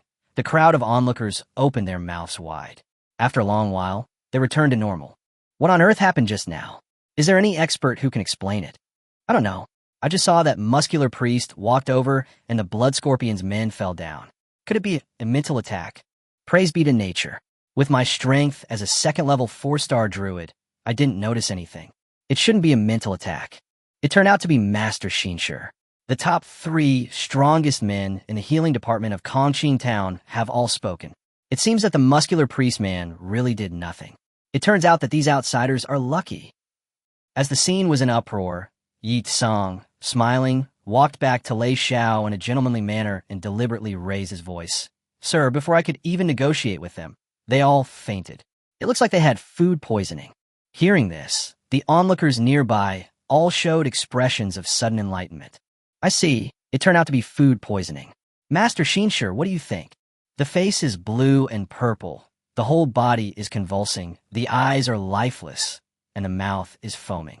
These are indeed the characteristics of food poisoning. I speculate that it is caused by eating some kind of poisonous monster that was not properly processed. I remember now. I did see Blood Scorpion and his men in the tavern at lunch today. They ordered a large plate of roasted green, feathered poisonous vulture. That's what I said. If it's really a mental attack, then it must be done by a 3rd-level magician. You know, there are only about 2 handfuls of 3rd-level magicians in Confronting Town. Yes, those 3rd-level masters are all well-known figures in our Confronting Town. How can these unknown outsiders like us easily meet them?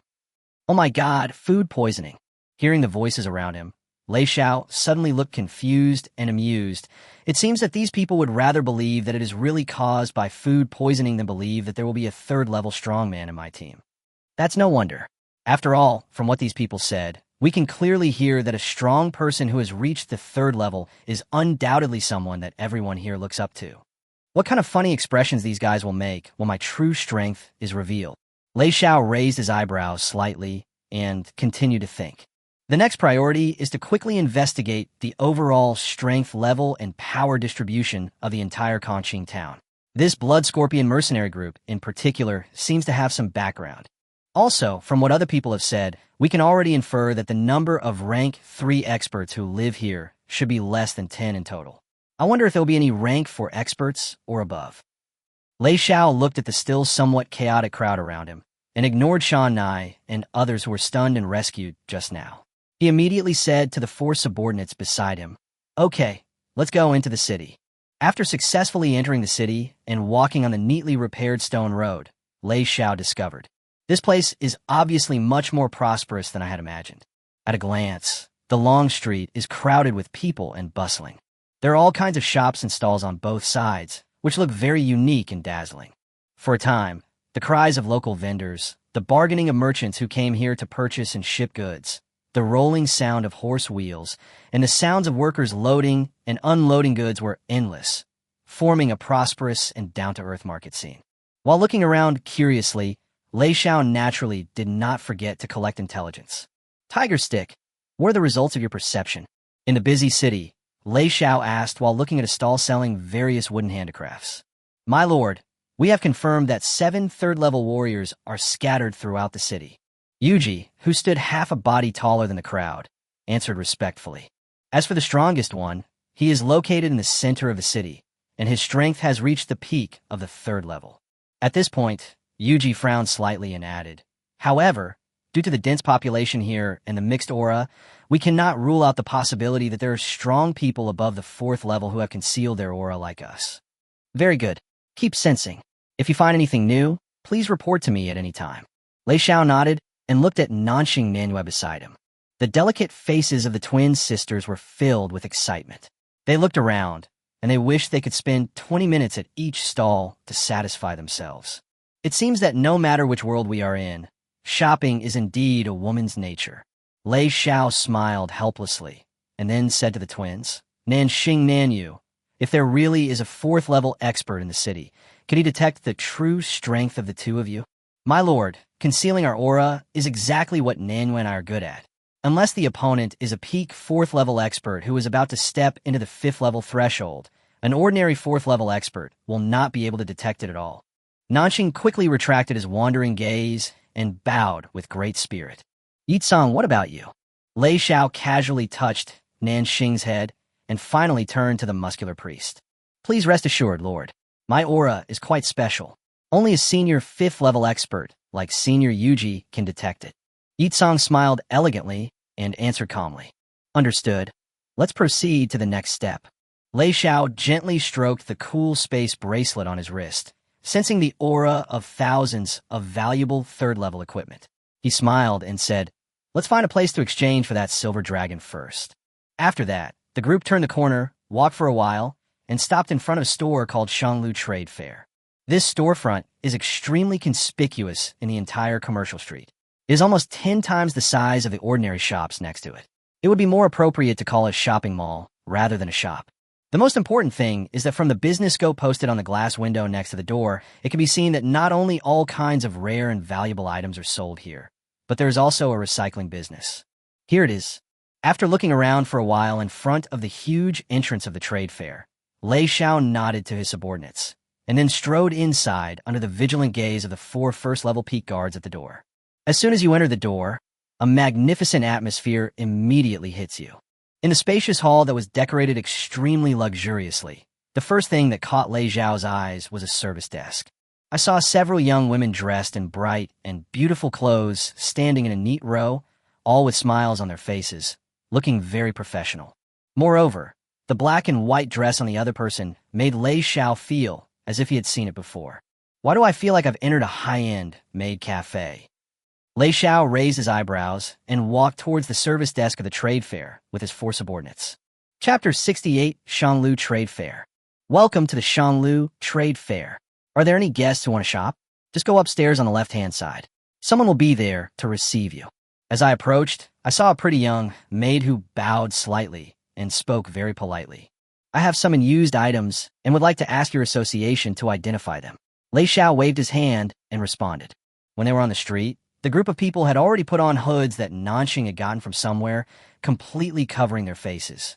Of course, this short hood can only cover the face, while other parts of the body are still clearly visible.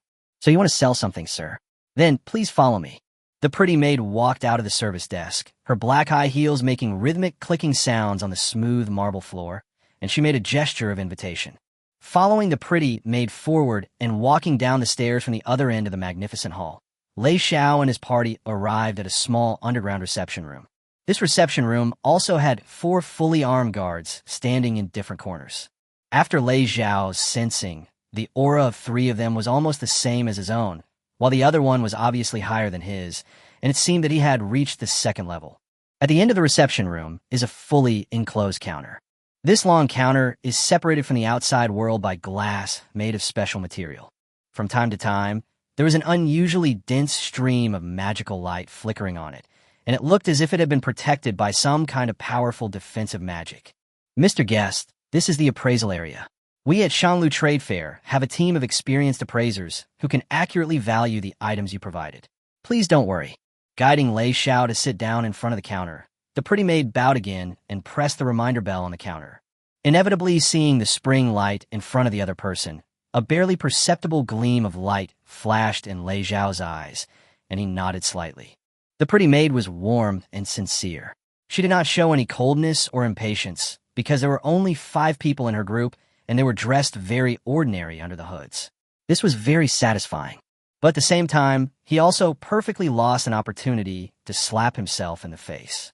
After a while, the heavy metal door behind the counter opened, and a middle-aged man with a lazy look walked out slowly. "Sir, please take out the items you want to sell and show them to me." The middle-aged appraiser looked up and saw Lei Xiao and others who were wearing hoods and simple clothes. He yawned involuntarily and automatically classified Lei Xiao and his group as passersby B, C, and D. He has seen too many poor people like this who need money but are too concerned about their reputation to reveal their true faces. They're dressed in ordinary clothes and have ordinary auras. I guess they're just a bunch of rookies who have just joined the mercenary team. They want to sell some junk items they got from bad employers as commissions, right? Thinking of this, the middle-aged appraiser opened his mouth again and yawned unconcealedly. Now he just wanted to quickly get rid of these thin-skinned rookies in front of him and go back to take a nap. Seeing that the other party finally showed an indifferent expression, Lei Xiao silently gave him a thumbs up in his heart. The chance to show myself is finally here. "Manhwa, give me your weapon." Lei Xiao took the temporary first-level short blade from his twin sister and said with a very polite smile, "Please help me to appraise its approximate value, sir." "Oh, a dagger." Picking up the weapon handed over by Lei Xiao from the window of the counter, the middle-aged appraiser first touched the blade, glanced at it briefly, and then answered without hesitation. "It is made of pig iron, first grade, and well made. If we take it, it will cost about 5 gold royals. 5 gold dragons." After hearing the middle-aged appraiser's offer, Lei Xiao nodded thoughtfully. Through his observations on the street just now and asking Yu Zhang and others, Lei Xiao has basically figured out the monetary system of this world. Because the back of the currency here is all printed with the logo of a flying dragon. They're referred to as gold dragon, silver dragon, and bronze dragon. 1 gold dragon is equal to 100 silver dragons and 10,000 bronze dragons. As for purchasing power, 1 silver dragon can buy a piece of coarse bread for 1 person, and 3 silver dragons can buy a large glass of freshly squeezed juice. "Sir, please take another look at this one." Lei Xiao returned the short blade to Nanyu and took off the weapon from his waist. What Lei Xiao is carrying now is naturally not the 3rd-level weapon Flowing Light Sword, but the 2nd-level Falling Moon Blade. 2nd-level weapon? After taking the Falling Moon Blade, the middle-aged appraiser's expression changed slightly. His eyes, which were still a little sleepy, became noticeably brighter. Weapons of this level are no longer equipment that ordinary rookie mercenaries can easily afford. After a careful inspection, the middle-aged appraiser's lazy voice began to become serious, and he said solemnly, "Sir, this long sword is finely crafted and made of high-quality materials. Among the 2nd-level weapons, it is also considered to be upper middle grade." The middle-aged appraiser pondered for a moment, then added, "If we recycle it at the trade fair, we can round it up to 100 gold royals for you." 100 gold royals? Upon hearing this, the pretty maid beside her couldn't help but show a look of surprise. You know, her monthly salary was only 9 gold royals. "I see." Lei Xiao hung the weapon back on his waist. His heart moved slightly, and a long sword shining with strange light instantly appeared in his hand. "Mr. Appraiser, this weapon was asked by a friend of mine to help me find out how much it is worth." A playful smile appeared on Lei Xiao's face hidden under the hood, and he said, "Out of nowhere, I made a friend." "My lord, this is—" The middle-aged appraiser's eyes opened wide. He was completely awake, and he even used honorifics involuntarily. Middle-aged appraiser extremely was not only the high-level weapon emitting a strange glow in Lei Xiao's hand, but also the action of Lei Xiao when he took the weapon just now. Weapons appearing out of thin air, energy fluctuations of the spatial system. This gentleman must have storage space on his body. You know, storage space is a rare and precious item that can only be created by powerful space magicians above the 4th level, spending a lot of magic power and time. Just 1 cubic meter of space is priceless and is almost exclusively owned by royal nobles and wealthy businessmen. Not to mention ordinary people, even in this huge Kongqing town, there are only a handful of such treasures. It is an absolute symbol of status and wealth. While feeling shocked, the middle-aged appraiser's gaze fell on the weapon in Lei Xiao's hand, and he couldn't help swallowing again. Chapter 69. Third Level Forging Master Feng Hai. The amazing aura this long sword exudes is obviously different from the previous two weapons. It should have reached the third level, right? After calming down a little, the middle-aged appraiser's face was already full of solemnity and respect. Such a big deal was obviously beyond his ability. With his heart agitated, the middle-aged appraiser first calmed down, then stood up and saluted Lei Xiao through the glass, and said respectfully, "Please wait a moment, sir, because the weapon you provided is too expensive. Therefore, to show my respect to you, I will ask our chief appraiser to come over and conduct a detailed appraisal. Then I'll trouble you, sir." Lei Xiao nodded and casually placed the third-tier demon-breaking sword in his hand on the counter. This unintentional action immediately caused the 4 trade fair guards around him to choke on their throats. The pretty maid next to her also opened her mouth slightly with a look of surprise on her face. Even though she had not been working here for a long time, she knew that any client who could attract the chief appraiser must be of prominent status. A commoner like her could only look up to them. Looking at the middle-aged appraiser, hurriedly leaving and feeling the hot gazes from all around, Lei Xiao couldn't help but curl his lips. My goodness, is this what it feels like to be surrounded by stars? I wonder if this is a proper feeling? Not long after, the heavy metal door opened again, and an old man with gray hair but a ruddy face walked in briskly, accompanied by a middle-aged appraiser. Looking closely, the old man had a wrinkled face, wore a pair of loup, and wore a tight brown brocade robe that completely outlined his sturdy figure. At first glance, he looks a bit like an older version of the muscular priest Yitsong. My lord, this person's strength is about 3 stars at the third level. He is one of the 7 auras of third-level strong men mentioned above. Yuji bowed slightly and whispered. When the old man in brown robe came closer, the middle-aged appraiser immediately introduced him politely. Sir, this is Master Feng Hai, the chief appraiser of our trade fair. At this point, the middle-aged appraiser added proudly, Master Feng Hai is not only a 3-star level expert, but also the only 3-star forging master in the city. Many of the famous weapons of well-known experts in the surrounding areas were made by Master Feng Hai himself. Hearing the voice, Lei Xiao glanced sideways slightly. A third-level expert is secondary. The key is that the other party is a forger who can forge third-level weapons and equipment. I wonder what the salary here is like. Is there any possibility for me to poach him? You know, the function of a recruitment order is not just to randomly summon subordinates of the corresponding class. If the other party agrees, you can also use the recruitment order of the corresponding class and sign the master-servant contract in person. Of course, if there isn't enough benefit or threat, this is harder to achieve than a direct summon. I heard that you have a third-level weapon for sale. Sitting casually opposite the counter, I saw the third-level forging master Feng Hai with a kind expression and asked with a smile. However, despite the other party's gentle tone, one could clearly sense a condescending arrogance in his every move. This is no wonder. A single piece of third-level equipment is already a peak that is difficult to surpass for most mid- and low-level warriors, let alone a forging master who can continuously create third-level equipment. In addition, he has the strength of a third-level strongman. Such qualifications can indeed be regarded as a superior status here. That's right. Please help me identify it, old man. Lei Xiao's face was hidden under the hood, and the corners of his mouth raised. He handed over the demon-breaking knife that was casually placed on the counter. Taking the weapon, Feng Hai narrowed his eyes slightly, and with his big hands covered with calluses and scars, one of them gently stroked the blade, while the other one adjusted the focus on the loop.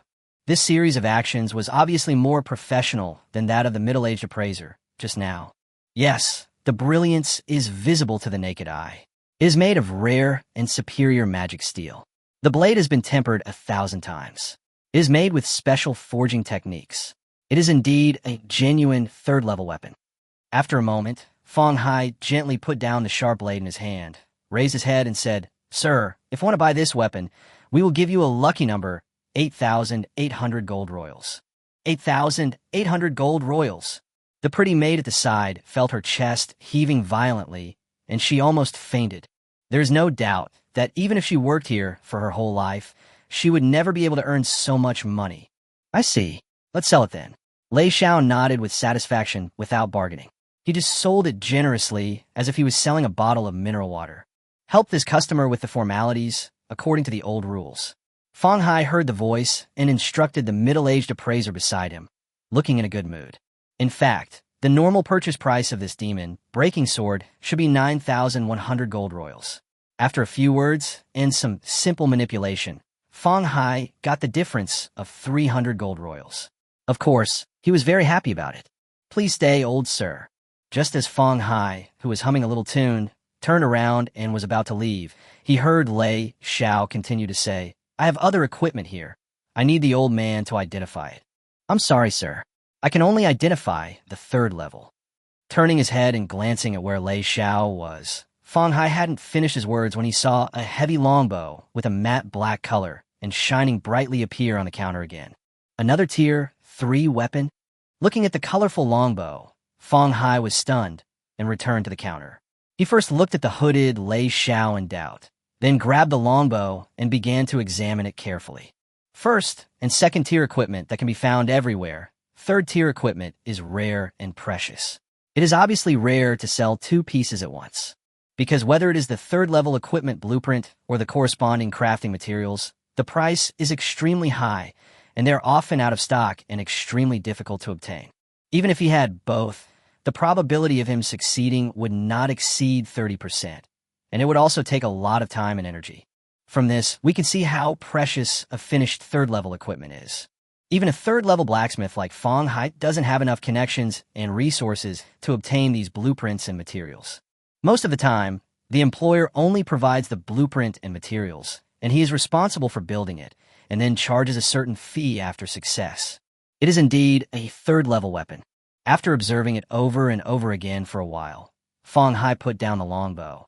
A serious look appeared on his old face, and he took a deep breath and said, Sir, the market audience for heavy bows is relatively small. If we buy it, we can give you 6,700 gold royals. Of course, Fong Hai Bao's price is still 300 gold royals higher than the actual price. Very good, sold it. Lei Xiao nodded and responded without any hesitation. Help this distinguished guest with the formalities. Remember to apply for a VIP black card, the highest level here. However, Fong Hai was halfway through his words when he felt a flash of light before his eyes. He looked carefully and saw another weapon flashing with strange colors suddenly appeared on the counter. Besides, Fong Hai's old face was full of surprise. He jumped up from his chair and almost hit his head on the glass in front of him. Chapter 70, Who is this? After a moment of surprise, Fong Hai took a deep breath and quickly calmed down. As a third-level blacksmith, he has come into contact with many leaders of forces and powerful people in power, among whom there are even fourth-level strongmen. Therefore, although they were caught off guard if they thought about it carefully, there were quite a few people in these forces who could sell multiple pieces of third-tier equipment at once, so it was not a big deal. Thinking of this, Fong Hai's wrinkled forehead relaxed and returned to his normal expression. He first calmed himself down and then began to identify the third weapon that Lei Xiao handed over. This metal spear is exquisitely crafted. The materials used for the gun body and the gun tip are very sophisticated. It has completely reached the standard of a third-tier weapon. After a careful inspection, Fong Hai nodded slightly and said to Lei Xiao, Sir, this spear is easier to use than the heavy bow just now. I will give you 7,900 gold royals. This time, Fong Hai did not make false reports, but told the truth honestly. Needless to say, a team that can sell multiple tier 3 weapons at once and has storage space. Although his strength seems mediocre, it is enough to prove that there must be a considerable force hidden behind the opponent. If you offend such a force because of your own cleverness, it would be more trouble than gain. But then again, these weapons were things I had never seen or heard of before. Moreover, judging from the crafting technique alone, he is far better than himself. When did such a remarkable new force emerge in Kongqing town and its surrounding areas? Just when Fong Hai was secretly wondering. Lei Xiao nodded and smiled calmly. I see. Thank you for your evaluation, old man. You have worked hard. Haha, Your Excellency is too polite. It is my honor to meet a young talent like you. Fong Hai's slightly arrogant face showed a hint of respect, and he responded politely. A force that could come up with such a big move was naturally enough to attract his attention. You know, for some newly rich people, even if they have enough money, rare, third-level equipment is not something they can buy easily. Next, when Fong Hai thought that this appraisal was finally coming to a successful conclusion, Lei Xiao said calmly, "Old sir, I wonder how many weapons like those you just mentioned can you take at most?" As soon as these words were spoken, the whole room fell silent. Except for Lei Xiao and his group, everyone present was repeatedly pondering the meaning of Lei Xiao's words, wondering if they had heard wrong. Could it be that this gentleman possesses more than just these 3 magical weapons? After a while, Fong Hai subconsciously wiped the sweat from his forehead and then asked tentatively, "Sir, do you have more weapons to sell?" "That's right, but before that, I have a question. That is, I am here to identify weapons, so no one else will know about it, right?" Lei Xiao pulled his hood down a little lower and asked cautiously, "Please rest assured, Your Excellency." Fong Hai's old face suddenly showed a hint of pride, and he responded, "You may not know that our Shanglu Trade Fair is affiliated with the Shanglu family, a wealthy family in the kingdom. Its influence is spread throughout the Lingyan kingdom." As if he was afraid that Lei Xiao still had concerns, Fong Hai added, "The current head of the Shanglu family, Dukan Hui, is not only a 4th-rank expert, but also holds a pivotal position in the kingdom. Even the local city lord has to give our branch some respect and cannot interfere with us in any way." "Then I feel relieved." Lei Xiao nodded with satisfaction and said shockingly, "I would like to sell 10 of each of the 3 types of weapons above. I wonder if your association can buy them all." After saying this, Lei Xiao waved his hand.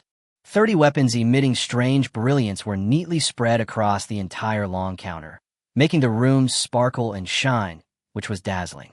For a moment, the entire reception room was filled with a mouth-watering and tempting smell, which was the smell of money. This sudden cash power obviously exceeded the expectations of everyone present. Even Yuji and the others standing by couldn't help but show a hint of surprise on their faces. Among them, Yi Tsang, the only new subordinate whose loyalty was not full, directly jumped by 6 points to 80 points. On the other side, the 4 trade fair guards, whose eyes were dull and who were already somewhat unsteady on their feet, needed no further explanation.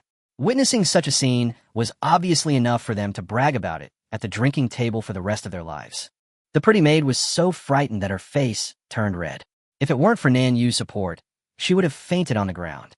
At the other end of the counter, the middle-aged appraiser's jaw had almost dropped to the ground and his eyeballs were about to pop out of their sockets. Fong Hai seemed to be petrified by magic. The pride he had just felt had not completely dissipated, but had already solidified on his old face. Being able to produce 30 third-level weapons at once was a big deal, and it was obviously not something that the forces around their remote town could do. So, which wealthy family in the kingdom is this person from? Or is he the young master of a large power? At this moment, Fong Hai no longer had any of his previous arrogance. He clearly understood that no matter which one it was, the adult in front of him was an important figure that he absolutely could not neglect. "Quick, go check the remaining number of gold dragons in the vault today." Fong Hai quickly pushed the middle-aged appraiser back into the door, and then shouted at the guards and pretty maids outside the counter who were also out of service, "What are you still standing there for? Hurry up and bring up our best cakes and tea." After some trouble, Lei Xiao finally obtained an astonishing 240,000 gold dragons at the small cost of 30 third-level weapons. At the same time, he successfully emptied the opponent's treasury. For some reason, perhaps because of the large quantity, the unit price of the first 2 weapons has increased by 300 gold royals each, which is quite satisfying. Having said that, there are 2 main reasons why Lei Xiao chose to take out a large amount of precious weapons in the eyes of the opponent at the late stage. First, I really need a lot of funds for procurement. Secondly, he wanted to see how much the forging master Fong Hai, who was his talent target, could react to, and obviously, the result was very satisfactory. It seems that when the time is right, this third-level forging master can change to a new job. Lei Xiao smiled faintly, and then, accompanied by Fong Hai and others, he began to walk out of the trade fair. Chapter 71, Illusion Cloak.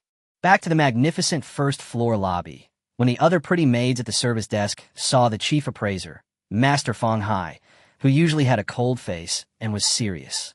He actually came to see them off in person with a respectful smile.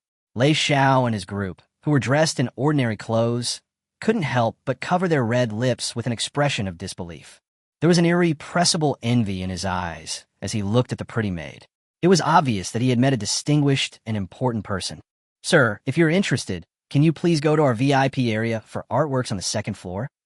Because you have applied for a VIP black card, you can enjoy a 20% discount on all products. Oh, by the way, we recently received a batch of masterpieces by famous painters in the kingdom, including the Holy Knight on the battlefield, the Hero King crossing the 100 Mountains, the guards under the fortress, and the Flame Falcon battleship and the Dark Sea Monster." Feng Hai, with a rosy face, had just returned to the hall and began to introduce himself to Lei Xiao in a torrent of words. "No need. We have some important things to do." Lei Xiao waved his hand and declined with a smile. Lei Xiao clearly understood that he was currently at a critical stage of development and naturally did not have extra time to appreciate these works of art from another world. Immediately, Lei Xiao thought of something and asked casually, "Old man, do you have any items that can hide your face?" After listening to Lei Xiao's words, Feng Hai thought for a moment and then responded flatteringly, "Sir, our association may have what you need." After saying this, Feng Hai turned around and instructed the middle-aged appraiser beside him, "Quick, go and get item number 027. "Yes." The middle-aged appraiser bowed and trotted away. A moment later, when the middle-aged appraiser came back panting, he had an exquisite black brocade box in his hand that was slightly larger than a shoebox. Taking the exquisite black brocade box, Feng Hai smiled and quickly came to Lei Xiao.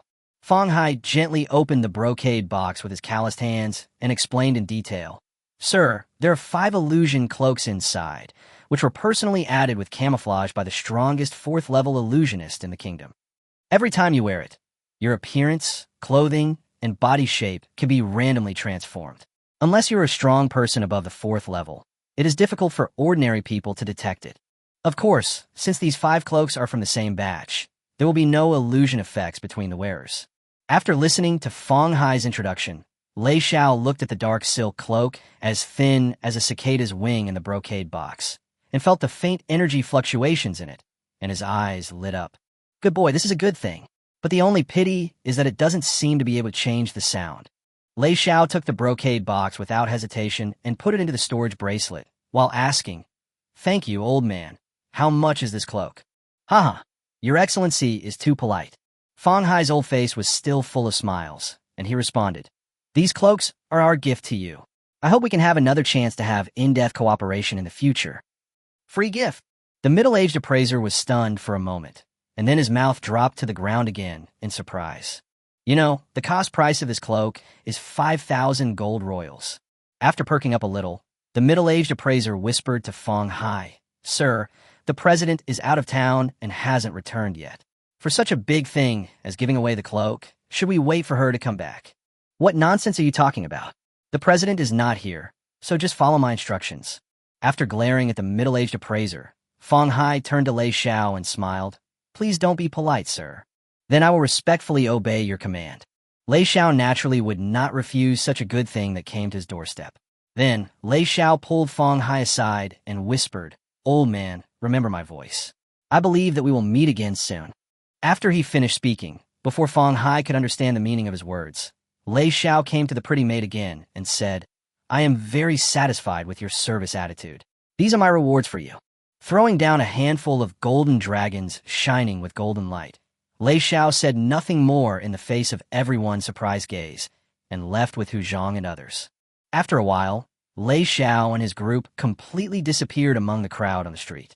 Middle-aged appraiser then returned to Feng Hai and asked in a low voice, "Sir, these guests appeared too abruptly. Do we need to send someone to follow these guys who don't know where they came from?" "Follow your grandmother. Are you going to die?" Feng Hai replied to the middle-aged appraiser with a glare and a solemn look on his old face. Feng Hai took a deep breath and said softly, "Don't you understand yet? Except for the young man leading the group, who is at the first level 9-star level, I can't even tell the auras of the other 4. Do you think someone who can come up with such a big move would go out with 4 first-level followers?" "Sir, is this what you mean?" Looking at Feng Hai's solemn old face, the middle-aged appraiser couldn't help swallowing and couldn't utter a complete sentence for a long time. Even though the middle-aged appraiser was slow to react, he had already realized that he had almost offended an unpredictable and mysterious figure. In short, keep your people under you in check. If anyone leaks what happened today, including me, I'm afraid all of us will be in trouble. Feng Hai waved his hand to let the middle-aged appraiser leave, and the solemn expression on his wrinkled old face became more and more obvious. I hope the other party has used some means to hide his strength. If they really relied on forcibly concealing their aura to the point where even I cannot see through them, then the strength of this group of people is too terrifying. After leaving the Shanglu Trade Fair and finding a secluded corner in the street, Lei Xiao immediately distributed the illusion cloaks. This thing is extremely magical. Once you put it on, you will instantly become an A, B, C, or D in the crowd. Even the tall and conspicuous Yuji immediately turned into an ordinary-looking middle-aged, greasy uncle. From now on, Yuji will just stay with me. Let's split up and act nearby. If there are any special situations, use telepathy to contact me in time. As for the purchased materials, just transport them to the large warehouse we just rented temporarily. I will go there and collect them all. Lei Xiao nodded to his subordinates, explained the items they needed to purchase, and distributed heavy bags of gold dragons to them. He continued, "Okay, let's get started." After saying that, he put their high-level weapons back into everyone's hands, and Lei Xiao, accompanied by Tiger Stick, was the first to walk out of the alley. Chapter 72. 3 major forces in the city. Lei Xiao's next destination is to look for Kunbu, the president of Kongqing Town Chamber of Commerce, whom he accidentally rescued in the forest a few days ago. Lei Xiao understood clearly that without that guy, he would not have been able to obtain the relevant information about the demonic shadow forest where the territory was located and the surrounding areas so quickly. The most crucial thing is the important information that 2 human nations are at war. Of course, there's also the second-level magic potion, Qi condensation pill, and the card of light crystals that the other party lost. With this relationship, if one wants to further understand the detailed information and power distribution of Kongqing Town, Kunbu is naturally the preferred breakthrough point. Since kelp is quite famous among the surrounding businesses, after a quick inquiry, Lei Xiao and Tiger Stick arrived at a shop called Song of the Nightingale without much effort. Although the scale of this shop is far smaller than the Shanglu Trade Fair just now, it is also the most eye-catching and imposing one among the surrounding shops. Let's go in. Lei Xiao nodded to Tiger Stick and took the first step. Welcome to the Nightingale's Song. As soon as I entered the door, a young man who looked to be in his 20s came to greet me. He said politely to Lei Xiao and Tiger Staff in a voice that sounded like he knew everything about them. Our store mainly sells all kinds of top-quality knitwear, aromatherapy, and glass products. We can sell them wholesale or retail, and we can also provide professional private customization. Please enjoy your selection, my 2 guests. We're not here to buy anything. Is your boss here? Lei Xiao waved his hand and got straight to the point. Who is looking for me? Before the young clerk could reply, a middle-aged man with a big belly and dressed in a brocade robe came out from the inner room of the spacious shop. Needless to say, the person who came was Kunbu. When he got closer, the middle-aged businessman looked up and down at the disguised Lei Xiao and Hu Zhang, and his greasy face was full of doubt. Do you 2 know me? Looking at the other person's puzzled fat face, Lei Xiao smiled faintly and just took off the hood of the illusion cloak, and his original appearance was revealed in front of Kunbu. It's you, my lord. Come in, please. Kunbu immediately recognized Lei Xiao, who had saved his life in the demonic forest and sent people to escort him. He was surprised and happy. Of course, the reason why this middle-aged businessman was so enthusiastic was mainly because of the noble identity that Lei Xiao had Nanxing inadvertently revealed at the time. The noble young man who was guarded by experts was obviously a big shot that Kunbu, a commoner businessman who had a little money but yearned for power, was eager to make friends with. After respectfully leading Lei Xiao and Hu Zhang into the luxuriously decorated reception room in the inner room, while carefully pouring tea from a fine glass teapot, Kunbu asked Lei Xiao casually, "What instructions do you have for me, my lord, who has come to visit me today?" "You are too polite, sir. I can't say I'm giving you any orders, but I have some money recently, and I want to see what the overall environment of this town is like. If possible, I would like to do some small business here." Lei Xiao still maintained a faint smile and responded with words that he had prepared long ago. "Because I've always been a conservative person and never fight a battle without preparation, especially the overall safety factor and security of the city, which are important criteria for me to consider. So I would like to ask for your advice." "Sir, you have asked the right person. I have to say that I really admire your insight." Kunbu's eyes lit up, knowing that his chance to show off had come. I saw him rubbing his hands excitedly and starting to introduce himself in a torrent of words. To be honest, sir, the scale and strength of Kongqing Town have already reached the standard of a small city. However, the current city lord is afraid of paying more taxes to the royal family, so the change has not been made yet. As for the safety of the city, you can rest assured, sir. There are more than 2,000 garrison troops directly under the city lord on duty. Under the command of the Lord City Lord, there are several powerful third-level masters, including the Lord City Lord himself. Lei Xiao learned this through Konbu's detailed description. The military strength of Kongqing Town is extremely impressive. First of all, the city lord himself is a third-level 9-star strongman. It seems that the aura of a peak third-level strongman in the center of the city that Yuji sensed as soon as he entered the city was undoubtedly the city lord himself. Secondly, under the city lord, there are 3 loyal third-level strongmen. One of them was in charge of the city defense, standing army of about 2,000 people, which was basically composed of first-level soldiers. The other one is in charge of the city lord's personal guard, which is composed of elite second-level soldiers and has a size of about 100 people. As for the last one, he had been drafted to the battlefield on the border of the kingdom with another 1,000 standing troops. In that case, let's put aside the third-level strongman and the 1,000 first-level soldiers who were recruited for now. Currently, the main defense force in the city is composed of 3 third-level warriors, including the city lord himself, 100 second-level warriors, and 2,000 first-level soldiers. After listening to the middle-aged businessman's introduction, Lei Xiao nodded thoughtfully. Sir, in addition to these regular troops, there are 2 other important forces in the city. Kunbu continued to talk while refilling tea for Lei Xiao. Those are the major permanent mercenary groups and the Shanglu Trade Fair. Oh, the Shanglu Trade Fair is also one of them. Lei Xiao raised his eyebrows slightly and said in surprise, It seems that your excellency has learned something about the Shanglu Trade Fair. Kunbu put down the exquisite glass teapot and nodded. The Shanglu family, one of the kingdom's wealthy families, has 2 third-level masters in charge of this business in Kongqing Town, and their own guards at most have nearly 100 people. As for the 2 third-level experts, one is the president himself, and the other is the chief appraiser, Master Feng Hai. After a pause, Kunbu added, It is said that the president of the Kongqing Town Trade Fair belongs to the side branch of the Shanglu family. He is not well received by the family, so he was assigned to such a remote place as Kongqing Town. Understood. What about the other mercenary force? To reply to your excellency, the mercenary forces in the city are somewhat complicated. Konbu took a sip of the steaming black tea and continued his introduction. There are more than 1,000 mercenaries in the city, including about 200 mercenaries led by the Blood Scorpion mercenaries. They are in the same boat with the city lord.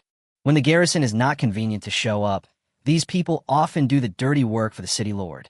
With the support of the city lord and the Blood Scorpion mercenary group's leader himself, who is a long-established senior third-rank expert, these people usually run rampant in the city, causing everyone to be angry, but not to speak out.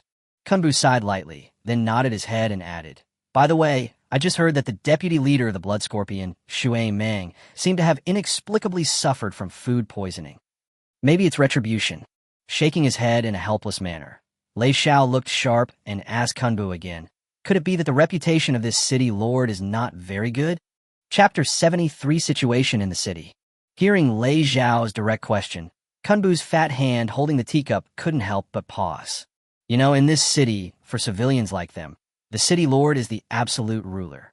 While feeling frightened, Kunbu looked at Lei Xiao's carefree and indifferent expression, and his pounding heart couldn't help but calm down a little, and there was an irrepressible admiration in his eyes again.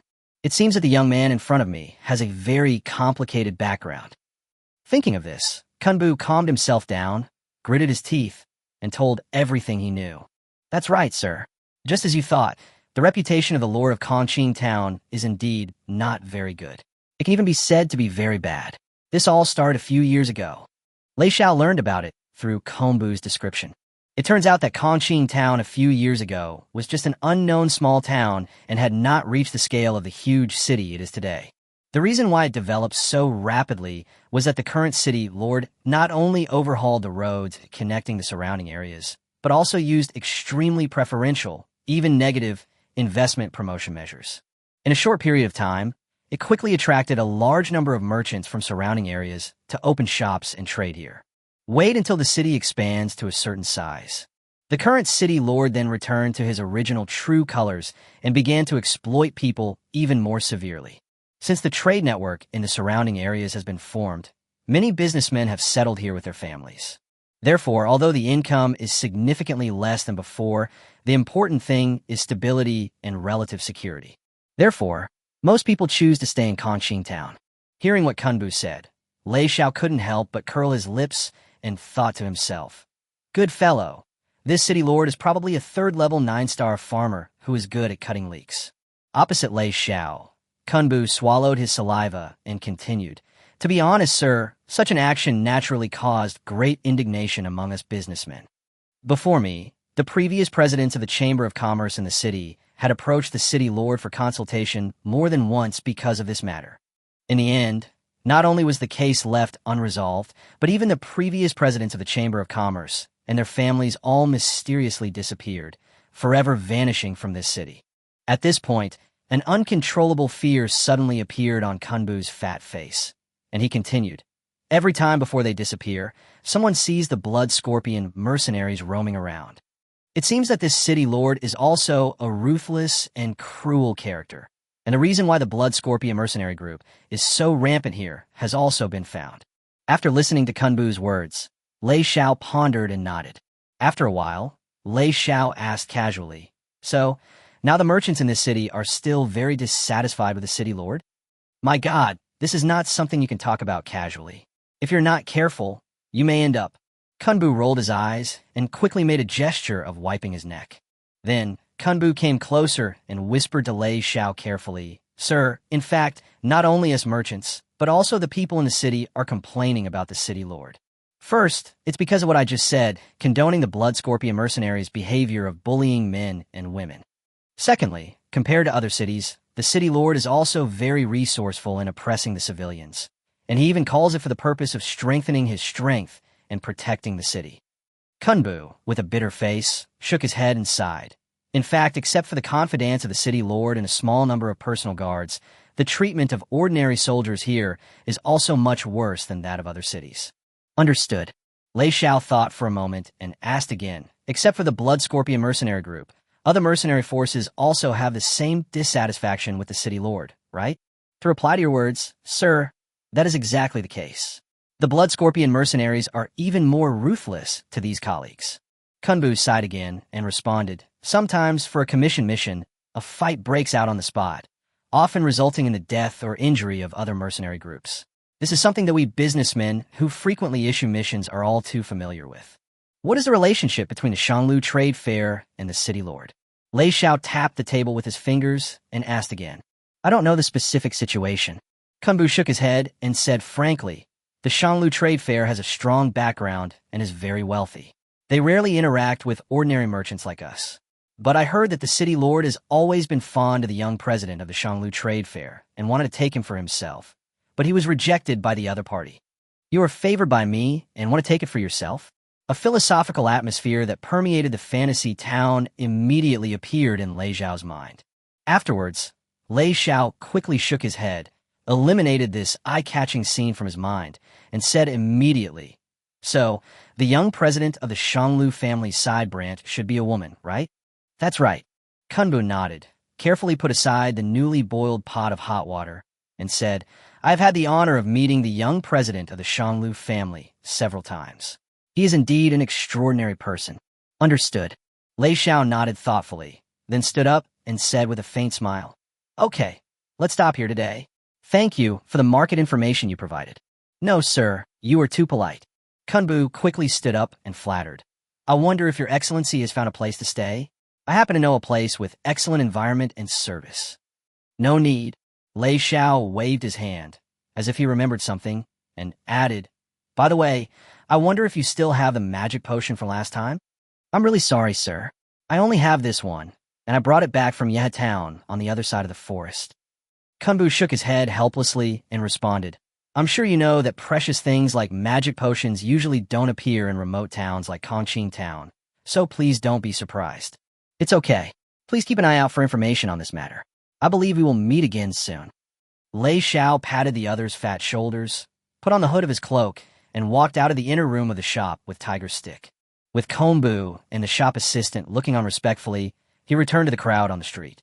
Next, when the two were passing a sparsely populated street, the silent tiger stick finally couldn't help but ask, "Lord, the small business you just mentioned, could it be that you want to capture this Confronting town?" Chapter 74. The alley is final. As I said before, I will not allow others to sleep soundly beside my bed. This statement applies to us as well as to these local forces. Lei Xiao smiled faintly and pulled Tiger's stick to a secluded street. Immediately, Lei Xiao, who was half leaning against the wall, frowned and said, "Tiger Stick, what do you think the city lord will do when he finds out that there is a sudden force like us in the demonic shadow forest not far away?" "My lord, given their ruthless nature, I'm afraid they will gather all the forces in the city under coercion and inducement and launch a desperate attack on us in order to eliminate the threat that is so close." Yuji thought for a moment, then bowed and responded, "Yes, if that time really comes, the situation will be very troublesome. After all, the lords of the other world and the local dignitaries are bound to be in opposition because of the overlap of power and territory." Lei Xiao nodded slightly and said affirmatively, "After resolving the crisis of the half-elves and the barrier and the half-orcs, the number one threat facing the territory is undoubtedly this Confronting town. Therefore, what we need to do is naturally to take preemptive action to avoid the worst situation from happening." After listening to Lei Xiao's words, Tiger Stick's face suddenly became clear, and he echoed, "So that's how it is. The Lord is indeed far-sighted. This is just the most basic analysis based on the current situation. It's no big deal. Rather than being controlled by others, it's better to take the initiative." Waving his hand to indicate that Tiger Stick didn't need the compliment, Lei Xiao asked again, "Tiger Stick, if it were you, based on the information you just got, how would you play this game of chess?" "My lord, since there are complaints everywhere in the city, the first thing we need to do is to disintegrate the power in the city from within and weaken the strength of the city lord as much as possible." Yuji pondered for a moment, then bowed and said, "Very good, go on." Lei Xiao rubbed his chin with his hand and nodded. "I believe that the forces in the city that can be disintegrated are divided into three components." Yuji still kept his posture of bowing and said, "First, it is the oppressed mercenaries besides the blood scorpion mercenaries. As long as we can use this part of the force for our own benefit, our combat effectiveness will undoubtedly be greatly improved. The second is the Shanglu Trade Fair. Judging from what Kombu just described, the relationship between the two is obviously not harmonious. Even if I can't use them because of their huge background, I have to at least keep them neutral. Judging from Fong Hai's previous performance, this should not be difficult to achieve." At this point, Yuji thought for a moment and continued, "Third, it's those ordinary soldiers who are poorly paid. If we can get some of them to switch to our side, then, with the cooperation of the mercenaries, I believe that this city can definitely be taken. It's a good idea, but you overlook two key points."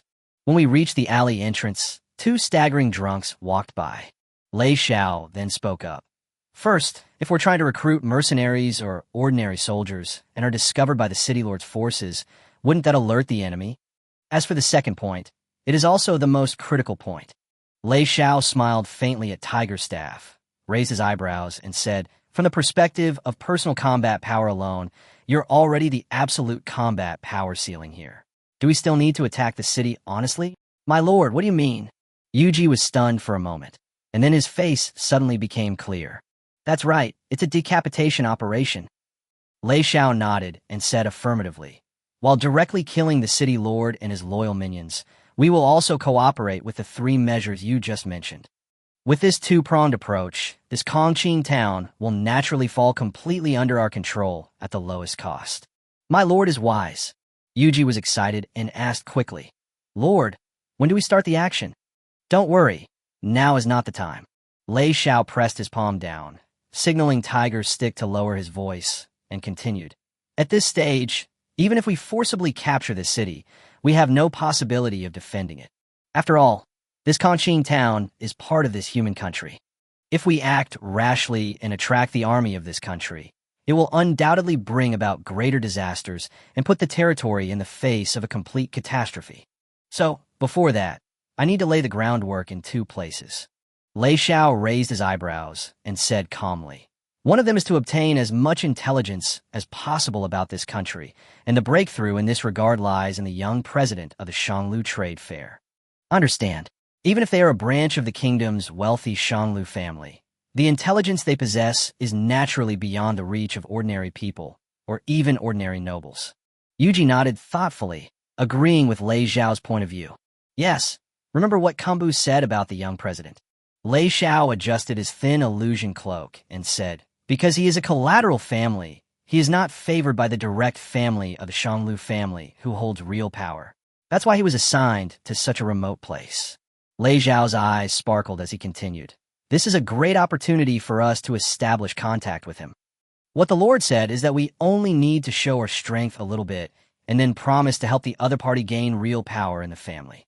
Following Lei Xiao's idea, Tiger Stick thought for a moment. His eyes lit up and he said, in this way, it is a win-win situation for both us and the young president. From a long-term perspective, it will be of great benefit to the future development of the territory. Of course, this is just an ideal situation. If it really doesn't work, then we can only use force to force the other party to submit. Lei Xiao shrugged and said, okay, now that we have a direction to act, let's return to the Shanglu Trade Fair. After saying that, the two of them walked out of the alley on the corner again and headed straight towards the block they had just come from. At the same time, in the city center, somewhere in the city lord's mansion. In the spacious and bright castle hall, a middle-aged man, about 40 years old, dressed in gorgeous brocade robes, sat on the throne at the top position. Faintly, an extremely cold aura of a powerful being was rippling back and forth in the hall.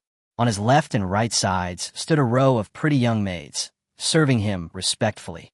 Despite the middle-aged man's expression, he looked gentle and non-aggressive. But the dozen or so maids around were all trembling slightly because of fear, and they didn't even dare to breathe. It was obvious that they were very afraid of this middle-aged man. It seemed that in the next second, the middle-aged man in front of them would turn around and tear them to pieces.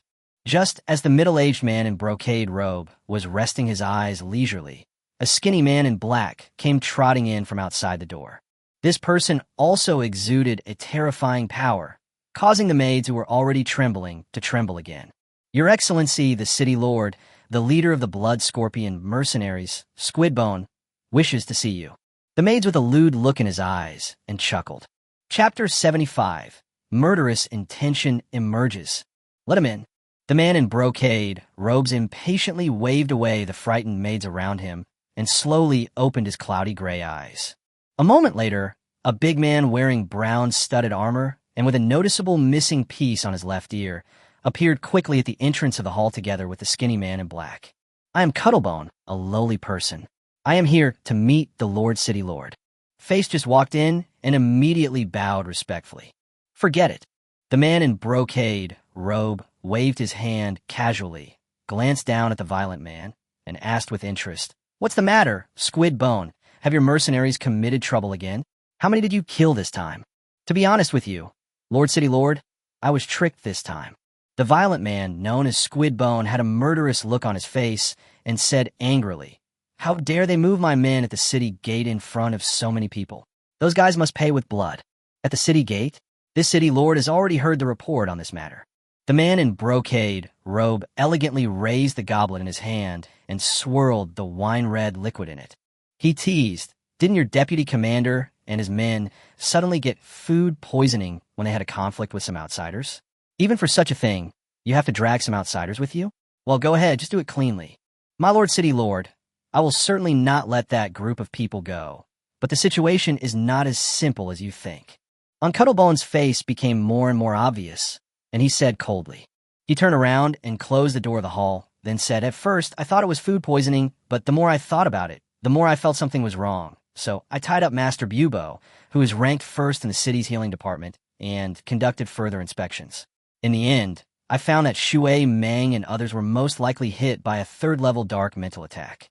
Oh! Hearing this, the middle-aged man in brocade robes put down his wine glass, nodded thoughtfully, and said, "Although the strength of that old man Bubo is only second-level 9-star, his knowledge is far better than that of an ordinary third-level strongman.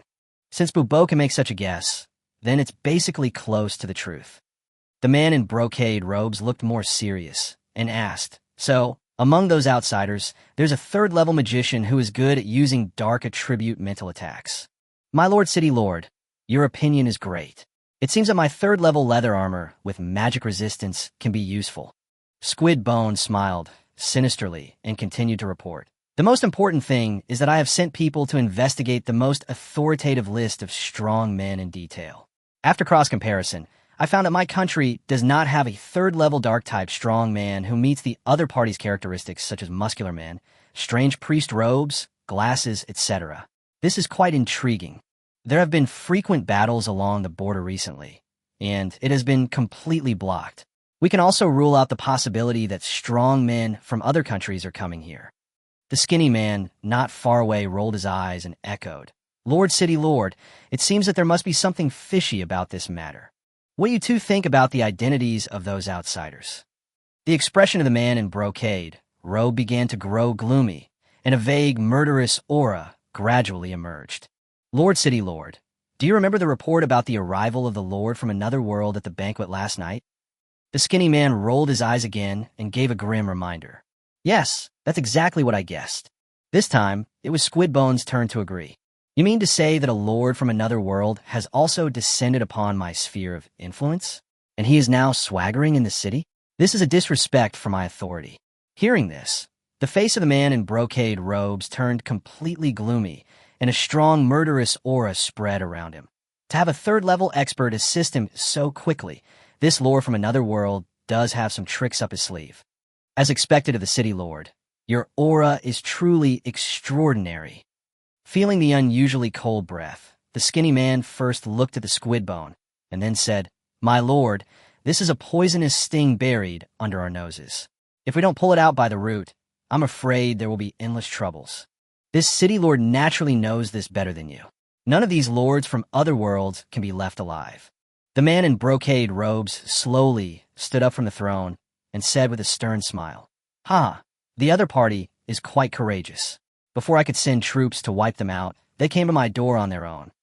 The man in brocade robe thought for a moment, then first instructed the skinny man, Bansi, immediately notify Guanzhong to organize the garrison troops and secretly ambush all the troops at the front and back gates of the city.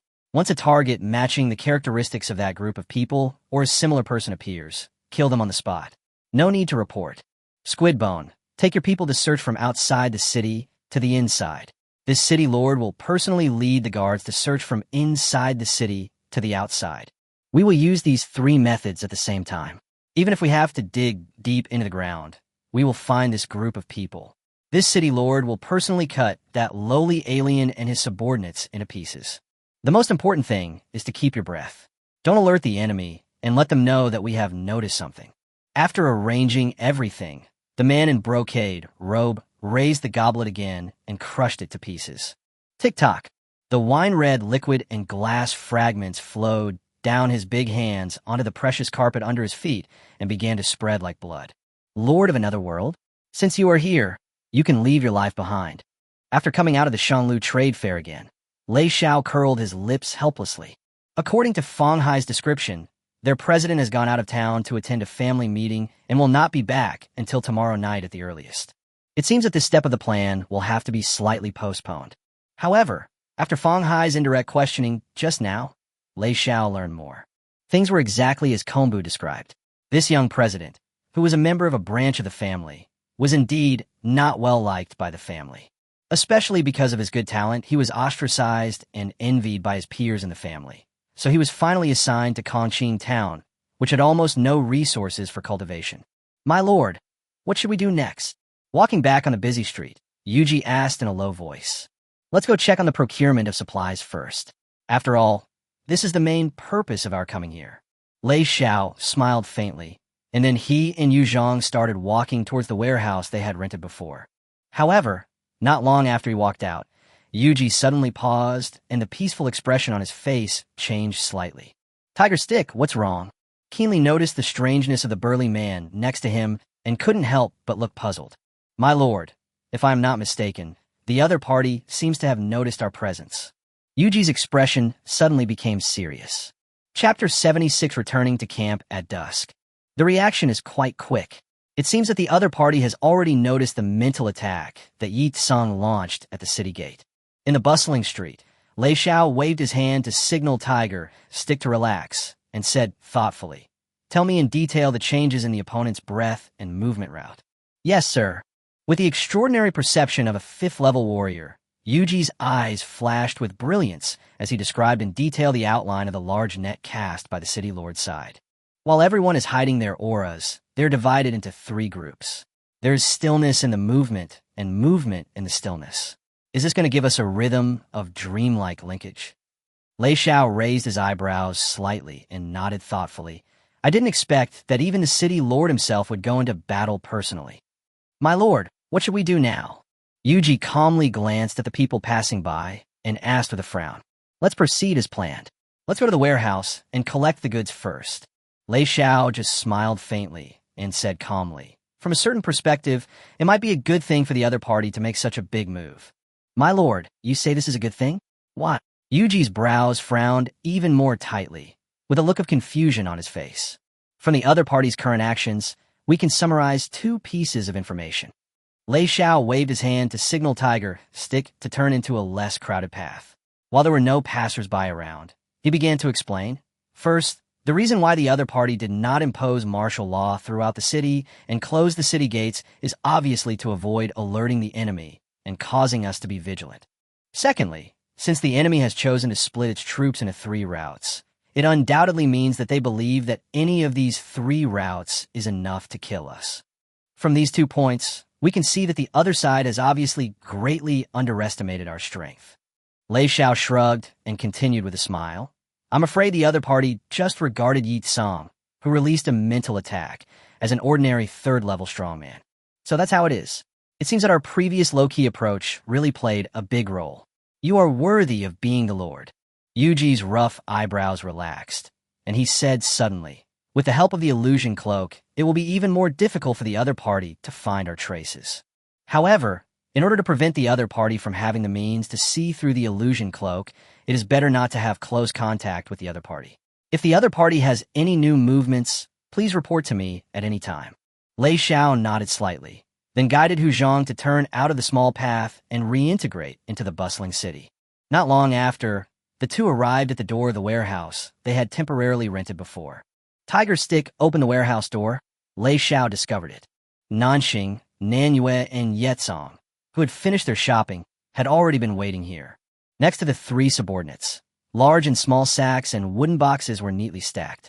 At first glance, it looked like a warehouse supermarket. Wow, now my space bracelet can really be called a portable convenience store. Lei Xiao came to dozens of packages of supplies and opened some of them at random. There were all kinds of clothes, seasonings, spices, decorations, and daily necessities. In the corner of this pile of supplies, Lei Xiao even saw a package of fabric that seemed to have lace edges. However, the twin sisters immediately tied the bag of cloth tightly in a hurry and explained with blushing faces that it was Chao Yin who asked them to bring it.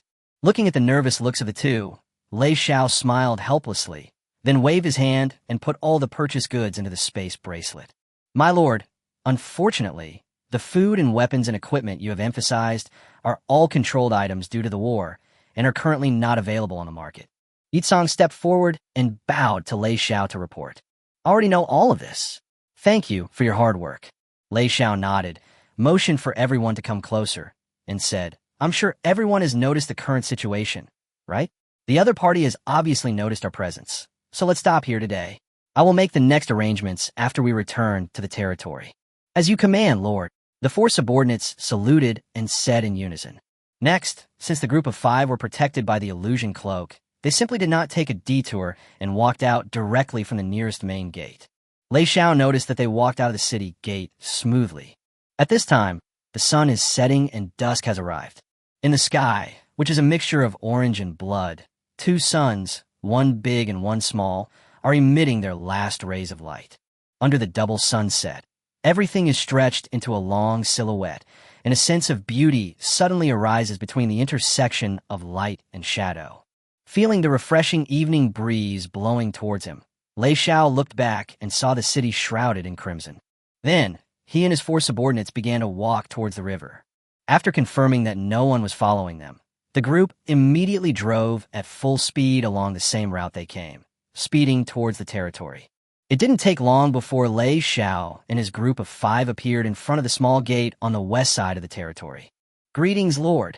Left and right watchtowers and 3 Earth Guardians at the door, Lei Xiao returned to the long-lost territory. It can be clearly observed with the last rays of the setting sun. The wooden wall surrounding the camp has been completely reinforced, and at the main entrance on the other side, the sound of gang song and others digging trenches can be faintly heard. Everything is proceeding in an orderly manner. Nanxing and Manhwa go inform the half-elves who are building the training ground, as well as the farmers like Gangsong, to come back and rest. "We'll have dinner soon, and then have a meeting in the evening to plan our next move." Lei Xiao gently patted the twin sisters on the shoulders, nodded, and ordered, "Time is running out." When the other party reacts and finds out that we are not in the city, I am afraid it will be easy for them to associate our territory with the location in the forest.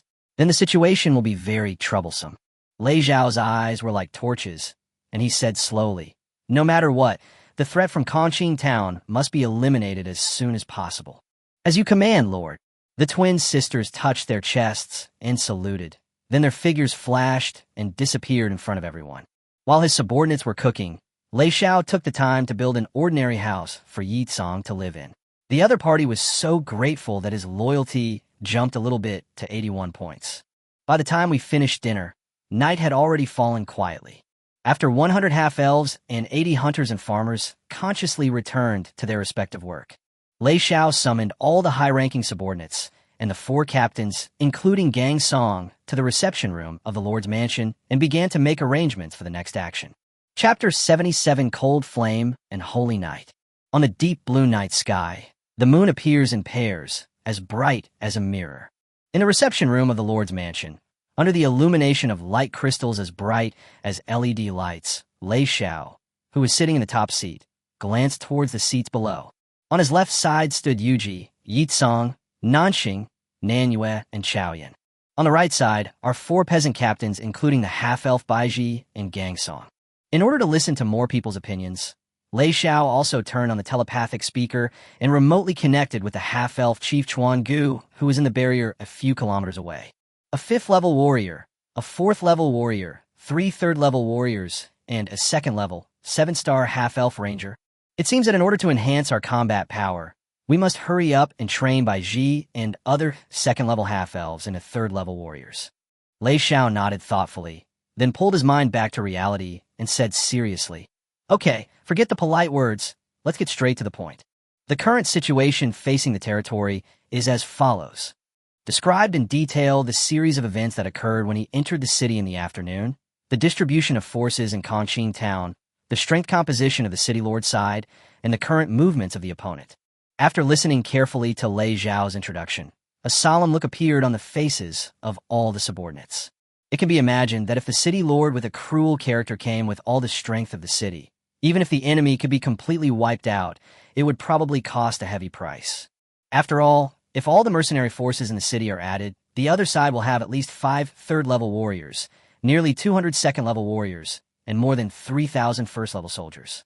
This is the case when the 2 3rd-level experts from the Shanglu Trade Fair remain neutral. The most crucial thing is that due to the rush of time, our side does not know whether the opponent, as the city lord, has some unknown hidden cards or killer moves. What if the other party asks for reinforcements from other cities? What if the 5th-level strongman who protects this country is nearby? War is not a joke. Once it starts, it will be bloody. From this, it is not difficult to see that for a territory that is in the development stage, if it comes into direct conflict with the other party, it will inevitably suffer unbearable losses or even a catastrophic disaster. The situation is indeed very serious. Just when everyone was frowning, the old patriarch Chuan Gu's hoarse voice came out from Lei Xiao out of nowhere. Just as the Lord is worried about, the only barrier between our territory and the enemy at this stage is the turbulent river. And if the opponent's camp has a powerful 3rd-level Earth magician who can build a bridge, or several 2nd-level Earth magicians, this river will immediately lose its barrier function. The most important thing is that, as the local opponents, they are already familiar with the surrounding terrain. Even if we build a dike and attack with water, it will be difficult for them not to notice it. So it seems that the situation we are in now is indeed very dangerous. When Kawatani said this, the atmosphere in the huge reception room became increasingly tense. The old half-elf's voice paused for a moment, then continued. However, from the Lord's steady introduction just now, it is not difficult to tell that the Lord must have a plan in mind, right? It's true that nothing can be hidden from the old patriarch. Seeing that everyone realized the seriousness of the problem, Lei Xiao shook the water cup in his hand and smiled faintly. Immediately, he told Yuji about the plan that he had discussed with him, namely, the plan to disintegrate the opponent's power from within and the decapitation operation, as well as his concerns about how to defend the city in the future. The Lord is truly extraordinary. The decapitation operation and internal disintegration are indeed the best options at the moment. After taking the opportunity to flatter him, Kawaga's old voice came out again. To be honest with you, Lord, when I was young, I traveled and had adventures in these two human countries. The country where Kongqing Town to the west of the forest is located is called the Cold Flame Kingdom, while Yacht Town, which is farther to the east, belongs to the Holy Night Kingdom. Although the monarchs of these two human kingdoms rarely take the initiative to interfere in the affairs of other subordinate areas, except the capital and nearby areas. As a result, the local noble city lords all have the power of life and death, and the common people in many places are suffering terribly because of this. But as long as these local nobles and city lords choose to obey the royal family and pay attention to taxes and fulfill certain obligations, such as conscripting soldiers, they can receive royal protection. So, in order to maintain the authority of the royal family, even though Leng Yin and Sheng Yi are currently in a fierce state of war, once our emerging force takes control of Kongqing Town, there will still be only one outcome. That means the Leng Yin royal family is extremely angry. They will definitely mobilize a large army to attack us, and will not stop until we are completely wiped out. At this point, Kawatani's voice became more serious, and he continued, Therefore, the Lord's concerns about how to defend the city in the later period are indeed reasonable. Understood. Yitsong adjusted the gold-rimmed glasses on his nose and nodded thoughtfully. If we cannot solve the problem of the subsequent arrival of the Cold Flame Army, even if the Lord eliminates the current threat, it will probably only cause a more violent and deadly storm. Hearing the sound, all the subordinates took a deep breath and felt that the temperature around them seemed to have dropped a lot. From this, it is not difficult to see that the two foreshadowings that the Lord just mentioned are very obvious.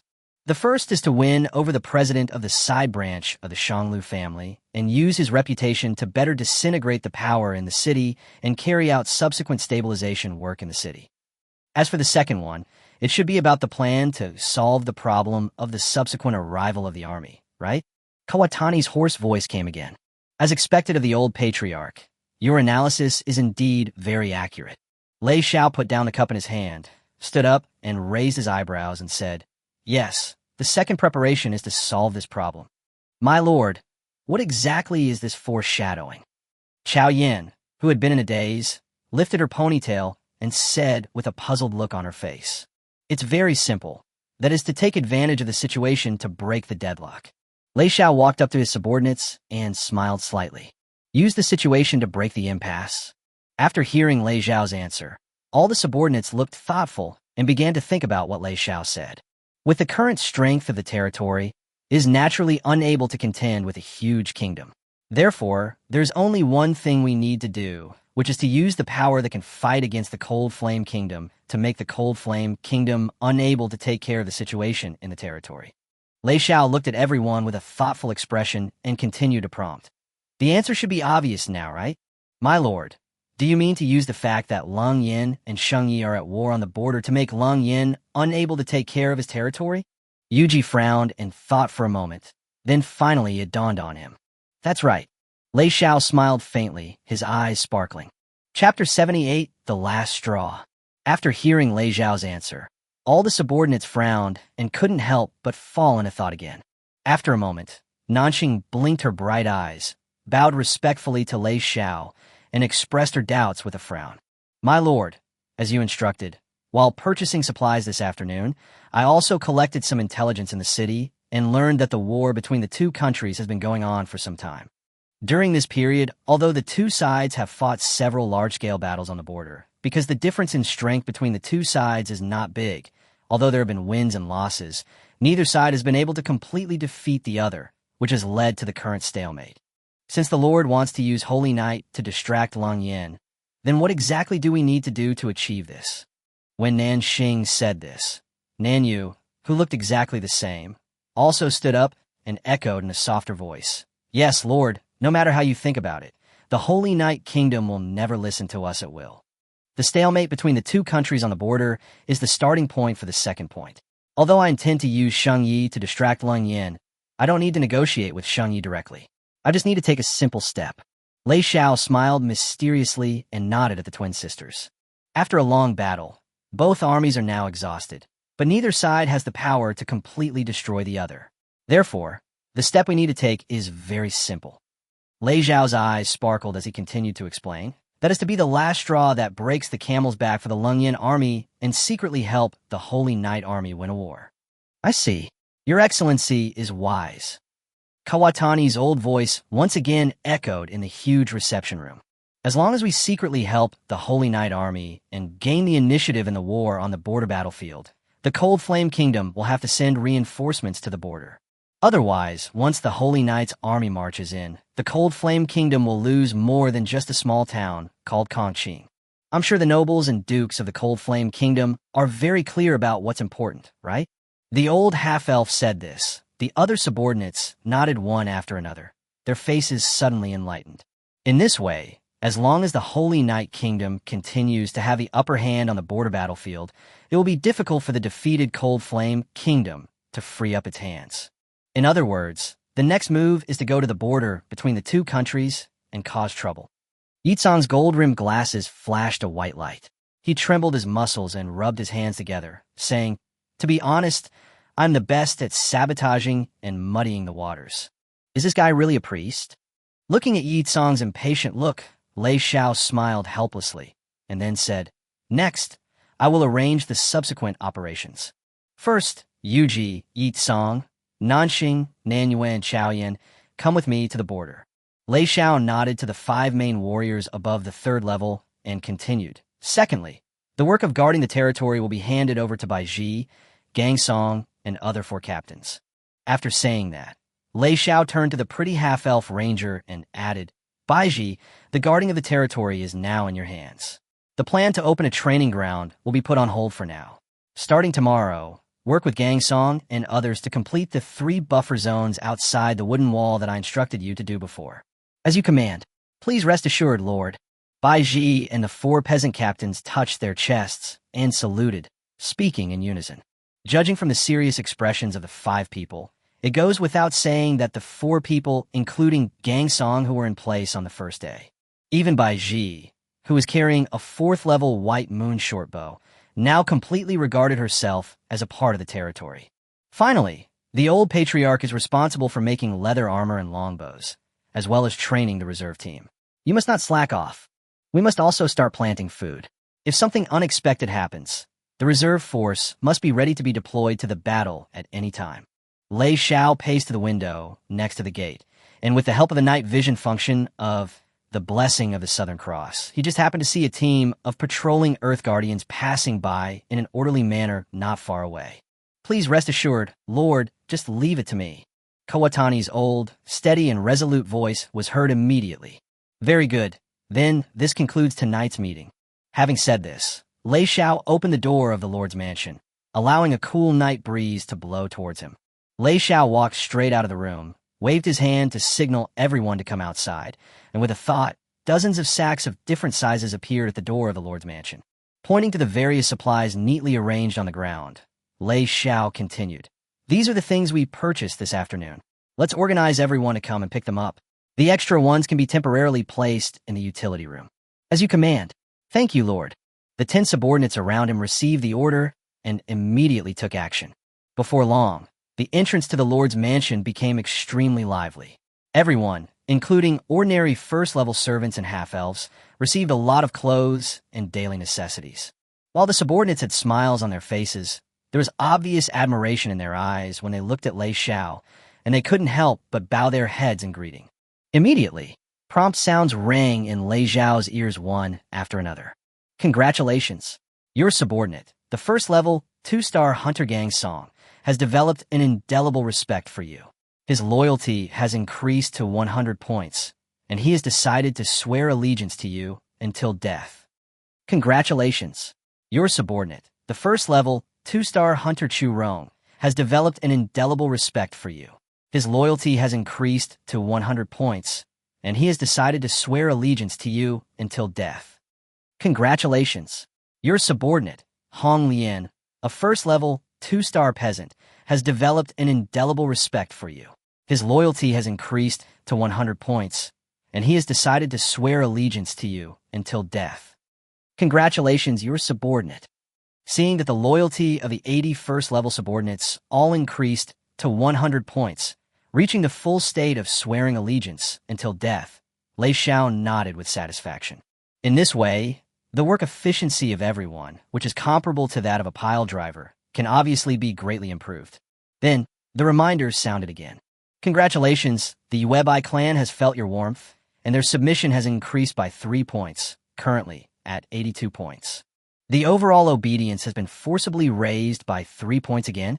If converted into loyalty, the loyalty of these half-elves should be very high, right?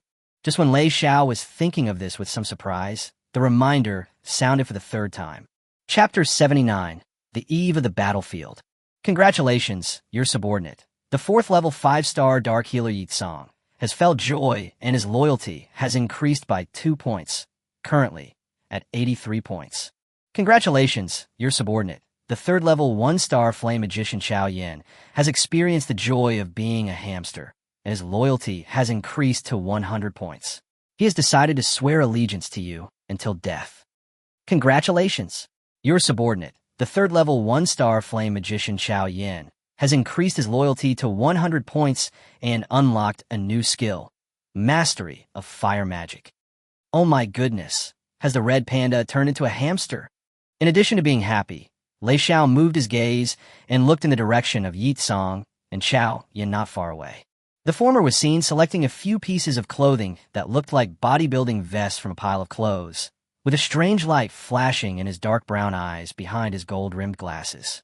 The latter simply dived into the numerous goods, with half of his body submerged in all kinds of items, and he was eager to swim around in it. As for the package of suspected lace fabric found in the warehouse at that time, it had been taken away by Nanxing Manhwa at an extremely fast speed at the very beginning, which could be said to have brought the assassin's speed advantage to the extreme. Lei Xiao smiled helplessly, then came to the pile of goods and began to check them. As a lord with the attribute of a survivalist, Lei Xiao naturally had to stock up on some clothes, daily necessities, and other supplies in case of emergency and for daily changing. During this process, Lei Xiao called Gang Song and other 4 captains and Baiji to his side, distributed today's qi condensation pills to them, and told them how to use and what precautions to take. These common sense were undoubtedly very familiar to Lei Xiao now. Baiji, wait a moment. Just as the fair-faced half-elf girl excitedly took the 5 qi condensation pills and was about to turn around and leave, she was stopped by Lei Xiao again. My lord, do you have any other instructions? Baiji immediately stopped and stood in front of Lei Xiao again. Among the half-elf warriors under your command, in addition to the 10 second-level warriors including you, there should be about 40 first-level 9-star elite warriors, right? Asked while checking the personnel overview interface of the Yuebai clan. Your Excellency, there are still 40 people, no more, no less. Baiji first carefully put 5 qi condensation pills into the quiver tied tightly on the side of her thigh, and then quickly responded. Baiji, if I give each of them a qi condensation pill, how many of them do you think will be able to successfully advance to the 2nd level? Lei Xiao pondered for a moment and asked again. My lord, you mean 1 for each person? After hearing Lei Xiao's words, Baiji's long eyelashes trembled slightly. It was obvious that her worldview was once again refreshed by Lei Xiao's generosity and inhumanity. The young half-elf calmed down for a while, then took a deep breath and responded respectfully. Your Excellency, most of these warriors are only 1 step away from the 2nd level. If nothing unexpected happens, they should all be able to be promoted to the 2nd level. Very good. I feel relieved when you say this. Lei Xiao nodded slightly, checked the storage bracelet again, and found that he still had 40 sets of 3rd-level longbows and leather armor. Then let's just do it in one go. Lei Xiao raised his eyebrows, pulled over a few empty wooden boxes next to him, and then waved his hand casually, and 40 chi condensation pills and 40 sets of third-level equipment appeared in them. Pulling Bai Ji, whose eyes were already dull, closer, Lei Xiao continued to smile and said, Bai Ji, this is a special period. The territory needs more powerful combat power. Distribute these and tell the other half-elves not to disappoint my expectations of them. Bai Ji, on behalf of the Webai clan, would like to thank you, Lord. After a while, Bai Ji finally recovered from her shock and quickly knelt on one knee to salute. You're welcome. I give this one to you alone. I hope you can enter the third level as soon as possible and become an indispensable force in the territory. After saying this, Lei Xiao put another chi condensation pill into Bai Ji's slender hand, and before the other party could react, he had already floated away. Lei Xiao noticed that he had returned to the door of the Lord's mansion. The supplies have basically been distributed, and in accordance with his previous instructions, Gang Song and others are directing the farmers to transfer the remaining supplies to 5 utility rooms not far away.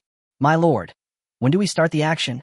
Under the dark night, 5 main force warriors above level 3, including Yuji, surrounded Lei Xiao again.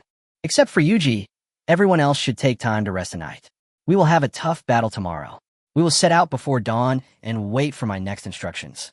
Lei Xiao nodded and said to the burly man in the lead, Tiger Stick, you have to work harder tonight and conduct a comprehensive survey of the area south of the demonic shadow forest where the territory is located, including the battlefield situation on the border between the 2 countries, the distribution of Leng Yin and Xingye's troops, the number of high-level masters, important military strongholds, and other information. Investigate as much as possible. Lei Xiao's words became more serious, and he warned, don't alert the enemy, and don't let anyone be aware of the existence of our third force. Yes, my lord. Don't worry. Yuji stroked his chest and accepted the order, saying with a serious face, Okay, that's all for today's work. Let's all go back and have a good rest. Lei Xiao nodded to his subordinates and turned back to the mansion. After entering the house under the gaze of his subordinates, Lei Xiao relaxed and suddenly felt a wave of fatigue spreading through his body. However, Lei Xiao did not rest immediately, but sat in the boss chair in the hall and took out an illusion cloak. When he touched the black cloak as thin as a cicada's wing, a cool and silky feeling immediately passed through his palm into Lei Xiao's mind. Because I was too busy during the day, I didn't have time to look at the properties of this thing in detail. Lei Xiao raised his eyebrows slightly and opened the attribute column of the cloak. Name, Illusion Cloak. Grade, Level 3. Excellent, blue. Defense strength, none. Additional effect, Level 3 camouflage. Every time you wear it, your body shape, clothing, and appearance will change randomly. It can be effective for strong people at level 3 or below. Note, this illusion cloak is enchanted by Master Gene 1, a 4th-level illusionist of the Cold Flame Kingdom. Wearing it, you will have a cool and refreshing summer. It is exactly the same as Feng Hai described. I wonder what effect it will have after the upgrade. Lei Xiao didn't hesitate and started upgrading immediately.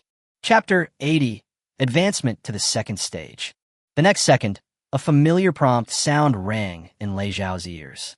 Congratulations, your 3-piece Level 3 cloak. Illusion Cloak has been upgraded to 3-piece Level 4 cloak. Invisibility Cloak. Congratulations, your Level 3 cloak. Illusion Cloak, 2 pieces have been upgraded to Level 3 cloak. Illusion Cloak, 205 pieces. Have 3 of them undergone qualitative changes? By the way, the Invisibility Cloak, this is the rhythm of getting the Deathly Hallows. Lei Xiao smiled faintly and opened the attribute column of the upgraded cloak with interest. Name, Invisibility Cloak. Grade, Level 4. Epic Purple. Defense strength, none. Additional effect, 4th-level invisibility technique. After wearing it, you can hide your body shape and have a slight effect of concealing your aura. It is effective for strong people at or below the 4th level. Note, this invisibility cloak has been enchanted by a legendary 5th-level illusionist and can be used in any environment, but please be careful not to make any strange noises. Not bad. Now we have one more tactical method to use. Lei Xiao nodded with great satisfaction and yawned involuntarily. At this moment, Lei Xiao felt as if his eyelids were filled with lead and it was almost impossible to open them.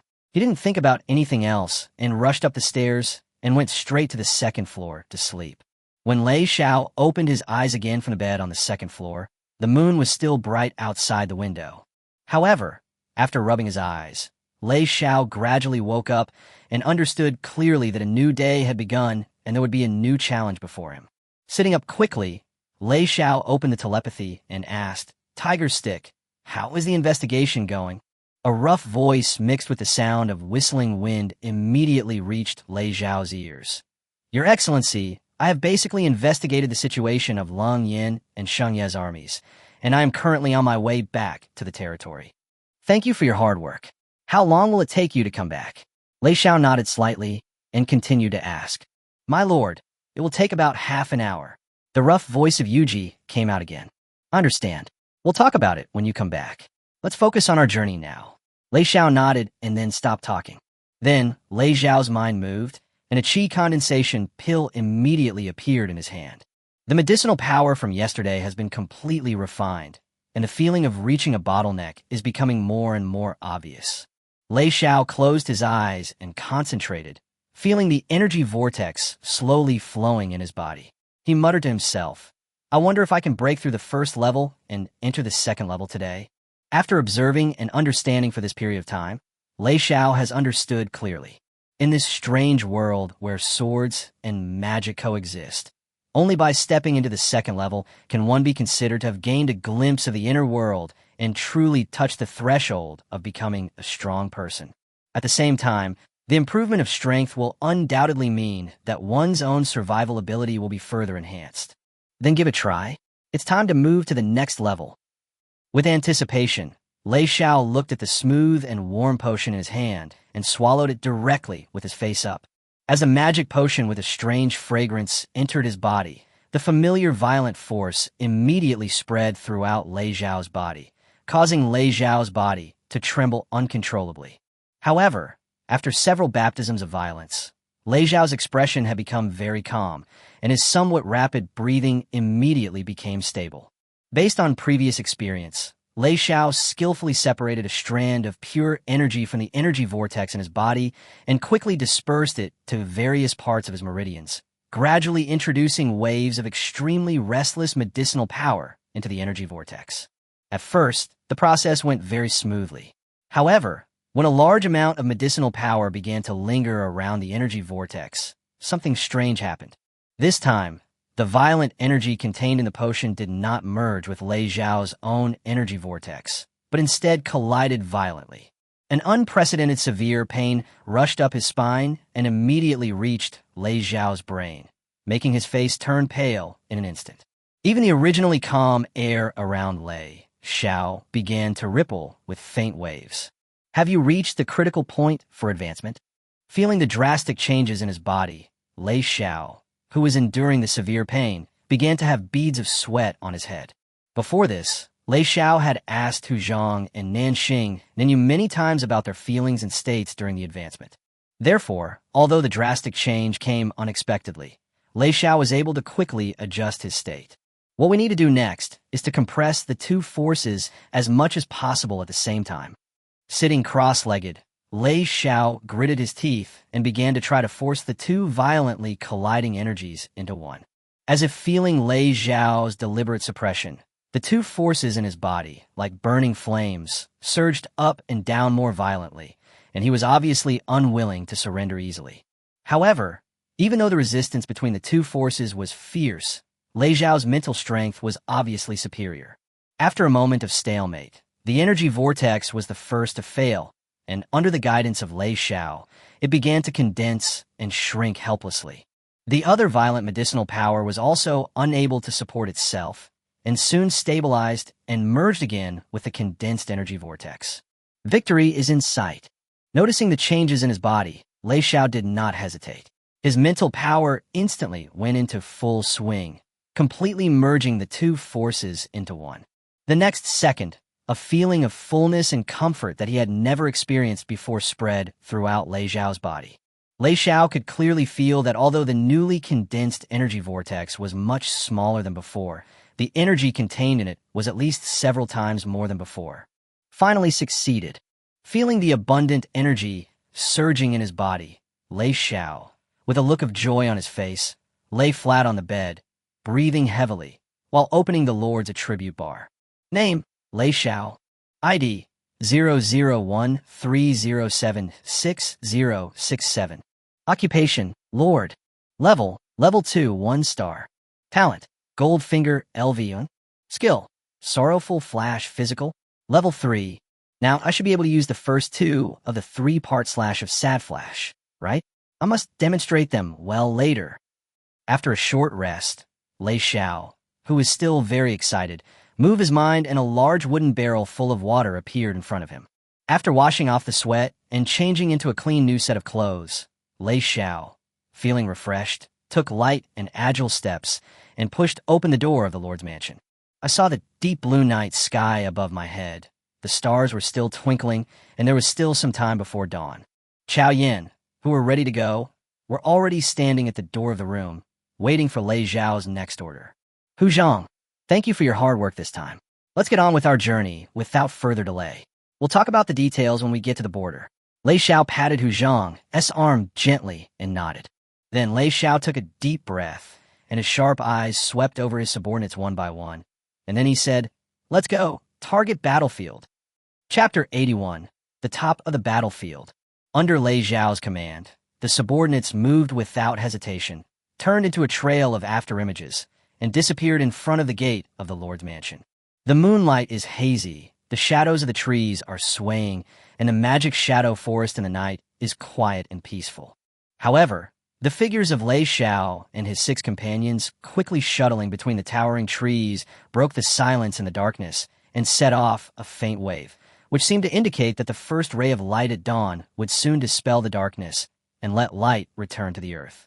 Among the galloping team, the one in the front was naturally Yuji, who was leading the way. On his left and right sides, slightly behind him, were Nanxing and Manhwa, dressed in black. In the middle is Asagao with a neat ponytail. Her panda eyes had disappeared, and she was no longer wearing her iconic pleated skirt. Instead, she had changed into a dark-colored magical robe. If she wore a pointed wizard hat, she would look like a standard witch. At the end of the team was Yi Song, who was wearing a pitch-black priest robe. His sturdy body and flexible dark gold magic wings made him look like a heavy fighter, leaving the back row of the team completely flawless. As for Lei Xiao, the Lord, he naturally still firmly occupies the absolute C position in the team. It is like riding a roller coaster, feeling the thrill of chasing the wind at an acceleration of 3.8 per 100 kilometers. After speeding for about 30 minutes, Lei Xiao and his group of 6 went straight through the vast demonic shadow forest from the south. My lord, there's a mixed area of hills and mountains ahead. In about a quarter of an hour, we will reach the border battlefield area. Just when Lei Xiao's eyes were suddenly clear, Hu Zhang's rough and respectful voice came over. Hinha, Jishi Qian Jingba. Because the movement speed was so fast, as soon as Lei Xiao opened his mouth, he was filled with wind and his voice broke. So far, the distance traveled this time is already several times longer than any previous time.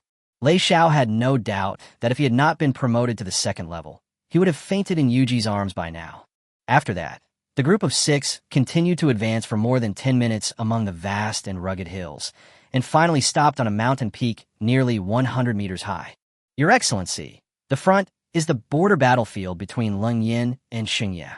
After Lei Xiao landed safely, Hu Zhang touched his chest and saluted, then introduced him. At the same time, Nanxing, Nanhua, Yetsong, and Chaoyan also came one after another and surrounded Lei Xiao. Understood.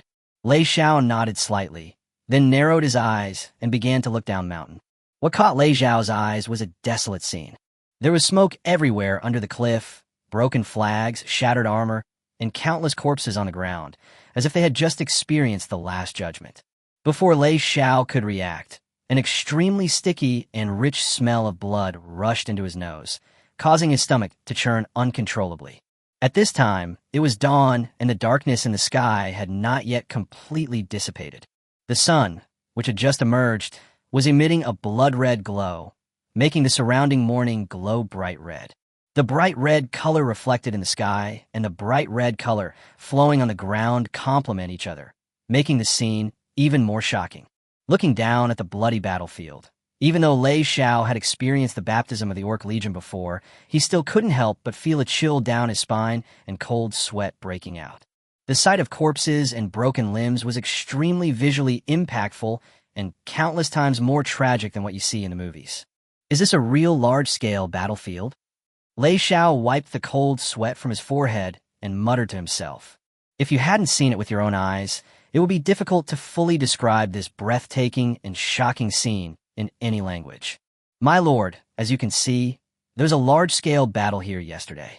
Tiger Staff swung out a sword energy, slashing the vulture beast in midair into two pieces, and said respectfully, "Since the battle is still going on, this battlefield has not been cleaned up yet. It's really a scene that people will remember for a lifetime." Lei Xiao pulled himself together, and while listening to the faint shouts of killing coming from afar, he turned his head and asked, "Which army has the upper hand at the moment?" "Your Excellency, the Cold Flame Army is exactly our target." Yuji put the giant sword on his back again and bowed to respond. Last night, in the battle at the foot of the mountain, several squadrons of elite knights of the Cold Flame Army, equipped with magic-resistant armor, suddenly rushed out from the small road, immediately causing chaos in the flank formation of the Holy Knight Army that was caught off guard. This group of elite Cold Flame Knights, holding high their battle flags, are like sharp knives, charging left and right in the Holy Knight Army, as if they were in an empty space. Yuji's eyes sparkled as he added, "After several rounds of fierce charges, they effortlessly wiped out two squadrons of magicians and a group of priests at the rear of the Holy Knight Army, causing the Holy Knight Army's formation to become disrupted, leading to a complete rout." Interesting. Typical cavalry flanking tactic? Lei Xiao nodded thoughtfully and continued to ask, "So what is the current battle situation?" "My lord, after the main force of the Holy Knight Army was defeated, the Cold Flame Army pursued them and successively annihilated several scattered Holy Knight troops. Then the Cold Flame Army divided its troops into several routes and took control of several Holy Knight Army strongholds and villages, completely winning the battle last night." Yuji still maintained a respectful posture and responded, "However, since the main force of the Holy Knight Army was not fatally injured, the main force of the Holy Knight Army that did not go far is gathering the remaining troops and preparing to counterattack in an attempt to regain the lost territory. In other words, the current battlefield situation is very chaotic." Lei Xiao unconsciously raised his half-clenched right hand, put his thumb on his cheek, rubbed his nose bridge lightly with his index finger, and began to ponder. After a moment, Lei Xiao took a deep breath of the bloody air and asked, "What is the current strength ratio of the two sides?" "My lord, the number of warriors in both armies is roughly equal. The army commanders are both top-level Fourth-Order warriors, and each has two Fourth-Order warriors under their command. As for the number of Third-Order warriors, there are about 30 of them each, and most of them are commanders above the level of squadron captain." Yuji nodded respectfully and responded again. "As for the second-level elite forces and ordinary soldiers, they're all over 20,000 people. Together with the reserve forces in the rear, it is very likely to exceed 30,000 people.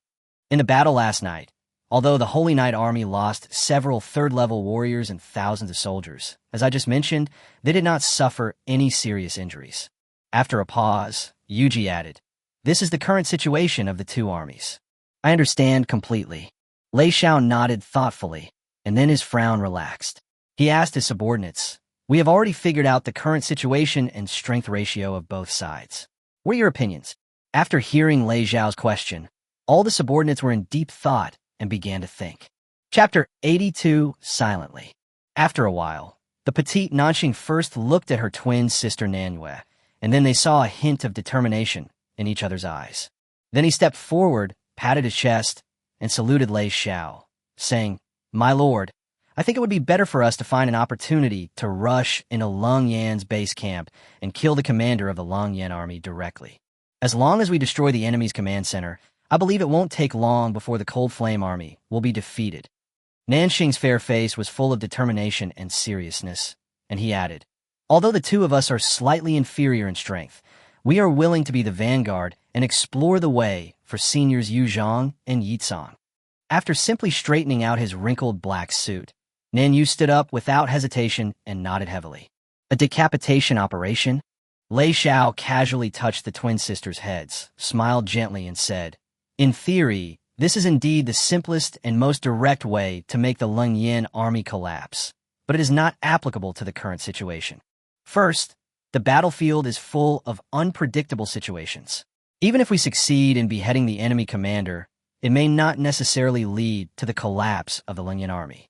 Instead, it may arouse the enemy's desire for revenge. Furthermore, if the enemy keeps the death a secret, our actions will not achieve the expected results. After all, this place is completely different from that corner of Confronting town. We have neither the right time, place, nor people. Lei Xiao pointed out his fingers one by one and began to talk.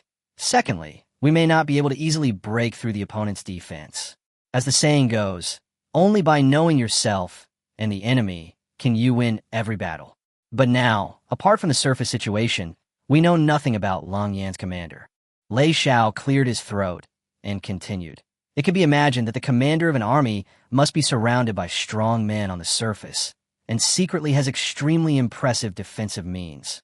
Otherwise, according to the current situation, as long as one side gathers all the high-level experts and raids the other side's base camp, wouldn't that end the war directly?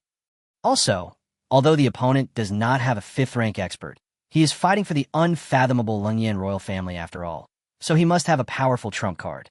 Coupled with hidden defense methods, this will undoubtedly make the opponent's strength infinitely close to this point. Lei Xiao nodded to his subordinates and continued to analyze. So, without an overwhelming advantage and without knowing the details of the opponent, decapitation is not the best option. After all, our current strength is limited, and the loss of any one person will be fatal. I will not blindly take risks with the safety of you and the territory. After listening to Lei Xiao's words, all the subordinates showed expressions of gratitude and sudden enlightenment. As expected of you, Lord, your analysis is very reasonable. I admire you. It is really admirable. Yitsong looked at Lei Xiao with a little more respect and agreed. Furthermore, I think that this time the action must be done quietly, and it would be best if neither Leng Yin nor Sheng Yi noticed it. Uncle Pastor, why is this happening? I saw Chao Yin standing with her hands behind her back, blinking her big eyes, and couldn't help but wonder. I'm not even 30 years old, so I shouldn't be much older than you, right? Do I really look that old? Yitsong helplessly pushed the gold-rimmed glasses on his nose, and the corners of his mouth twitched slightly. Immediately, the alternative pastor cheered up and responded, It's actually very simple. That is, I think that if the Cold Flame Kingdom finds out that we secretly helped the Holy Night Kingdom defeat them, it will plant a huge hidden danger. Seeing that Chao Yin still had a puzzled expression, Yitsong began to describe his views in detail. It is conceivable that even if the other party will not attack the territory now due to the situation, they will definitely bear a grudge against us. After all, losing a small town like Confronting will not affect the interests of many people, and most of the Cold Flame Legion is composed of elite subordinates and soldiers recruited from city lords in various places. A cold light flashed across Yitsong's gold-rimmed glasses, and he concluded, If these people were to die on the battlefield, it would undoubtedly instantly arouse the wrath of the entire Leng Yin kingdom and quickly spread to the territory like a prairie fire. That's right. On the other hand, if the other party doesn't notice, this anger will naturally be poured on the Holy Night Kingdom, further arousing the conflict between the two. Yuji stroked the thick beard on his cheek and agreed. The more intense the conflict between the two, the less time they have to take care of the territory. This undoubtedly gives us more room for development. It can be said that there are only benefits and no harm. That's exactly what I meant. Yitsong took over the conversation again and continued to analyze. As for the Holy Night Army, letting them know or making direct contact with them will also do more harm than good. First of all, whether it will be leaked to Leng Yin is an unknown. Secondly, I'm afraid the other party won't easily believe that a group of people with unknown origins are here to help them defeat Leng Yin, right? Yitsong bowed slightly to Lei Xiao and concluded. So, in order to avoid any trouble, it is best to do all this quietly, which is most suitable for the current situation. Just what I want. Lei Xiao gently patted Yitsong's broad shoulders, withdrew his gaze from the battlefield below the cliff, and began to make deployments. Then the next action is very clear. That is to help the Holy Night Army win a crucial victory without alerting either party, so as to gain an overwhelming advantage. Lei Xiao's eyes sparkled, and he snapped his fingers gently, saying, In this case, the Lingyan royal family will have to send a large number of reinforcements to the border to stabilize the situation, and it will be difficult for them to take care of the direction of the territory. But Lord, what exactly are we going to do? Chao Yin just nodded her head, with an expression on her pretty face as if she understood, but also as if she didn't understand. She took small steps closer and said, "It's very simple. We just need to pretend to be the defeated remnants of the Holy Knight Army, and then follow the main force of the Holy Knight Army to counterattack together." Lei Xiao smiled faintly and responded lightly. "As expected of you, Lord, this is the simplest and most direct method." Yitsong's tense muscles shook unconsciously, and he was obviously impatient. He agreed. Although the Holy Knight Army has just suffered a defeat, it has not been seriously injured. They're even preparing for a counterattack. After a pause, Yitsong added, "So it can be clearly seen that although the current situation is very complicated and both sides have launched small-scale battles in many places, overall, they still maintain a delicate balance of power. And we are the last straw that breaks this balance."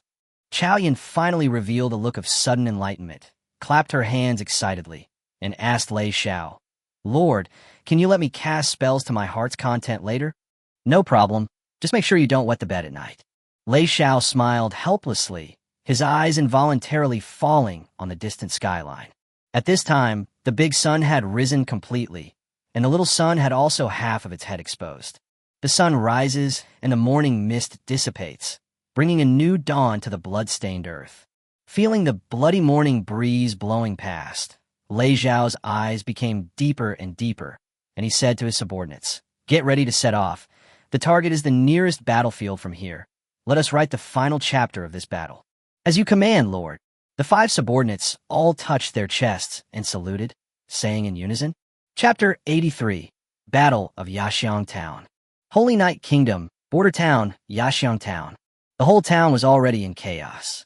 The place was filled with the cries of children, devout prayers, and the sound of hurried footsteps. It was obvious that many people had already learned the news of the Holy Knight Army's defeat at night. The Cold Flame Army. It's the Cold Flame Army. They're coming to kill us.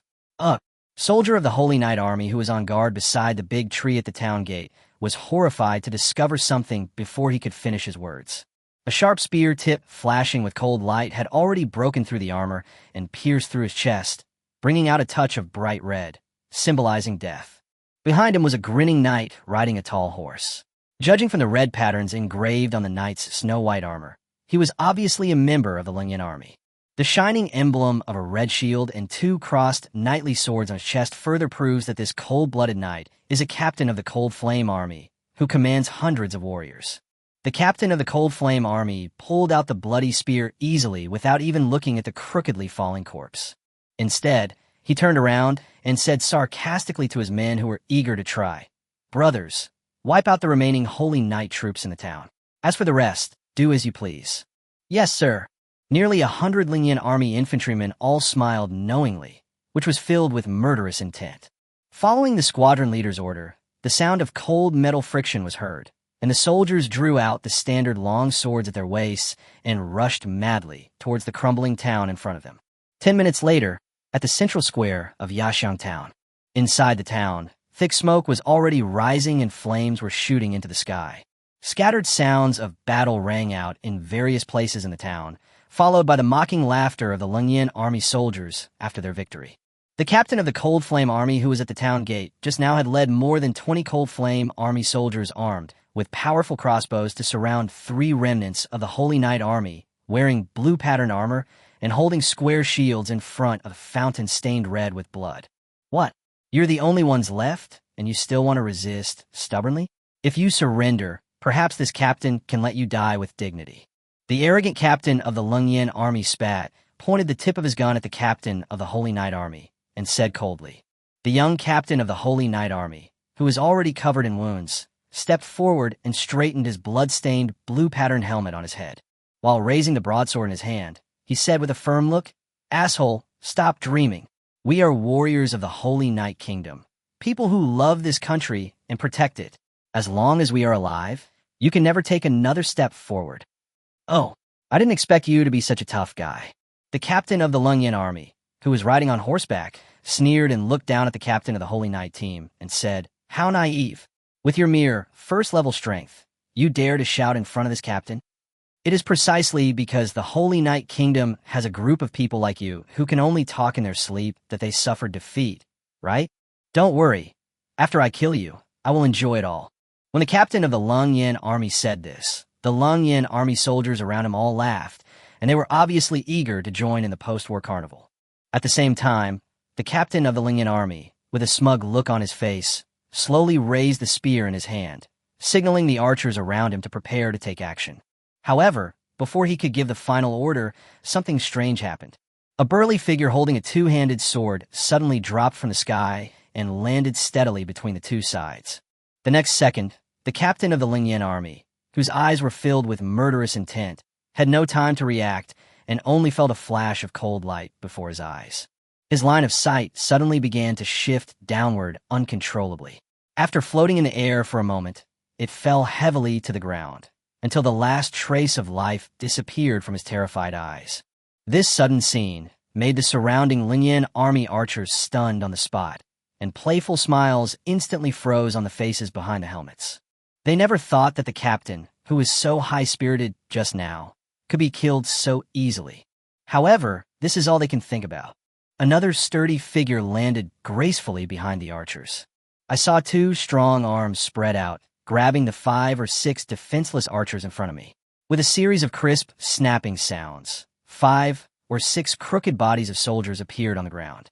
Just like that, with the sudden cooperation of the two people. There was no Cold Flame army soldier left standing around the blood-stained fountain, except for the 3 stunned Holy Knight remnants. When the two figures became clear, the captain of the Holy Knight army who escaped death took a closer look and discovered. Both of them were wearing the standard soldier armor of their Holy Knight army, but the armor worn by the burly man who was over 2 meters tall looked obviously a size smaller and didn't seem to fit them well. Great, we're one of them. The young captain of the Holy Knight army heaved a sigh of relief, and like the 2 soldiers beside him, a hint of joy at surviving the calamity appeared on his face, which was blackened by gunpowder smoke. After doing all this, the 2 returned to a young man not far away who was also wearing the armor of the Holy Knight army. These 3 people are Lei Xiao, Hu Zhang, and Yi Tsang. As for the armor they were wearing, they were naturally found from the corpses of the Holy Knight army along the way. Nanxing, Nanyuan, and Chaoyan are actually by Lei Xiao's side. However, due to tactical and other considerations, Lei Xiao decided to let them use invisibility cloaks and hide quietly in the dark as his trump card. In this way, while preventing emergencies from happening, we can also secretly carry out some tasks of clearing out peripheral enemies. Thank you 3 colleagues for saving my life. The Holy Knight army quickly brought 2 soldiers to Lei Xiao and thanked him, saying, I am A.O. Feng, the captain of the 5th Light Infantry Battalion of the Gale Legion. May I know your name? You're welcome, Cinnabar, the captain of the 1st Swordsman Brigade of the Fire Rating Legion. Remembering the identity plate of the owner of this armor, Lei Xiao smiled faintly. So they are a group of great swordsmen known as the Kingdom's Blade. No wonder they are so powerful. A.O. Feng, the team leader who was rescued, couldn't help but reveal a look of admiration in his eyes. His strength was only at level 1, 9 stars, while the young man in front of him, who had the same military rank as him, had a powerful aura and had obviously reached level 2. Chapter 84, Prelude to Counterattack. Thinking of this, A.O. Feng wiped his forehead, which was covered with blood and sweat, and was blackened by gunpowder smoke. While putting the broadsword back into the scabbard, there was an irrepressible look of envy in his eyes as he looked at Lei Xiao. He has been at the peak of the 1st level for more than several years. If he can successfully enter the 2nd level, not only will his survival rate on the battlefield be greatly improved, but his future career will also be smoother. After licking his cracked lips, A.O. Feng's gaze fell on Yuji and Yi Tsang again, his face full of awe. The arrogant captain of the Lung Yin army just now should be around the 2nd level and 5 stars. And this burly man was able to kill him with just 1 blow. I guess his strength must have reached the terrifying peak level of the 2nd stage, right? As for the burly guy with glasses next to him, he also seemed to be very strong, at least stronger than the squadron leader of Lung Yin. The most crucial thing is that these 2 strong men are obviously subordinates of a young colleague in front of them. It seems that this young man, with the same military rank as himself, must be the descendant of a noble family and came to the army for training, right? Otherwise, How could such a luxurious lineup appear in a combat team of only 10 people? Just when Ao Feng thought of this, Holy Knight, herald with feathers on his helmet, came up to the crowd on a fast horse. Thank you for your hard work, everyone. The Mixed Magic Combat Brigade, led by His Excellency Baron Yes, is preparing to counterattack this town. The messenger held the reins and said to Lei Xiao and Ao Feng, please wait where you are. Leave the battle to us. The healing priest team will be here soon. After we gather all the remaining soldiers around, we will follow the main force and take back the lost territory. Victory will surely belong to Shang Yi. Victory will belong to Holy Knight. Ao Feng and the other two soldiers also said excitedly. After the messenger left in a cloud of dust, Ao Feng's face was filled with excitement, and he said to Lei Xiao excitedly, Captain Chen Sha, that's great. We can finally launch a counterattack. Yes, I believe everything will go very smoothly. Lei Xiao still maintained a faint smile and responded lightly. Of course, all this was already within Lei Xiao's expectations. Before arriving here, Tiger Stick had already sensed it. There's a Holy Knight army with a size of about 1,000 people, which is gathering the remaining troops and marching towards this small town. The other many scattered Holy Knight army groups have also regrouped and followed the main force of the Holy Knight army to approach the Lost Land. From this, it is not difficult to see that a large-scale and comprehensive counterattack is about to begin. What he had to do was to join this mixed brigade that was gathering the remaining troops nearby, and then take advantage of the situation to help the Holy Knight army achieve the final victory. As for the problem of being exposed, Lei Xiao was not worried. The Great Swordsman unit he had just reported was one of the first Holy Knight units to be surrounded and annihilated by the Lung Yin army last night, and it had been completely wiped out. Besides, his current identity is just the captain of a remnant squad with only 2 soldiers left. Therefore, at least in the short term, it will not be easily noticed. The multiple Cold Flame army squadrons that invaded the town from different directions at the same time have been mostly killed by Tiger Stick and his men using the Holy Knight army's ordinary standard weapons while suppressing their auras. I believe that it won't be long before the control of this town will return to Sheng Ye's hands. Thinking of this, Lei Xiao, who was wearing silver armor, simply leaned against the fountain that was almost stained red with blood and began to take a short rest. After experiencing so many battlefields, big and small, although the strong smell of blood all around still made Lei Xiao feel a little nauseous, he could basically control this feeling as long as he focused his attention elsewhere. By the way, this set of first-level Great Swordsman armor is a medium-sized plate armor weighing less than 40 kilograms. After advancing to the second level, Lei Xiao's physical fitness has become extraordinary, so he naturally has no pressure wearing it. However, although this plate armor is flexible, it is quite uncomfortable to sit on. Moreover, after wearing the matching fully enclosed helmet, the field of vision will be greatly limited. My lord, the 1,000-man Holy Knight army has entered the town and is fighting with the remaining Cold Flame army. They are led by 2 third-level warriors. After a moment, Tiger Stick raised the visor on his helmet and whispered to Lei Xiao, I see. Let's just wait here for a while. It looks like it won't be long before Holy Knight's full-scale counterattack officially begins. Lei Xiao, who had been leaning on a first-level 2-handed sword, moved his sore and stiff fingers and nodded slightly. Compared with a one-handed sword, this thing is bulky and inconvenient to carry, especially the thicker hilt, which is extremely difficult to hold. For Lei Xiao, it is obviously still a little uncomfortable. Sure enough, not long after, several priests dressed in pure white robes with gold edges, escorted by a team of heavy infantry holding large shields, came trotting up to the crowd. Injured warriors, please come here for treatment. A clear voice sounded, and a pretty young female priest in the lead took a step forward and said, looking at the other person's slender waist through the gap in the helmet, Lei Xiao couldn't help but smile helplessly, muttering in his heart, good fellow, there are still normal priests in this world. Muscular and Mu Yi Tsang, who had just used the sister in his arms killing technique several times, immediately snorted in disdain from his nose. As a dark healer, he obviously still has a lot of hostility towards ordinary holy light priests. Hearing the sound, Ao Feng and the other 3 wounded soldiers all looked delighted and hurried over to receive treatment. During this process, many wounded soldiers of the Holy Knight army came in from all directions of the town with staggering steps, supporting each other and the shouting and killing sound around them gradually stopped. From this, it could be seen that this town has obviously returned to the control of the Holy Night Army. As one gentle light after another flashed by, the wounds of those soldiers who were not seriously injured began to heal gradually, and their faces became more red. Those with more serious injuries were being bandaged. Naturally, this was all the low-level priests could do. When most of the soldiers had been treated, the messenger came up to the crowd on a fast horse and shouted respectfully, "His Excellency, Captain Baroness, and His Excellency, Knight of the Kara Guard, are here." Hearing the messenger's shout, Lei Xiao slowly withdrew his gaze from his surroundings. It seems that the main theme of the counterattack is finally about to begin.